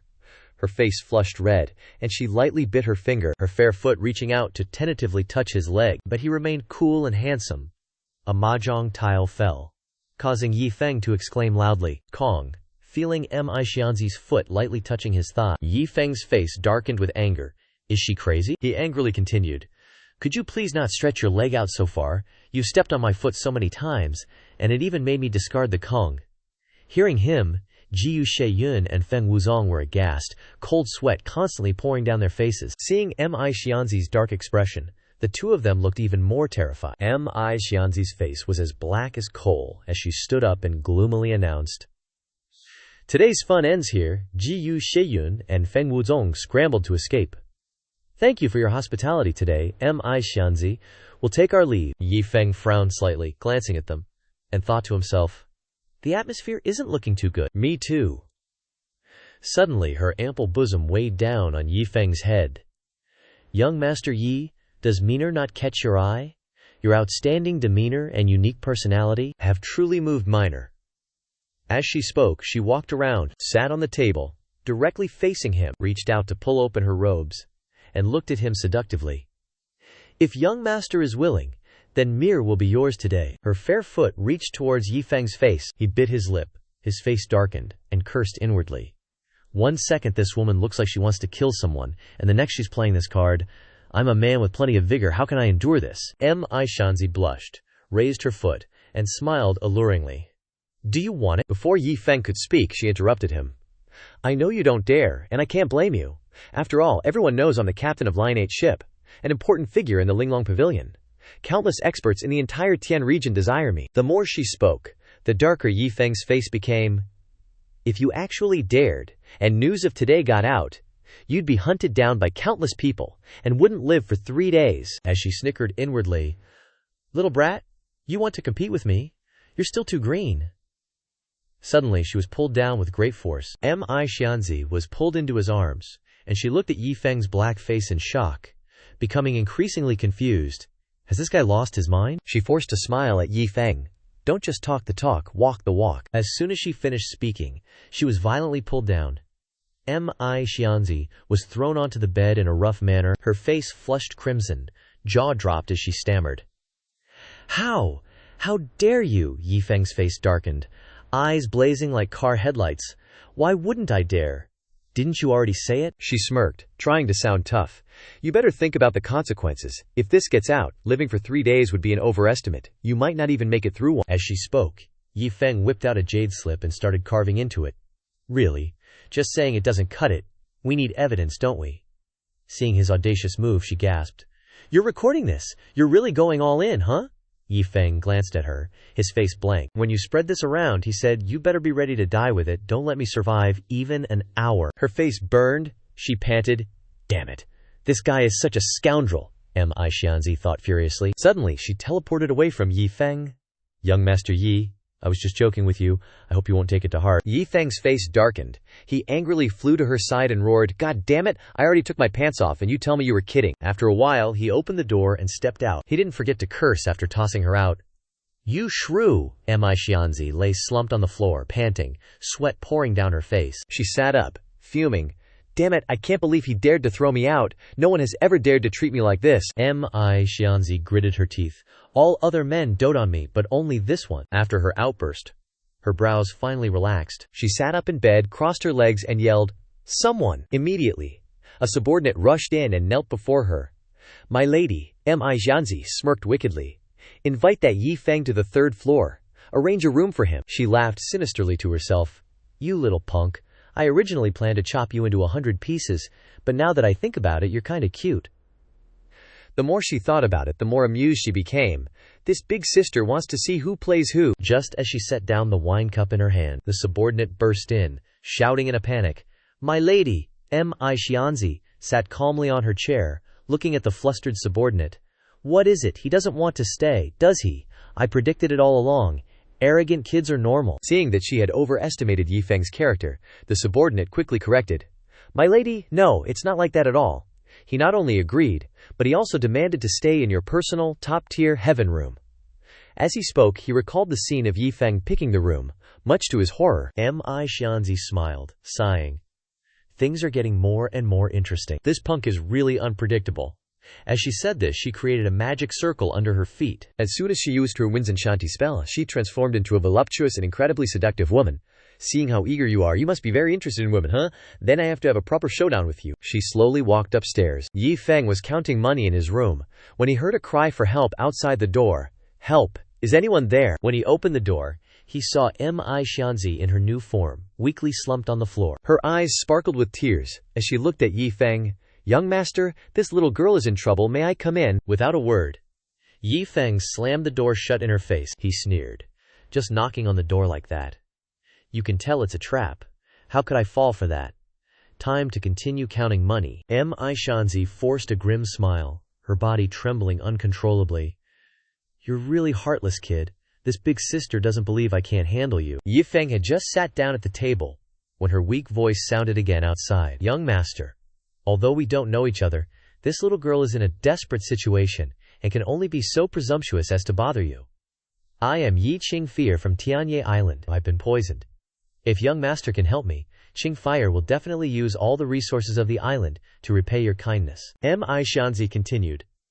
Young master, Tianye Island will definitely agree to any conditions you have. Yi Feng wavered slightly.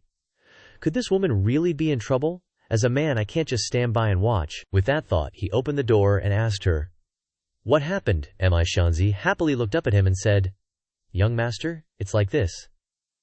This time, Qingshan came to practice near the teleportation island and was accidentally poisoned by a villain. She continued to make up the story.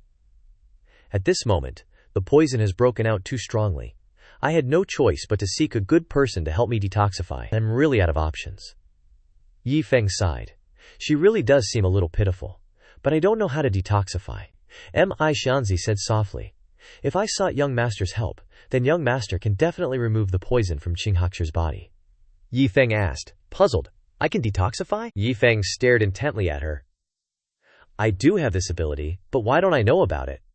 So what kind of poison did you get hit with? Xianzi blushed and softly replied, It's a love gu poison. This toxin is very potent. Qing'er needs to find a man to cultivate within a certain time, to detoxify. As she spoke, she revealed her perfect curves and a bit of skin, trying to lure Yi Feng into her trap. Xianzi, disguised as Qing Bexer, planned to use a beauty trap to seduce our male lead. Young master is indeed a man, and also has extraordinary temperament and handsome features. Truly Qingsher's ideal type, so Qingsher begs young master to cultivate with Qingsher to dispel the poison. Yi Feng saw the alluring beauty before him.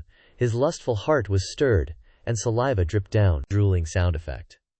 But Yi Feng coldly saw through Xianzi's trick, and she thought she could pull one over on him. If young master is not satisfied after it's over, Qingfei will not hold young master responsible, and will also repay young master. Whether it's money or jewels, as long as young master wants it, Qingfei will definitely satisfy. Yeah, right. A girl being so easy in front of Yi Feng? He didn't feel any interest because there was no feeling of conquest. Facing Yi Feng's disgusted expression, Xianzi was still gleeful, thinking he had fallen for her beauty. Stunned already. Look. Men really can't resist this temptation, huh? Inner monologue. Sis here has to crush you. Knowing that Yi Feng wasn't interested in the girl, you should at least show some pity on her.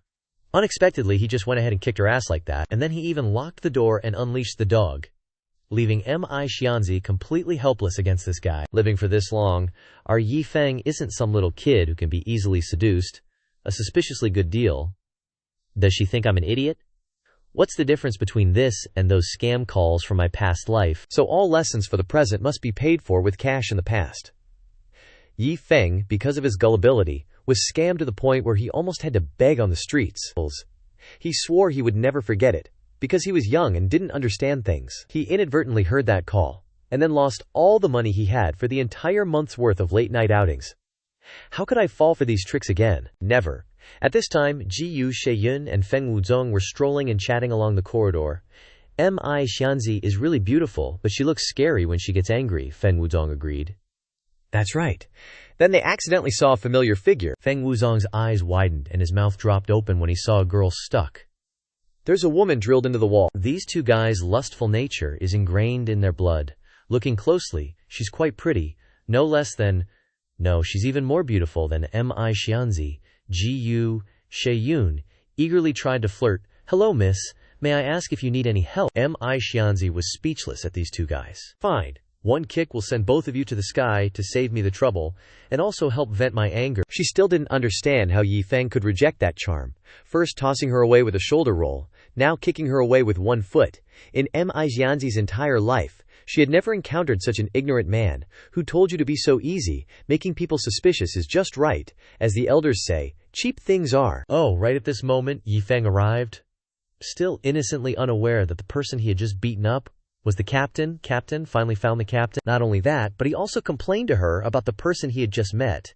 In a harsh tone, I just encountered a low-class gender-baiting scammer in front of the door. You have to manage them, this is your ship after all. I'm telling you, it really pissed me off.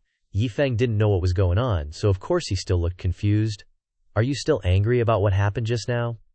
It's just a little game, it's normal for people to get a little excited. I'm sorry, Mi Xianzi said nothing, swallowing her anger, and then flipped her face faster than flipping a pancake, putting on a flower-like smile. That's right, thanks to young Master Yi, I got a massage. I will have my subordinates deal with that scammer's matter. Yi Feng saw that Mi Xianzi seemed to be sympathizing with him, and took the opportunity to criticize even more. But speaking of that scammer, I want to curse them for a whole street. Saying something about being poisoned and needing dual cultivation and even giving me benefits? How could there be such a stupid person in the world? There's no idiot in this world who would take the bait, right? You agree, don't you? Yi Feng rambled on for a while. What's wrong? Captain doesn't agree with what I said. Mi Xianzi, even though she was offended quite a bit, still had to utter, I agree, just to be sure. Yi Feng repeatedly instructed. Then Captain must severely punish this scammer. Constantly rubbing salt into Mi Xianzi's wounds that hadn't healed yet, she could only respond, Rest assured, Captain will definitely not let her scam anyone on my ship. With Captain here, I won't worry anymore. Our male lead is taking the opportunity to bring up other matters and demanding rights. That's right, I'm in the room you arranged, it's very comfortable. I also won't hold it against you for making a fuss during that game, although I was also at fault. It's true that he's taking an inch and wanting a mile. Mi Xianzi could only grit her teeth and endure. What do you mean not hold it against me? I haven't even settled the score with you yet. Only heaven knows Mi Xianzi's pain. If I lose this round, I'll come up with another plan. Could it be that I'll give up to a greenhorn brat? If you want to play, then I'll play with you. On the contrary, I want to see how you escape from the palm of my hand. Mi Xianzi's ship docked at a certain port. The people cheered excitedly. The number 8 line ship is here. Everyone seemed to welcome the ship's appearance very much. I've been waiting for so long. Hurry up and let us get on board. Dahai's spirit is waiting for this old man. While everyone was gathered below, suddenly figures were seen being chased off the ship for unknown reasons. What basis do you have for chasing us off the ship? The guys who got kicked off the boat were mega pissed. What the heck, why can't we get on, Miss Mi? Get your butt out here, why are you throwing us off? I want to get on the boat, Qin Basian, confused as hell about why he was also booted, flew up to have a proper chat with Miss Mi and get things straightened out. I don't know what kind of karma I got, but I got cuckolded 3 times over. He ranted, I'm Qin Batian, the freaking owner of Fengtian Island. Why are you kicking me off? So what if you're from Linglong? Does that mean you can be so unreasonable? Mi Xianzi didn't want to waste time arguing with this old geezer. Better to just shut him up with one move. Don't ask questions, or she'll send you to meet the Dragon King under the sea. I'm pretty, so I can do whatever I want, sorry. But Linglong can do whatever the heck we feel like. The ship sailed away, leaving some folks still scratching their heads, wondering why they were kicked off. Mi Xianzi had to change tactics. Hey, get that little brat up here. Yi Feng was summoned to Mi Xianzi's room. What do you want now? This dude always says something that makes Mi Xianzi twitch. Could it be that the swindler was caught? Well, might as well go all in. Mi Xianzi had to nod. Of course he was caught. He has already been kicked off down there. Yi Feng looked rather pleased. Awesome. Then, I will be taking my leave. Mi Xianzi wasn't giving up that easily. Yi Gongzi, you want to go to Fengyue Island? Right, Yi Feng didn't bother hiding anything. Yep, so? Mi Xianzi circled around, trying to pry information. Fengyue Island, going to the Xuanwu Sect. Could Yi Gongzi be a member of the Xuanwu Sect? Yi Feng looked blank. Nope, never been there either. But then he turned dangerous. I'm going there for the inheritance. Mi Xianzai got a little spooked when Yi Feng mentioned the inheritance. The inheritance of death, Yi Gongzi. This inheritance has been around for ages. Countless people have tried, but nobody has survived. Are you joking? Yi Feng asked this question just to confirm that rumors were true. Looks like inheritance is real. Our main character kept up the innocent act to see if he could squeeze out more info. That he gave him away, but he had to try his luck. Mi Xianzai didn't realize. Everyone who died because of it had such thoughts. I might sound a little harsh, but that's the truth. Yi Feng kept pushing it. Miss M.I. Where is it? Not only is it not harsh, but it's pleasing to my ears. Mi Xianzai was speechless. Do you even understand what I'm saying? You're gonna die if you go. Understand. Yi Feng made a face that made Mi Xianzai shut up. Thanks for believing in me. Mi Xianzai was wondering, what does this Yi Feng mean by putting on such an act? A man acts like this because he felt ridiculed and wants to put on a show.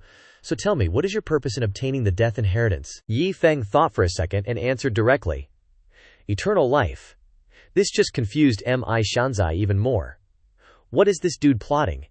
Can you get eternal life by breaking through the death inheritance? Does he have that information? Mi Xianzai decided to play along with Yi Feng's story.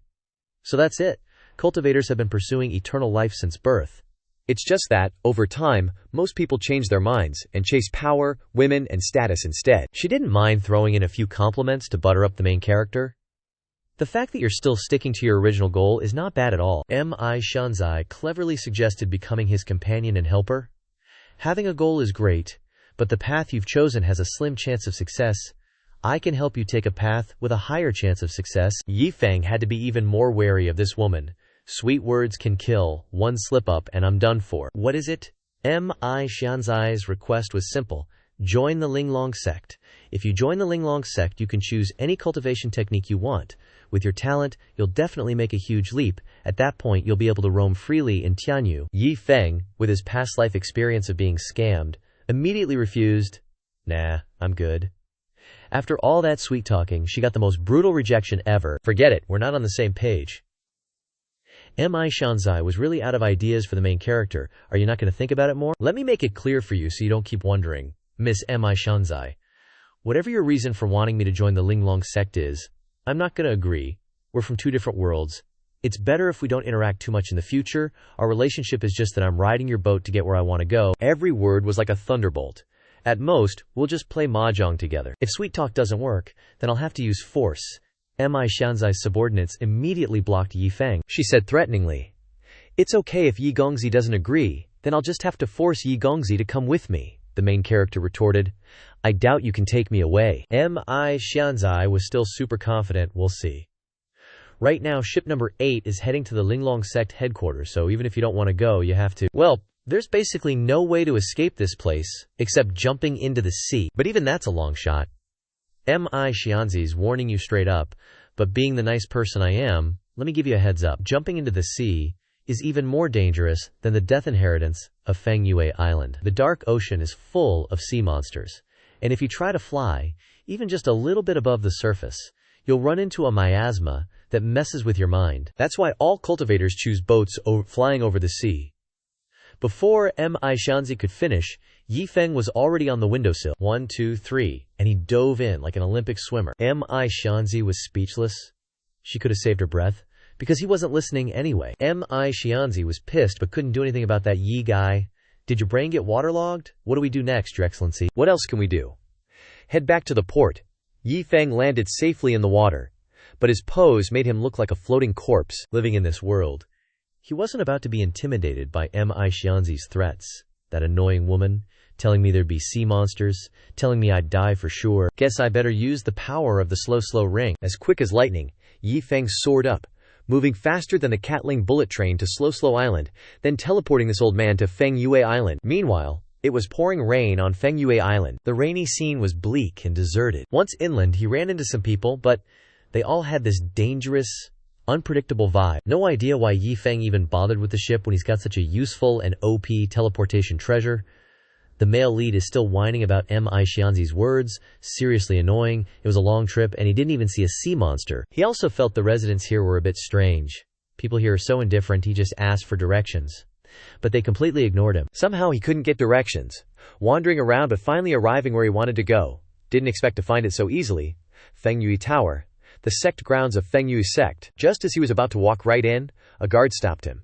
Who allowed you to come here? Get lost. Yi Feng was still all smiles and calm. Take it easy, brother. I'm Yi Feng, and I want to go in. The guard seemed easily irritable. He started yelling, spitting all over the place. After just one sentence, I don't care what MI you are.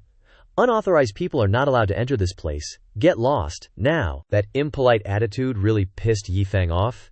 If you can't talk nicely, then I'll use my fists to solve the problem. Today I just want to go in. What are you going to do about it? These guys really haven't seen a coffin yet to shed tears. They recklessly rushed to tear Yi Feng apart. He's tired of living. These guys were just gnats biting stainless steel to the male lead. Just trash. Just as he said stainless steel, a guy in shiny armor appeared, all flashy. Male lead, this isn't a place you can enter. Considering you have some strength, I don't want to fight. Leave this place now. This demon looks less than majestic in his armor, and his face is totally derp. He really thought he was better than Yi Feng. If it weren't for the fact that you just made a move, I could sentence you to death. Yi Feng couldn't understand why the people here talk so arrogantly. Why are the people of Fengyue Island so dismissive? He calmly explained his reason for coming. I didn't come with any bad intentions, it's just that your subordinate is being unreasonable. The reason I came here is to accept the death inheritance. When the subordinate heard the male lead mention the inheritance, he looked even more disdainful, thinking the male lead was too good for it. Who do you think you are to accept the death inheritance? While I haven't pursued your violation of the island's ban, go back where you came from. Even after saying all that, this big-headed idiot still doesn't understand whether I can accept the inheritance or not. It's not up to you. Only your island lord has the right to decide this. The two sides argued without giving way, and the guard ran out of patience. Damn it, why do you talk so much? You think you can meet our island lord just because you want to? Listen, I'll give you one more chance. Get lost right now, or today will be your end. Yi Feng didn't want to argue anymore. If you're so tough, then come at me, I'll take you all on. Then try me. The guards summoned a spirit beast to attack Yi Feng.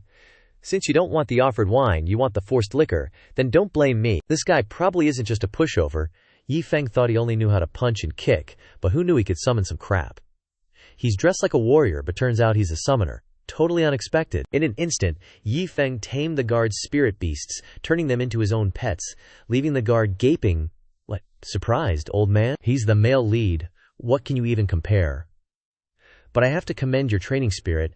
I had to spend a lot of effort to sign a contract with these two wolf dogs, but he just used one glance and made them his literal lapdogs. The guard was helpless. Who are you anyway? He only got a dangerous smile in return. The night sky above Fengyue Island had cleared up, and twinkling stars began to appear. Feng Tianyu also returned with her attendants. Her face was etched with worry. Within the Xuanwu Sect, there were already many factions constantly vying for power. She originally thought she could go to the 9 realms while the saints were awakening, and seize some opportunities. That way, when she returned, she could wield more power. But who knew that not only did she fail to find any opportunities on this trip, she almost had her Dao crumble. So, Feng Tianyu had encountered Yi Feng, our male lead. But who knows if this encounter is a blessed fate or a karmic debt? Or rather, there was an opportunity but she didn't know how to seize it. The guard was a bit surprised to see Feng Tianyu, and quickly reporting, someone wants to barge into Fengyue Tower. Senior Sister Feng. This person entered Fengyue Tower without permission.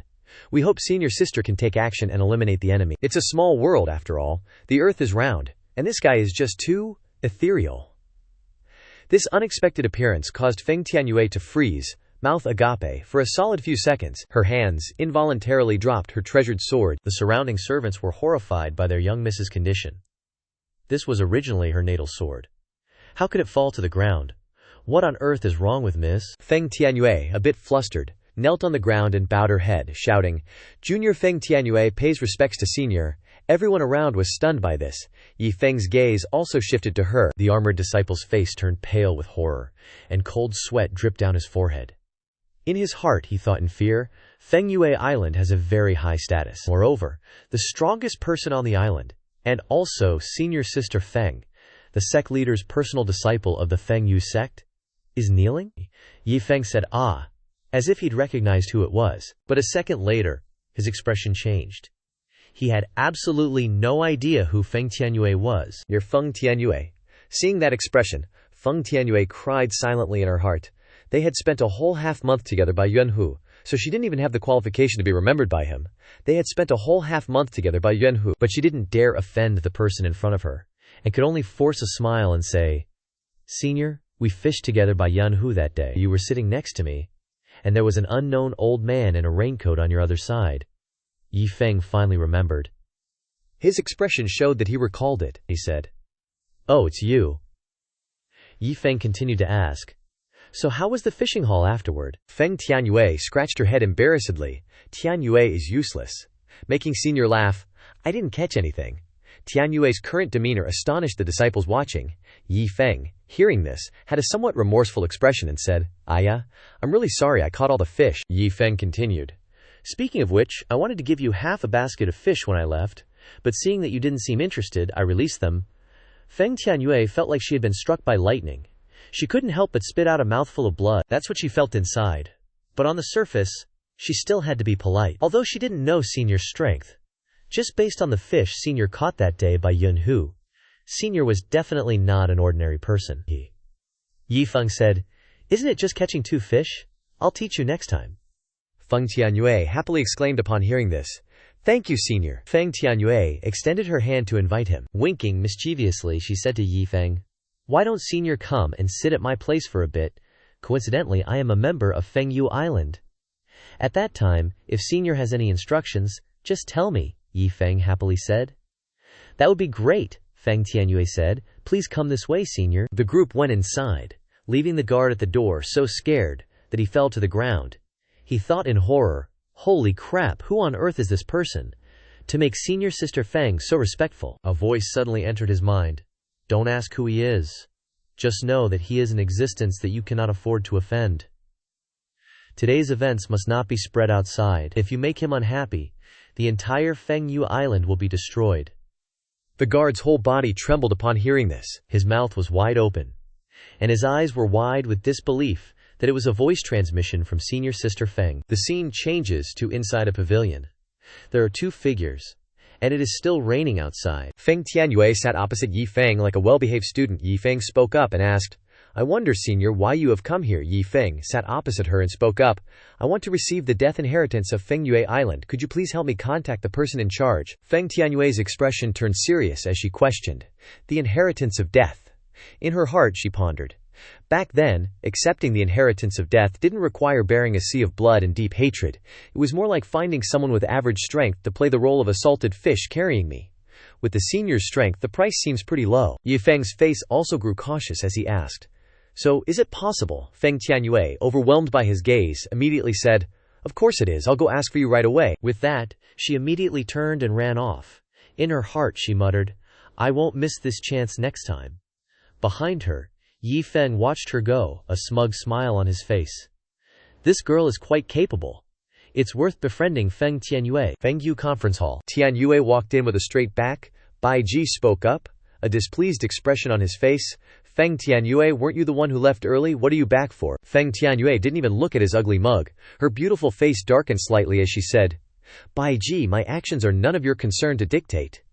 Bai Ji was so intimidated by her that cold sweat poured down his back, a little scared. Feng Tianyue respectfully bowed to the person with the braided beard sitting in the main seat. "Shifu, Tianyue has a request." That man was the island master of Fengyue Island, and also the sect leader of the Xuanwu Sect. Xu Xin looked down at Tianyue from above and said, "Speak your mind." Feng Tianyue looked up and said, "There's an old acquaintance of mine who's come to the island. He wants to accept the inheritance of death, so I hope Shifu will approve it." A few wrinkles appeared on Xu Xin's forehead, but he calmly replied, "Tianyu, if it's just a normal friend, then refuse him.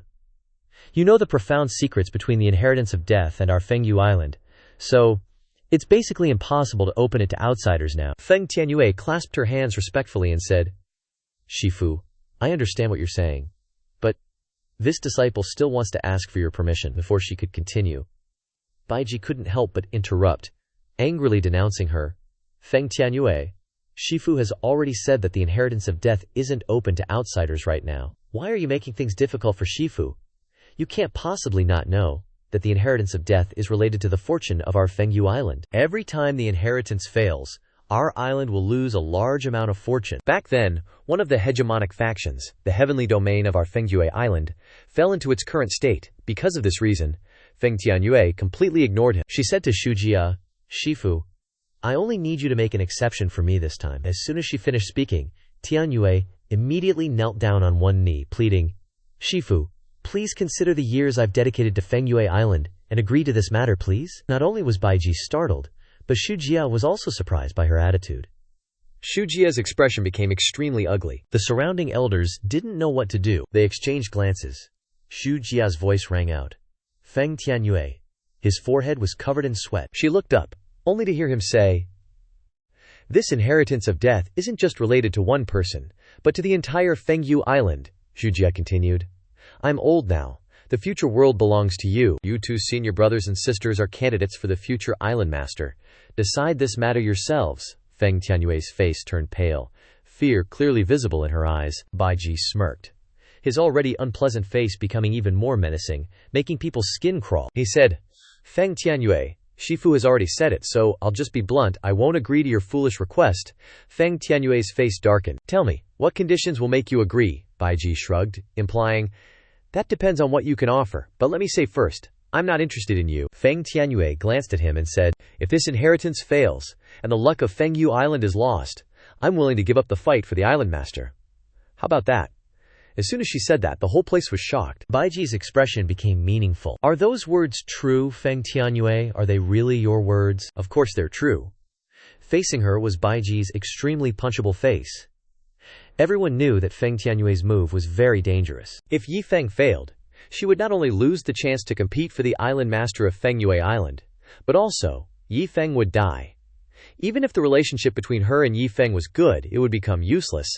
Outsiders saw this as an extremely stupid decision by Feng Tianyue. Baiji laughed delightedly, pointing his finger and saying, All right, I agree with you. In 7 days, I will personally take him into the inheritance. Feng Tianyue's expression became complicated. In her mind, she remembered that person's figure, and in her ear was Baiji's mocking voice, I want to see how that little friend of yours will break the situation. Feng Tianyue returned to the gazebo and told Yi Feng everything. That's how it is. The rain outside has stopped, and the sun is out, Feng Tianyue said. So, Mister, the inheritance is in 7 days. What preparations do you think we should make? Yi Feng blankly asked. What preparations? Feng Tianyue worriedly said. Of course, preparations for accepting the inheritance. Could it be that you haven't made any preparations, mister? Yi Feng picked up a cup of hot tea and blew on it, saying, Oh, if you hadn't said anything, I really would have forgotten. Feng Tianyue was struck by lightning again, her mouth hanging open in disbelief. She thought, something so important, and he almost forgot. Does he have to be so careless? Could it be that I bet on the wrong person? Yi Feng crossed his arms and said, Perfect. Come with me to prepare, Feng Tianyue asked in surprise. Me too. Yi Feng looked at her as if it was obvious. Yes. But if you have something to do, then forget it. Feng Tianyue looked excited, her eyes sparkling, and said, I'm not busy. I can go. In her heart, she thought, I didn't expect to gain Mister's trust so quickly. Yi Feng said, Okay, then let's go. Followed behind Yi Feng, thinking to herself, This time, following him, maybe I can see Mister's heaven-defying methods. After all, accepting the death inheritance is so dangerous, everyone will reveal some trump cards to deal with it seriously, right? The place they went to was a food store. Yi Feng asked the owner, How much for this jerky? The owner replied, 3 immortal coins for half a kilo. Feng Tianyue stood to the side, speechless, watching the current scene. Yi Feng frowned slightly and raised 2 fingers to bargain. 2 immortal coins, the owner replied. Esteemed customer, I can't sell it at that price. Yi Feng said, Why can't you sell it? Let me analyze the cost for you. Feng Tianyue only felt like she had 3 black lines over her head. No words could describe her mood at that moment. 2,000 years later, the heavy bag was already in Yi Feng's hands. Extremely happy, he smiled and said, 1 immortal coin for half a kilo. Barely acceptable. From beginning to end, Feng Tianyue maintained an extremely speechless expression. The owner behind him gritted his teeth, tears streaming down his face, and said, I've never seen anyone bargain like that before. Feng Tianyue thought to herself, Mister should be preparing now, right? She spoke up and asked, Mister, where are we going next? Yi Feng replied, I want to prepare a set of clothes. Feng Tianyue's eyes widened as if she understood something, and she thought to herself, Clothes must mean a defensive treasure, right? Yi Feng walked in front, and in her eyes, he seemed to be enveloped in a layer of dazzling light. As expected, this iceberg is about to gradually reveal itself. Feng Tianyue was so happy that tears of joy streamed down her face, and she said, sparkling, "Mister, I really didn't misjudge you." But life is not like a dream. Right now she was standing to the side, watching that mister argue with the shopkeeper over the price of a normal shirt in his hand. Make it a little cheaper. The shopkeeper was provoked to anger by him and said, No bargaining, Yi Feng irritably said. Don't use that trick. What's your cost price? Looking at the brilliant sunset in the sky, Feng Tianyue thought, in 7 days he has to accept the death inheritance. She followed behind Yi Feng, worried to the point of wanting to cry. But this person didn't put his mind on the main thing, only caring about trivial matters. From the time they left the door until now, Mr. has wasted an entire day. Preparing 1 day less could reduce the success rate by 10%, but that certain someone still maintained a leisurely posture, happily walking along the road. And then she heard Yi Feng say, busy all day, finally bought everything. Feng Tianyue seemed to grab a ray of hope and asked, Mister, so what will we do next? Yi Feng smiled and said, We've been running around all day. If there's nothing else, let's go back. Feng Tianyue asked in surprise, afraid she had misheard, and asked again. Go back? Feng Tianyue was so anxious that she wanted to jump up, her voice also becoming hurried. Mister, the death inheritance is full of hidden dangers, and is extremely dangerous. Shouldn't we prepare something else? Feng Tianyue followed behind Yi Feng. She was currently so worried that tears streamed down her face. But this person didn't put his mind on the main thing, only caring about trivial matters. From the time they left the door until now, Mr. has wasted an entire day. Preparing 1 day less could reduce the success rate by 10%. But that certain someone still maintained a leisurely posture, happily walking along the road. And then she heard Yi Feng say, busy all day, finally bought everything. Feng Tianyue seemed to grab a ray of hope and asked, Mister, so what will we do next? Yi Feng smiled and said, We've been running around all day. If there's nothing else, let's go back. Feng Tianyue asked in surprise, afraid she had misheard, and asked again, Go back? Feng Tianyue was so anxious that she wanted to jump up, her voice also becoming hurried. Mister, the death inheritance is full of hidden dangers and is extremely dangerous. Shouldn't we prepare something else? Yi Feng seemed to have just remembered something. The expression on his face was a little flustered, his eyes widened, and he put his hand over his mouth and said, Crap. That's right. Then he put his hand to his head, saying with a regretful expression, I haven't bought dried rations yet, and soft drinks are also very important. Feng Tianyue stood to the side, petrified, the corners of her lips turning down in dejection. Never mind, just destroy this rotten world. A voice called out elder sister from behind, drawing their attention. The newcomer was a man. He didn't look too old. Yi Feng was surprised and exclaimed, Lingbei, why are you here? This bowl-cut-headed guy was Yi Feng's biological younger brother, Feng Lingbei. Feng Lingbei didn't say anything, but stared hostilely at Yi Feng. Yi Feng was clueless, but since he was clueless, he just stared back. Yi Feng still didn't sense the undercurrent between them. She asked, I'm asking you, why are you here? Feng Lingbei said with a serious expression, Please take back what you said when you begged Shifu, okay? You'll lose your position as the island master's heir. Yi Feng hesitated a little, glancing slightly at Yi Feng, and said, I don't want to talk about this now. If you have nothing else, go back first. Yi Feng was also looking at Yi Feng. Feng Lingbei's expression turned gloomy. Feng Lingbei crossed his arms, looking down at Yi Feng with disdain. Leave here quickly, you won't be able to pass the inheritance. Yi Feng stood there, unable to react, just staring blankly. Huh, Feng Lingbei continued. Your sister's opponent is Bai Ji. For the sake of the next sect leader's position, he will definitely use any means to deal with you. Yi Feng's expression turned serious, tilting his head slightly to listen to the bowl-cut-headed guy in front of him. First of all, Bai Ji has already prepared an ambush before the inheritance opens, waiting for people to walk into the trap. Billies. Even under the circumstances of not interfering, the chances of you successfully accepting the inheritance are not high, let alone causing interference for Bai Ji from the inside. The atmosphere between the two men became quite tense, with Yi Feng stuck in the middle. Fearfully glancing at Yi Feng's expression, Feng Lingbei said, If that's the case, the mortality rate of accepting the inheritance will be, he paused, and said the number, 1%. Seeing Yi Feng's face darken even more, Yi Feng became even more frightened, yelling at her younger brother, The immortal is angry, apologize. Who would have thought that the guy who was sulking suddenly burst into a bright smile, and even said a word? Excellent, Feng Lingbei. One voice, The expression on his face and Yi Feng's were equally dumbfounded as they looked at Yi Feng. Yi Feng was still smiling happily, saying to Feng Lingbei, "I was planning to ask you guys about this. Come Feng bro, please this way." The sound of tea pouring into a cup. Feng Lingbei was dragged into the shop and looked at Yi Feng, happily pouring water and inviting him, his face shocked. He roared in his heart, "What's going on? Are all great seniors' tempers so weird?" After asking the waiter to take the teapot away, Feng Yi spoke. "Feng bro, just now you said that if I go into the death inheritance, what will happen?" Feng Lingbei looked at Yi Feng warily, hesitatingly repeating, "The mortality rate is 1%. Yi Feng's face was pale, and no words could describe it. The two siblings were so tense that they were sweating.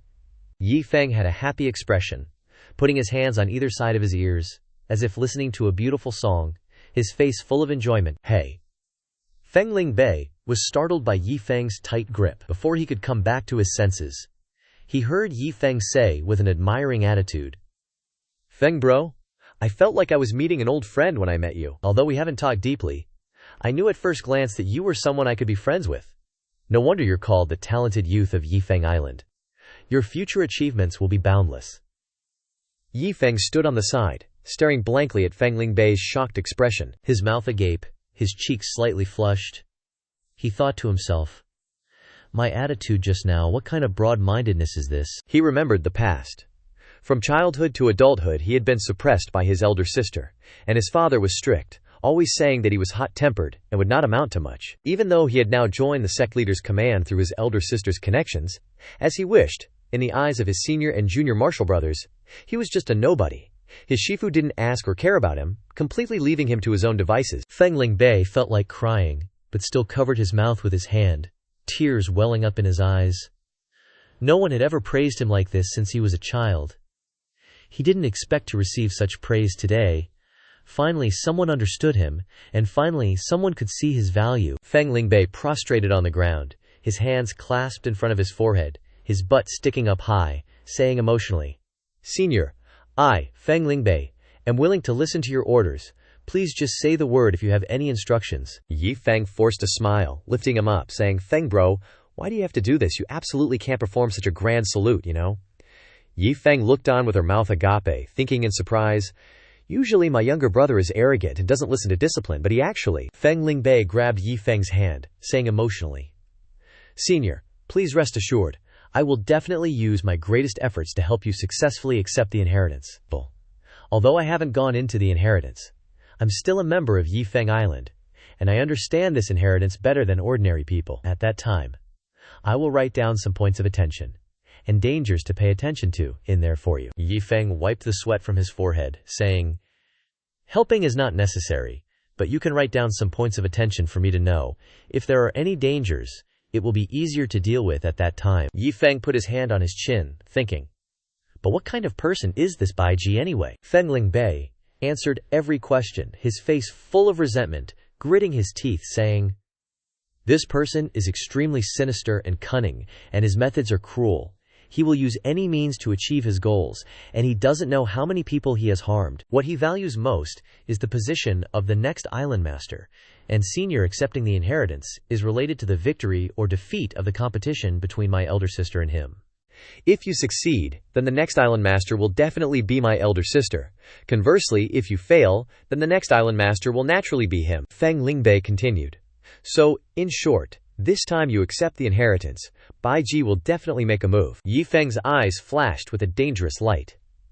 A flash of thought, sinister, cunning, and will use any means to achieve his goals. This Baiji sounds like a lovely person, and there's such a big stake involved, related to the position of the next island master, so like Feng Lingbei said, there's no reason for this Baiji not to make a move. Yi Feng touched his chin, thinking, "This time, it's okay." The Yi Feng siblings didn't understand anything. Staring blankly at Yi Feng, who was covering his mouth and smiling sinisterly, Yi Feng thought to himself, "I just feel sorry for Yi Feng, causing her not to be able to become the island master. I also feel guilty in my heart. After I finish panning Feng, I'll let her be a bigger official." Soon, the day to enter the death inheritance finally arrived. The bright moonlight hung high in the sky. Below the trial grounds, Yi Feng sat cross-legged in the middle of a circular formation, which emitted a cyan light that shot straight up into the sky. The island lord sat on his chair, looking down at the scene below, and said calmly, He's the one who wants to accept the death-defying inheritance. Seems pretty average. On his left and right were the siblings Feng Tianyue and Feng Lingbei. Bai Ji chuckled derisively. Shifu, Shimei, actually brought a nobody to receive the inheritance. Head. How incredibly foolish, Shujia added. Forget it, the result will be the same no matter who goes in. Let's begin. Bai Ji glanced triumphantly at Feng Tianyue and said confidently, Shimei, don't come crying and begging me later, trying to weasel out of the debt. Feng Tianyue glared at him and snapped, You! Feng Lingbei merely glanced at him indifferently. If it weren't for Xu Jia, the two siblings would have already rushed up and beaten him into a pig's head. Yi Feng sat cross-legged, scratching his nose in the formation, and looked up thoughtfully. If Yi Feng fails the teleportation, the Island Lord position will be voluntarily given up. Xu Jia sat there, seeing everything. He nodded slightly, seemingly satisfied, and said softly, Good. Remember your words. Feng Tianyue frowned, annoyed. She quickly replied firmly, I remember what I said. There's no need to keep repeating it. Bai Ji seized the opportunity and quickly ran up to him. Shizun, you heard it. If Feng Shimei refuses to accept it, Shizun must help me. Shujia glanced at him disdainfully. He didn't bother to say anything more. A myriad of worries surged in his heart. Tianyue, you're still as stubborn as ever, betting your future for a friend. Even if I drag your dead father out here, the old agreement from back then won't help you. He pondered about the past. The situation was precarious, and demons were invading. Her father risked his life to protect Fengyue Island, and entrusted her to him before he died, saying to return the Island Lord position to her when she was strong enough. Now her cultivation was strong enough, and she could take over the Island Lord position, just waiting for him to abdicate. But she didn't understand, recklessly using the Island Lord position as a bet, wasting the efforts of quite a few of the island's elders, who were still protecting her. Xu Jia looked at Feng Tianyue with disappointment. He didn't say anything, not because he didn't care about her. How can I be at ease abdicating with you like this? Suddenly, Feng Lingbei pointed at Bai Ji, complaining loudly. It's clearly Bai Ji doing it on purpose. Luckily, Feng Tianyue quickly stopped her brother. To avoid wasting everyone's time, Feng Tianyue glanced at Xu Jia. She replied coldly, Tianyue understands. Shizun, please begin the inheritance. Even now she couldn't help but wonder, if you intended to abdicate, why agree to this bet? Now you want me to compete with your closed-door disciple Bai Ji. Crap! Yi Feng cried out in dismay. Not living up to the name Yi Feng, always showing up at the wrong time. Everyone stopped talking because of him. Feng Tianyue hurried over to him, asking anxiously, Senior, what's wrong? Feng Lingbei also worried. Fellow Taoist, surely you didn't forget something. Yi Feng's face turned as black as the bottom of a pot, and he fearfully replied, I only brought dry rations and forgot to bring water. Will I die of thirst? What the hell? Everyone was dumbfounded. It was this time, why was he thinking about these unimportant things? Bai Ji was extremely smug now. He smirked triumphantly, revealing his charming buck teeth, and laughed loudly. Without saying a word, Bai Ji unleashed his spiritual power. No matter what the person was missing, it was too late now. The time had come. Activate the formation. The clueless Yi Feng didn't understand anything. The formation was activated, and strands of azure power surged, surrounding him. It was getting faster and faster, pressing down on him. At this moment there was a shout. Yi Feng! From above it was Feng Tianyue. Fellow Taoist, you must be careful. Her voice choked with emotion, her hands flailing wildly. Yi Feng felt a chill. He took it all in. Well, you should at least let people prepare to get into character properly, right? Before he could even gather his wits, the formation opened a space crack, directly sucking him in like he was falling into the 18 levels of hell. It freaking hurts, Amitabha. Finally landing on the ground, Yi Feng looked around blankly. Where is this? Who am I, and woe is me? He stopped in front of two strange blue and red gates. According to our speculation, the red door is the death gate, and the blue door is the life gate. After a second of inner struggle, Yi Feng took a few more steps. He pulled out a leaflet from his pocket, recalling what he had learned. I remember Feng Lingbei said to enter the life gate, but he hesitated, pacing back and forth outside. Yi Feng didn't know there was danger lurking inside the blue gate. In the life gate, 3 guys were watching his every move. Bai Ji said this place is outside the Island Lord inheritance. A large number of disciples are sent in at the Chen hour, but no one has truly received the core inheritance. And the disciples who enter the death gate disappear without a trace, said the blonde girl. He is surely going to enter the life gate. Once he enters the life gate, it's our territory. The life gate is full of traps. We've set up enough to kill him 10 times over. Wrong, kids. Yi Feng threw away the leaflet, not caring at all. He happily dusted off his butt and quickly headed towards the death gate. Sorry, I'm here to die. The three guys were scared out of their minds. The guy stuttered, nudging the other. Boss, he went into the death gate. Could it be the Feng siblings gave him special information?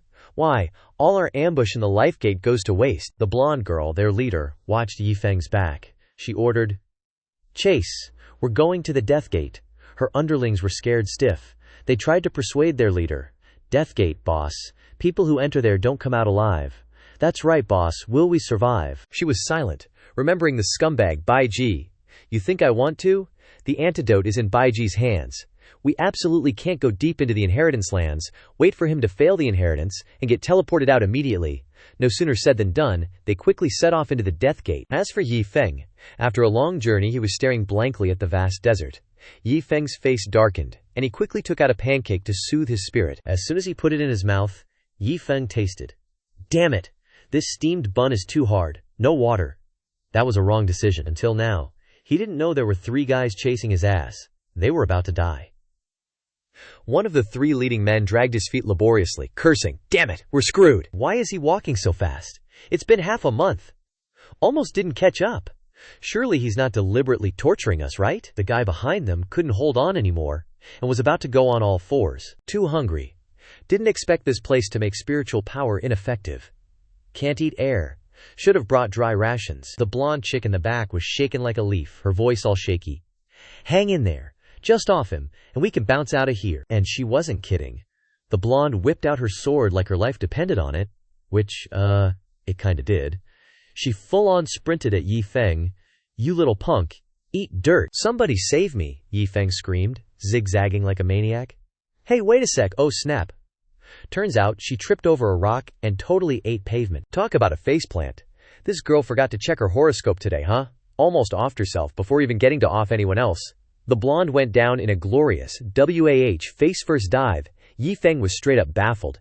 The heck, other people in this trial. Yi Feng turned to the other 2 goons and asked, You guys? They were holding their breath like they were trying to win a staring contest with death. Crap, we're busted. Time for a throwdown. But then Yi Feng dropped a bomb that made their brains short-circuit. You guys aren't, prisoners stuck in here, are you? Yi Feng, bless his heart, decided to skip the whole thinking thing and went straight for the feels. Saving people is his jam, he said all sweet.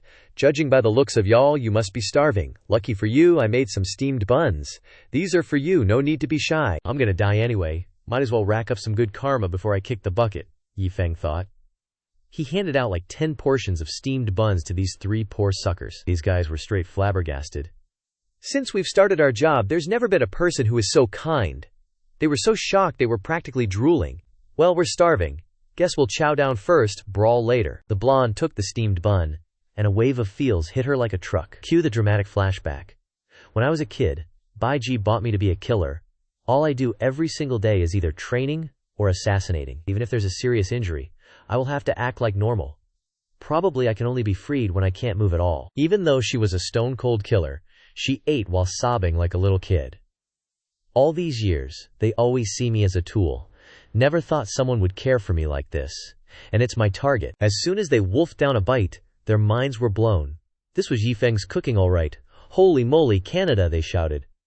So good, so satisfying, I never thought the hunger inside me will be gone with just a bite. Like a catfish that couldn't find a home, finally seeing a tofu and swimming right in, only to be stuffed full. But wait, there's more, boss.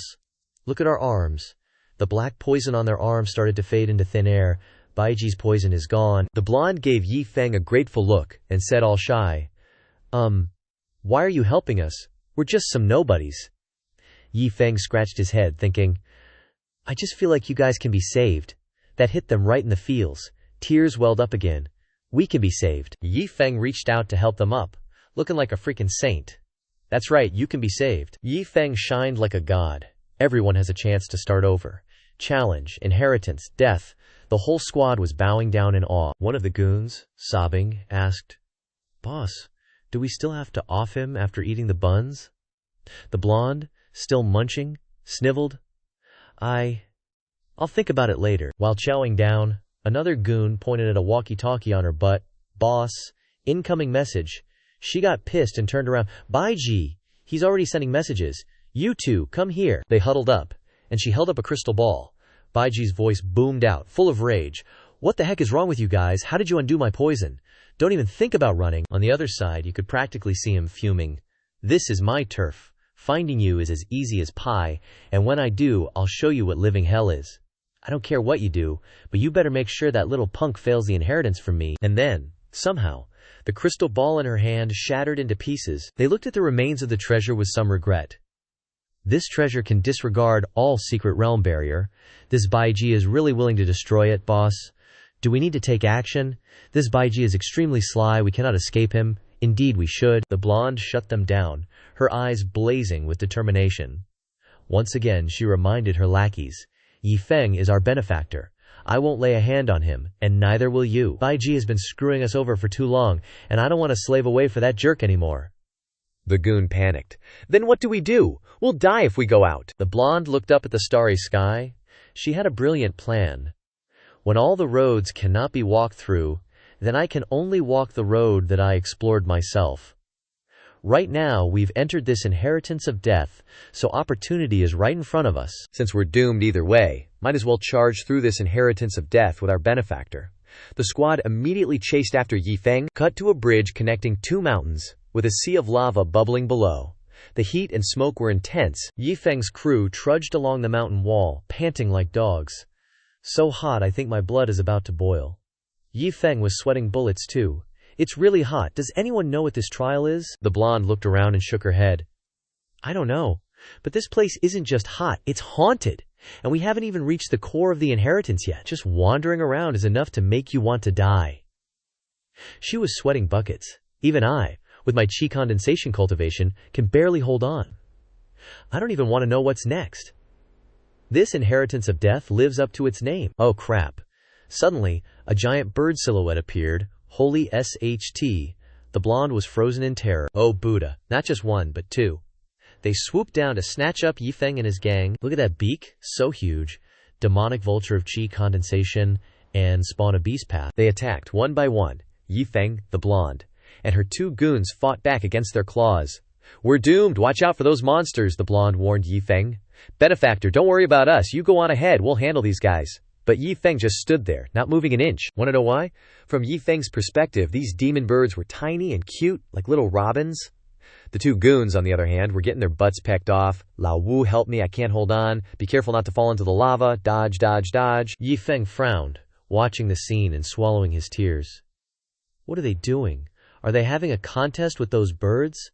I've been walking for so long, and I still haven't encountered any danger. The mountain crossing bridge was just a few steps away from Yi Feng, but he was waiting for them to come together. Who knew they'd be too busy soloing those birds to urge him on? Benefactor, this place is dangerous. Please cross the bridge first. The other side is safe. Passing the trial might be on the other side. Countless souls below witnessed everything, chattering and complaining. Another bridge with no backbone. It's been like this for eons, and it's still the same. Stupid mortals, they jeered. Unbelievable. No one has ever found the real way to pass this trial. Then they burst into loud laughter. Serves you right for dying at the very first trial. Yi Feng looked down at the lava river and that so-called bridge, his face turning dark. What the heck, I came here to die, not to pass any trials. Besides, this lava looks dangerous, who knows what's down there. Yi Feng's eyes lit up, the scene looked incredibly hot. Once again he stood there, observing the magnificent lava flow. I was worried I wouldn't die if I jumped into the lava, but now that there are monsters, the situation is different. Yi Feng was ecstatic. Death is coming. Awesome. Quick results. Extremely dangerous. No unexpected accidents. I'm about to achieve immortality. Did he really want to die that badly? 1, 2, 3. 1, 2, 3. Yi Feng bent over, preparing to commit suicide in the coolest pose possible. The two guys covered their mouths. The bird, scared out of its wits, turned to look at their benefactor. What are you doing? Everyone couldn't help but praise. Oh my god, the benefactor's stance is so beautiful. No, he's jumping down. Here I come to die. Yi Feng spread his wings like a god. The three others widened their eyes and screamed, Holy crap, he's flying into the air. Unbelievable, benefactor. Yi Feng smiled contentedly, slowly sinking into the lava flow. Plop. The surface of the lava returned to its previous calm. My heart aches, it's so cold. Oh heavens. The blonde girl was sad. Who knew he'd use this method to say goodbye to us? The other guy looked at their leader. With things turned out like this, Should we teleport out? Fine. They simultaneously took out their tokens, raising them high as they glowed brightly. Boom. A loud explosion rang out on the subordinate's hand behind him. Everyone was dumbfounded. The token exploded. How is that possible? At this moment, the blonde girl finally realized something. So that Baiji is this cruel. She looked at the token. This is Mercury. So someone tampered with the token. From the moment we entered this secret realm, he never intended for us to survive. He gave us Yu Yin only to trick us into completing the mission. Suddenly, a familiar curse rang out. Damn it, this damned lava. The blonde girl froze for a few seconds. Yi Feng, from within the lava river. Yi Feng emerged mightily, not a scratch on him. He vomited the lava out of his mouth. Son of a BTCH, why is it fake? He splashed around wildly. Crap, it even smells like orange juice. The three people looked down at Yi Feng from above, looking utterly skeptical about life. He's alive, and probably not too damaged. At the same time, the ghost birds swarmed over. Even more numerous than before, they were swooping down on them. The blonde girl quickly ordered, "This lava is fake, let's quickly jump in. At least we might have a chance to survive." They all took a deep breath and prepared. Okay. Plop, plop, plop. The sound of something falling from above attracted Yi Feng's attention. It's familiar faces. What a coincidence. The four people looked at each other with emotion. Yi Feng just wanted to kick them. He looked puzzled. What are you guys doing down here? Want some orange juice? Before he could finish speaking, a huge monster appeared. If I'm not mistaken, that's a legendary 1,000-year-old whale. A spirit from the top of the mountain had been observing everything for a long time. She spoke disdainfully. Stupid mortals.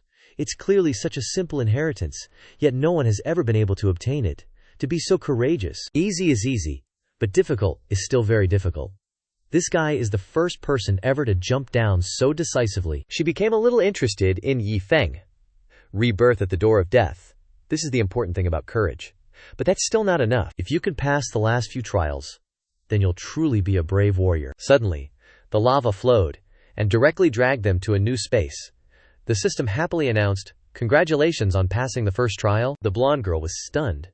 She wouldn't dare to believe it was true even in her dreams. This first trial was designed with so many surprises. Unexpectedly, we passed it. Lao Wu and Yu Qing hugged each other and cried, "That's great! We almost became food for those monsters. It's so great, we're all alive." Why was no one paying attention to Yi Feng, who was happy? He's in great pain. Yi Feng went over to look at the stele, with the three big characters' second trial carved on it. He gradually understood everything. No wonder the cultivators couldn't pass this trial before. They probably avoided the formula by crossing that single plank bridge, but no one thought about jumping into the lava. Damn it! The three guys huddled together, snot and tears streaking their faces as they watched Yi Feng's back. "Benefactor, it's thanks to your great divine powers that you discovered the key to this trial, that we were able to escape death." To reiterate, Yi Feng wants to die, really wants to die. He petrified. The moment of self-blame began. Damn it! The trap was on the other side of the bridge, not the lava. Yet I passed this trial in such a senseless way. Luckily, there are still many dangerous trials behind. I still have a chance. It's okay, it's good to have such confidence. The four humans were trapped in a dark maze. Around the walls were 4 doors symbolizing human luck, departure, wealth, cultivation, beauty. They were starting to stir. The exit. Quick, look around. It was the first time they had to rack their brains like this. The blonde girl was frantic. This is the second trial. We have to choose a door again. Yu Qing, her subordinate, asked, "What do the signs on each door mean? Entering a door will get you what it represents." Ignoring what anyone else was doing, Yi Feng didn't care and went straight to the door named Departure. At this time, only Lao Wu managed to see him and shouted, "The departure door means giving up everything and leaving peacefully." Crap! The trio rushed over to stop Yi Feng. "Benefactor, please reconsider." Just as he was about to gently push the door open, Yi Feng was startled by their shouts. "Huh!" They all started yelling, "Benefactor, that door of departure is clearly meant to make you back down. Going straight in is basically giving up on the inheritance," Old Wu chimed in. "That's right, Benefactor. Even if money, cultivation, and beauties are worthless, you should at least try for the inheritance." Yi Feng was too annoyed to even speak. He turned around and looked at them coldly. What the world sees isn't necessarily what I see. What the world chases isn't necessarily what I want. Holy shorts. The three of them gaped in astonishment. Is Benefactor really that magnanimous? Indeed, money, cultivation, and beauty. These 3 paths just scream danger. Most people wouldn't be dumb enough to go through those doors. They all felt the door of departure was the key to passing this trial. Yi Feng looked dangerous.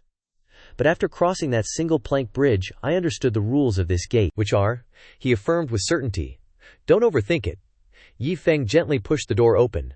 What looks like the right path is actually the path to death, while the door of departure is the most dangerous path. Our boy Yi Feng grinned triumphantly, waiting for the door to swing wide open. 1 minute, 30 seconds later, he zoomed inside without saying goodbye to anyone. The blonde girl watched him go. Benefactor just went in like that, Old Wu asked, confused. So what do we do now? What else can we do? The three siblings stood in a circle, back to back, each watching a door. They were just as determined as their idol.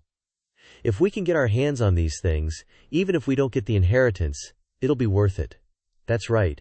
Maybe we can turn misfortune into good fortune. Let's go. Money, cultivation, beauty. The three of them shouted in unison, but their goals weren't aligned. Each chose a different door. Brotherly love, gone with the wind. These three are long on imagination, short on talent. Old Wu laughed, imagining his future after choosing money. I'll be the richest man in the world. I can buy the entire Wind Moon Island. The blonde girl had more realistic dreams. She thought of that cruel and rotten Baiji who bullied them. The flames of divine power blazed as she chose cultivation.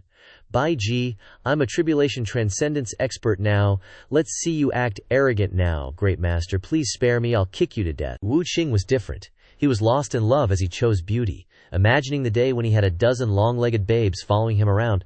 So this is beauty. What the world sees isn't necessarily what I see. Suddenly, the blonde girl remembered the words Yi Feng had said earlier. Her eyes widened in realization. That's not right. These illusions. She hastily ran to the two guys. Seeing them still lost in their dreams, without a word, she rewarded them with a few loving slaps. Wake up. There's no such thing as a free lunch in this world. These are all illusions. If you get caught up in them, you'll never escape. That's right. The blonde girl looked at the door of departure. Maybe that's it. Benefactor probably saw through the nature of these illusions, so he didn't hesitate to choose the door of departure. Benefactor's words awakened me. If it weren't for Benefactor, I'd probably be dead over there already. To avoid further delay, the three of them ran towards that door at lightning speed. Wu Qing and Old Wu, clutching their swollen cheeks, spoke with difficulty. We shouldn't have doubted Benefactor. Only by following in Benefactor's footsteps will we have a chance to survive. Let's hurry and catch up to Benefactor. Meanwhile, Yi Feng, after a long and arduous journey, finally arrived. Oh, come on, he had cleared the level again. The stone tablet in front of him was different from the others. Yi Feng couldn't believe his eyes. He crawled closer, widened his eyes to take a good look, and a dazed smile appeared on his face. Oh God, I overthought it, and got played. If only I had chosen one of the vulgar doors at the beginning, would things be different? Forget it. He looked around for a moment. This place looks even gloomier than before. He didn't give up. I heard the levels in this death inheritance get harder and harder. Even though I've passed 2 levels, there are definitely more dangerous levels ahead. He started shuffling his feet. Yi Feng focused intently, choosing the direction for the next level. Suddenly, a dark spirit flew in behind him, cackling triumphantly. A person with a steadfast heart, who can reject all those doors of desire without hesitation. Kid, you've really reached the final door. Yi Feng was annoyed. Unaware of the arrival of this uninvited guest, he cursed irritably. What the heck, it's too loud, I can't hear anything. While frantically searching 360 degrees, Yi Feng's gaze suddenly turned in one direction. It seemed he had discovered something. WTF. In front of him appeared countless bridges leading to the other side. Is this for real? Yi Feng took a few more steps forward, his eyes sparkling with hope. 16 bridges. There's definitely a path to life among them, and the rest will be paths to death. The dark spirit behind him continuously observed Yi Feng's every move. Since ancient times, countless experts have entered the death inheritance, and there's no shortage of powerful figures who can dominate the world. Quite a few have even reached this final door, but almost all of them have failed. I'm curious to see how this kid will deal with it. The spirit sighed slightly. Your obsessions aren't normal. Your determination is too weak. If you hadn't followed that white-robed man, you would have died long ago. The 3 girls had just managed to catch up, but they were accidentally trapped in a crystal ball by the dark spirit. The spirit commanded, "You 3 are not allowed to disturb him in this final door. Just stay put for me. If he passes, I might release you. If he fails," he said, then trailed off, leaving the 3 of them sobbing a river of tears. That's so mean, so nasty, so incredibly nasty. The 3 of them had no choice but to obey. They tried to press close to the ball to observe the situation outside, sending a silent prayer to Yi Feng. Benefactor, our puny lives are all in your hands. You must succeed. I don't want to die. Old Wu cried regretfully. 16 to choose from. The odds are too low. Even if Benefactor is powerful, he can't escape fate. We're doomed. Every emotion imaginable was written on their faces. They were scared out of their minds. The blonde girl decided to bet her life on the person she trusted the most, Yi Feng. We have to believe in Benefactor. Benefactor can definitely do it. She closed her eyes tightly, unable to hold back the tears that streamed down her face. From the moment we entered this place, we were abandoned by that beast, Bai Ji. We were just living tools, and now we're dying tools. I also want to live a normal life, even if it's just for one day. The subordinate next to her nudged her shoulder. Look quickly. Benefactor has already chosen a path. Just a moment ago, she was squatting down, crying her heart out. Now she was bursting with excitement. She quickly jumped up and pressed her face against the glass to observe. What is it? Yi Feng pointed both hands towards the sky. One foot raised on its toes, he struck a unique pose, slowly and calmly dragging his body across the bridge he had chosen. 16 choose M5. There's basically no need to choose, he declared confidently. If I can't die here, it wouldn't make sense. 1, 2, 3. He'd barely reached the middle of the bridge when, poof, Yi Feng vanished without a trace. Those three in the crystal ball stared with their eyes wide open. Their benefactor was gone. Now they were dying to know if Yi Feng was alive or dead. Those three idiots, not knowing Jack, started wailing and plopped down. Oh, esteemed senior benefactor, did you even choose right, senior? Are we gonna live or what? What a bunch of drama queens. The blonde chick just stood there, slack-jawed. YESSS. The moment Yi Feng disappeared, that soul burst out laughing. Finally, I've been waiting. The courageous one has finally appeared. As for Yi Feng, he was freaking petrified. You want to die this badly and the heavens won't let you? Why, he was totally dazed and out of it. Yi Feng, not giving up, kept banging his head against the stone wall. How can I screw up 15 out of 16? I won't quit. I believe the next door will be even harder. I definitely can, he whimpered. Suddenly a voice spoke up behind him. Greetings, young friend. Yi Feng jumped and turned around. He stared at the old man's spirit for a moment, then asked, Who are you? The old man just smiled and said, This old man, Ren Yong, is the owner of this inheritance. Congratulations, you've passed the trial and can obtain my inheritance. Before he could wrap his head around what was happening, the three stooges and the blonde chick were there behind him. The moment they saw him, they couldn't help themselves and ran over with open arms. Benefactor! The senior just said, the 16 bridges are actually all dead ends. No matter how long you hesitate, choosing any bridge is death. Benefactor went up a bridge without hesitating. That's the key to passing. Using the heart of a courageous person to move forward turns danger into safety and makes you safe. The old man stroked his beard and laughed with glee. That's right, the 16 bridges are all dead ends, but at the same time, they are also paths to life. He gave Yi Feng an admiring look. Young friend, the other trials are not important. As long as you pass this one, you've become my successor. Awesome. The three idiots started setting off firecrackers in celebration. Congratulations, benefactor. While they were celebrating, Yi Feng was crying a river. He whimpered, Give me a chance, I still want to pass the trials. Seeing him cry, Lao Wu thought he was just too happy and said, Benefactor is so moved he's crying. Without beating around the bush, the old geezer pointed in one direction sternly and said, That corpse is me. This conversation with you is just a wisp of consciousness I left behind before I died. Yi Feng looked in the direction he was pointing. Sure enough, there was a corpse lying there. At the four corners of the coffin were 4 glowing treasure troves. I was born 1,000,000 years ago, a saint who attained enlightenment through courage. My inheritance has long since formed a set of armor of the courageous. Everyone felt a buzz of excitement. The blonde chick cheered. There's a treasure. Ren Yong waved his hand. A blazing red light flew from the corpse. I will pass on my armor of the courageous to you.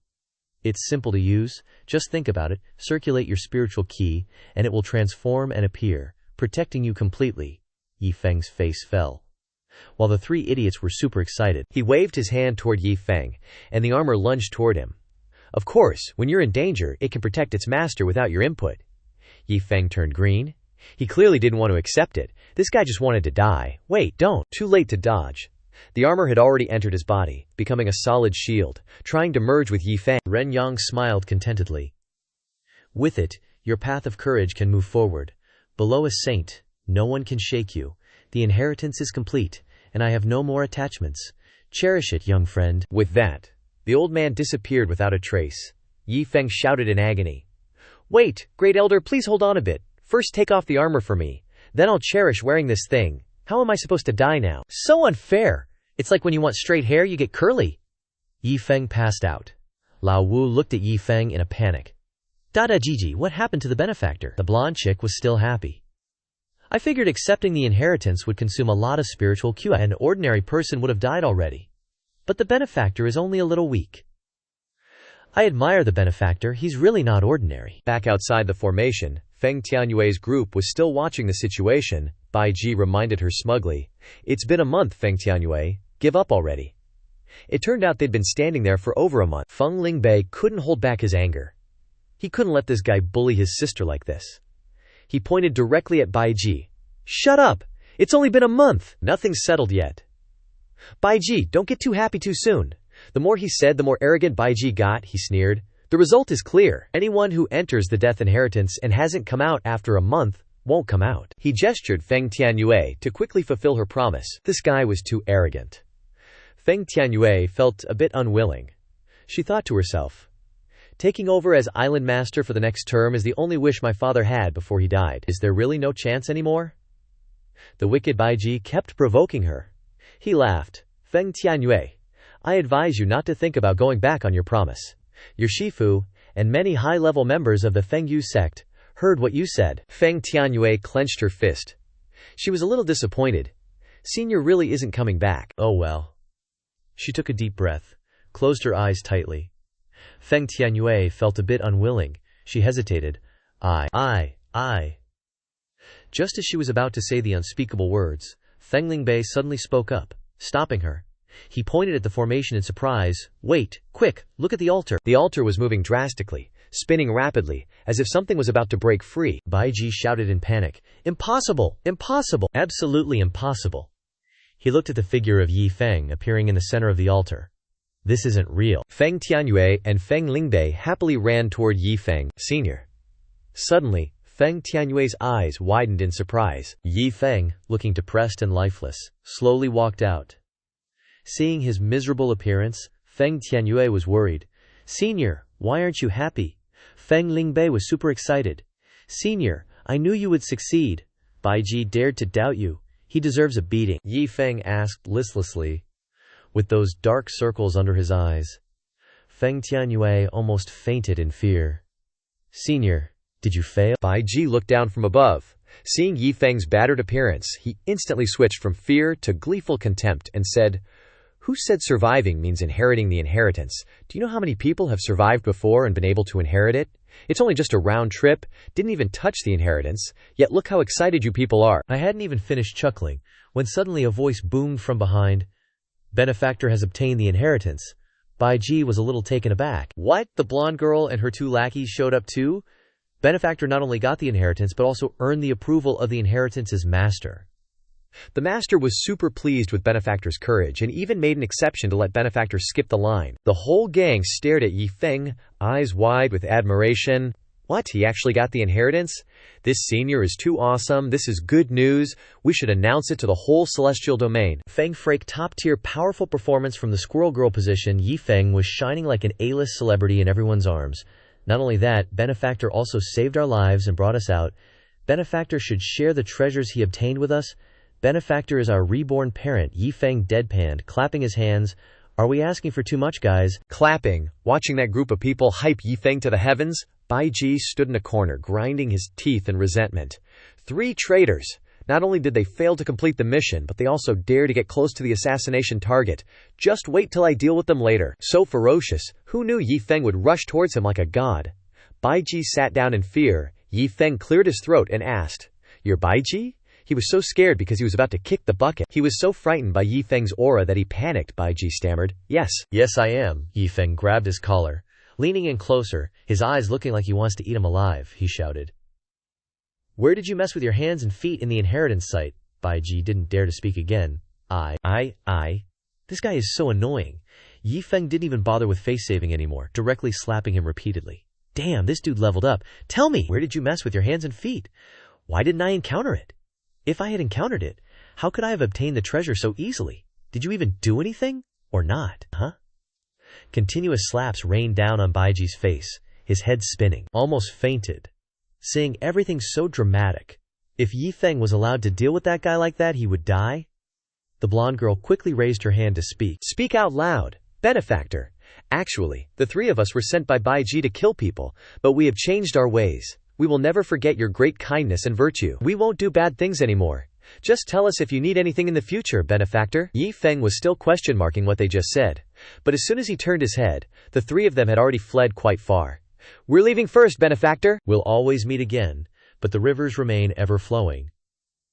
Well, looking closely, these three assassins are surprisingly reasonable. HMPH. Yi Feng returned to the main issue. He continued to beat this guy up a bunch. Is this the mess with hands and feet you were talking about? Urus. Are you looking down on me with such a simple play? Couldn't you do something big to stop me from getting the inheritance? Baiji couldn't take it anymore, and cried and begged for mercy. I was wrong, Senior. I won't dare to do it again, Senior. Spare my life. This scene is really beyond words. Feng Lingbei nudged Feng Tianyue to the side and whispered, Sister, is Senior complaining that the inheritance of death isn't difficult enough? Feng Tianyue also shook her head. I give up. As expected of Senior, actively pursuing difficulty to temper his realm. No, Yi Feng just wants to die, but you guys keep stopping him. Soon, Feng Yue Island spread the news throughout the celestial domain that a powerhouse had successfully inherited the inheritance of death. Flyers were scattered everywhere, and people were rushing to read them. This time, Feng Yue Island wanted to tell the celestial domain that anyone who wanted to monopolize it in the future had to consider whether they had the strength to fight against the inheritor of the inheritance of death. Feng Yue Island has really made a fortune this time. The reputation of the inheritance of death is widespread, and the power of this inheritance must be extraordinary. And Feng Yue Island became famous. Cracking one. Today is the day Yi Feng decided not to stay here anymore. The Xu family and their entourage personally came out of the city to see Yi Feng off. He looked happy and respectfully replied, Senior, according to the previous promise, we will not take anything from the Qiantu of Feng Yue Island. We only ask that Senior become a guest elder of Feng Yue Island and lend a hand when Feng Yue Island is in danger. Yi Feng sighed long and weary, waving his hands in annoyance and said, Guest elder or something is fine, I only have one request. The Xu family asked without hesitation, Senior, please speak. Yi Feng pointed to Feng Tianyue standing behind, and ordered sternly, The position of the next island master must be passed on to her. The Xu family also happily agreed. He was extremely satisfied, trying hard to please Yi Feng. This is of course not a problem. This child Tianyue is originally one of the heirs to the next generation of island masters. Moreover, she has a cautious mind and outstanding talent. I believe in her, and I believe in Senior's vision even more. Feng Yue Island will definitely be able to move towards glory under her leadership in the future. I am very optimistic about her. What a nice way to put it. Yi Feng probably underestimated the methods of this Xu family. Without thinking much, he went to Feng Tianyu, put his hand on her shoulder, and reassured, I've heard a little about the quarrel between you and that Baiji. Work hard. You have the strength. Yi Feng thought to himself, although I can't seek death, I have at least fulfilled your wishes, and can be considered to have gained something. Feng Tianyue was extremely grateful for Feng's help, she sobbed. Seniors. Suddenly, Yi Feng pointed to Feng Lingbei, and once again made a request to the Xu family. That's right, he is also a talent who needs to be valued. Feng Lingbei was overjoyed. Thank you, Senior. As for the Xu family, he didn't dare to disobey Yi Feng's words at this time.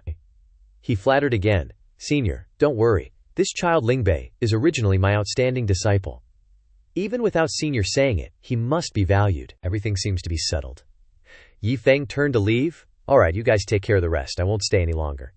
Hundreds of people on Feng Yue Island respectfully saw him off, respectfully sending off Senior. But there was one thing he was not reconciled to. Yi Feng was planning his suicide while walking. Now there is an extra layer of armor on his body, making it more difficult to seek death. He had to quickly find another dangerous place. Perhaps Yi Feng really left. He turned into a stream of light and flew straight into the sky and disappeared. Feng Tianyue dared to look at the Xu family's expression. At this moment, she called out, Shifu! The old man quickly changed his face 360 degrees and looked at her. His eyes showed extreme cruelty. The Xu family ruthlessly ordered his subordinates. Men, capture Feng Tianyue for me. The girl panicked. What's going on? Two subordinates rushed over without saying a word, and directly threw chains to hold her.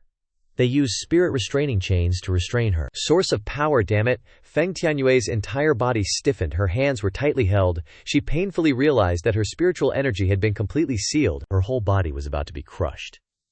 Standing in front of the ex-Xu family, she didn't believe the truth and asked again, "Shifu, what are you doing?" The Xu family glanced at her with contempt. You still dare to call me Shifu? You have committed treason, intending to usurp the throne, and used treacherous schemes to frame your fellow disciples. You are not worthy of being my disciple. Seeing his sister being bullied like this, Feng Lingbei rushed over without regard for danger. You old beast, what gives you the right to treat my sister like this? Those words directly drove him crazy. The Zhu family used divine power towards Lingbei without the slightest mercy. Just you piece of trash. The Xu family grabbed Feng Lingbei's neck with one hand and lifted him high. The strength he applied was getting stronger every moment. It seemed like Feng Lingbei's neck could break at any moment. He cried out in pain, ear-piercing. Feng Tianyue painfully watched her younger brother being tortured but could do nothing. She could only call his name. Lingbei. Could it be that the two Feng Tianyue sisters would be bullied to death? She gritted her teeth and endured, her heart growing cold. Feng Tianyue watched her younger brother being finished off by the Zhu family. A beam of green light shot down from the sky, covering both Lingbei and the Zhu family. All that could be heard was his cold snort. You good-for-nothing trash! No one could imagine the torment Yi Feng Lingbei was enduring. Wave after wave of power surged into his body, seemingly destroying his internal organs. Poor kid, Yi Feng Lingbei screamed in agony. A second later, the Xu family directly tossed him into the icy river. Witnessing her family being wiped out one by one, Feng Tianyue lost all reason. She was numb. Feng Tianyue screamed her brother's name, Lingbei. She dashed forward, the chains snapping under her force. Barely taking a few steps, that damned old man caught up to her. Shu Jia kicked her to the ground. She could only let out a miserable "ah" filled with humiliation. His voice dripped with venom. Still trying to run, Shu Jia, showing no mercy, pinned her under his foot, pressing down hard. Feng Tianyue raised her hand towards her brother, pleading softly. Lingbei, no. Save her, she'll die in the Black Sea. Save her, you can't even save yourself. What makes you think you can save Lingbei? Shu Jia found her infuriating.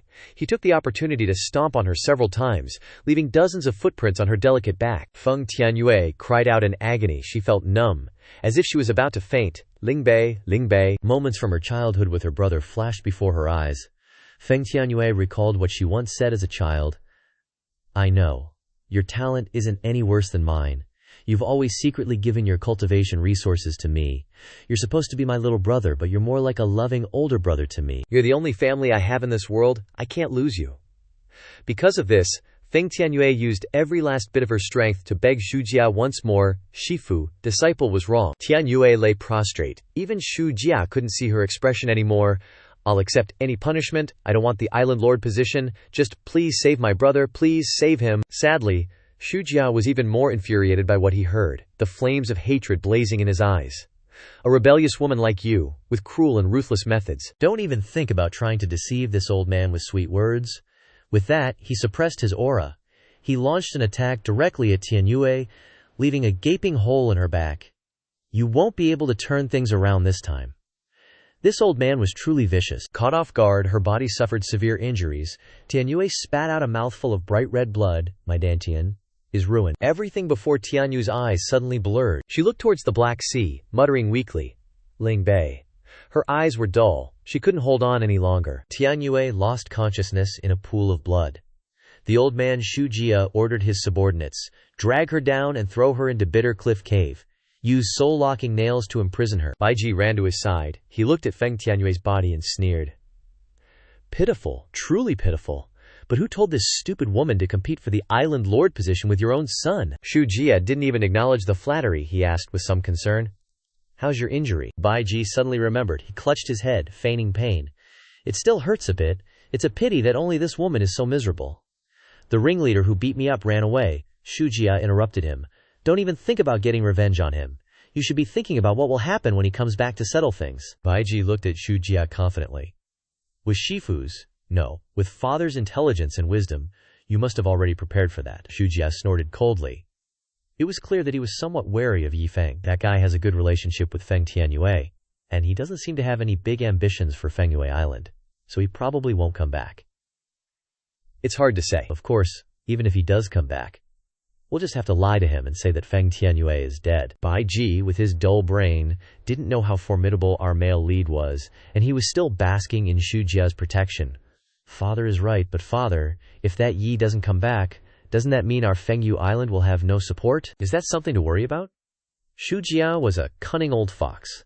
How could he not have thought of that?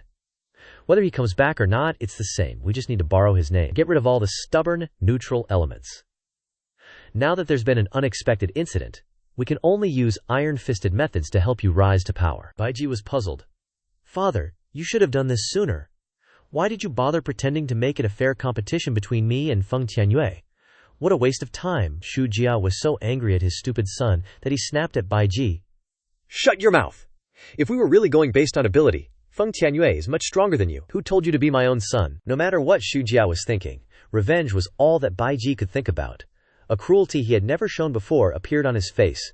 Forget it. I can't vent my anger on Yi Feng. I'll take it out on Feng Tianyue. Instead, I'll slowly torture her. Fengyu Island quickly descended into twilight. Another day was about to pass. Lu Jie, Yao King, and Xiang Fei were still standing there, gazing at it for a long time. Yao King asked curiously, Lu Jie, what's wrong? Lu Jie sighed, speaking with a grave expression. Something's happened on Master's side. They were all shocked. What is it? Lu Jie gestured for them to be quiet, and he slowly opened the image stone, clearly showing everything Yi Feng had experienced on Fengyue Island. Unfortunately, the moment Feng Tianyue was humiliated to the point of losing consciousness was also broadcasted with perfect clarity. Too cruel. Those bastards, Yao Qing and the others, gnashed their teeth in anger. Since they were born, it was the first time they had witnessed such a thing. Yao Qing was so provoked that he transformed into the legendary devouring sky Yao Wolf. To think there are people in this world who actually dare to go against Master's will. They really don't know what death means. Yi Feng beside him muttered softly, Brother, what do we do now? Lu Gi showed utter rage. This time, we'll have to beat that Shu so bad he remembers his past lives, Lu Banwei replied. If Master doesn't take care of it, then of course Lu Banwei will have to take care of it. If Master doesn't wipe his ass, then Lu Banwei will have to do it. Isn't this the very reason I exist? Lu Gi lightly touched the air, opening the barrier. In the blink of an eye, Lu Ge and the gang shot off like rockets, disappearing into the sky, leaving Bai Em dumbfounded. Cut to Bittercliff Cave, the legendary place on Fengyue Island. A slender arm, crisscrossed with wounds, was revealed. A truly pitiful girl. Feng Tianyue was left to rot in the damp prison, aching so badly she couldn't even sit up. Feng Tianyue slowly looked up. Damn it, it's that Baiji again. He grinned wickedly at her. Hurts, doesn't it? It should. In his hand he held a weapon, a steel wire. He stroked the wire lightly, saying with a sinister tone, My soul reversal heaven not only inflicts pain on the body but also injures the soul. Baiji laughed, then struck the wire down repeatedly, sneering at her. Not to mention your dantian is destroyed now, you can't defend against a single blow. Another round of torture rained down on Feng Tianyue. The small girl could only grit her teeth and bear it. After a while she couldn't help but let out a painful cry. Baiji, you bastard, you could die 100 times and it wouldn't be enough. He whipped and tortured Tianyue at his feet while cursing, You little slut, you want to fight me? Can you even fight back? Weren't you so arrogant before? Especially when Yi Feng came out of the altar, weren't you so smug? When I got beaten by Yi Feng, you were probably very happy, right? Now let's see how you can be arrogant anymore. Tianyue didn't lie still, allowing him to torment her body. She didn't stop there. Baiji stopped hitting her and grabbed her hair, lifting her up. Her hair was held tightly, and Tianyue was forced to look up at him. Seeing her in such a miserable state, Baiji smiled smugly. He uttered words to mock her. You're probably hoping that Yi Feng will come to save you, right? But according to the news, he's gone to a very far place now. No one even cares about this place. His laughter sent chills down the spine. Baiji looked at Tianyue's face and said softly, No one in this world can save you anymore. Just as he was bragging, a noise from the prison door caught his attention. Who is it? Who else is coming in here? Surprise, surprise. Your great-granddaddy is here. Lu Ge, Ziling Wang, Yao Qing, and Big Bear slowly stepped in. Baiji hadn't realized the danger yet and he shouted, This is Bittercliff Cave. Who allowed you to enter? Get out of here. Lu Ge didn't bother talking much. Just a flick of his finger, and all of Baiji's teeth shattered, blood gushing everywhere. That's gonna cost a fortune to get those replaced. Baiji collapsed, clutching his mouth, his soul completely shaken. He still dared to curse Lu Ge. You son of a bitch, how dare you? Do you know who I am? You dare to lay a hand on me? Needless to say, Lu Ge was definitely going to teach Baiji a lesson. He reached out and squeezed his neck. Lu Ge's eyes flashed with a bright red light, filled with murderous intent. Staring at Baiji, the pressure from his neck shifted to squeezing his mouth, revealing the few remaining decayed teeth. Baiji's face turned pale, Both terrified and deprived of oxygen, he shouted with difficulty, "Call! Call! Death! God!" Baiji tried to open his eyes wide to see Lu Banwei's group clearly. They were clearly still standing there, so who was strangling his neck? Baiji never would have dreamed that it was Lu Gei's clone. In the dim light, he tried to make out what he was seeing. A big bear, a flying cotton ball, a puppy, and a tiny black-clad figure completely covering its face. Who were these people? The illusion ended, and Baiji was brought back to reality. He immediately collapsed, clutching his neck, coughing violently. Was that an illusion just now? Finally, he pulled out a scroll. Baiji looked at it and decided to retreat first. Baiji activated his divine power, and the scroll immediately opened in mid-air. Without waiting for anyone to ask, this guy quickly jumped up and slipped inside. He laughed smugly. "You little punks, I've escaped. Let's see what you can do to me. Just wait until I call someone. Then, no matter who you are, since you dared to hit me, don't even think about leaving this place." So scary, Lu Gei's group looked at each other and smiled lovingly. Dealing with anyone else, death himself would kneel before these five, let alone a disciple of Yi Feng whom that guy dared to look down on. Lu Gei looked at his underlings around him once more, grinning. "Let's return to the main capital of Feng Yu Island, a magnificent place but full of death." So they were having a celebration party today. The people of the Zhu family faction were excitedly raising their glasses of fine wine. Congratulations to the old man, they flattered him. Successfully purged the sect on behalf of the sect leader, cheers. The sound was truly pleasing to the ear. Xu Jia stood at the center of the banquet table, surrounded by countless people praising him. He declared aggressively, "Those sitting here today are only the people that this old man trusts the most. Let us continue to strive to revitalize Xuanwu Sect." The crowd burst into laughter, shouting loudly, "The sect leader speaks well." Suddenly a piercing sound rang out, causing everyone to fall silent and turn around.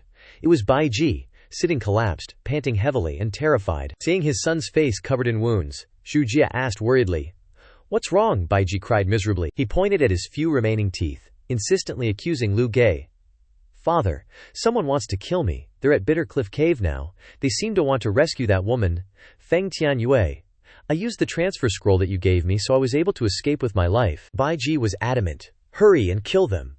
Before he could finish his sentence, a mysterious fiery force ripped open the space and blasted his head into dust, right before hundreds of people's eyes. The pungent smell of blood filled the air, as fresh blood splattered from Baiji's corpse. Xu Jia, standing closest, got quite a bit of his son's blood on his face. He stared blankly, his eyes wide, witnessing his son's death. Baiji slumped to the floor, dead on the spot, his upper body headless, looking utterly gruesome. The crowd erupted in chaos. The young sect leader is dead. They looked up at the giant hand emerging from the spatial rift. It's that hand did it. Xu Jia was beyond rage, his son killed right before his eyes. He roared like a wild beast. "We lost our son for so many years, finally reunited with such difficulty." Xu Jia wept. Who dares to be so audacious? Xu Jia was now even more vicious. To avenge his son, he didn't hesitate to unleash all his cultivation power, a blazing red flame erupting, engulfing his entire body. His power reached the ceiling, he yelled, looking at the hand descending from the sky. "I will make you die." The flames radiating from Xu Jia threatened to incinerate everyone present, and they immediately shielded their faces and retreated. Some of the remaining people exclaimed, "This is the Fire Dao. After thousands of years, the Island Lord has finally cultivated to this level, willing to sacrifice himself for revenge. It seemed he was a good father after all." As the moment of clash arrived, Xu Jia used his Fire Dao, spreading his arms and flying into the sky, each palm strike radiating immense firepower. Xu Jia declared, "I will use my Fire Dao to burn you into a puddle of blood." "Alrighty then, baby," the giant hand replied nonchalantly and delivered its own palm strike. The instant they collided, with just a light tap, Xu Jia's flaming hand instantly froze. He panicked. The ice and snow on his arm continued to spread, rapidly draining the firepower from his entire body. Xu Jia's eyes widened in shock. No, impossible. And then, a sword flew in like a tempest. With a single strike, it shattered Xu Jia's frozen arm. Turns out, he himself drew his sword and chopped off his own arm to seal away the power of the ice. At that moment, the giant hand vanished. Xu Jia watched in contemplation, standing there with blood gushing from his shoulder.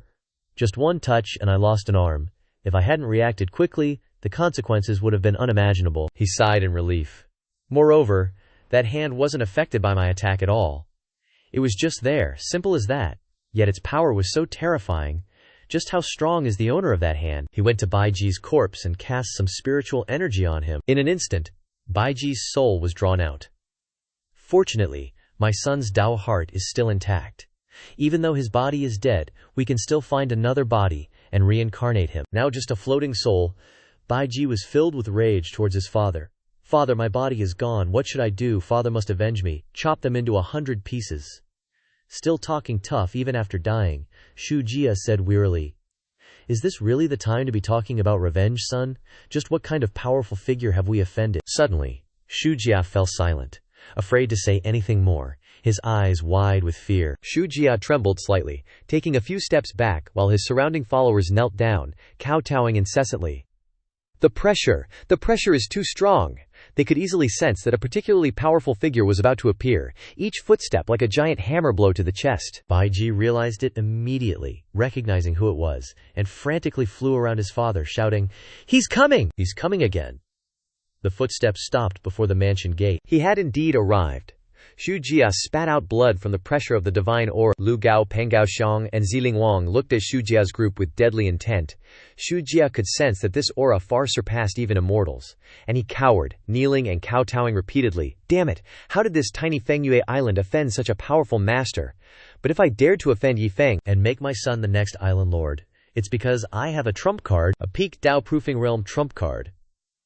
As soon as he invoked that sacred name, a powerful figure descended onto the rooftop of Fengyue Island's mansion, the very one Shu Jia had mentioned. Shu Jia truly didn't know the immensity of the heavens and the earth. Letting Cheng Yu run away was neither helping nor hindering, he thought to himself. Oh, Buddha, these people are offending such big shots. How am I supposed to fight them? Then Cheng Yu really wanted to fly down and shove a slipper into Shu Jia's mouth. Don't call me anymore. If I get exposed, what about my status? I finally managed to reincarnate. I absolutely can't die here. Shu Jia wouldn't let him off so easily, crying and shouting, "Why aren't you answering, Senior Wen? We originally swore to each other that I would use all my resources to awaken you at the final hurdle, and you would help us develop Fengyu Island to new heights, right?" Shu Jia, being smart, threatened Wen Chengyu by bringing up his dark past. "Please come down here and help our sect." Damn it, when Chengyu's tears flowed backwards he froze on the spot. Deals, oaths, help. What kind of sins did I commit in this life? I'd better find a nice place to bury myself after this. Pushed by the currents of life, squeezed by the crowds, Wen Chengyu had no choice but to grit his teeth and appear. He teleported to Shu Jia's location. The moment Shu Jia saw Wen Chengyu slowly descend, he felt like he had found his life's Buddha. The light of justice has arrived. Worthy of being a peak Dao-proofing realm expert, and even more worthy of being someone who has lived through 2 lifetimes. Senior Wen's descent is truly like a celestial being descending to earth. So cool, my idol. Shu Jia was overjoyed. With Senior here, Fengyue Island will definitely be alright. He perked up as if he had been given a massive boost of power and jumped for joy. No matter who you are, with Senior Wen here, he won't allow you to be arrogant for long, right, Senior Wen? Bullshit. Yi Feng didn't even bother replying. He was probably cursing this old geezer's ancestors for generations in his head. Shu family grinned wickedly, full of himself, he thought. As expected of Senior Wen, a master who's lived through 2 lifetimes. This composure, this is a true powerhouse. WTF, what the hell is going on? Shu family was completely dumbfounded, staring at the person he admired. Wen Chengyu, once so arrogant, was now kneeling and kowtowing before those 5 nobodies. Yi Feng pointed at that Shu family member, denying everything. Big brothers, don't listen to this guy's nonsense, okay? I don't know him at all. I'm just passing by, bro code, I'm not involved. Shu family was so shocked he couldn't even speak. Yi Feng raised 3 fingers, swearing, "Big brothers, heaven and earth are my witnesses, I really don't know them." He was secretly relieved. If I didn't think fast, I'd be a goner. Chengyu remembered the deal he made earlier, and mumbled to himself. Luckily, I remembered the teachings of the 3 lifetimes sect. I left a small loophole when I made that vow. If I encounter an enemy I can't beat, or if Fengyu Island is disbanded, the vow becomes null and void. Lu Gi hadn't said anything from the beginning to the end. He was looking for loopholes in what those 2 were saying, but what they said just made his head spin. Yi Feng put on an innocent face, looking at Lu Ji with sparkling, pitiful eyes. Shu family was so publicly betrayed that he almost vomited blood. What? How could this be? How could this be? Lu Ge's eyes turned red as fire as he glared at Wen Chengyu, and ordered, "Get lost! Don't let me see you again!" Just what I wanted. "So Pob, I'm leaving." Finally someone said it. Wen Chengyu grabbed his pants and ran out the door faster than a flying motorcycle. "Yes sir, I'm leaving." He was in such a hurry that he forgot he could fly. Shu family bitterly glared at Lu Gie and the others. How could this be? It shouldn't be like this. Everything was out of his plan. Even when Cheng Yu, with his peak spirit severing cultivation, was scared like that. Just how strong is this guy in the black robe? Suddenly, Lu Ge appeared in front of him, causing Zhu family to stumble backward in fright. Lu Ge transformed into a towering Grim Reaper, blocking Zhu family's path. Zhu family looked tiny before this huge god of death, who said Lu Ge was small. Step forward. Lu Ge's voice was full of murderous intent as he looked at him. Have you thought about how you want to die yet? Zhu family was a mess of tears and snot as he begged softly, even if I die, I should at least die knowing why. Where exactly have we offended you? Dare to do it, but don't dare to admit it. If Zhu family sincerely wanted to know, Lu Ge was willing to answer. He snorted coldly. Because you have defied the will of the chief god. As soon as Lu Ge mentioned the words, chief god, Zhu family audaciously burst into a crazy laughter. He pointed directly at Lu Ge, criticizing him harshly. Don't threaten us. Gods only exist in legends. They might not even exist. His words would probably make him die sooner. Zhu family still didn't notice the change in Lu Banwei's eyes. The sweat of deadly power was forming. Zhu family challenged. If you really are a god, then please destroy Fengyu Island for me to see. No need to challenge me. Lu Ge had everything, especially composure. He curled his lips into a smile. You challenged me, okay? Lu Ge gently pointed to the sky. Zhu family still didn't understand what the hell was going on. He took a few steps back, then pointed towards the Zhu family group. The surrounding terrain of the mansion began to move violently. Is he really going to destroy it? The group huddled together in fear. Outside, the entire Fengyu Island was gradually sinking. The ground cracked open in large chunks, terrifyingly. In just a moment, it almost swallowed the magnificent capital. The day of the Zhu family group's demise had arrived. Fengyu Island would disappear forever. It was gradually swallowed by the seawater. The mansion shook violently, pieces flying everywhere. Zhu family and the soul of his son were swept away immediately afterward. They could only scream in pain. I believe it now. I believe it now. It's a god. It really is a god. The whole island is about to be destroyed. Luckily, the group ran out of the mansion in time. Everyone was panting like dogs, watching the mansion collapse. Annihilated, Lu Ge and his brothers flew out of the dust cloud. The followers all kneeled and cried, begging for mercy, except for that foul-mouthed Zhu family member. Great sir, spare us, spare us! Baiji was panicking, crying, and begging his father. He was just a small soul now, but his delusions were still sky-high. Father, save me. I don't want to die. I'm the next island master of Fengyue Island. Zhu family's eyes were full of anger as he looked at Lu Ge and his brothers. Old man Yang stood up, demanding justice. My Fengyu Island has never provoked you, let alone defied the will of any chief god. I think you just want to kill innocent people, but you're just making up an excuse. Baiji also audaciously said. Yeah, that's right, you're killing innocent people. If you continue like this, even gods will be punished by heaven. Lu Ge was at his wit's end with the stubbornness of this father and son duo. Playing dumb, huh? You guys are good. He then unleashed his spiritual power, resolutely saying, since that's how it is, then I'll let you die, understanding why. With that, a reflected image of Yi Feng appeared in the sky. So it's him. Shu Jia's face darkened. How could it be him? Baiji also recognized him. It's him. No beating around the bush needed. Lu Ge raised his legs high and directly recounted the entire story from the beginning. My master personally appointed Feng Tianyue as the island lord and told you to assist her diligently. But not only did you disobey, but you also acted cruelly. Tell me, don't you deserve to die? After speaking, Lu Ge stomped his foot down. My master doesn't care to lower himself to your level, but as his servant, I must take care of this matter.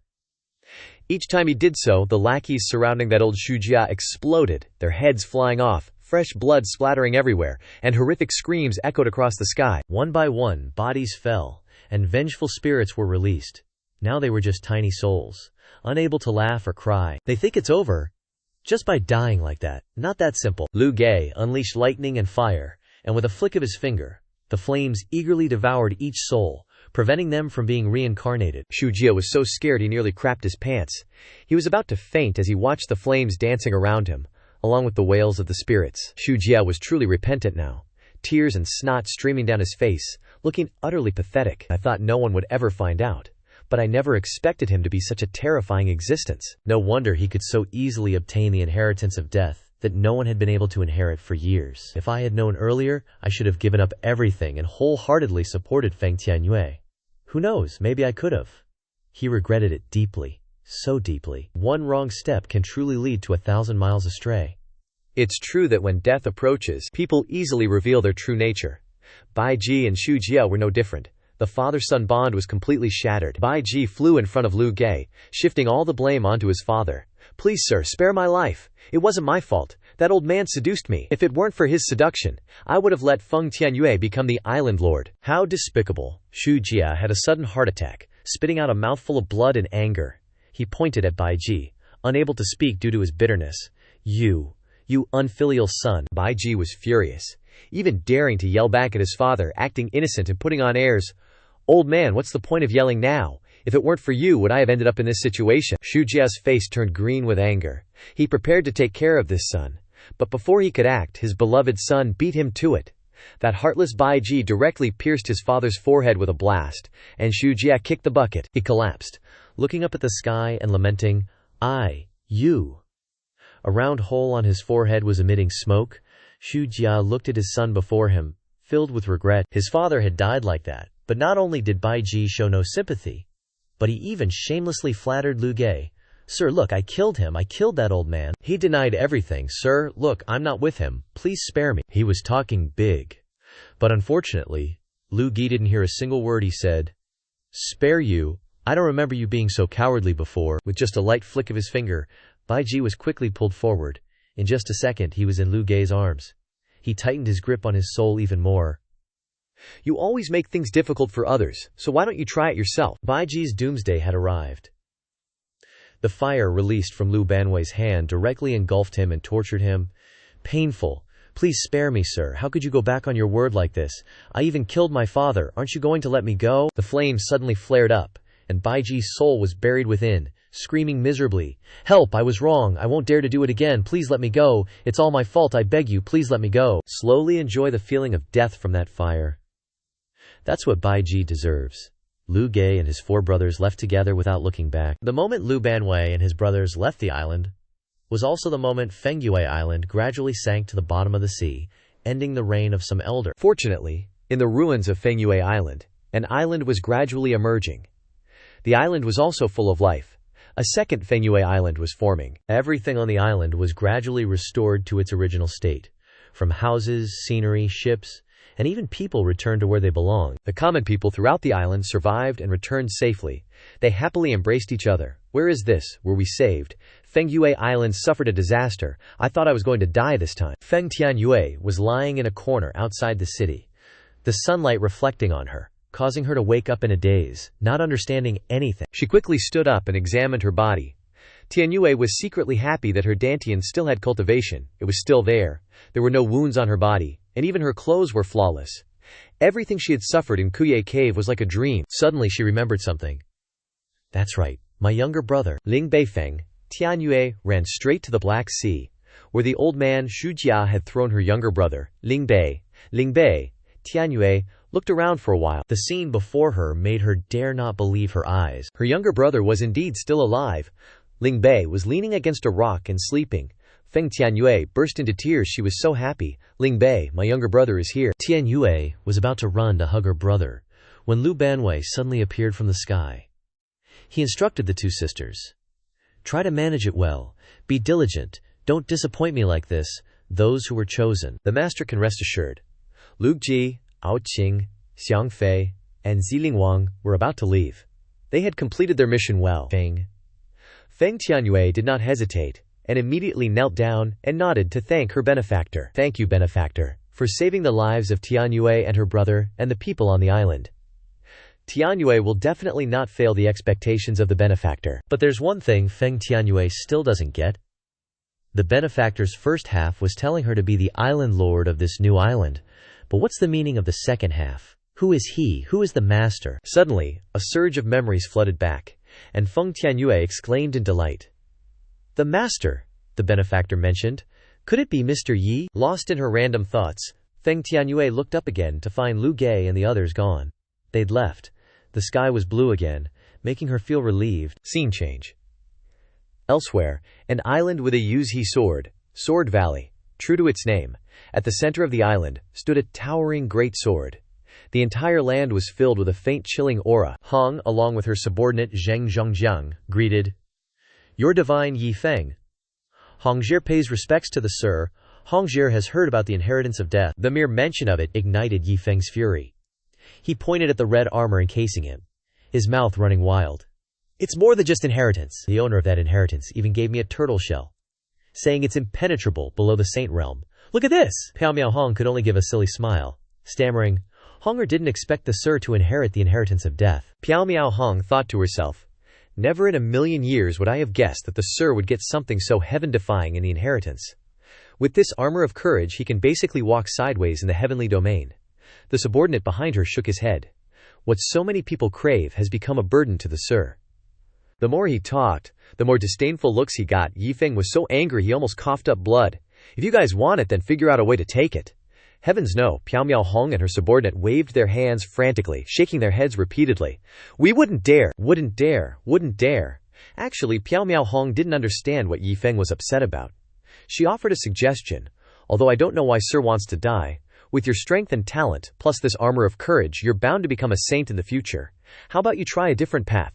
Yi Feng shook his head. That won't do. Yi Feng's eyes became resolute. Clearly, he was thinking, what I want is immortality and indestructibility. Besides, the system says there'll be a major calamity in over 90 years. No fear, no fear. For the future safety of my buddy, death now is necessary. Courageously move forward. Suddenly, Yi Feng turned, his eyes sparkling with innocence, as he excitedly brought up the old topic. Oh right, Miss Hong, didn't you say you'd help me plan my death? Where's the plan? I need it now. Piao Miao Hong broke out in a cold sweat, unsure how to answer. She presented a shimmering, glowing treasure. It's here. Yi Feng's eyes lit up as if he'd struck gold. Delighted. Oh. Before he could reach out and touch the treasure, Piao Miao Hong quickly crushed it. She scratched her head. Well, these death plans are all small fry compared to Sir's armor of courage. I don't want to embarrass myself, Yi Feng lamented. Ah, don't be so hasty. What if it could work? WTF. Yi Feng felt dizzy. Oh heavens, is there really no way? Is it so hard to die? Piao Miao Hong pondered. Below the saint realm, there really isn't a way. But in the 9 realms, a new saint is about to be born around this time. It's just that this new saint hasn't awakened yet. Around this time, many omens appear in the 9 realms, and many forces will want to approach this saint, if you want to as well. Yi Feng despaired. Oh my God, save me. Suddenly, he let out a rogue-ish laugh, looking at Piao Miao Hong. I didn't expect our 9 realms to have a saint. Piao Miao Hong got goosebumps, thinking, this smile of the Sir's reminds me of unpleasant memories from the past. She suddenly remembered.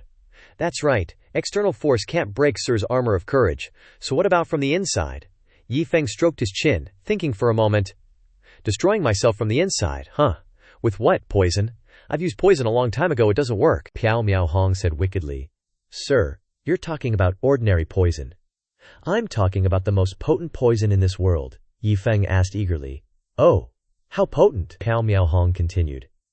Everyone knows that countless Yao and demons are hidden in the black domain, posing a huge threat to humans. Yunqing, affected by the black domain, also suffers from the devastation of Yao and monsters. To resist, Yunqing established the Heavenly Alliance, unaffiliated with anyone or any force. The elites of the Heavenly Alliance are gathered there, even saints are included. The Heavenly Alliance is the most unshakable existence in Yunqing and also manages the order of the entire Yunqing. Yi Feng wondered, what does this have to do with me using poison? Piao Miao Hong just smiled. Sir, don't rush, I'm getting to that. Because of the geographical issues of the heavenly domain, although people don't see the Heavenly Alliance come and go, there is an important place in the heavenly domain, which is Heavenly Poison Island. People of the Heavenly Alliance research poisons on the island that can deal with powerful Yao and demons. But after the poisons are researched and become stronger, the captured Yao are no longer enough to test the poison. Piao Miao Hong took a deep breath, stammering. Therefore, they need more powerful living people to experiment on. There was a flash of light in Piao Miao Hong's eyes, making her look trustworthy. But Piao Miao Hong was a little worried. Originally, using living people for experiments is something that Heaven's law hardly tolerates. But for the sake of humanity's plan, Heavenly Poison Island has no choice but to endure cultivators in the heavenly domain with great righteousness. It's just a pity that the effect is quite bad. After all, that kind of poison corrodes the bone marrow. It's really too terrifying. It's normal for the Surmer to hesitate. Scared of what?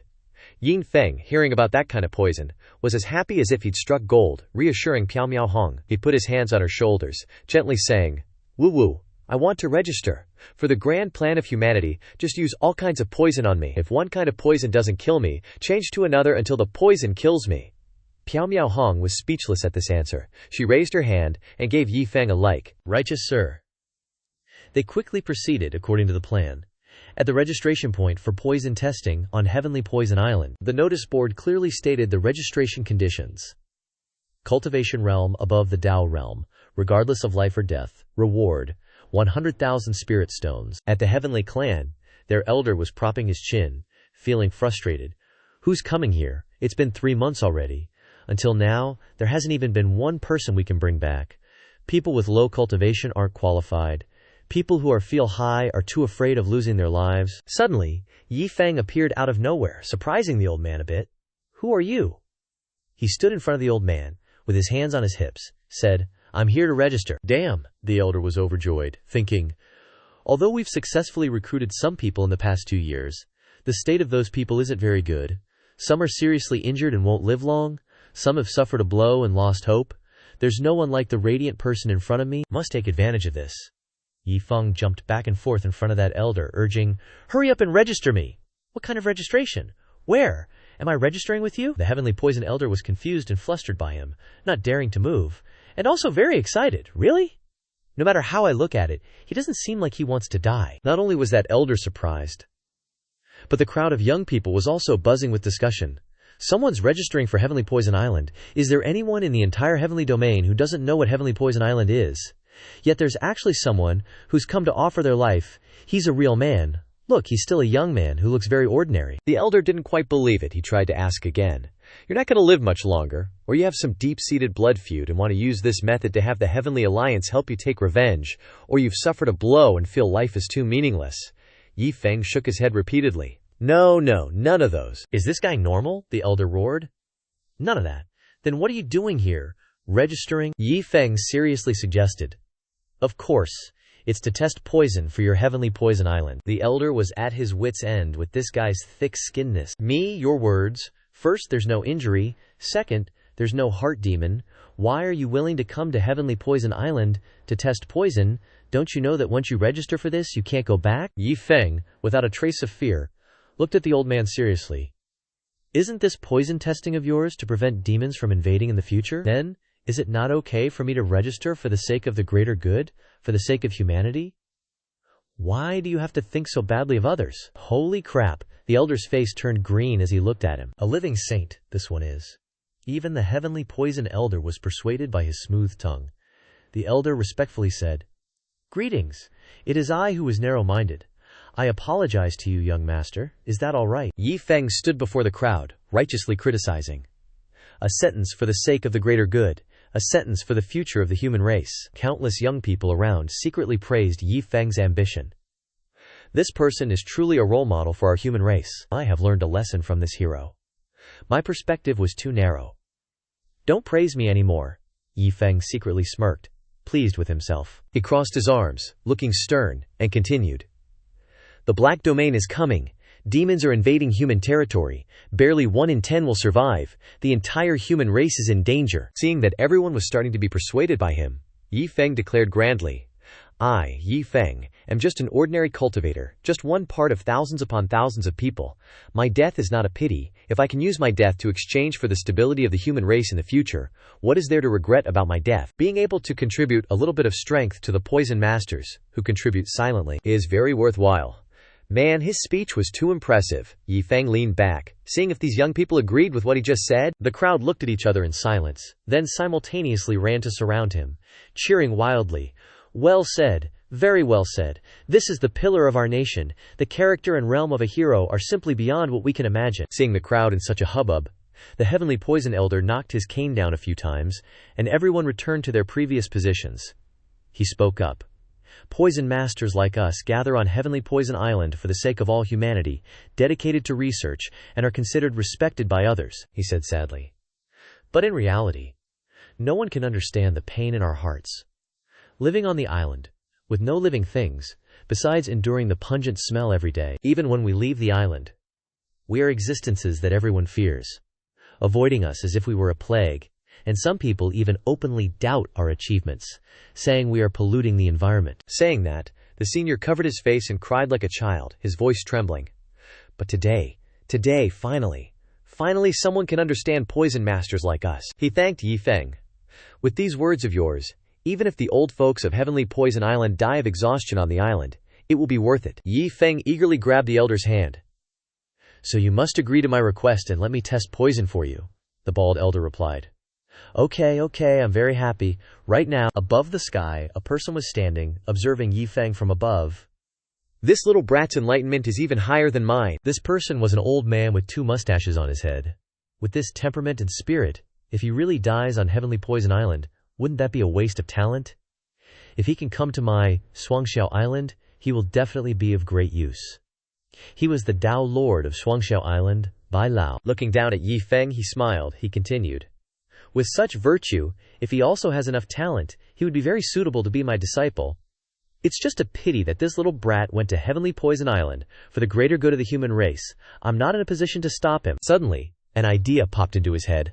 I've got it! I can register as well and observe him, and if all aspects of him are excellent, I can wait until he's nearly poisoned to death and save him. That way it won't affect his state of mind and will make him grateful to me, at which point I can take him as a disciple. As he spoke, he imagined the scene of Yi Feng kneeling before him, begging him to take him as a disciple. At this time, everyone was clamoring to sign up. I want to sign up! Let me follow in the footsteps of the hero.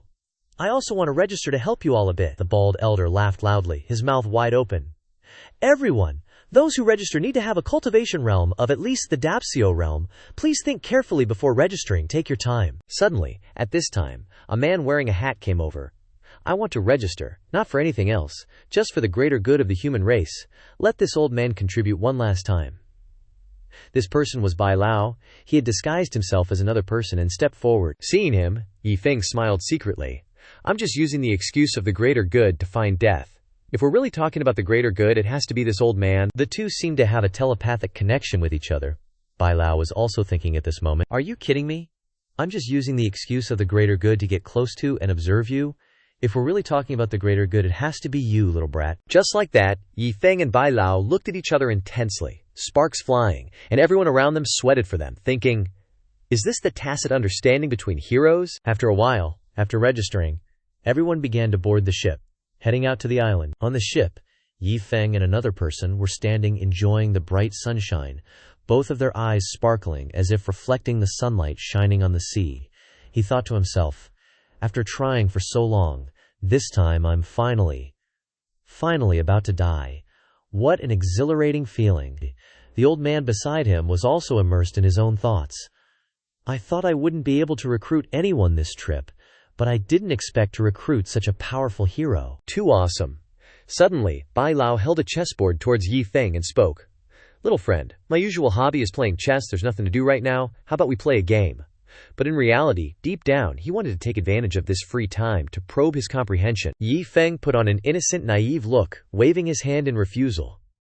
Ugh, too hard, no play. He thought to himself. My chess skills have reached the unparalleled realm. It's no fun playing with someone weaker. Bai Lao, as innocent as a lamb, actually bought it, he said. Feeling it's difficult. That just means you don't understand the profound subtlety of the game yet. Chess is a way to see a person's comprehension ability. It's okay not to know at first. You have to see how long it takes and how well they grasp it. Then he suddenly roared at the top of his lungs, Kid! Let this old man teach you how to play chess. After a round or two of chess, Yi Feng got up and peaced out. I was being generous, he said, before leaving Bai Lao dumbfounded. Staring at the chessboard in disbelief, not understanding what happened, Yi Feng had utterly crushed him. Bai Lao refused to give up and stood up, unresigned. Play again, he thought. Alright, so that's how you want to play. It must be because I was overthinking things and got careless. And the next scene played out just like before, Yi Feng dipping out, leaving him gaping. He mumbled, This time it was decided before even half the game was over. After playing another 10-odd rounds, Bai Lao was completely defeated by this point, lying in a puddle of his own tears. How is this possible? He's not only winning every single time, but he's winning faster than before. Yi Feng left again. It really is too hard, meaning it was too hard to actually find any enjoyment from it. Bai Lao, regaining some of his spirit. You really are skilled at chess, this old man. Admit I'm no match for you. Yi Feng smiled and replied. You flatter me, old sir. You were being too generous. Scene change. After arriving at Heavenly Poison Island, a gloomy atmosphere enveloped the area. Surrounded by poisonous air, beside him are 3 people standing in front of the gate. The bald old man stood in front of Yi Feng and Bai Lao, 2 heroes. "This is our island master of Heavenly Poison Island, my lords, Jia Zhao." Appearing before them was a girl wearing a mask, with a gecko clinging to her hand. The island master of Heavenly Poison Island, Jia Zhao.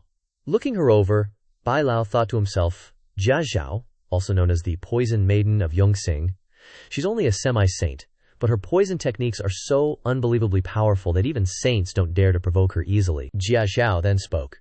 "Welcome, 2 experts of the Dao integration realm, to my humble island. I've heard reports from my subordinates about your righteousness."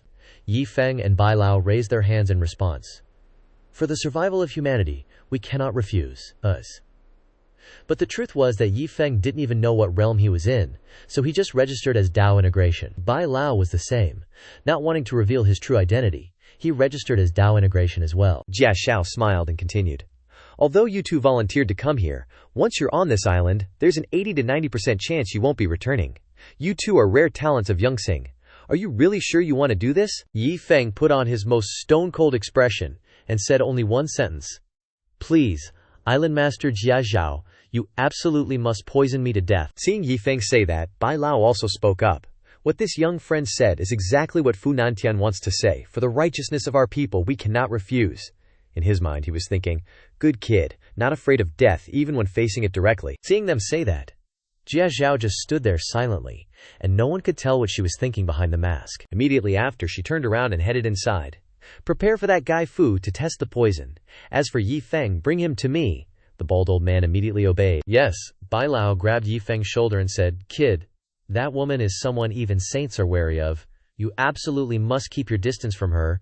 If you make her unhappy, she might not care that you're a test subject and just take your life." Yi Feng just let it go, in one ear and out the other, smiling brightly and giving Bai Lao a thumbs up. "Thank you for the reminder, old Sir Fu." Seeing this scene, Bai Lao was internally calculating 1,000 times over. "Don't cause any trouble while I'm testing the poison. I don't want my candidate for the position of disciple to turn into a corpse." Yi Feng had a sly smile on his face at this time. "Take my life directly, that's exactly what I want." The bald old man looked at Jia Zhao and asked, "Lord Jia Zhao, why do you want to meet Yi Feng alone? Why not let him test the poison together?" Jia Zhao replied. "A cultivator who is willing to sacrifice his life for righteousness. Do you believe that?" She flicked her skirt and sat down. "Maybe there is, like that Mr. Fu.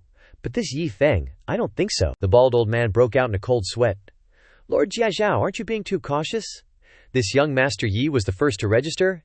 His attitude of disregarding death for the sake of the righteousness of our race doesn't seem fake at all." Jia Zhao laughed. "That's just what you see." She recalled the sentence Yi Feng said.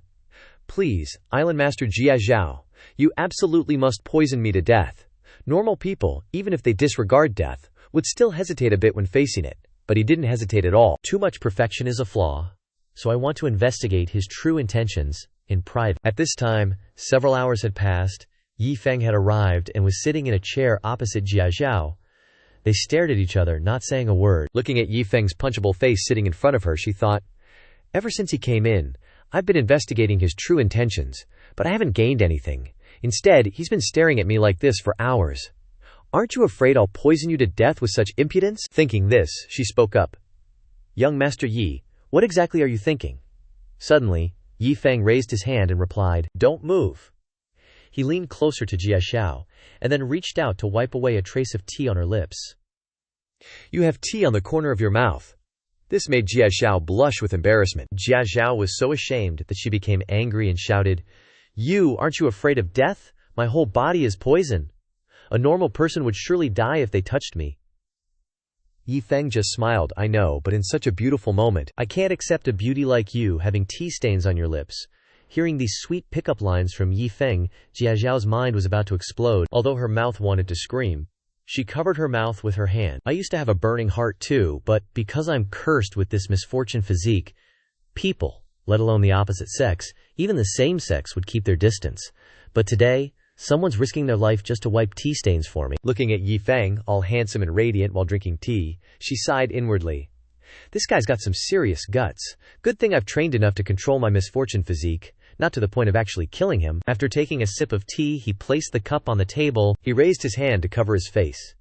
then put on a look of utter bewilderment and boredom. Why haven't I died from the poison yet? Then, Yi Feng stared intently at Jiahu. He figured if he looked at her rudely, she'd definitely poison him, but after waiting for hours, she didn't make a move. Now he's being handsy and still nothing. He was getting so impatient inside. Siamon, just off me already. Suddenly, Jiahu grabbed the teacup on the table and chugged it all down, startling Yi Feng. He thought, She deliberately let the tea dribble on her lips, then looked at Yi Feng. I didn't expect young Master Yi to be such a thoughtful person. Yi Feng was terrified by this sight. The words, "What the heck?" flashed in his mind. He immediately regained his composure. He reached out both hands towards Jiahu's face and laughed. Island Master Jia is such a cute ditz. Look, you've got tea on your face again. A rare chance to touch her again. This once-in-a-lifetime opportunity. Yi Feng immediately pinched and squeezed Jiahu's face, shocking her. Damn it, he's such a pervert. After using all his strength to touch Jiahu's face, Yi Feng slumped back into his chair, panting. All right. On the other side, Jiahu blushed, rubbing her cheeks. He touched me. Does that mean he likes me? He sat on the chair, looking up at the sky and sighed. Blood's normal. Breathing's normal. Nothing's wrong. Can I die today? It's probably not a slow-acting poison, right? There's no point in staying here. Waiting for the poison to kick in back home is the same. Thinking this, he lifted his butt, turned around, and started to leave. Island Master must be busy. I won't disturb you any longer. Jiahu, seeing Yi Feng leave, tried to stop him. You're leaving already. Watching Yi Feng's figure disappear through the doorway, Jiahu shyly blushed and uttered, Young Master Yi. Suddenly, Baldy appeared. Lord Jiahu. To be honest, this guy's acting too perfect. There's a high chance he's a spy sent by the Black Domain. Then, he put on an extremely shifty face. Should we lock him up first? Hearing this, Jiahu went ballistic, shouting, Shut up, you're the spy! You don't have the same kind of righteousness as him, yet you dare doubt him. If I ever hear you say those words again, I'll lock you up. Baldy was shocked by this outburst, his eyes twitching uncontrollably. After yelling to her heart's content, Jiahu turned around and left. Reflect on yourself. Leaving Baldy standing there, tearing up with a huge question mark over his head. The next morning, the sun shone brightly, illuminating a myriad of golden flowers. Yi Feng suddenly jumped up, panicked.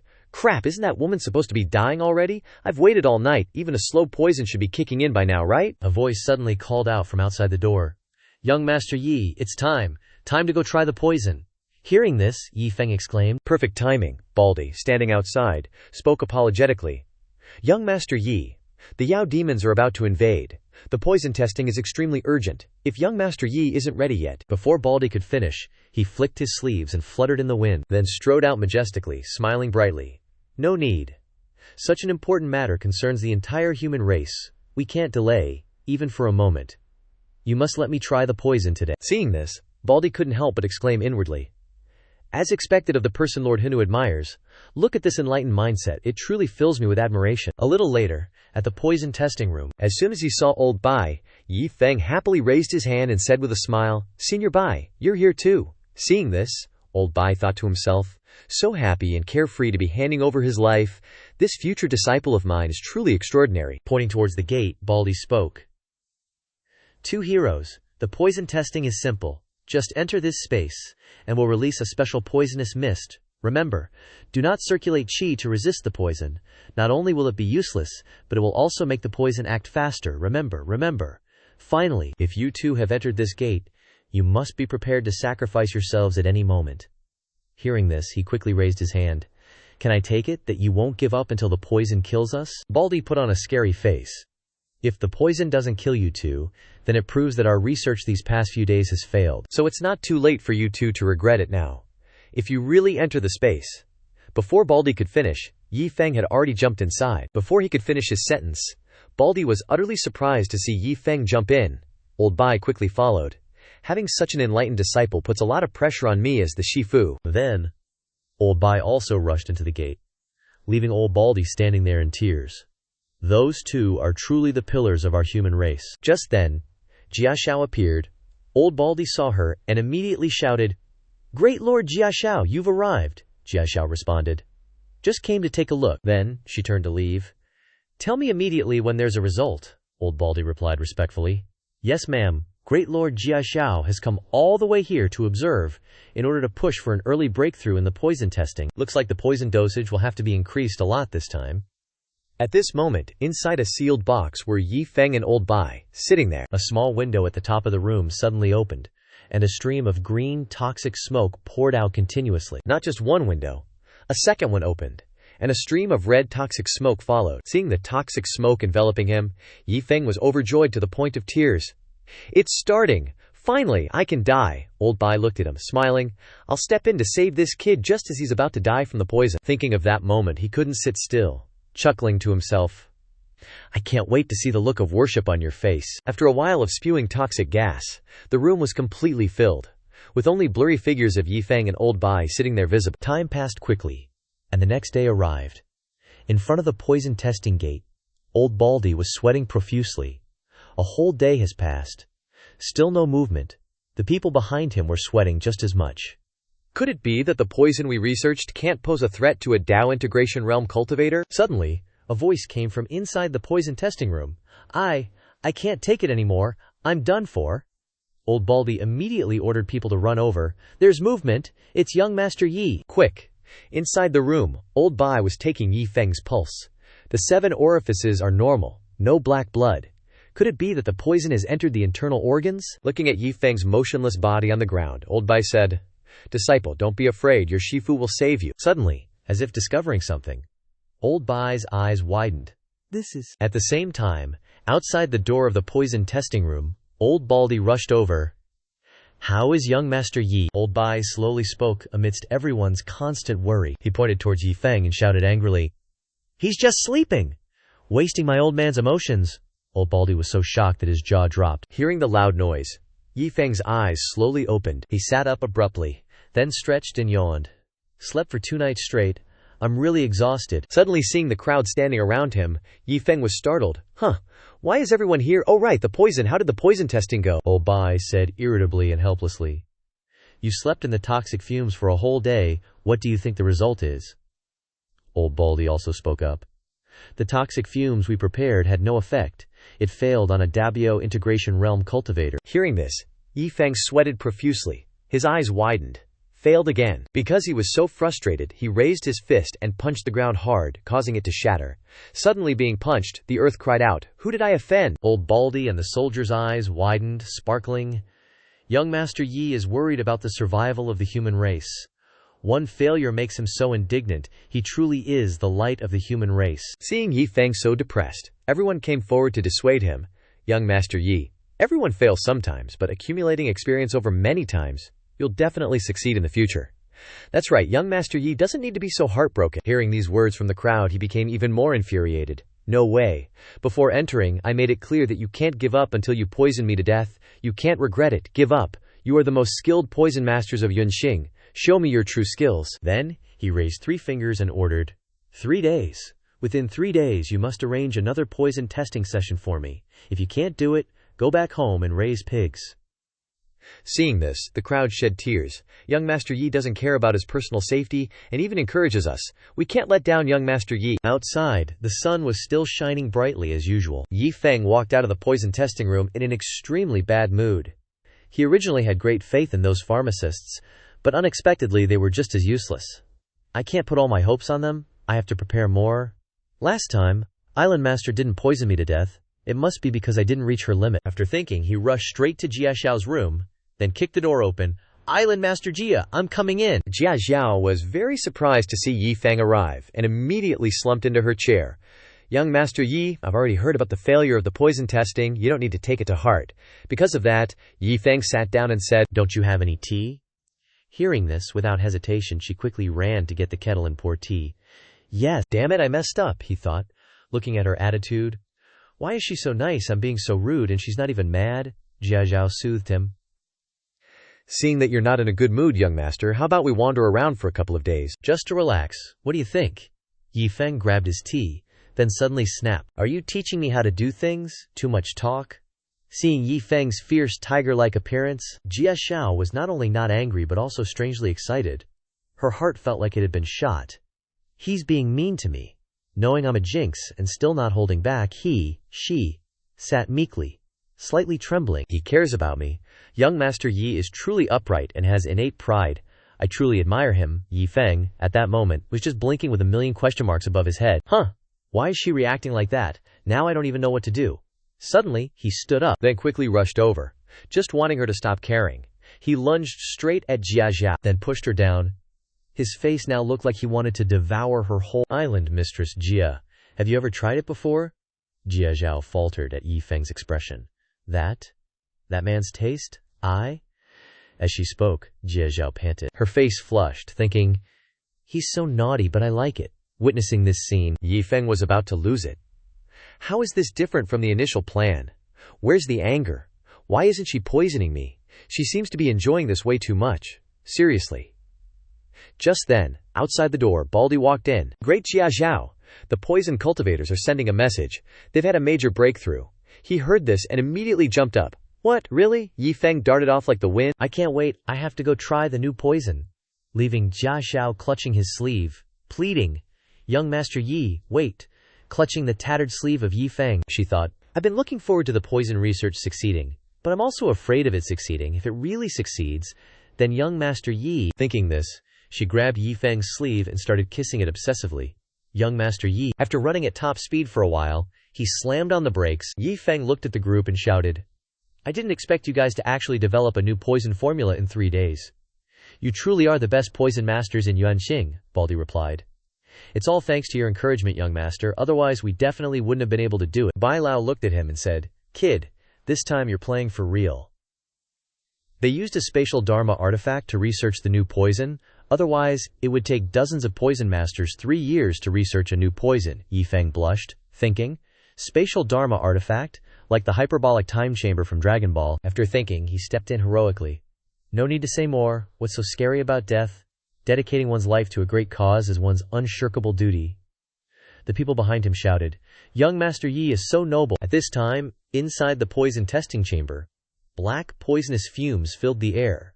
The poison had leveled up. The two of them were sitting in the middle of the poisonous fumes, looking like monsters ready to devour them whole. Bai Lao raised his head. This poison is even more powerful than I imagined. But looking at Yi Feng at this time made him very surprised. Kid, what are you doing? Yi Feng nonchalantly moved his muscles and bones. Nothing, just stretching a bit. In his heart, he wanted to promote blood circulation, so that new toxins would enter the body faster. His eyes narrowed in thought. This poison is something that even Harmony Dago stage could withstand.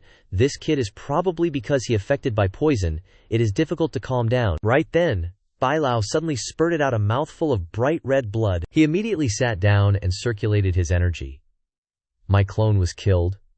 The destruction of the clone has caused my main body to suffer a backlash. I must quickly recuperate. Taking this opportunity, a poisonous monster rushed up from behind and bit Bai Lao straight on the neck. Catching him off guard, the poison instantly spread throughout his body, causing him to roar. A trace of poison entered my body while I was weak, and I can't deal with it. Bai Lao struggled to crawl on the ground. What kind of chicken blood have these heavenly poison island brats been drinking? They actually researched such a powerful poison. This poison is clearly not only dangerous to Harmony Dao stage, but even perfected Dao stage experts in perfect condition would have to die. His eyes widened in pain.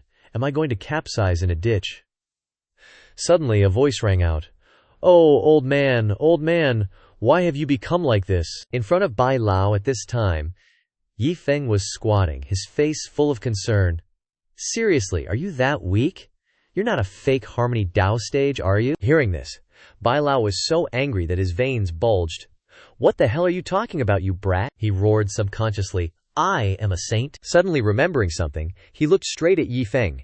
Angry as he was still wondering, why is this kid okay? Isn't he at Harmony Dao stage? What the hell is going on? Before he could even think, Yi Feng suddenly grabbed a handful of herbs and shoved them straight into Bai Lao's mouth, catching him completely off guard.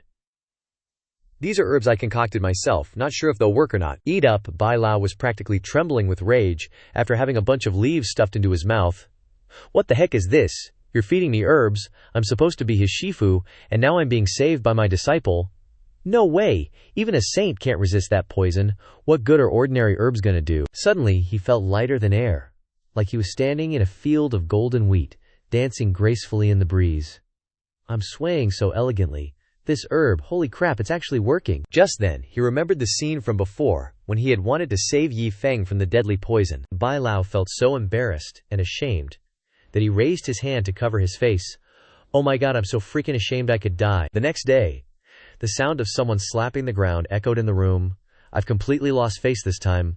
I wanted to save that kid and then take him as my disciple, but it completely backfired. Bai Lao was trembling with anger, realizing his inferiority. My skills are inferior, even the poison test failed. How can I have the face to be his Shifu? Suddenly, the bald elder rushed in. The hero is awake! Yi Gongzi told us everything about you hiding your cultivation. You don't need to feel embarrassed. On the contrary, we at the Heavenly Poison Island are very grateful to you for spending so much effort testing the poison for the sake of the human race. Bai Lao's head was spinning with 1,000 whys. Suddenly, the bald elder's expression changed. You should rest up. We'll continue researching toxins that can harm the lives of Dapsu Integration Realm experts. We thought we could succeed this time, but Yi Gongzi is still fine. On the contrary, our hero here, who is in the Dao Unification Realm, suffered. The soldiers behind him chimed in. We still have a long way to go. Bai Lao finally understood everything. He roared in frustration. Holy Mother of Pearl, you're the one in the Dao Unification Realm. I'm a saint. A-S-A-I-N. Witnessing Bai Lao's fiery rage, the group couldn't help but feel terrified. Such terrifying pressure. A saint. He's really a saint. Jia Xiaolu, who was eavesdropping outside the door, was also very surprised. Acho saint. A moment later, Bai Lao's anger subsided, and he raised his hand, saying, You don't need to be so guarded. I don't have any ill intentions. Also, your poison isn't just successful, it's very successful. Don't even mention Dao Integration Realm. Even a Dao Proving Realm expert would die for sure. The bald elder was shocked to hear that. The bald elder and his group were stunned. Successful. He jumped up and looked at Bai Lao, asking, That's not right. If the saint says that the toxin can kill a Dao Proving Realm expert, then how can Yi Gongzi be safe and sound? Hearing this, Bai Lao became even angrier. That kid is safe and sound, which proves that he's not some Dao Integration Realm expert at all. He must be at least a half-saint. A series of shocking events struck him like lightning. The bald elder took a step back in shock. Yi Gongzi is a half-saint. That's also not right. Yi Gongzi is a half-saint and is fine, but you are a saint, and it touched your pain point. Bai Lao transformed into a ferocious beast. I was suddenly injured, allowing the toxin to take the opportunity to invade. Otherwise, do you think your little bit of poison could affect this saint? The bald elder teared up as he looked at the people next to him. Successful. We finally succeeded. The others were equally happy. Not only successful, but it exceeded our expectations. I can die in peace. Get out of the way. Bai Lao turned to look behind him. If you are successful, I have something to do and will go first. Here, I warn you, don't let the kid Yi Feng know my strength and identity. The bald elder and the group bowed respectfully. Yes, send off the saint. He was secretly thinking, I didn't expect that kid to be so scheming, still hiding his cards. And he can even deceive a saint like me. Today I was saved and lost all face.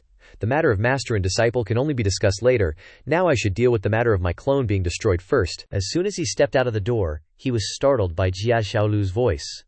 She stood to the side and spoke. Is your goal Yi Feng? Bai Lao didn't hide anything.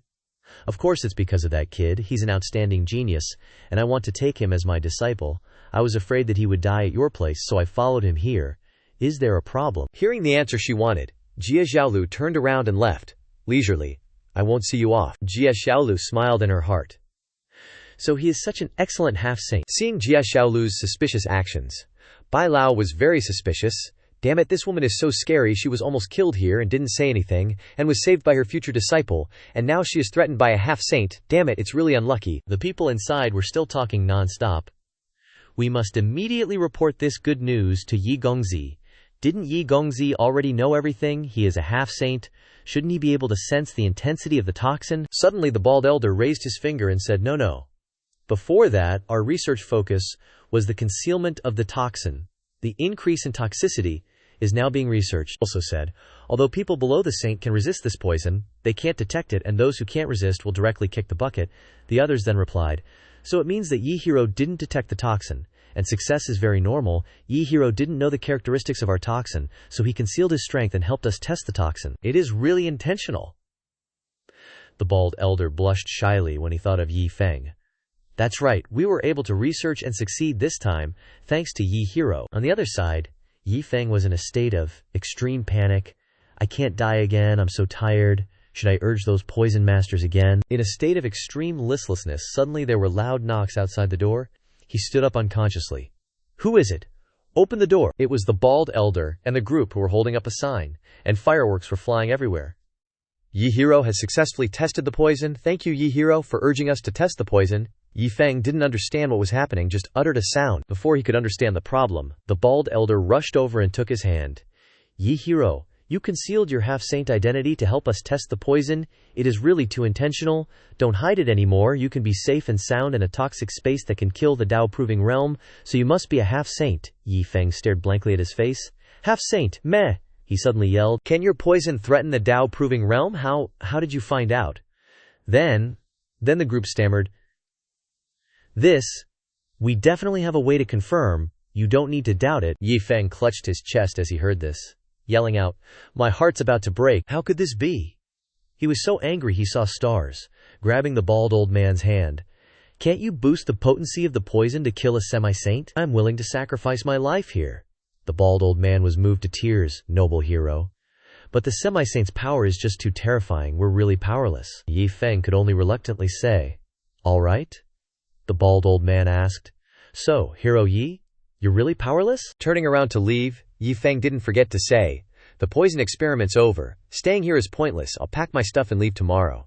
In his head, he still refused to give up, thinking of new ways. Cut to night. At Yi Feng's room, outside the door, Jia Zhao was standing, eavesdropping.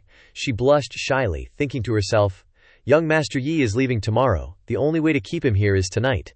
But I've never expressed my feelings to anyone before. How can I do this? Suddenly, Yi Feng opened the door and walked out. Interrupting her thoughts, he asked. Island Master Jia Zhao screamed in surprise. Ah, young Master Yi. Caught red-handed, she was too embarrassed, and changed the subject. I was just passing by. I was preparing. Before she could finish, Yi Feng grabbed a wine jug, got close, and asked, if you didn't come, I was going to find you anyway. Want to share a drink? A moment later, they were sitting by the beach, watching the moon and drinking wine. Jia Zhao was overjoyed to be alone with Yi Feng. She glanced at him shyly and thought, we're alone. This is my chance. As she called out, young Master Yi, Yi Feng cut her off, asking, Island Master Jia, do you have any friends? Jia Zhao was surprised and stammered, friends?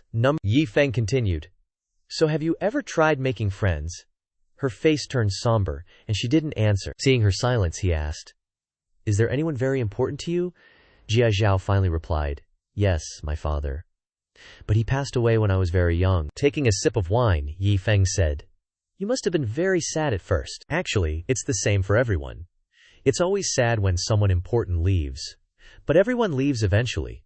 Fortunately, everyone meets many people in their life. For you, someone important could be a blood relative, a friend who's been through thick and thin with you, or even an enemy. Jia Zhao turned to Yi Feng and asked, relatives, friends, enemies, do you have many? Yi Feng laughed. Of course, I have a little disciple, a hitman. He can't beat anyone, but he once saved me. I also have a lot of neighbors. Oh, and I have a dog. And all sorts of people I'll meet in the future. He glanced at her. And then there's Heavenly Poison Island, those cautious poison masters. And of course you. To me, you're all friends. Important people. Jia Zhao was as happy as a 3-year-old, her cheeks flushed. Jia Zhao looked at Yi Feng happily. Young Master Yi, I hope you, Yi Feng interrupted. Just thinking about leaving tomorrow makes me reluctant. Hearing this, she thought he would stay and was about to burst with emotion. Could it be? Yi Feng sighed, then looked at her. All good things must come to an end. Today's farewell is for a better reunion tomorrow. Island Master Jia, I wonder what I am to you. Jia Zhao was silent. She turned away, avoiding his gaze, thinking, I must like him, but why am I hesitating? Could it be that I don't actually like him? Sitting next to Jia Zhao, Yi Feng sighed inwardly. Island Master Jia's strange behavior is too obvious. It's hard not to notice. If Island Master Jia really has those feelings, it will be hard for me to control. But is it really love? It's just that suddenly someone who isn't afraid of death dares to approach her, causing her to develop some kind of twisted affection. Yi Feng, I still can't take advantage of others when they're in trouble. He broke the silence, raising his hand and saying loudly, the world is so big, Island Master Jia, you should go see it. Find a place where there's no one else. The you at that time is no longer a semi-saint, nor has bad luck. You are just you. Yi Feng's words freed Jia Zhao from the mire in her heart, and she smiled brightly. Cut to Heavenly Earth Island. There is a towering tower with a radiant glow above it. Heavenly Earth Island, the most powerful force in the heavenly realm, has been passed down for tens of thousands of years. Inside, a man is kneeling.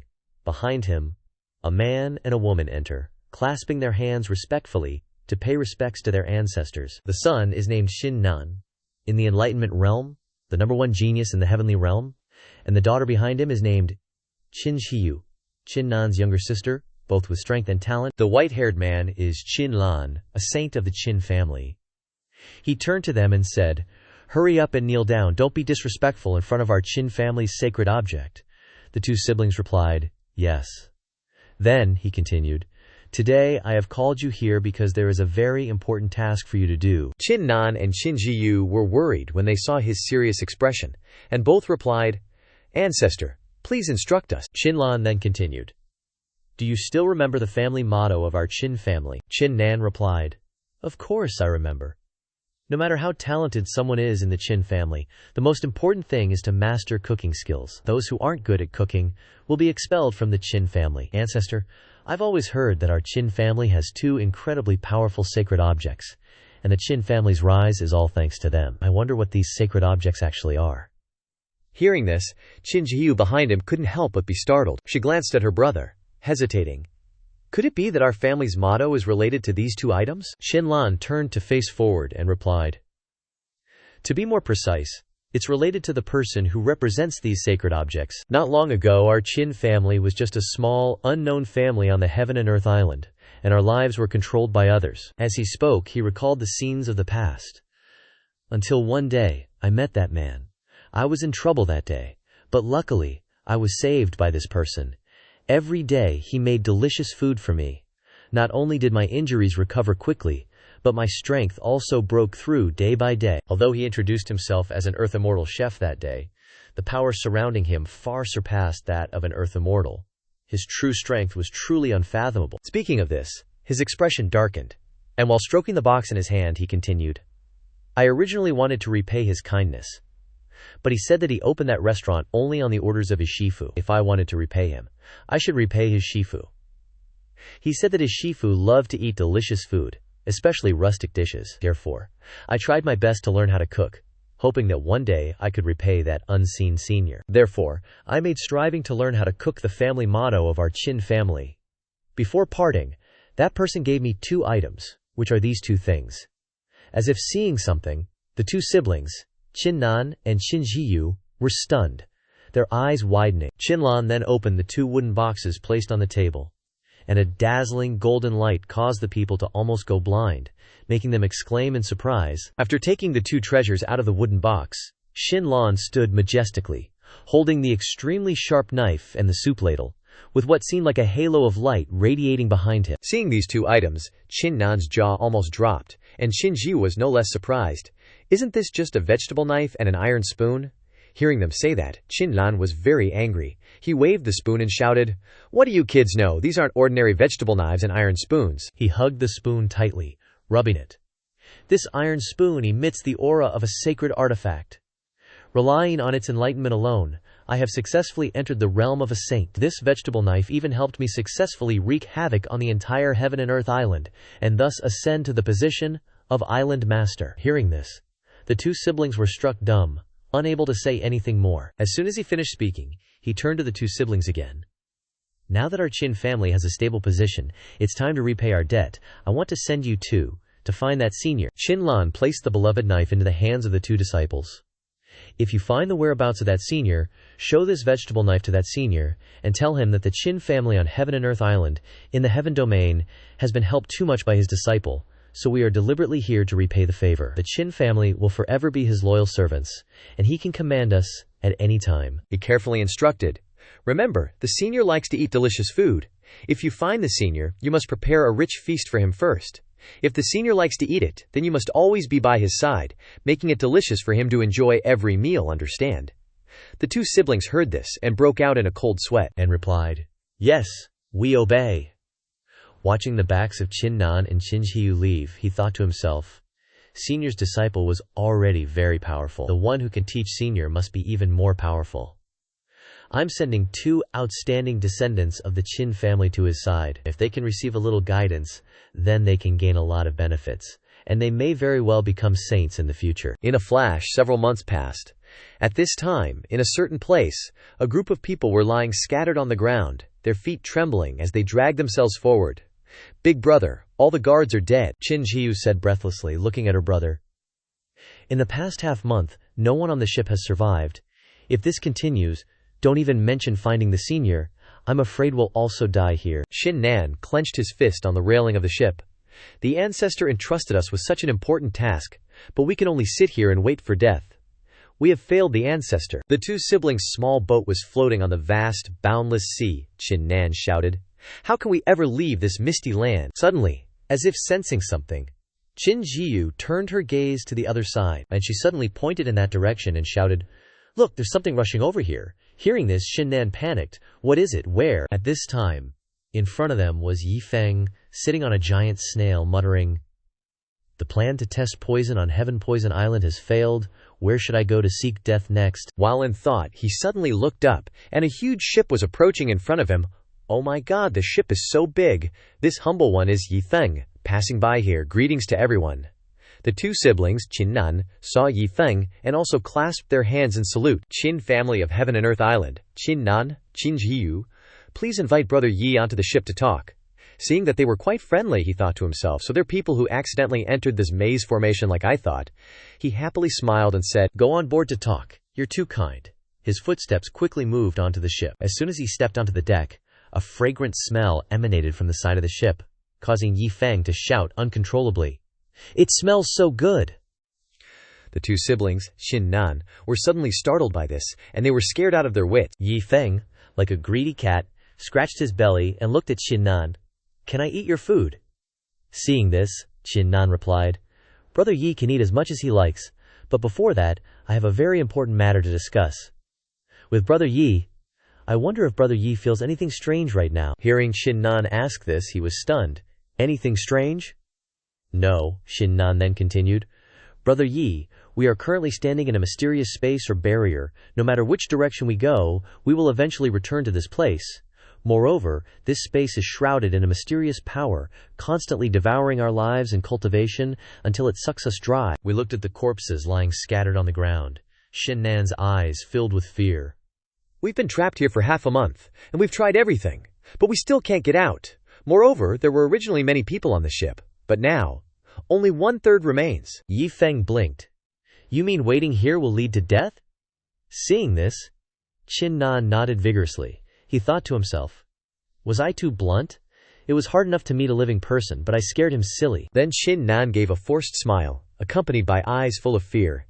"Even so, Brother Yi is the only person we've met in many days. Able to enter and also able to leave, Brother Yi's appearance may be the key to breaking this situation." Yi Feng's eyes lit up as he looked at Xin Nan. "Really? Why can't I feel my life force and cultivation gradually being lost?" Hearing this, Xin Nan waved his hand. "This is just a boiled frog syndrome. You won't lose all your energy in a few days. So while we can still move, we must work together to find a way out of this place." Hearing that he was going to die, Yi Feng couldn't hide his joy, turning away to laugh out loud, thinking to himself, "To actually die while just waiting here? Is there anything more blissful? There seems to be a lot of food on the boat too. I don't have to starve before I die. I can just slowly wait to die without any pain. Lady Luck has finally smiled upon me." He then gave Xin Nan a fist pump of victory. "Xin Nan, my bro, thanks for giving me this great news. Can I go down to the kitchen to eat now?" Xin Nan was dumbfounded, utterly speechless, with a few giant question marks floating above his head. Yi Feng finished eating and flopped down. "This is too awesome.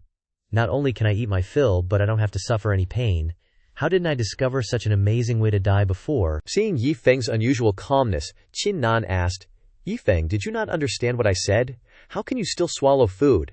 And so much of it?" Qin Qiyu chimed in. "Just ignore them no matter what they say." He continued to lie down, completely carefree. "You guys have been here for so long, you must have tried all sorts of methods, right? If you guys are out of ideas, then I definitely don't have any ideas either." The two siblings could only feel helpless, speechless. Qin Qiyu pulled her brother aside and whispered, "Forget it. He's probably just like we were at the beginning, not yet aware of the severity of the situation. Wait 2 more days and he'll feel the loss of his life force, and then watch him fidget like crazy." Looking at Yi Feng basking in the sun, The two siblings felt sorry for him. Poor guy, he's definitely going to be desperate when the time comes.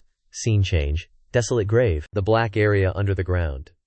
At this time, the graves were scattered, and countless streams of spirit chi flew back and forth in the sky. What the Qin family siblings are dealing with isn't an isolated case.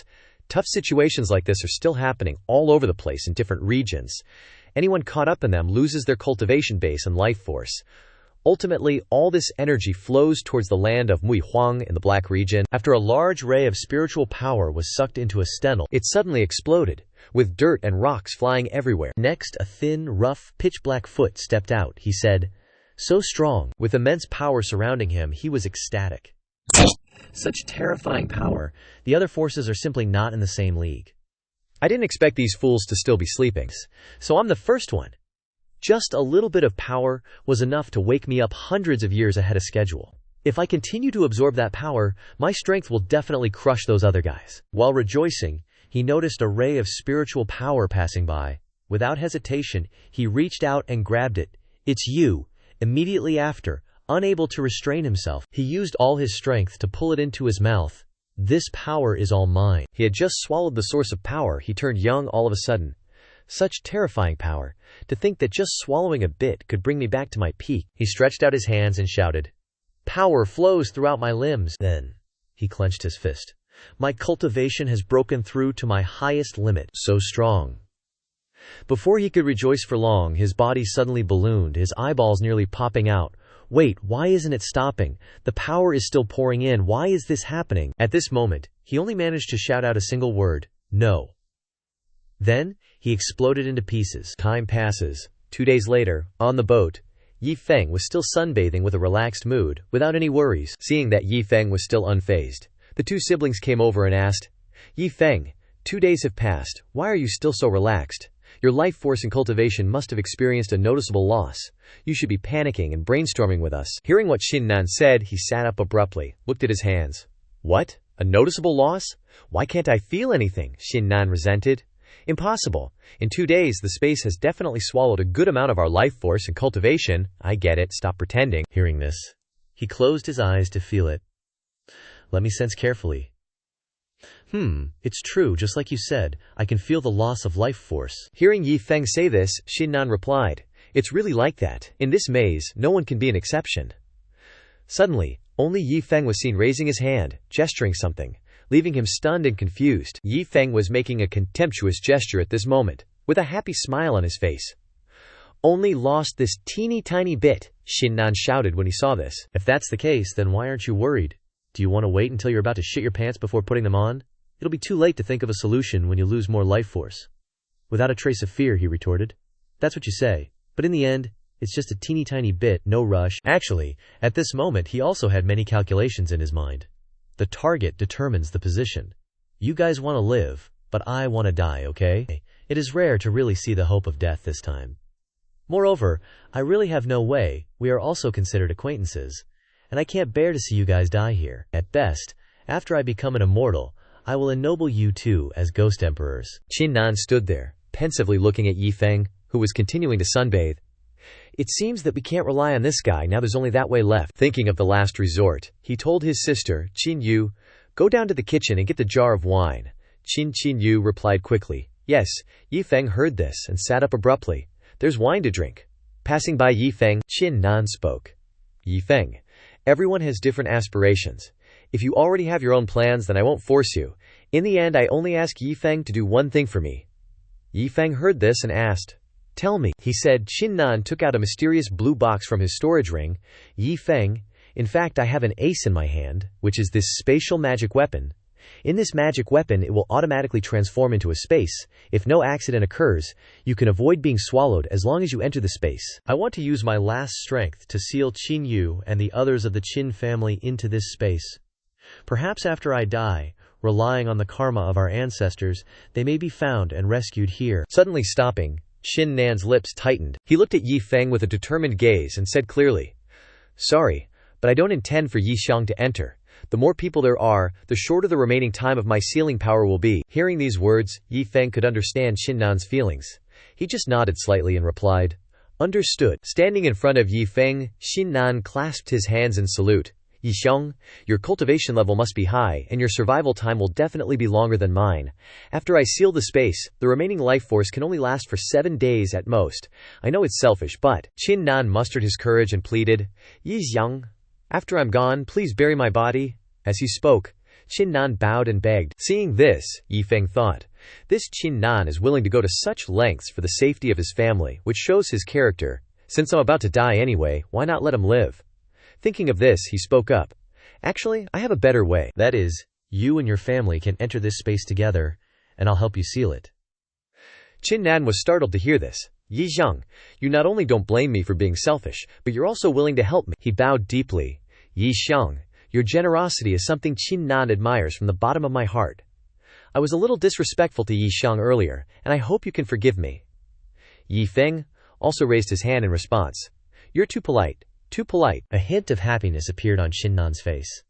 If Yi Feng is willing to help, then Qingshan will accept it. It's just that this magical treasure has already recognized me as its master, and no one else can control it except me. But to be able to be friends with Yi Feng in these last days, this Qingshan's life has been worthwhile. Patting Qingshan's shoulder, Yi Feng comforted him. If that's the case, then rest assured, after you die, I will definitely bury your body. Qingshan laughed heartily.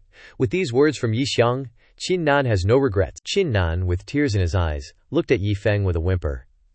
It's just that it's hard on Yi Feng. After I die, Yi Feng will have to live alone here, without even someone to bury your body. Thinking about this makes me feel— He ruffled the kid's hair and laughed. You little brat, you don't need to worry about my affairs. In his mind, he was pleased. This kid speaks very pleasingly, and he's also very righteous. This old Medi's position as Ghost Emperor must be reserved for him. Qingshan sat aside with tears in his eyes. Farewell, Jiyu, farewell, ancestors. Qingshan is leaving now. Qin Jiyu's cry echoed throughout the boat. No, big brother, I don't want to. Young master, you can't do this. Qingshan comforted her, stroking his little sister's head. Jiyu, you are the most outstanding young generation disciple of our Qin family. Yes. Even if it's for the sake of the Qin family, you must survive. Moreover, Big Brother also wants someone to place a bottle of fine wine in front of my memorial tablet every year on the anniversary of my death. Qin Jiyu burst into tears. Big Brother. After instructing his younger sister, Qingshan turned to give his last order to his subordinates. I'm not too worried about Jiyu entering there on her own. You must protect her for me. This is an order, the subordinates obediently replied. Yes, young master. With that, Qingshan opened the square box, and a dazzling light shone from within. Qin Jiyu wanted to hold on to her brother, but she was held back by two subordinates, who wouldn't let her get close. Qingshan clasped his hands together and muttered, 4-array spatial chamber. After finishing, he put the square box back into his clothes. Qingshan spat out a mouthful of blood, slightly affected. He had consumed a large amount of energy in this process, so his body was somewhat exhausted. Qingshan glanced at Yi Feng. Yi Feng, you must be laughing at me. Let's have a drink together. Yi Feng stood in the doorway, watching him struggle for so long. All right. The two men sailed out to sea together until late in the afternoon. Qingshan looked at the setting sun and spoke to him first. Actually, I'm very afraid of death. I really admire Yi Feng for not being afraid of death, but instead being so unusually calm. Yi Feng leisurely picked up his wine cup. Death doesn't represent the end, but a kind of beginning in another form. Qingshan was silent for a long time, and then said, I am the young master of the Qin family, the #1 genius of the younger generation in the heavenly domain. In the future, I am even qualified to become a saint. He held back his tears, but they still flowed out, and snot also flowed into his mouth.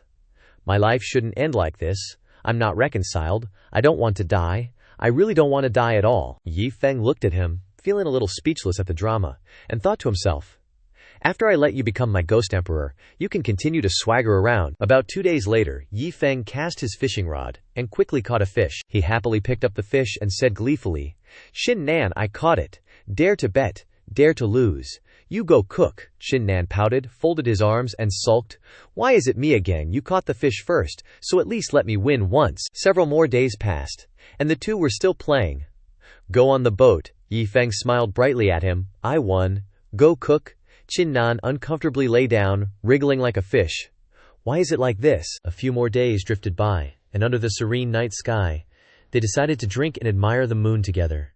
Cheers, cheers to the end of my life. Another 10 or so days passed, and Yi Feng was getting impatient. Qingshan, what day is it already? He basked in the sun with Qingshan. Hey, haven't you died yet? Qingshan said uncertainly. I don't even remember. Maybe just 1 or 2 days left. Yi Feng frowned and sat up. How can you be so vague about your own life, he asked. Hurry up and check, Qingshan lazily responded. Ugh, I only have 7 days to live anyway. When the time comes, I'll just die. Yi Feng glared at him, not giving him any leeway, forcing Qingshan to take out the cube again. All right, I get it. Let me see. Draining the seal of the 4-directional array box can deduce what day it is. After looking, Qingshan screamed in fright. He turned to Yi Feng with a surprised look. Turns out it's been 16 days already. Yi Feng was stunned by the news. Yi Feng was in utter shock, shaking Qingshan vigorously. Are you sure? Weren't you supposed to die on the 7th day? How are you still alive on the 16th? Qingshan stammered. Well, I don't know. Qingshan happily burst into laughter. Yi brother, I don't know when my cultivation and life force. My cultivation hasn't diminished. It seems to be recovering. It looks like I don't need to die anymore. For someone who wanted to die like Yi Feng, this was hardly good news. Damn it, if he's not dying, I definitely can't die either. Qingshan excitedly dragged Yi Feng to look at the vast sea. If that terrifying power that devoured life force and cultivation has disappeared, then the cage that sealed this space must have also disappeared. Yi brother, it's time to set sail, Yi Feng forced a smile. As long as you're happy. The ship quickly headed straight forward without stopping. Seeing an island in the distance, Qingshan yelled, Yi brother, look, it's an island, we really escaped. He was so happy that tears welled up in his eyes. We're alive, we don't need to die anymore. Miracle, this is a miracle. Yi Feng stared blankly at him, his face stiff, thinking, do I look like I'm happy? He couldn't be bothered with the living anymore and headed towards Manhwa. Since we're out of danger, I'm leaving from here. Qingshan looked at him blankly. Yi brother, won't you come visit my Qin family? I'm busy trying to die. I don't have time to hang out with you. Yi Feng bluntly refused. I'm not free. Qingshan didn't try to stop him, just smiled lightly. I'm also a little reluctant to part with Yi brother. Although we haven't known each other for long, we've been through life and death together. Furthermore, I've learned a lot from Yi brother, like how to disregard life and death and handle everything calmly, just like you. He took out his precious item to give to Yi Feng. Yi brother, we'll part ways here. I'll give you this scroll. This is a life-saving treasure my ancestors gave me when I left home. It can withstand a blow from a saint at a critical moment.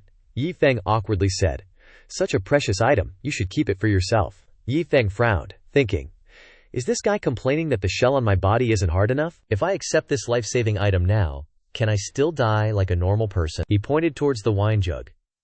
If you really want to give me something, then give me half of that wine jug as a souvenir. Qingshan exclaimed. Yi brother, it seems like I misunderstood your intentions again. If this scroll of mine were taken outside, it would definitely cause everyone to fight over it to the point of breaking their heads. But Yi brother looks down on it so much, it truly makes people admire you. He hurriedly ran over and handed the wine jug to Yi Feng. Yi Feng took it and rode Man away. Goodbye, Qingshan shouted from the ship. If Yi brother needs my help in the future, just let me know. Yi Feng smiled lightly at him. I don't need your help. If you're so inclined, then next time we meet, cook some delicious dishes for me to try. He remembered something and added, oh right, I left a rice paddle for you in the kitchen. Your old rice paddle is too offensive to look at, it should retire. Qingshan was dumbfounded. Rice paddle? He hurriedly went to the kitchen to check. Yi brother really actually left something for me, Qingshan muttered to himself. But I probably won't use his rice paddle. After all, my rice paddle is made of high-grade materials, and forged by the best artifact refiner of the heavenly materials. I use it more than I use the sword in my hand. It's already one of my favorite items.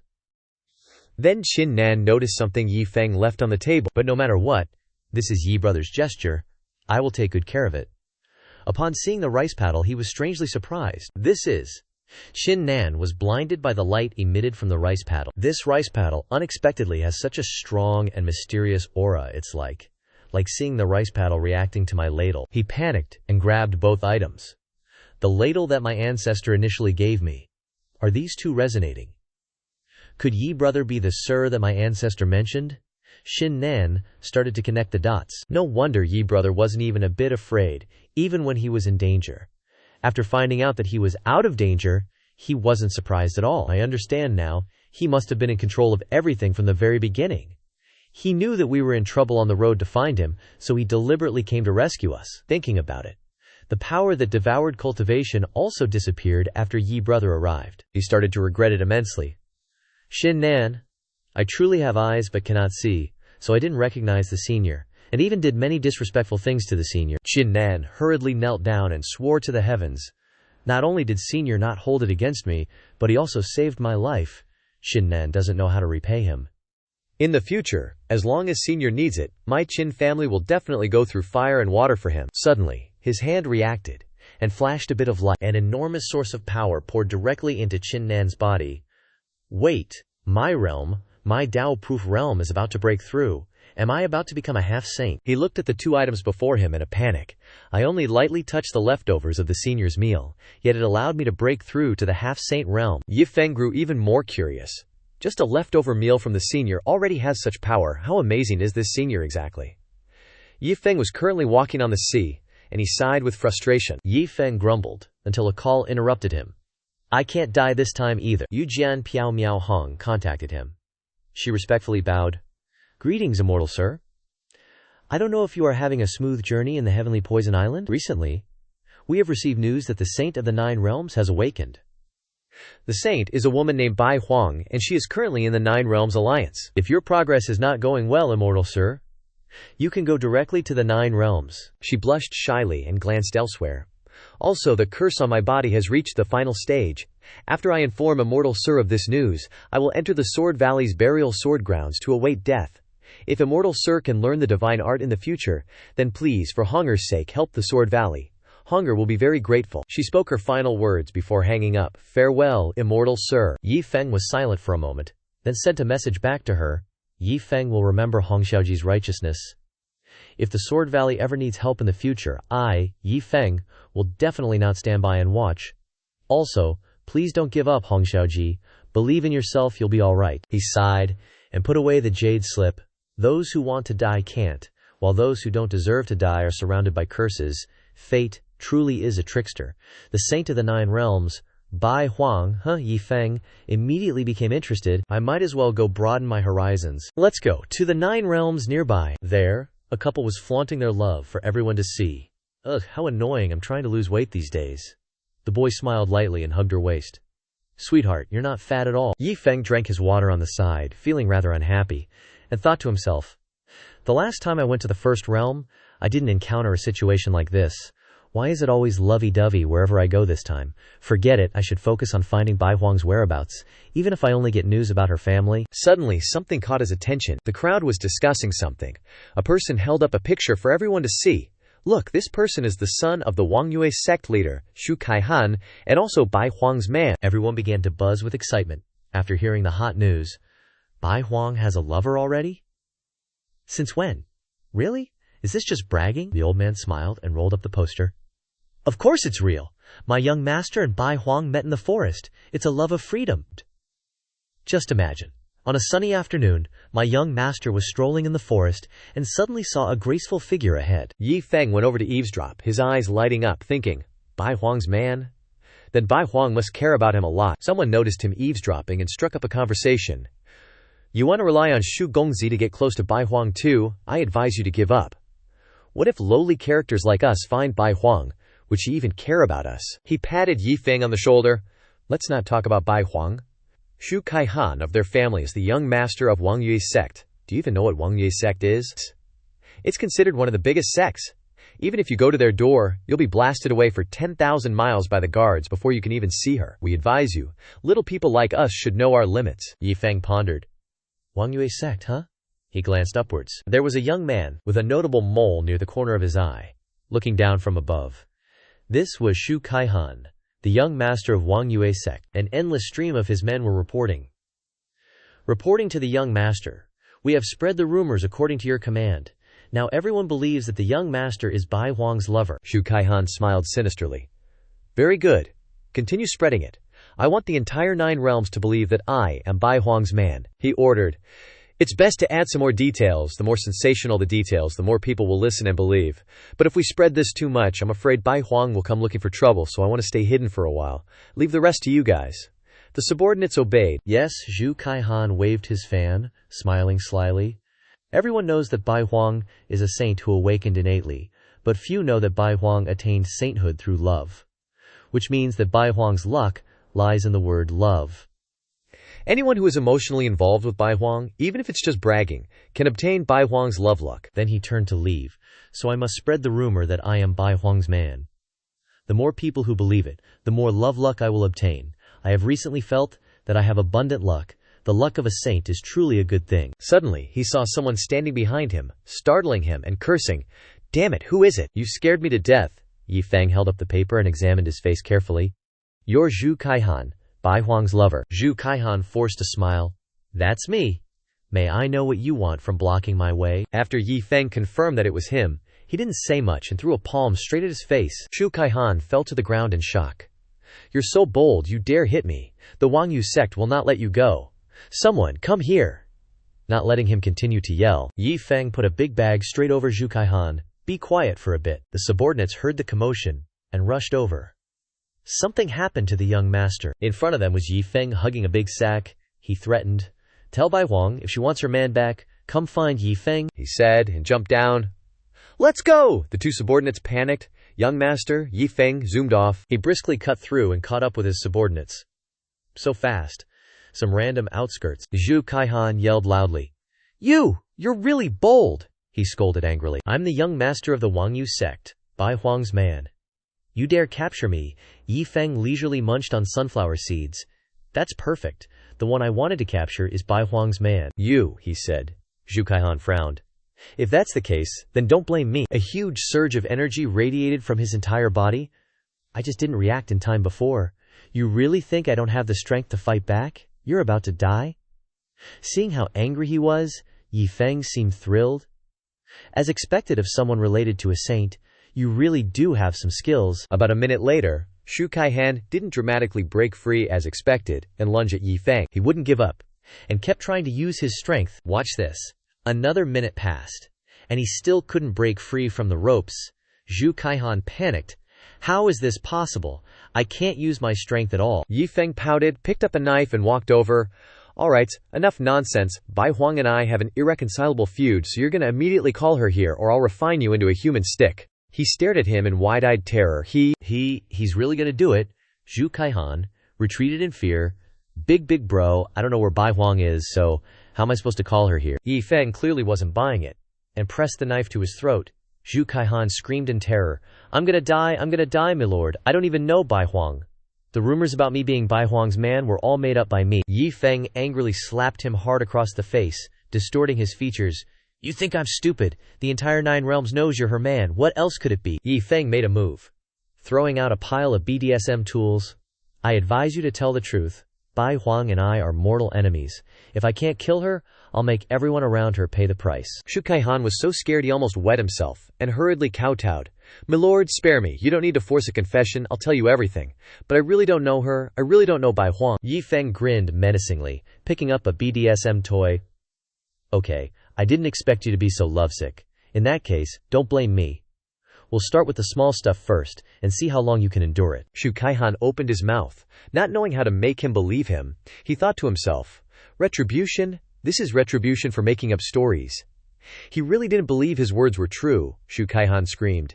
If you touch me, my dad will definitely not let you off. My dad is the sect leader of the Xuanwu Sect. He continued to threaten. My dad's strength is close to being a saint. If you dare touch me, my dad will definitely kill you. Seeing that he wasn't attacking, he was puzzled and slightly opened his eyes. He stopped. Is he scared? Yi Feng stuck out his tongue and licked the knife, looking like some perverted villain. So that's it, you should have said so. From the beginning, Zhu Kaihan looked at him, even more scared, even more terrifying now. Yi Feng threw him something. This is the jade slip from your storage ring. I'll give you a chance. Call your dad here to save you now. Zhu Kaihan looked at his actions, confused. This situation isn't right. Shouldn't he be scared and begging for mercy, then letting me go? Seeing him standing there dumbfounded, Yi Feng picked up an axe and walked over. I said, call your dad here. Zhu Kaihan hurriedly contacted his father. Dad, save me. If you don't come, your son is going to die. Yi Feng coughed and patted his head in cooperation. Wouldn't have been a problem if you had done this sooner. Zhu Kaihan trembled. Yes, Dad, hurry up and come. There's a demon here. The bright blue sky was suddenly covered in dark clouds, and a bolt of lightning struck horizontally towards the two of them. He roared. Who dares to harm my son? Yi Feng was happy. Good. Pretty fast. Zhu Kaihan was also happy. My dad is here. Your death day has arrived. Not letting him continue to be happy, Yi Feng locked his neck. He held the axe close to his neck and challenged. It's me who wants to kill your son. If you don't take action, I'll tear him to pieces, Zhu Kaihan screamed. Dad, save me, save me. The man floated in the sky. He was Shu Kaihan's father, Shu Xianzi. He looked angry. You're courting death, kid. Yi Feng looked at his super stylish aura and became even more aggressive. This demeanor, this aura, the effect, the power, has reached its peak. Very similar to the peerless experts in the novels of my previous life. This suicide mission has hope now. Yi Feng continued to challenge. I want to die. What can you do about it? Shu Xianzi sent a blow down like a giant palm, rushing towards him. Die? Yi Feng happily let go of Shu Kaihan and opened his arms to embrace this moment. It's finally here. Come on, my new life. He happily closed his eyes, but after a moment of nothingness, he blankly opened them again. Zhu Xianzi, scared out of his wits, thought to himself, what's going on? He dodged it. Why won't you give up? Continuously dishing out blows. You dodged once, but how are you going to dodge this time? But his attacks just kind of whooshed past him, not even scratching him. He exclaimed in panic, What? Zhu Xianzi gaped in terrified disbelief. This? How is this possible? My life's ultimate technique is completely useless.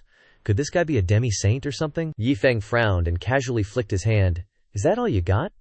You put on such a show of power, I thought you were a big deal. What a waste of emotion. Who knew that casual flick of his hand would actually whip up a strong gust of wind heading straight for Shu Xianzi? As he was blown away by the wind, he panicked even more. Holy crap! I've run into a monster. A few minutes passed. Yi Feng had already captured both father and son. He munched on some melon seeds and asked, Spill it, where's Bai Huang? The two of them exchanged glances, communicating telepathically. Dad, think of something.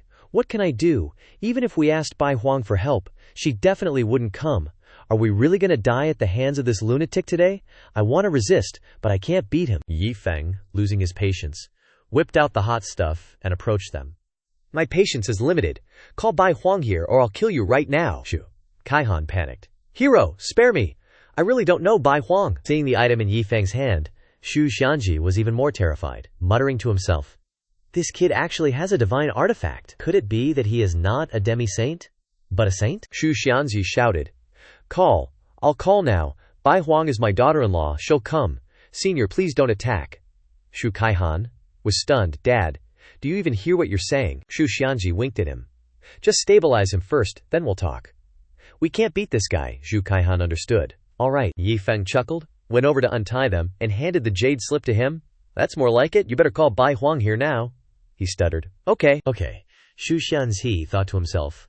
Even though I know Bai Huang definitely won't receive this message, and even if she did, she wouldn't come for two strangers like us, but at least I can fool this madman first, then figure out how to escape later. The scene before them was a piece of land floating among the white clouds. This was Bai Huang's residence, the one that had been rumored about lately. A girl with a strong and determined style appeared. She was Sword Saint Su Ji. She walked slowly.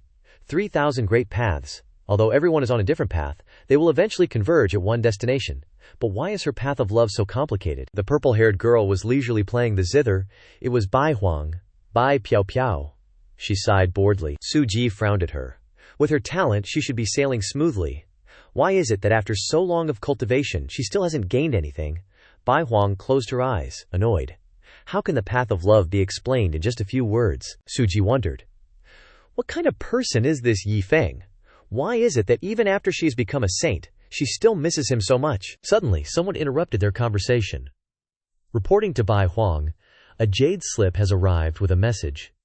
At this time, Yi Feng is in little city, named Wu City, in the Nine Realms Alliance. Hearing his name, Bai Huang was excited. He's finally here. Su Ji stared at her dumbfounded. Su Ji sensed something unusual, and couldn't help but think.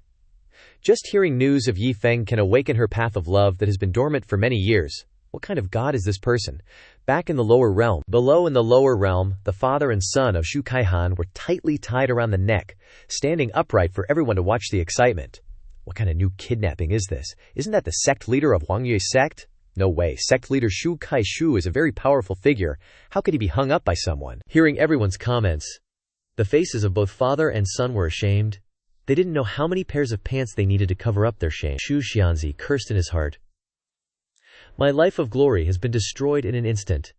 It's all because of you, you good-for-nothing son, Shu Kaihan said awkwardly. You can't blame me for this, Dad. You supported me in spreading rumors about Bai Huang in the first place. Everyone pointed and ridiculed him. Hey, young Master Shu, isn't Bai Huang your girlfriend? Call Bai Huang to save you? That's right, call Bai Huang. Shu Kaihan was provoked but could do nothing, only muttered silently, if I could call her, I would have called her a long time ago. Do I need you to remind me? The crowd laughed gleefully, mocking. Even though you're tied up like this, Bai Huang hasn't appeared yet. Could it be that you're not Bai Huang's boyfriend at all? Could it be not? Are those news from before all fabricated rumors? Isn't he just a fraud? The onlookers shouted. Fraud? Xu Jianzi and Xu Kaihan cried, not daring to explain. If I had known there would be a day like this, I would have rather be beaten to death than spread nonsense rumors. Bai Huang will definitely not come. We are dead for sure. Suddenly, someone pointed to the sky. Look at the sky. Everyone was attracted to look up. The dark clouds began to expand, as if something was about to appear. Could it be Bai Huang? Su Jie and Bai Huang descended like two fairies. Everyone started to make a commotion. It's a saint! It's Bai Huang! And the undefeated sword saint. I have seen their portraits before. My God, the saints have descended. The crowd started to get worried. Could they be scammers? Is Shu Kaihan really Bai Huang's boyfriend? Did Bai Huang really come to save us? The father and son looked at each other blankly. What's going on? I didn't expect Bai Huang to actually come. Bai Huang slowly descended, making everyone gasp and cover their mouths in surprise. Shu Xianjie hurriedly spoke up. Welcome, your graces, Bai Huang. You must be here to save us, right? The human affairs assistant was stunned, seeing him snatch the chance to speak to the saint. Shu Xianjie hastily continued. You have to be the judge. That guy is incredibly fierce, searching everywhere for people, constantly smearing your name. Not only that, but he also brought this plight upon my son and me. Xu Kaihan quickly chimed in. That's right, Dad. It's a small matter if we're humiliated, but your reputation absolutely cannot be tarnished like this. Yi Feng, hearing the commotion, immediately revealed himself. I heard Bai Huang arrived, Shu Xianjie shouted, pointing fingers. Bai Huang. It's him. It's that wretched guy who's been tarnishing your name, yelling that he won't stop until he kills Bai Huang. Bai Huang slowly walked over. You? The father and son were overjoyed. Yes, Bai Huang, just give the order. The eavesdropping citizens were instantly captivated by her voice. Bai Huang's speaking. Her voice really is light and ethereal. And that Zhu Kaihan guy is incredibly lucky. That kidnapper of Zhu Kai's father and son is done for. Offending a saint, he's probably gonna die here today. Bai Huang, without any courtesy, flicked them both away with force. Ouch. Everyone was caught off guard by her action. She knocked them away. No one dared to speak. Wary of her. What's going on? Is this what happens when a saint gets angry? Bai Huang ignored them and walked towards Yi Feng, a playful smile on her face. Long time no see. Yi Feng stammered when he recognized her. Bai Piao Piao, so you're the legendary Saint Bai Huang? He tensed up, thinking to himself, crap. The schemes I prepared for making enemies are useless now. Yi Feng decided to cut to the chase. Could you kill me? Bai Huang chuckled. You're still as interesting as ever. Yi Feng smiled back, defeated. Yeah. He was utterly dejected, thinking, help, I'm not kidding. Is there anyone who can kill me? Bai Huang tentatively spoke up. I heard you've been looking for me recently. Yi Feng scratched his head. Yeah, something like that. I just didn't expect you to become a saint. In his head, he thought, if I knew it was you, I would have given up on this a long time ago. Bai Huang startled, quickly explaining. My cultivation has increased a lot recently, but I'm still the same me, whether I'm a saint or not. Yi Feng smiled lightly and patted her shoulder. Got it. It's really worth it to have met you in this life, he thought more positively. Even though my plan to find death failed again, meeting an old friend isn't a loss. Bai Huang blushed intensely, as if struck by love. From his casual concern, her aura radiated, causing a stir around them. It's the aura of the great Tao. I didn't expect Bai Huang to release her Tao resonance. It's a blessing from the heavens, the Tao resonance of a saint. Just getting a bit of it is a huge gain. Some people were jealous of Yi Feng, damn it. So that kid knows the saint? I can't believe he can be so close to Bai Huang. Bai Huang is even smiling at him. I really want to be him. So he's Bai Huang's real man. Su Ji, witnessing this, was astonished, thinking, how is this possible? This man's cultivation seems so ordinary, but he can activate Piao Piao's great Tao. Although Piao Piao's talent is outstanding, her path of love has been rough. After awakening and becoming a saint, her path of love no longer wavered. But now, Su Ji inquired, you are Yi Feng? Yi Feng looked at her. I don't believe I know you. Bai Huang introduced her. This is my good friend, Su Jie. People call her Sword Saint. Yi Feng stared blankly at Su Jie. Sword Saint. Undefeated. A new idea for seeking death popped into his head. It's the Sword Saint. And the undefeated sword saint. This isn't just a saint, this is clearly my hope for going to the afterlife. Bai Huang, seeing him shift his attention, felt jealous. You just met, and you're already staring at her like that. Does he like that type of woman? She smiled gently and extended an invitation. Young Master Yi, it has been many years. Would you be willing to visit my place as a guest? Yi Feng quickly agreed. A guest? Sure, I'm willing, he thought to himself. Perfect. Time to get close to this sword saint and think of a way to get her to kill me. Bai Huang immediately led the way. Young Master Yi, this way please. Su Qi walked in front. Yi Feng felt a strange chill down his spine. Why do I suddenly feel so cold? Is it an illusion? It must be an illusion. I'm with the sword saint. Who would dare to have malicious intent towards me? Yi Feng flashed a bright smile, carefully plotting in his mind. She's Bai Piao's friend, so directly asking her to kill me is completely impossible. I have to find a way to make her hate me to the bone, hate me so much that she can't help but kill me. The three of them quickly arrived at Bai Huang's place. Yi Feng curiously looked around, inwardly praising. Worthy of being a saint's residence, truly a wonderful place for cultivating and nurturing oneself. Bai Huang guided him. Young Master Yi, this way please. Yi Feng happily smiled, thinking, I'm just a half-saint, but I can enjoy the beautiful scenery of a saint's residence, all thanks to Bai Piao. This girl really is a good friend. Yi Feng couldn't help but recite poetry. With heart-seeking immortals, asking of longevity, a fairyland of clouds and seas is beyond reason. Qingshan mountains immortal scene, Taoists gather in markets and streets, childhood dreams.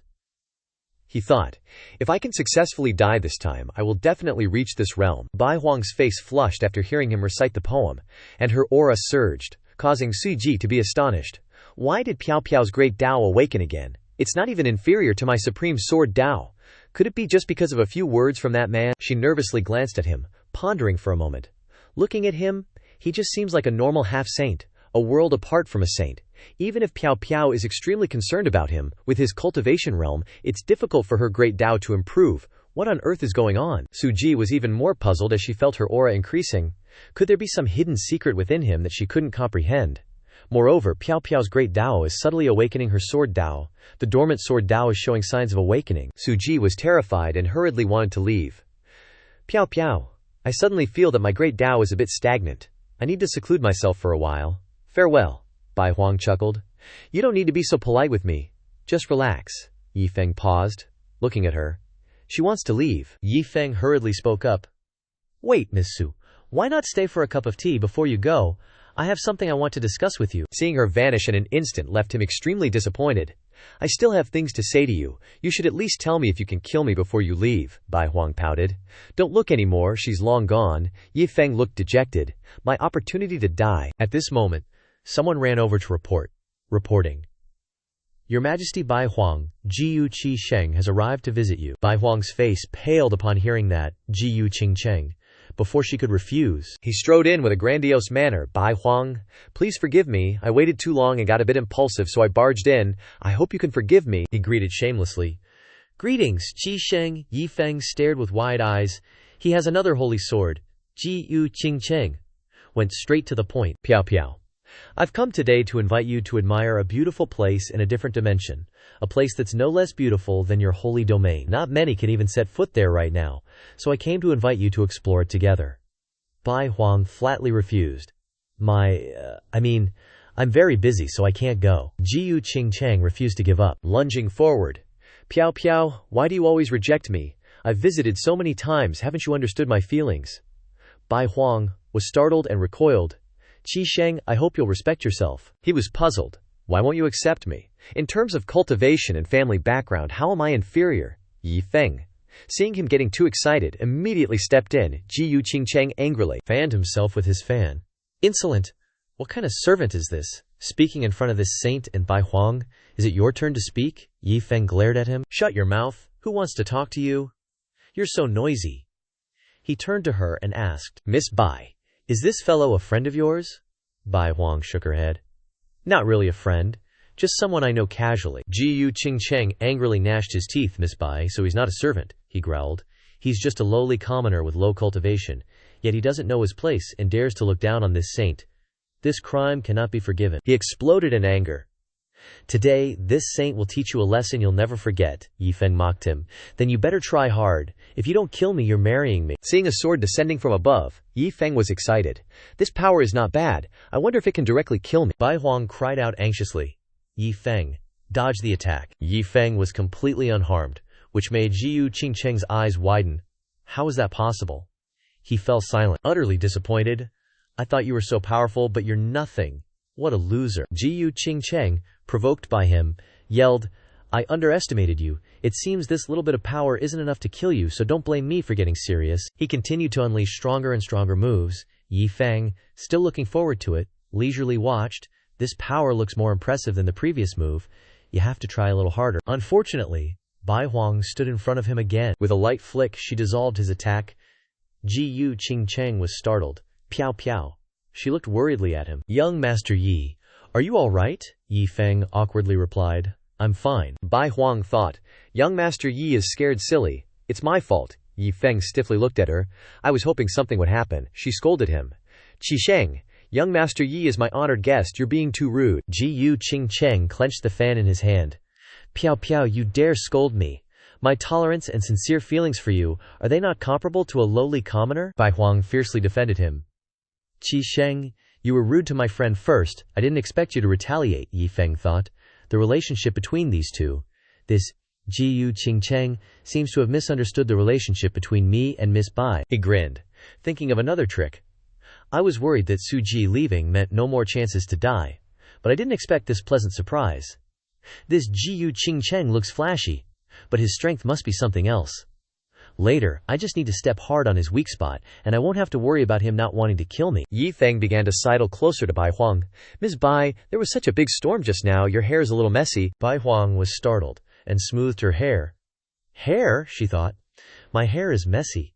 Wait, is now the time to be worried about hair? Yi Feng reached out and gently touched her hair. It's okay, let me help you. Her face flushed red, and she glanced away. You want to fix my hair for me? Yi Feng looked at her with deep affection. Even though you look beautiful with your hair all messed up, how could I bear to see you reveal your flaws to the world? Bai Piao Piao smiled happily. Then I'll trouble you. In her heart, she thought, so Yi Gongzi really does. Jiyu Qingcheng, who was being force-fed dog food on the side, was furious. He crushed his fan. You damned bastard. What position do you have to dare to covet Piao Piao? Our affairs are none of your business. You want to die, don't you? That's right, you even saw through that.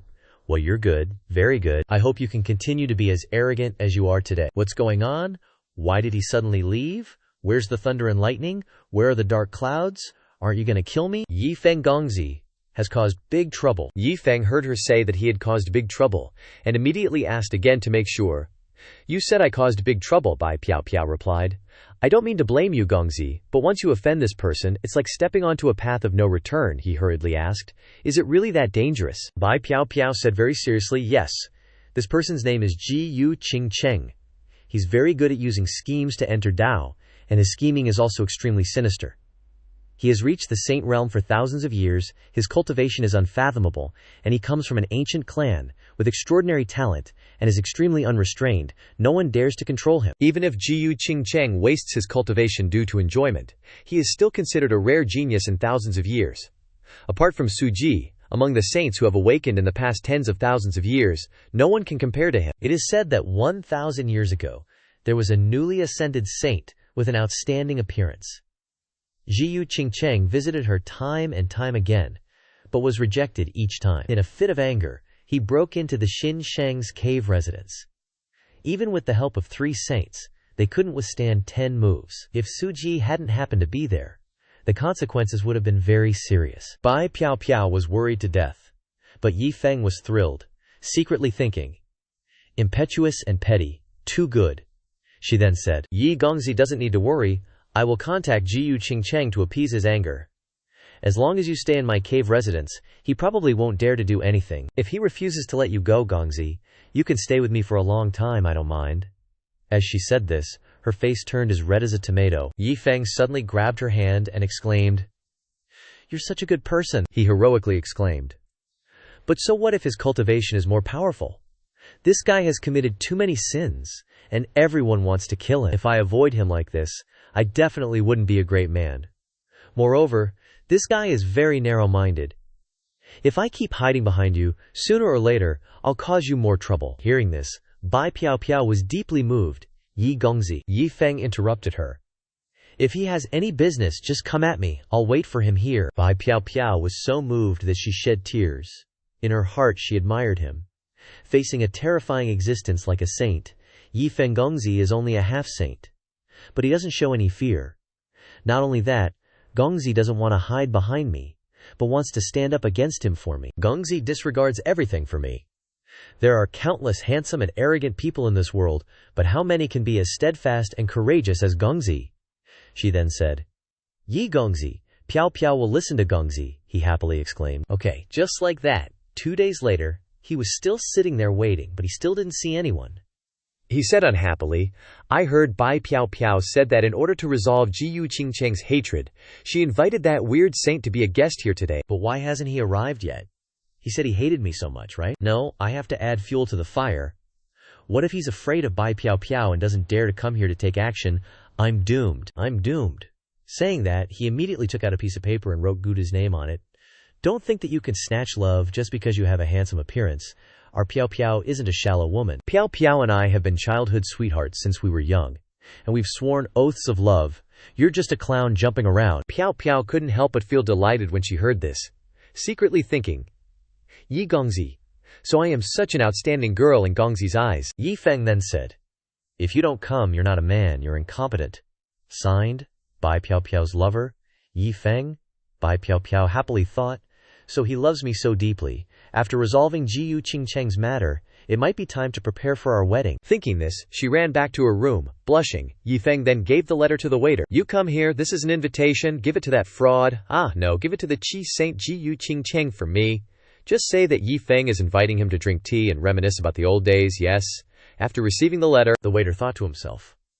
Bai Huangdaren instructed that Yi Gongzi can't deal with Jiyu Qisheng, so try not to let the two meet. But why did Yi Gongzi take the initiative to send an invitation? Bai Huangdaren once said that Yi Gongzi is a distinguished guest, so we must take care of him in every way and not be sloppy. This letter clearly has something wrong with it. Maybe it's better not to send it to Qingshan. He opened it to take a look as he walked, and was immediately shocked, his eyes wide and his face turning purple. This! At the same time, Jiyu Qingcheng appeared in front of him, startling him so much that he threw the letter away. Jiyu Qingcheng frowned and scolded. "Don't just stand there blocking the way, you're an eyesore." The letter fell and caught his attention, so he immediately picked it up to take a look. To Jiyu Qingcheng, "A letter for me." Zhao Er blurted out anxiously, "Wait, Shi Shengdaran," but it was too late. He had just finished reading the letter, and was already furious. He tore it into 100 pieces, and shouted, "Yi Feng, you clearly want to die." His hatred reached its peak, and he immediately ran off. "Yi Feng, I must kill you." Zhao Er turned pale with fright and cried out, "This is a disaster, I'm doomed." Bai Huangdaren. He turned around and saw Bai Piao Piao still lost in her fantasies. "I wonder if Yi Lang will be willing to stay on this island with me after we get married. If not, it's fine to travel around." Zhao Er tried his best to run over and report, "Bai Huangdaren, disaster. Yi Gongzi is in a life-or-death battle with Jiyu Qisheng at Yanghai Molin." Bai Piao Piao was shocked to hear this. "What did you say?" She gritted her teeth and thought, "Jiyu Qingcheng, if you dare to harm Yi Feng even a little, I will hunt you down to the ends of the earth." Then she ordered, "This matter is not allowed to be mentioned to anyone." Yes. At this time, in the back mountain, where an elder was cultivating, she saw Bai Piao Piao arrive. She immediately stood up and said respectfully, "Young miss, I was just consolidating my semi-saint cultivation, so I didn't notice your presence. Is there anything you need me to do?" She hurriedly said, "Which is the strongest formation currently stored in the cave residence?" The elder was startled. "The strongest formation? Could it be that the island is in danger?" Currently, the strongest formation is probably the Great Wilderness 7 Absolute Formation. This formation dates back to ancient times and is considered a high-grade sacred treasure. A fierce formation. Once this formation is activated, even a saint would have difficulty escaping danger, so it can't be used casually. After hearing this, Bai Piao Piao frowned seriously and ordered, "Bring the formation here." At this time, in some dense forest on Baihuang Island, Jiyu Qingcheng was impatiently complaining about waiting for Yi Feng for too long. He said he'd meet me for a fight, waiting for so long and no one shows up. Could it be that he ran away without even fighting? Suddenly, at this moment, rose petals began to fall. causing him to exclaim in surprise, "He's here." But the person who arrived was not Yi Feng, but, "Bai Piao Piao, Piao Piao, it's you. I thought it was a semi-saint. I didn't expect it to be you. Are you worried about me, so you came? Don't worry. With the difference in cultivation between me and a semi-saint, he can't hurt me." It seemed he was being too sentimental. Piao Piao immediately corrected him. "Qisheng, you've misunderstood. I'm not here to plead for Yi Feng. But to settle this matter," Jiyu Qingcheng angrily gritted his teeth and said, "Piao Piao, do you know how many women are willing to follow this saint? But I've never even glanced at them. You're the only one I respect, so I've never forced you. But you should also understand clearly that, although we are both saints, you haven't awakened for long, and your foundation isn't stable. I advise you not to bring trouble upon yourself, and not to betray this saint's tolerance." Piao Piao immediately unleashed a sacred, treasure-level formation scroll, but he still looked down on her and said, "Piao Piao, don't push your luck just because you're loved, otherwise you'll suffer." He hadn't even finished laughing when he was shocked to discover, This is an ancient formation by Piao Piao, you little bitch. You actually dare to use the Great Wilderness 7 Absolute Formation on me." Bai Piao Piao glanced at him coldly and said, "For Yin Lang, I have no choice but to do this." That night in Yi Feng's room, he was extremely depressed, unable to even die. That Jiyu Qingcheng, what's wrong with him in the end? Is he really a coward? I sent him a declaration of war, but he can still endure it, not even replying to a letter. Just then, Bai Piao Piao had just entered. Yi Gongzi. Yi Feng then asked, "Bai Gunyang, what's the matter that brings you here so late at night?" She blushed, thinking to herself, "He still hasn't closed the distance. I should still keep the old address." She sat down and stammered, "Yi Gongzi, you don't need to hide it anymore. I know everything," Yi Feng asked in surprise. You know what?" She blurted out. "I know you're planning to settle things with Jiyu Qingcheng, and I also know you're filled with animosity towards him. So.